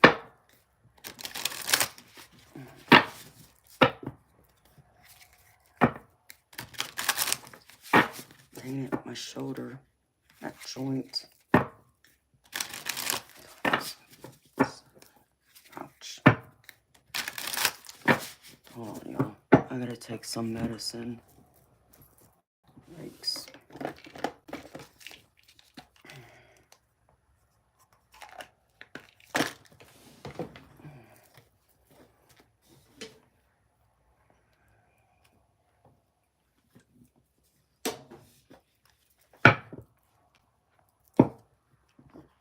Okay, Spirit.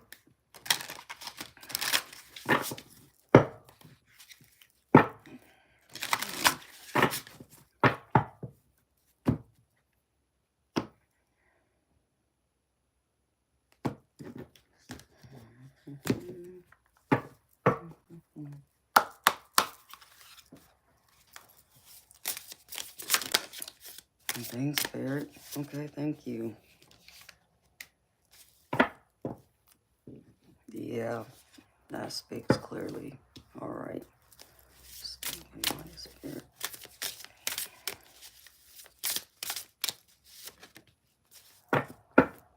Dream.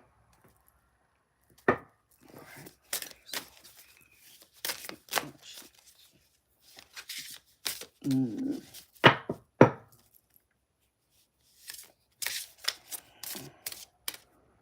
Yep. Y'all gotta heal yourself.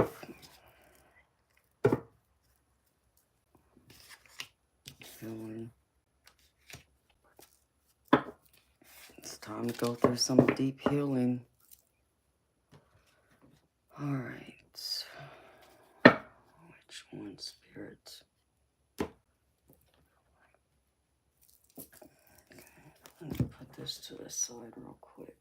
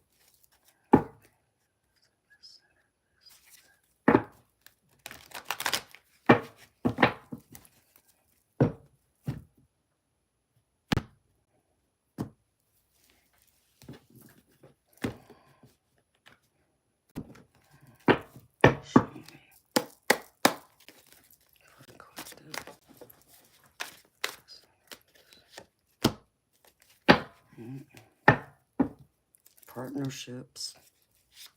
I got 2 of Cups at the bottom too. I did. Alright, Spirit.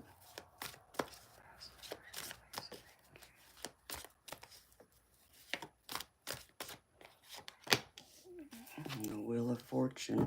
10 of Cups at the bottom. Alright, Spirit. We're not dropping cards now.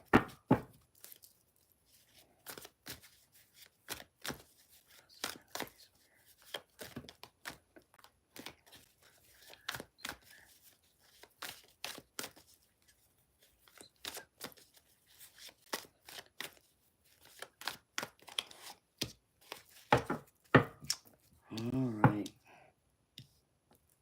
No, that's crazy. The Spirit already told me this is temporary. Obstacle, Spirit. Show me. Please. What's the obstacles and challenges? Surround me.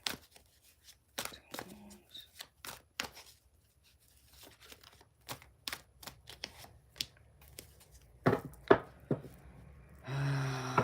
Yeah, okay. That makes sense too. Alright. Future outcome, Spirit.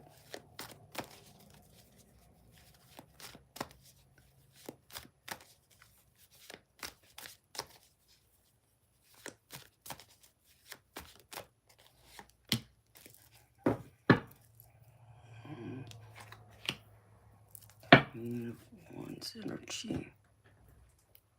Alright. Which one, Spirit?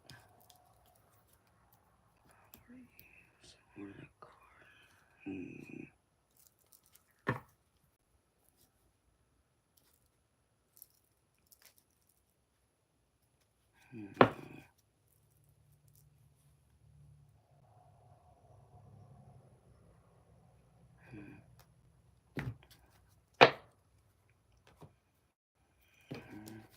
Alright, Spirit. I heard you.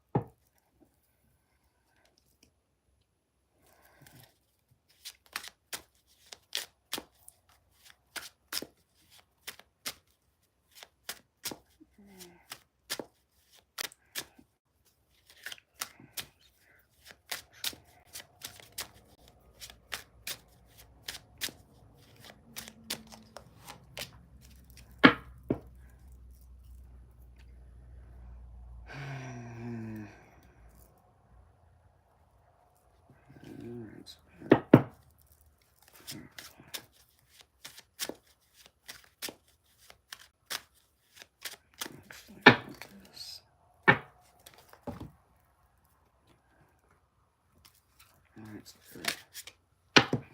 Damn it.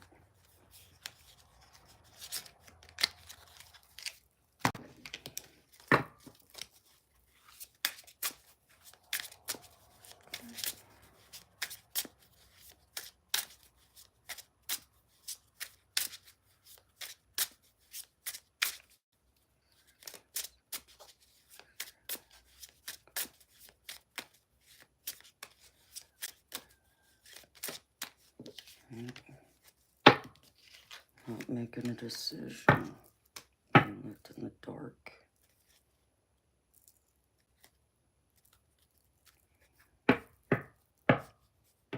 Y'all gonna have to step up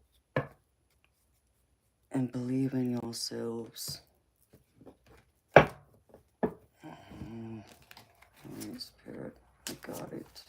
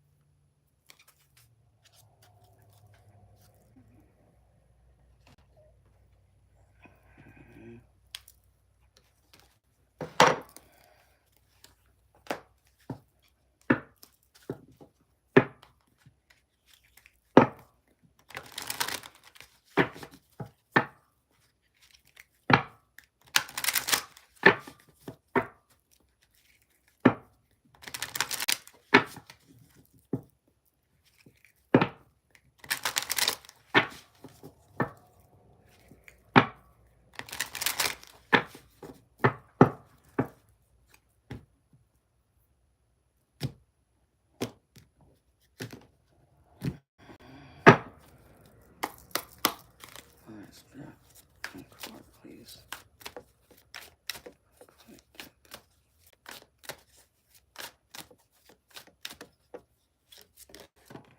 Holy Spirit.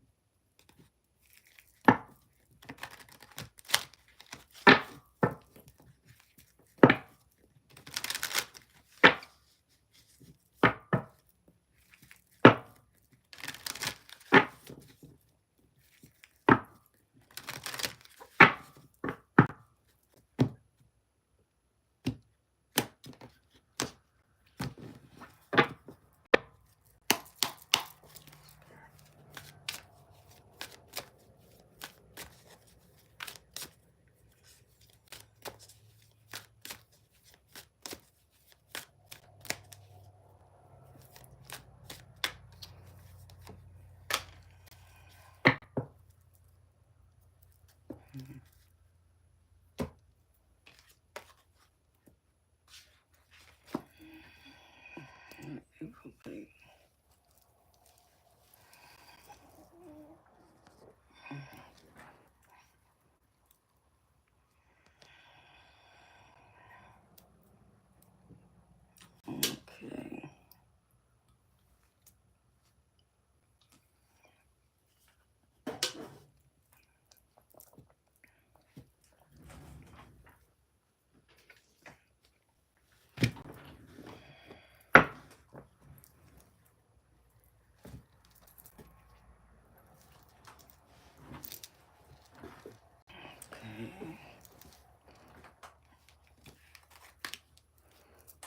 Alright, beautiful people.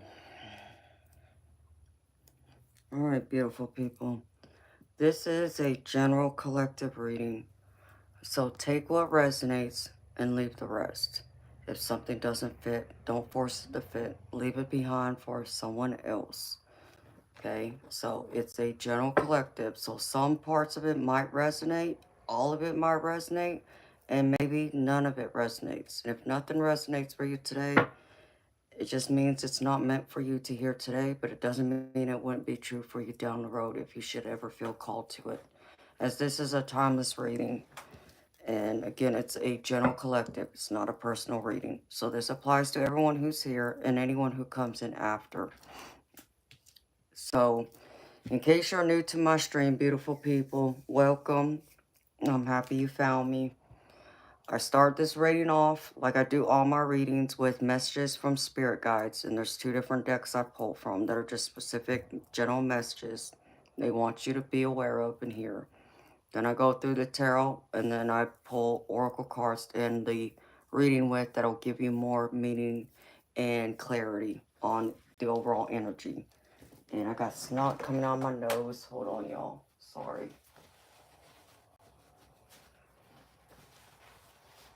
Ugh. Alright. So, take what resonates, leave the rest, beautiful people. So, first off is Spirit wants y'all to stay open-minded. Keep an open mind. Don't ever close your mind off to anything, okay? Because having a closed mind means you don't learn nothing. You don't evolve. You don't expand. A closed mind is a mind wasted to me. So always keep an open mind, especially when it comes to your dreams, which is where this comes into play. Spirit wants you to stay open about your dreams. Don't be afraid to dream. That's what we're all here to do, is to dream, hope, expand, be better. Even if it means we fail, we get back up, we try again. We're here to also learn and also teach each other. Give of ourselves, just as much as receive, give. So don't be afraid to dream. Next one is take responsibility for your actions. And this comes into also the dream card. So take responsibility for your own dreams and take precise actions to go towards them to achieve them. But this also comes into the healing card. So Spirit wants you to take responsibility for your own healing. You know, stop going around and blaming other people for why things have happened the way they have or how you've been hurt. It's now up to you. Be strong enough to take your power back and to help yourself heal and to move forward, okay? Don't hold on to pain. Don't hold on to anger. Don't hold on to regret. There's nothing you can do about that. That's in the past, right? Leave it behind in the past because it's not going to help you for your highest good by bringing it into your present and your future. It's just negative energy you're hanging on to. So you want to be in that beautiful, bright light energy of healing, of love, compassion, kindness, understanding. So any anger, resentment, forgive them, beautiful people. And above all else, forgive yourself. Okay? Don't kick yourself and feel like you got to punish yourself for the rest of your life for something. Anything you've done, you felt you've done wrong, or even if anyone else around you feels like you've done something wrong. It's not a lifetime punishment. So have some love and compassion for yourself too. And then Spirit wants to remind you to also remain calm and that this is never a weakness. To remain calm, you know, especially if people get under our skin, want to upset us, try and tick us off, even if they're, you know, say they're nasty people that want to try and intentionally hurt us. You know what? They're projecting. Ignore them, okay? Stay calm. They're not worth, you know, lowering yourself, you know.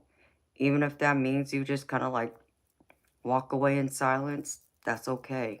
Because Spirit wants you to hold on to whatever that is, whatever is bothering you. You know, it comes into this healing card. And sometimes you also got to do it in silence. And it means to also remain calm in those times. Find that calmness, okay? Don't be afraid of that either. And now for the tarot, beautiful people. Starting off, this is y'all's recent past energy. I get the Wheel of Fortune, which is showing me that there's been a turning of the tide. Something's come in to change for the better. Spirit's wanting you to know that things are moving forward in a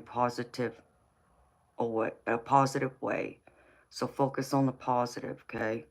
Things are continuing to go forward because they want you to step into this Emperor energy and take charge again, which comes to me, which I feel like part of this energy is also taking responsibility for your actions. This is taking responsibility for your life because you are the CEO of your life at the end of the day. So you can turn that dial. You could turn the wheel towards the positive to make change for the better, or you can hold yourself back and be, you know, lost in your own anger, pain, and not heal, and not be forgiven, and not let go. You know, allow the old to die off so the new can come in. In order for newness to come in, for something better, you got to make space. You got to make room. Otherwise, it can't come through. But I find y'all in this present energy of the Ten of Swords. The Ten of Swords is normally a card of betrayal, loss, grief. You know, feeling like someone just really just stabbed you in the back and just, you know, ran over your heart a gazillion times. You know, just shattered your heart into pieces. You know, but this is also coming into an ending. And where there's an ending, there's still a new beginning. So know that you're at the end of this. It may not feel like it now, but you are. And Spirit's confirming that with the Justice card. Spirit's saying there's going to be a fair judgment, fair karma is going to come in and help to restart the turning of this wheel once again for the better. But you got to believe in this turning of the wheel for the better and not get lost in, you know, your head, in your heart, feeling like it'll never get better. Spirit wants you to know it's going to get better, but it's up to you to take the lead and take charge. And this comes into the Two of Wands. The Two of Wands is all about partnerships, contracts even. So maybe some of y'all working on a business deal, signing a contract. This could even be just you signing like a contract for a lease for a new house or an apartment. Um, this is also partnerships. You can think of this like in a business type scenario where maybe you're starting a business and you're bringing partnership into it. Or this could even be like a relationship, like, going and getting a marriage license, for an example. So, Spirit's wanting you to be confident in what you're doing here with this partnership, whatever this is, whatever these contracts are, partnerships. Be confident and be ambitious, because I get the Queen of Wands with this, and the Queen of Wands is all about ambition and confident. They're passionate. They're the go-getters. They want to go out there and take charge, like this Emperor. Take charge, okay? Things are coming into fruition for the better. Whatever you're wanting for your life, whatever you're dreaming about, whatever you're wanting to manifest, it's coming in. But you got to believe. But it also means the obstacle for you is letting go of the past, okay? I get the Five of Cups, and I know it's hard to not see the positive in things, okay? Not seeing them getting better. But again, Spirit is wanting to be clear.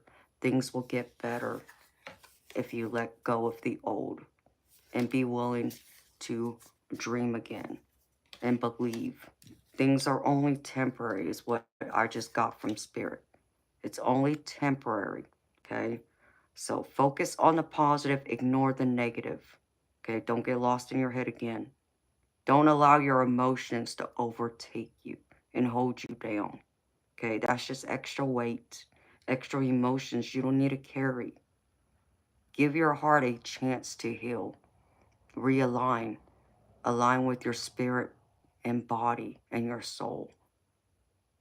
And the universe will help you with the rest of it to move you along. And I know right now it may not feel like you'll be coming into completion, as it feels like you might be emotionally incomplete, as I'm getting this Ten of Cups.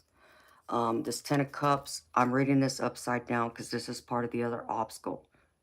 It's feeling a lack of feeling complete emotionally. I feel like part of this is tied to a relationship. So this could be friendship, family, or romantic. But for most of y'all, I feel like this is more having to do with a close friendship, or a friendship that could be turning into romance, or it is a romantic relationship. Stop focusing that it's not going to get better, or y'all aren't going to come back and compromise and work your troubles and problems out, okay? But also remember, you don't need that person in your life to complete you either. You complete you. You stand in your own power and be confident in this Queen of Wands energy. Be confident. Be fiery. Have passion. Be passionate about life, about yourself, about your achievements, your successes.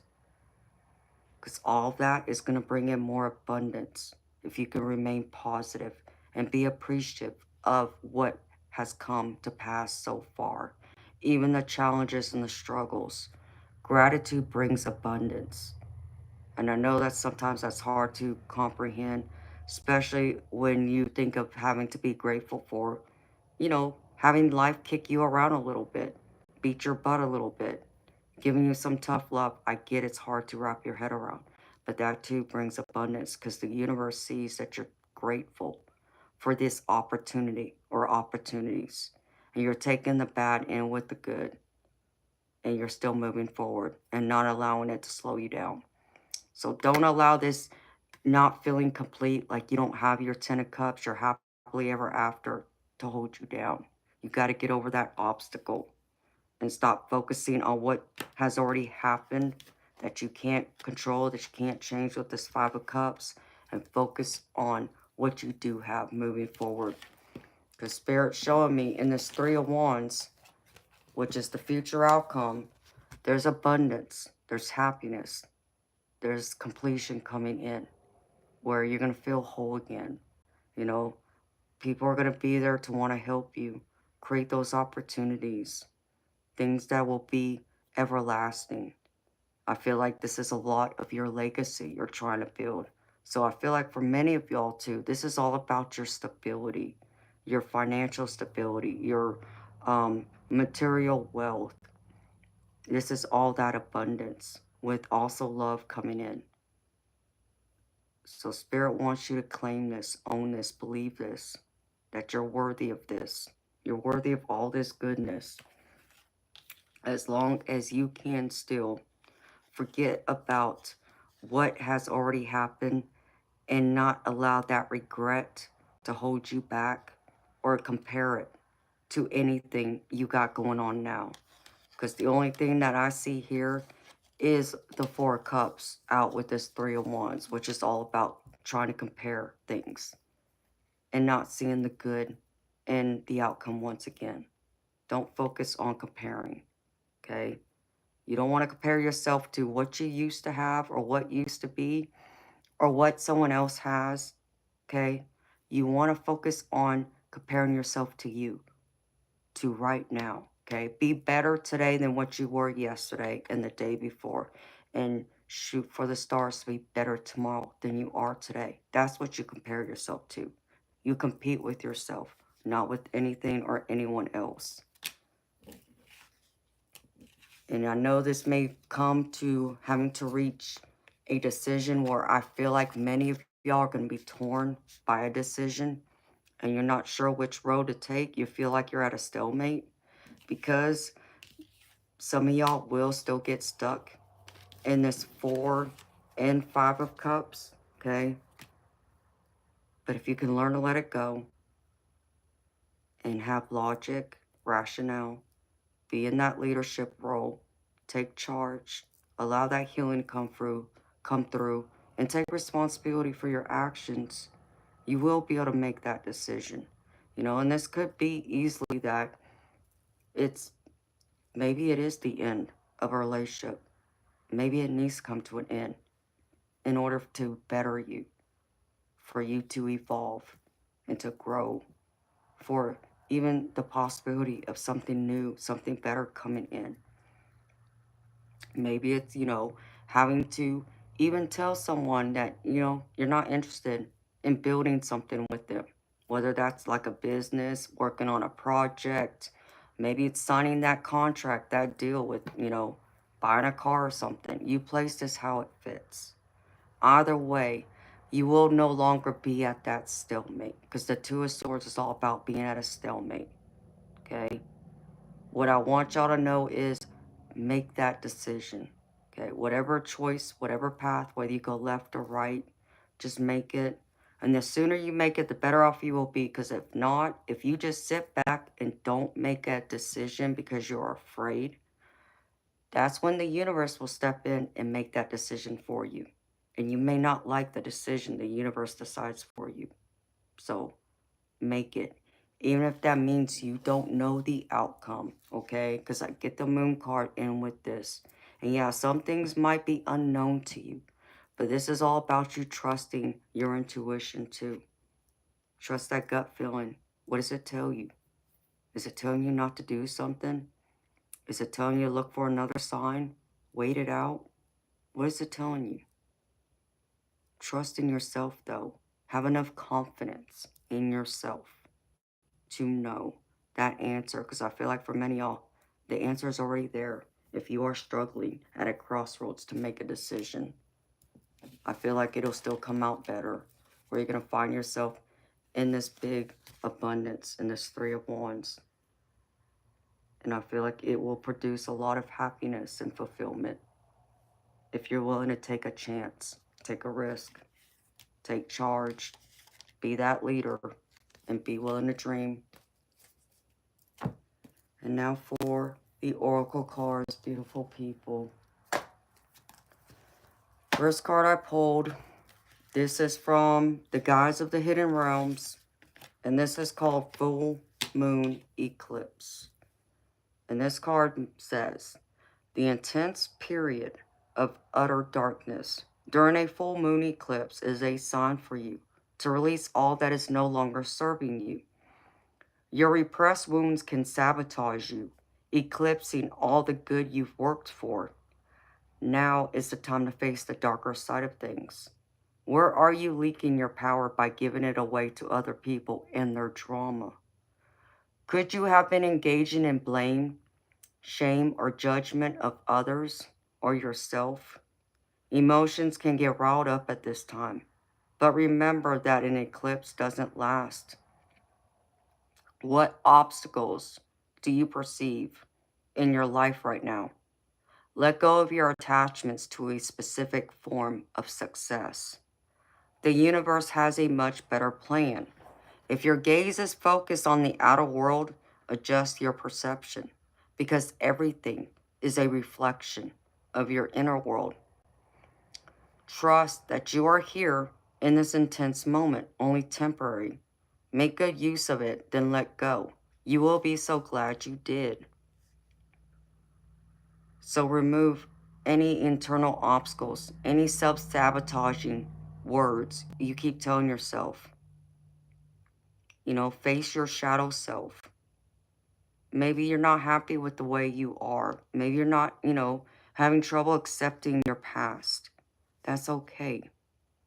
Just don't allow it to stop you from living life to the fullest and taking charge and finding fulfillment and knowing you are more than worthy of happiness, love, and success. We're all deserving of it. You are no different. And don't allow anyone else to tell you you're not worthy, because you are worthy. And then I have from the Pocket Oracle, or Wisdom of the Pocket Oracle, or something like that.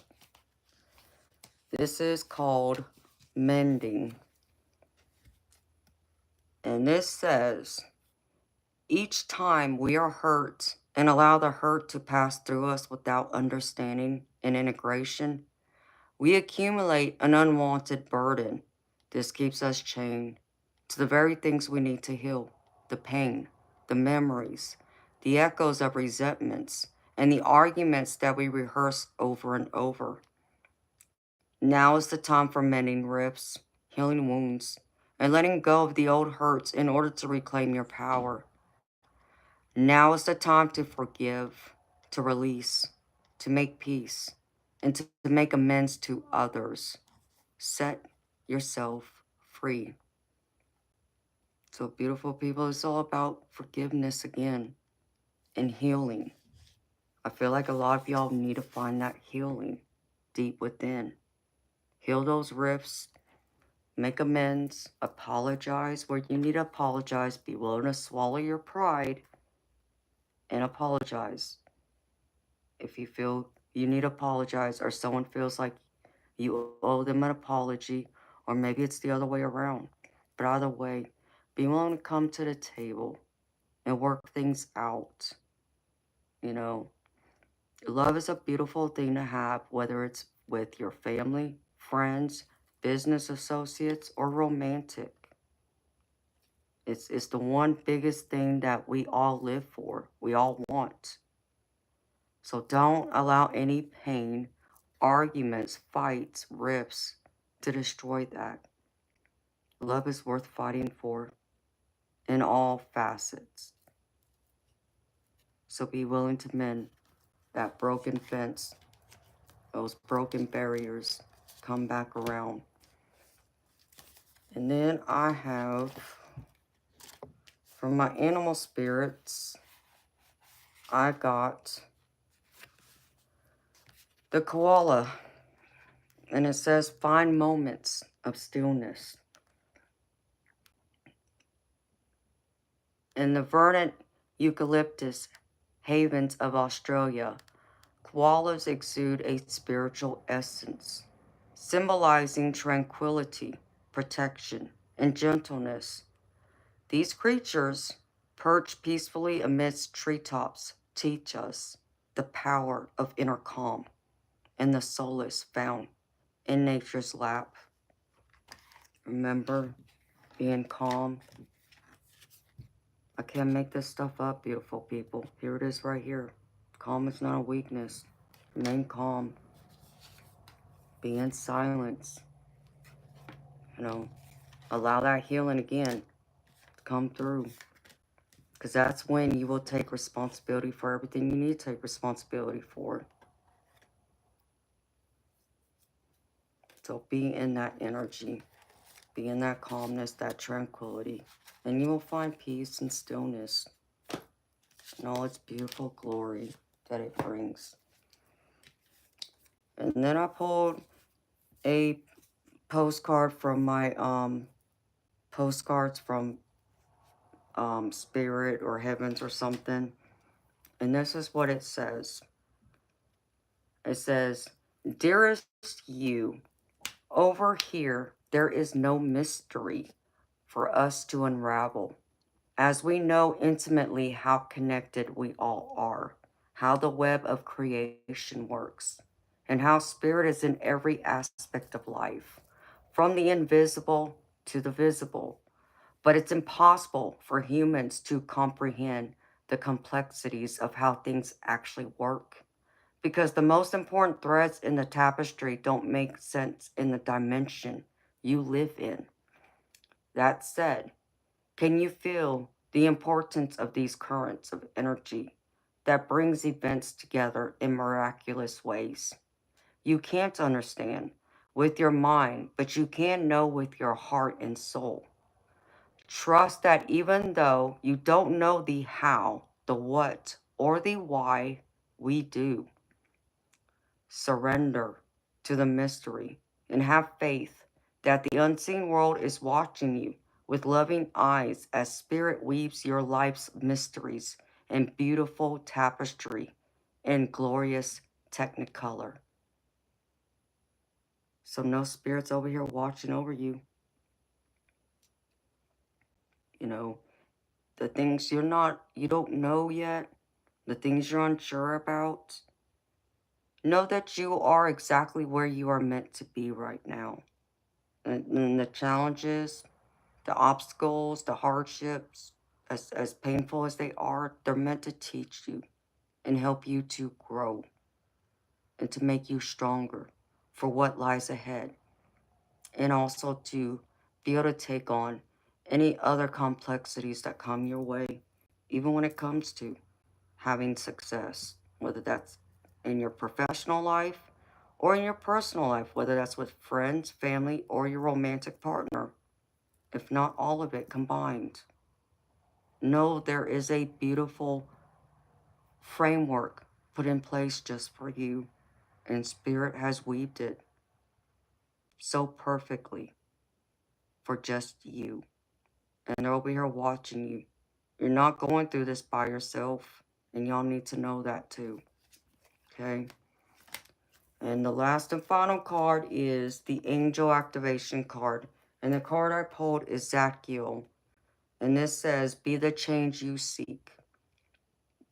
Your intentions to live with meaning and purpose have led you to where you are today. Where you are is where you are needed. But don't forget to be a light of healing wherever you go. The changes that you are seeking at this time must begin within you. Even if you are facing difficult circumstances, ask yourself how you can shine your light more wholly and fully. So again, beautiful people, know that Spirit has put you exactly where you're meant to be right now. You've been perfectly placed. And you're not walking this journey alone. Even if it feels like you're physically alone, you're not. You have your whole entire spirit team. Your guardian angels, your spirit guides, past over loved ones. All of them watching over you and guiding you. And so believe in them as they believe in you. And for you to now believe in yourself and take charge. Only you can do it. Nobody else can do it but you. And it's up to you to believe in yourself now and move forward. That's what I have for you, beautiful people. So again, beautiful people, that was a general collective reading. It wasn't a personal reading. If you want a personal reading, it's $30 US. But that's a general collective, so take what resonated and leave behind the rest. And if something didn't fit, don't force it to fit, y'all. Because some of it you may not want to manifest. And your thoughts are that powerful to manifest things that you don't want. Just by thinking about it, focusing on it. It has a way of turning into reality. So be careful with your thoughts.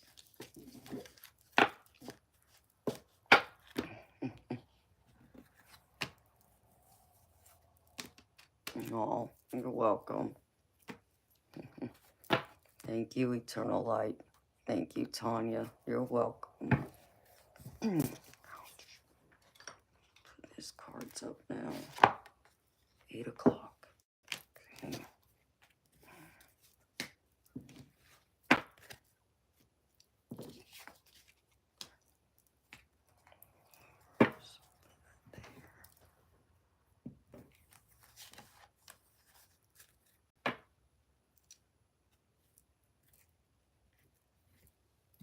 I swear if my head wasn't connected, I'd forget that too.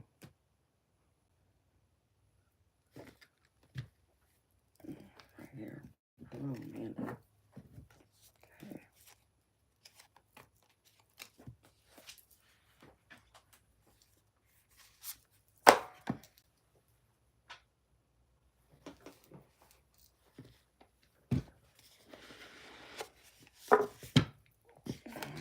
All right. This back.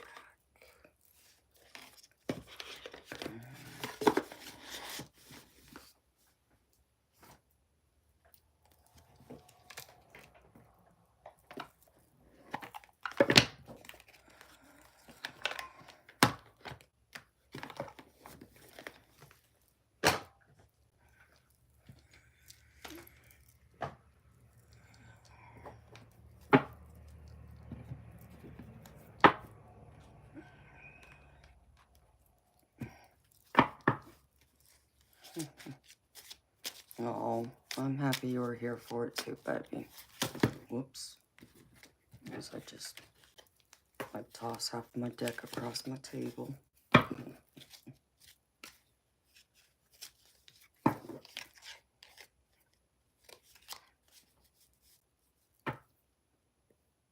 I hope it resonated for y'all.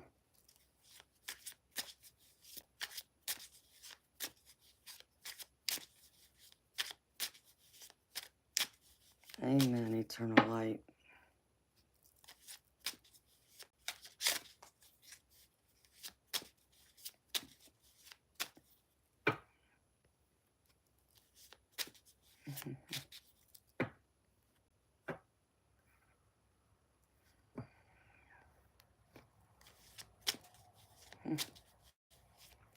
Hi, Cephas Ignitus. How you doing, baby?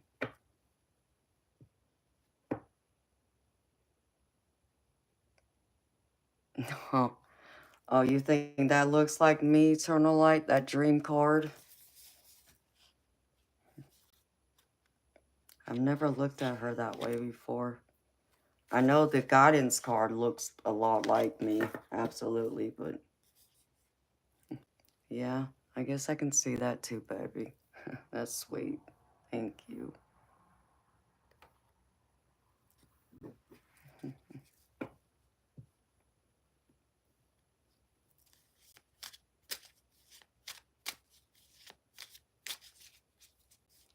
Amen. Okay, it will, sweetheart.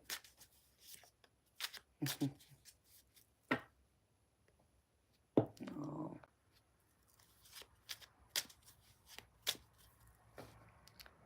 That's right, Tanya. There's no such thing as coincidence in my world, sweetheart.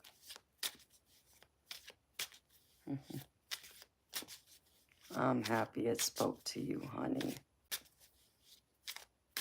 Hi, Lily Hillis. How you doing, beautiful soul? Coming back from near death last week. What you talking about, sweetheart? Near death? What happened?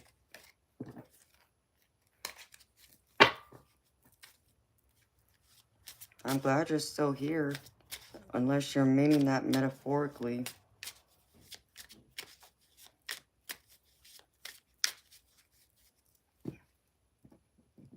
Oh no. Oh wow. That's scary, Lily Hillis. I'm glad you're still here, sweetheart. That's kind of crazy. Because you know what? I went to my doctor a couple weeks ago. And they took my blood pressure. And it was something crazy like that. It's like, now y'all know that's not accurate. Because if that was accurate, I would be dead right now. And they took it again, and it, it was, finally normal. But that first time, it was pretty scary. I was like, what? No way. And I think it was just because I just sat down, and they had said it had to do with my legs being crossed or something instead of having my feet flat on the floor. But that's scary.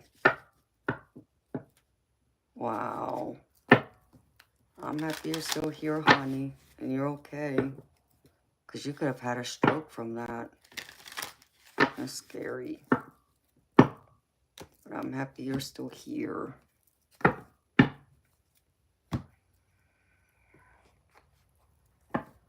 Oh, I believe it, honey. That's crazy. Hi, kindly Luda. How you doing, baby? It's been a while. Where you been at? Where you been hiding? I hadn't seen you in a minute.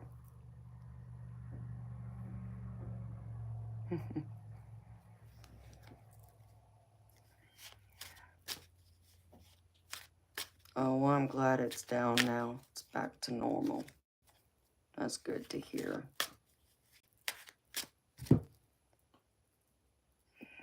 Okay.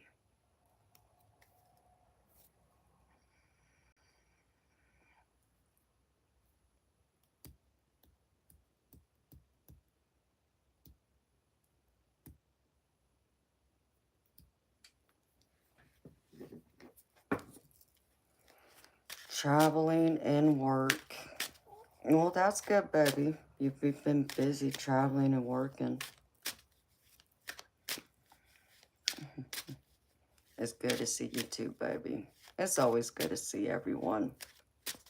See, you may not think I notice when you don't come around, but I do. I have a pretty good memory. So I'm happy to see you, baby. Happy life's treating you well.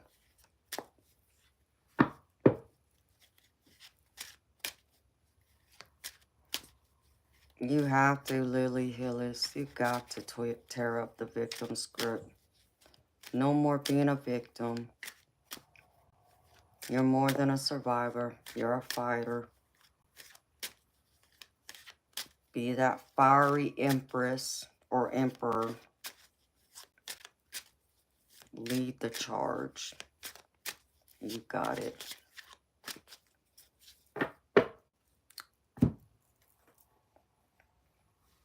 It's 7:14 a.m. there. It's 8:14 my time. Kindly Luda. I've been here since 10 p.m. last night. So I've been here over 10 hours already. Wow.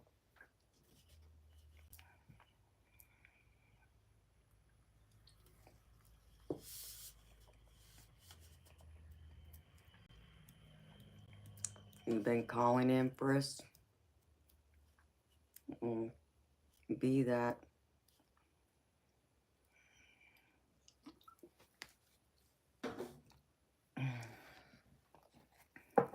Ouch. Got that pain.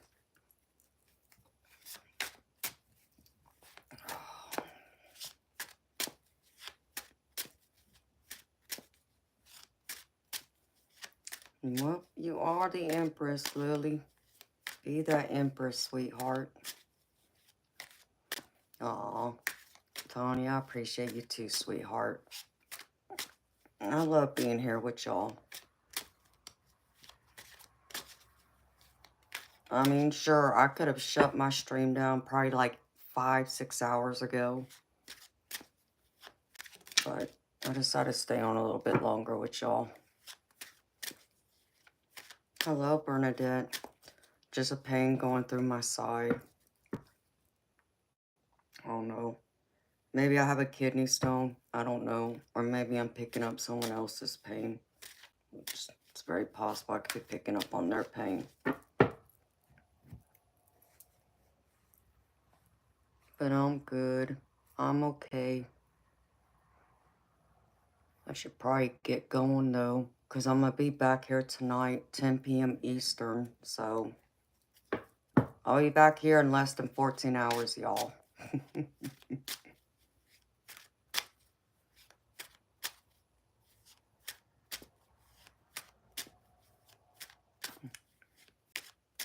Hey, I love that, Lily Hillis. Be that Empress. That's what I'm talking about, honey.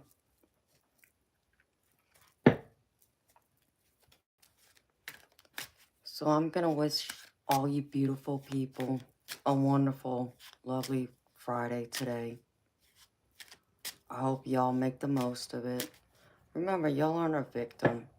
Y'all are warriors. Y'all are survivors. You can get through anything and everything. Be the emperor, empress. Take charge of your life. Don't allow anyone to take your power from you. And stay focused on the positive. Don't get lost in the negative. Okay? That's just going to overwhelm you and make you feel bad. And it's meant, you know, if you allow it to overwhelm you and disrupt your peace, you won't be able to think clearly and focus on the positive and make strides towards your abundance that you're all deserving of. So don't forget that, beautiful people. So I will be back here tonight, my lovelies, at 10 p.m. Eastern. I hope to see y'all back here tonight. I'd love to spend more time with y'all. But if y'all can't make it back tonight, I'll be here tomorrow night too. Saturday and Sunday, same time. So I hope to see y'all. But in case I don't, I wish y'all nothing but love, happiness, blessings, all the wonderful, beautiful things we're all deserving of, including you, beautiful. And don't forget it. Till next time, bye.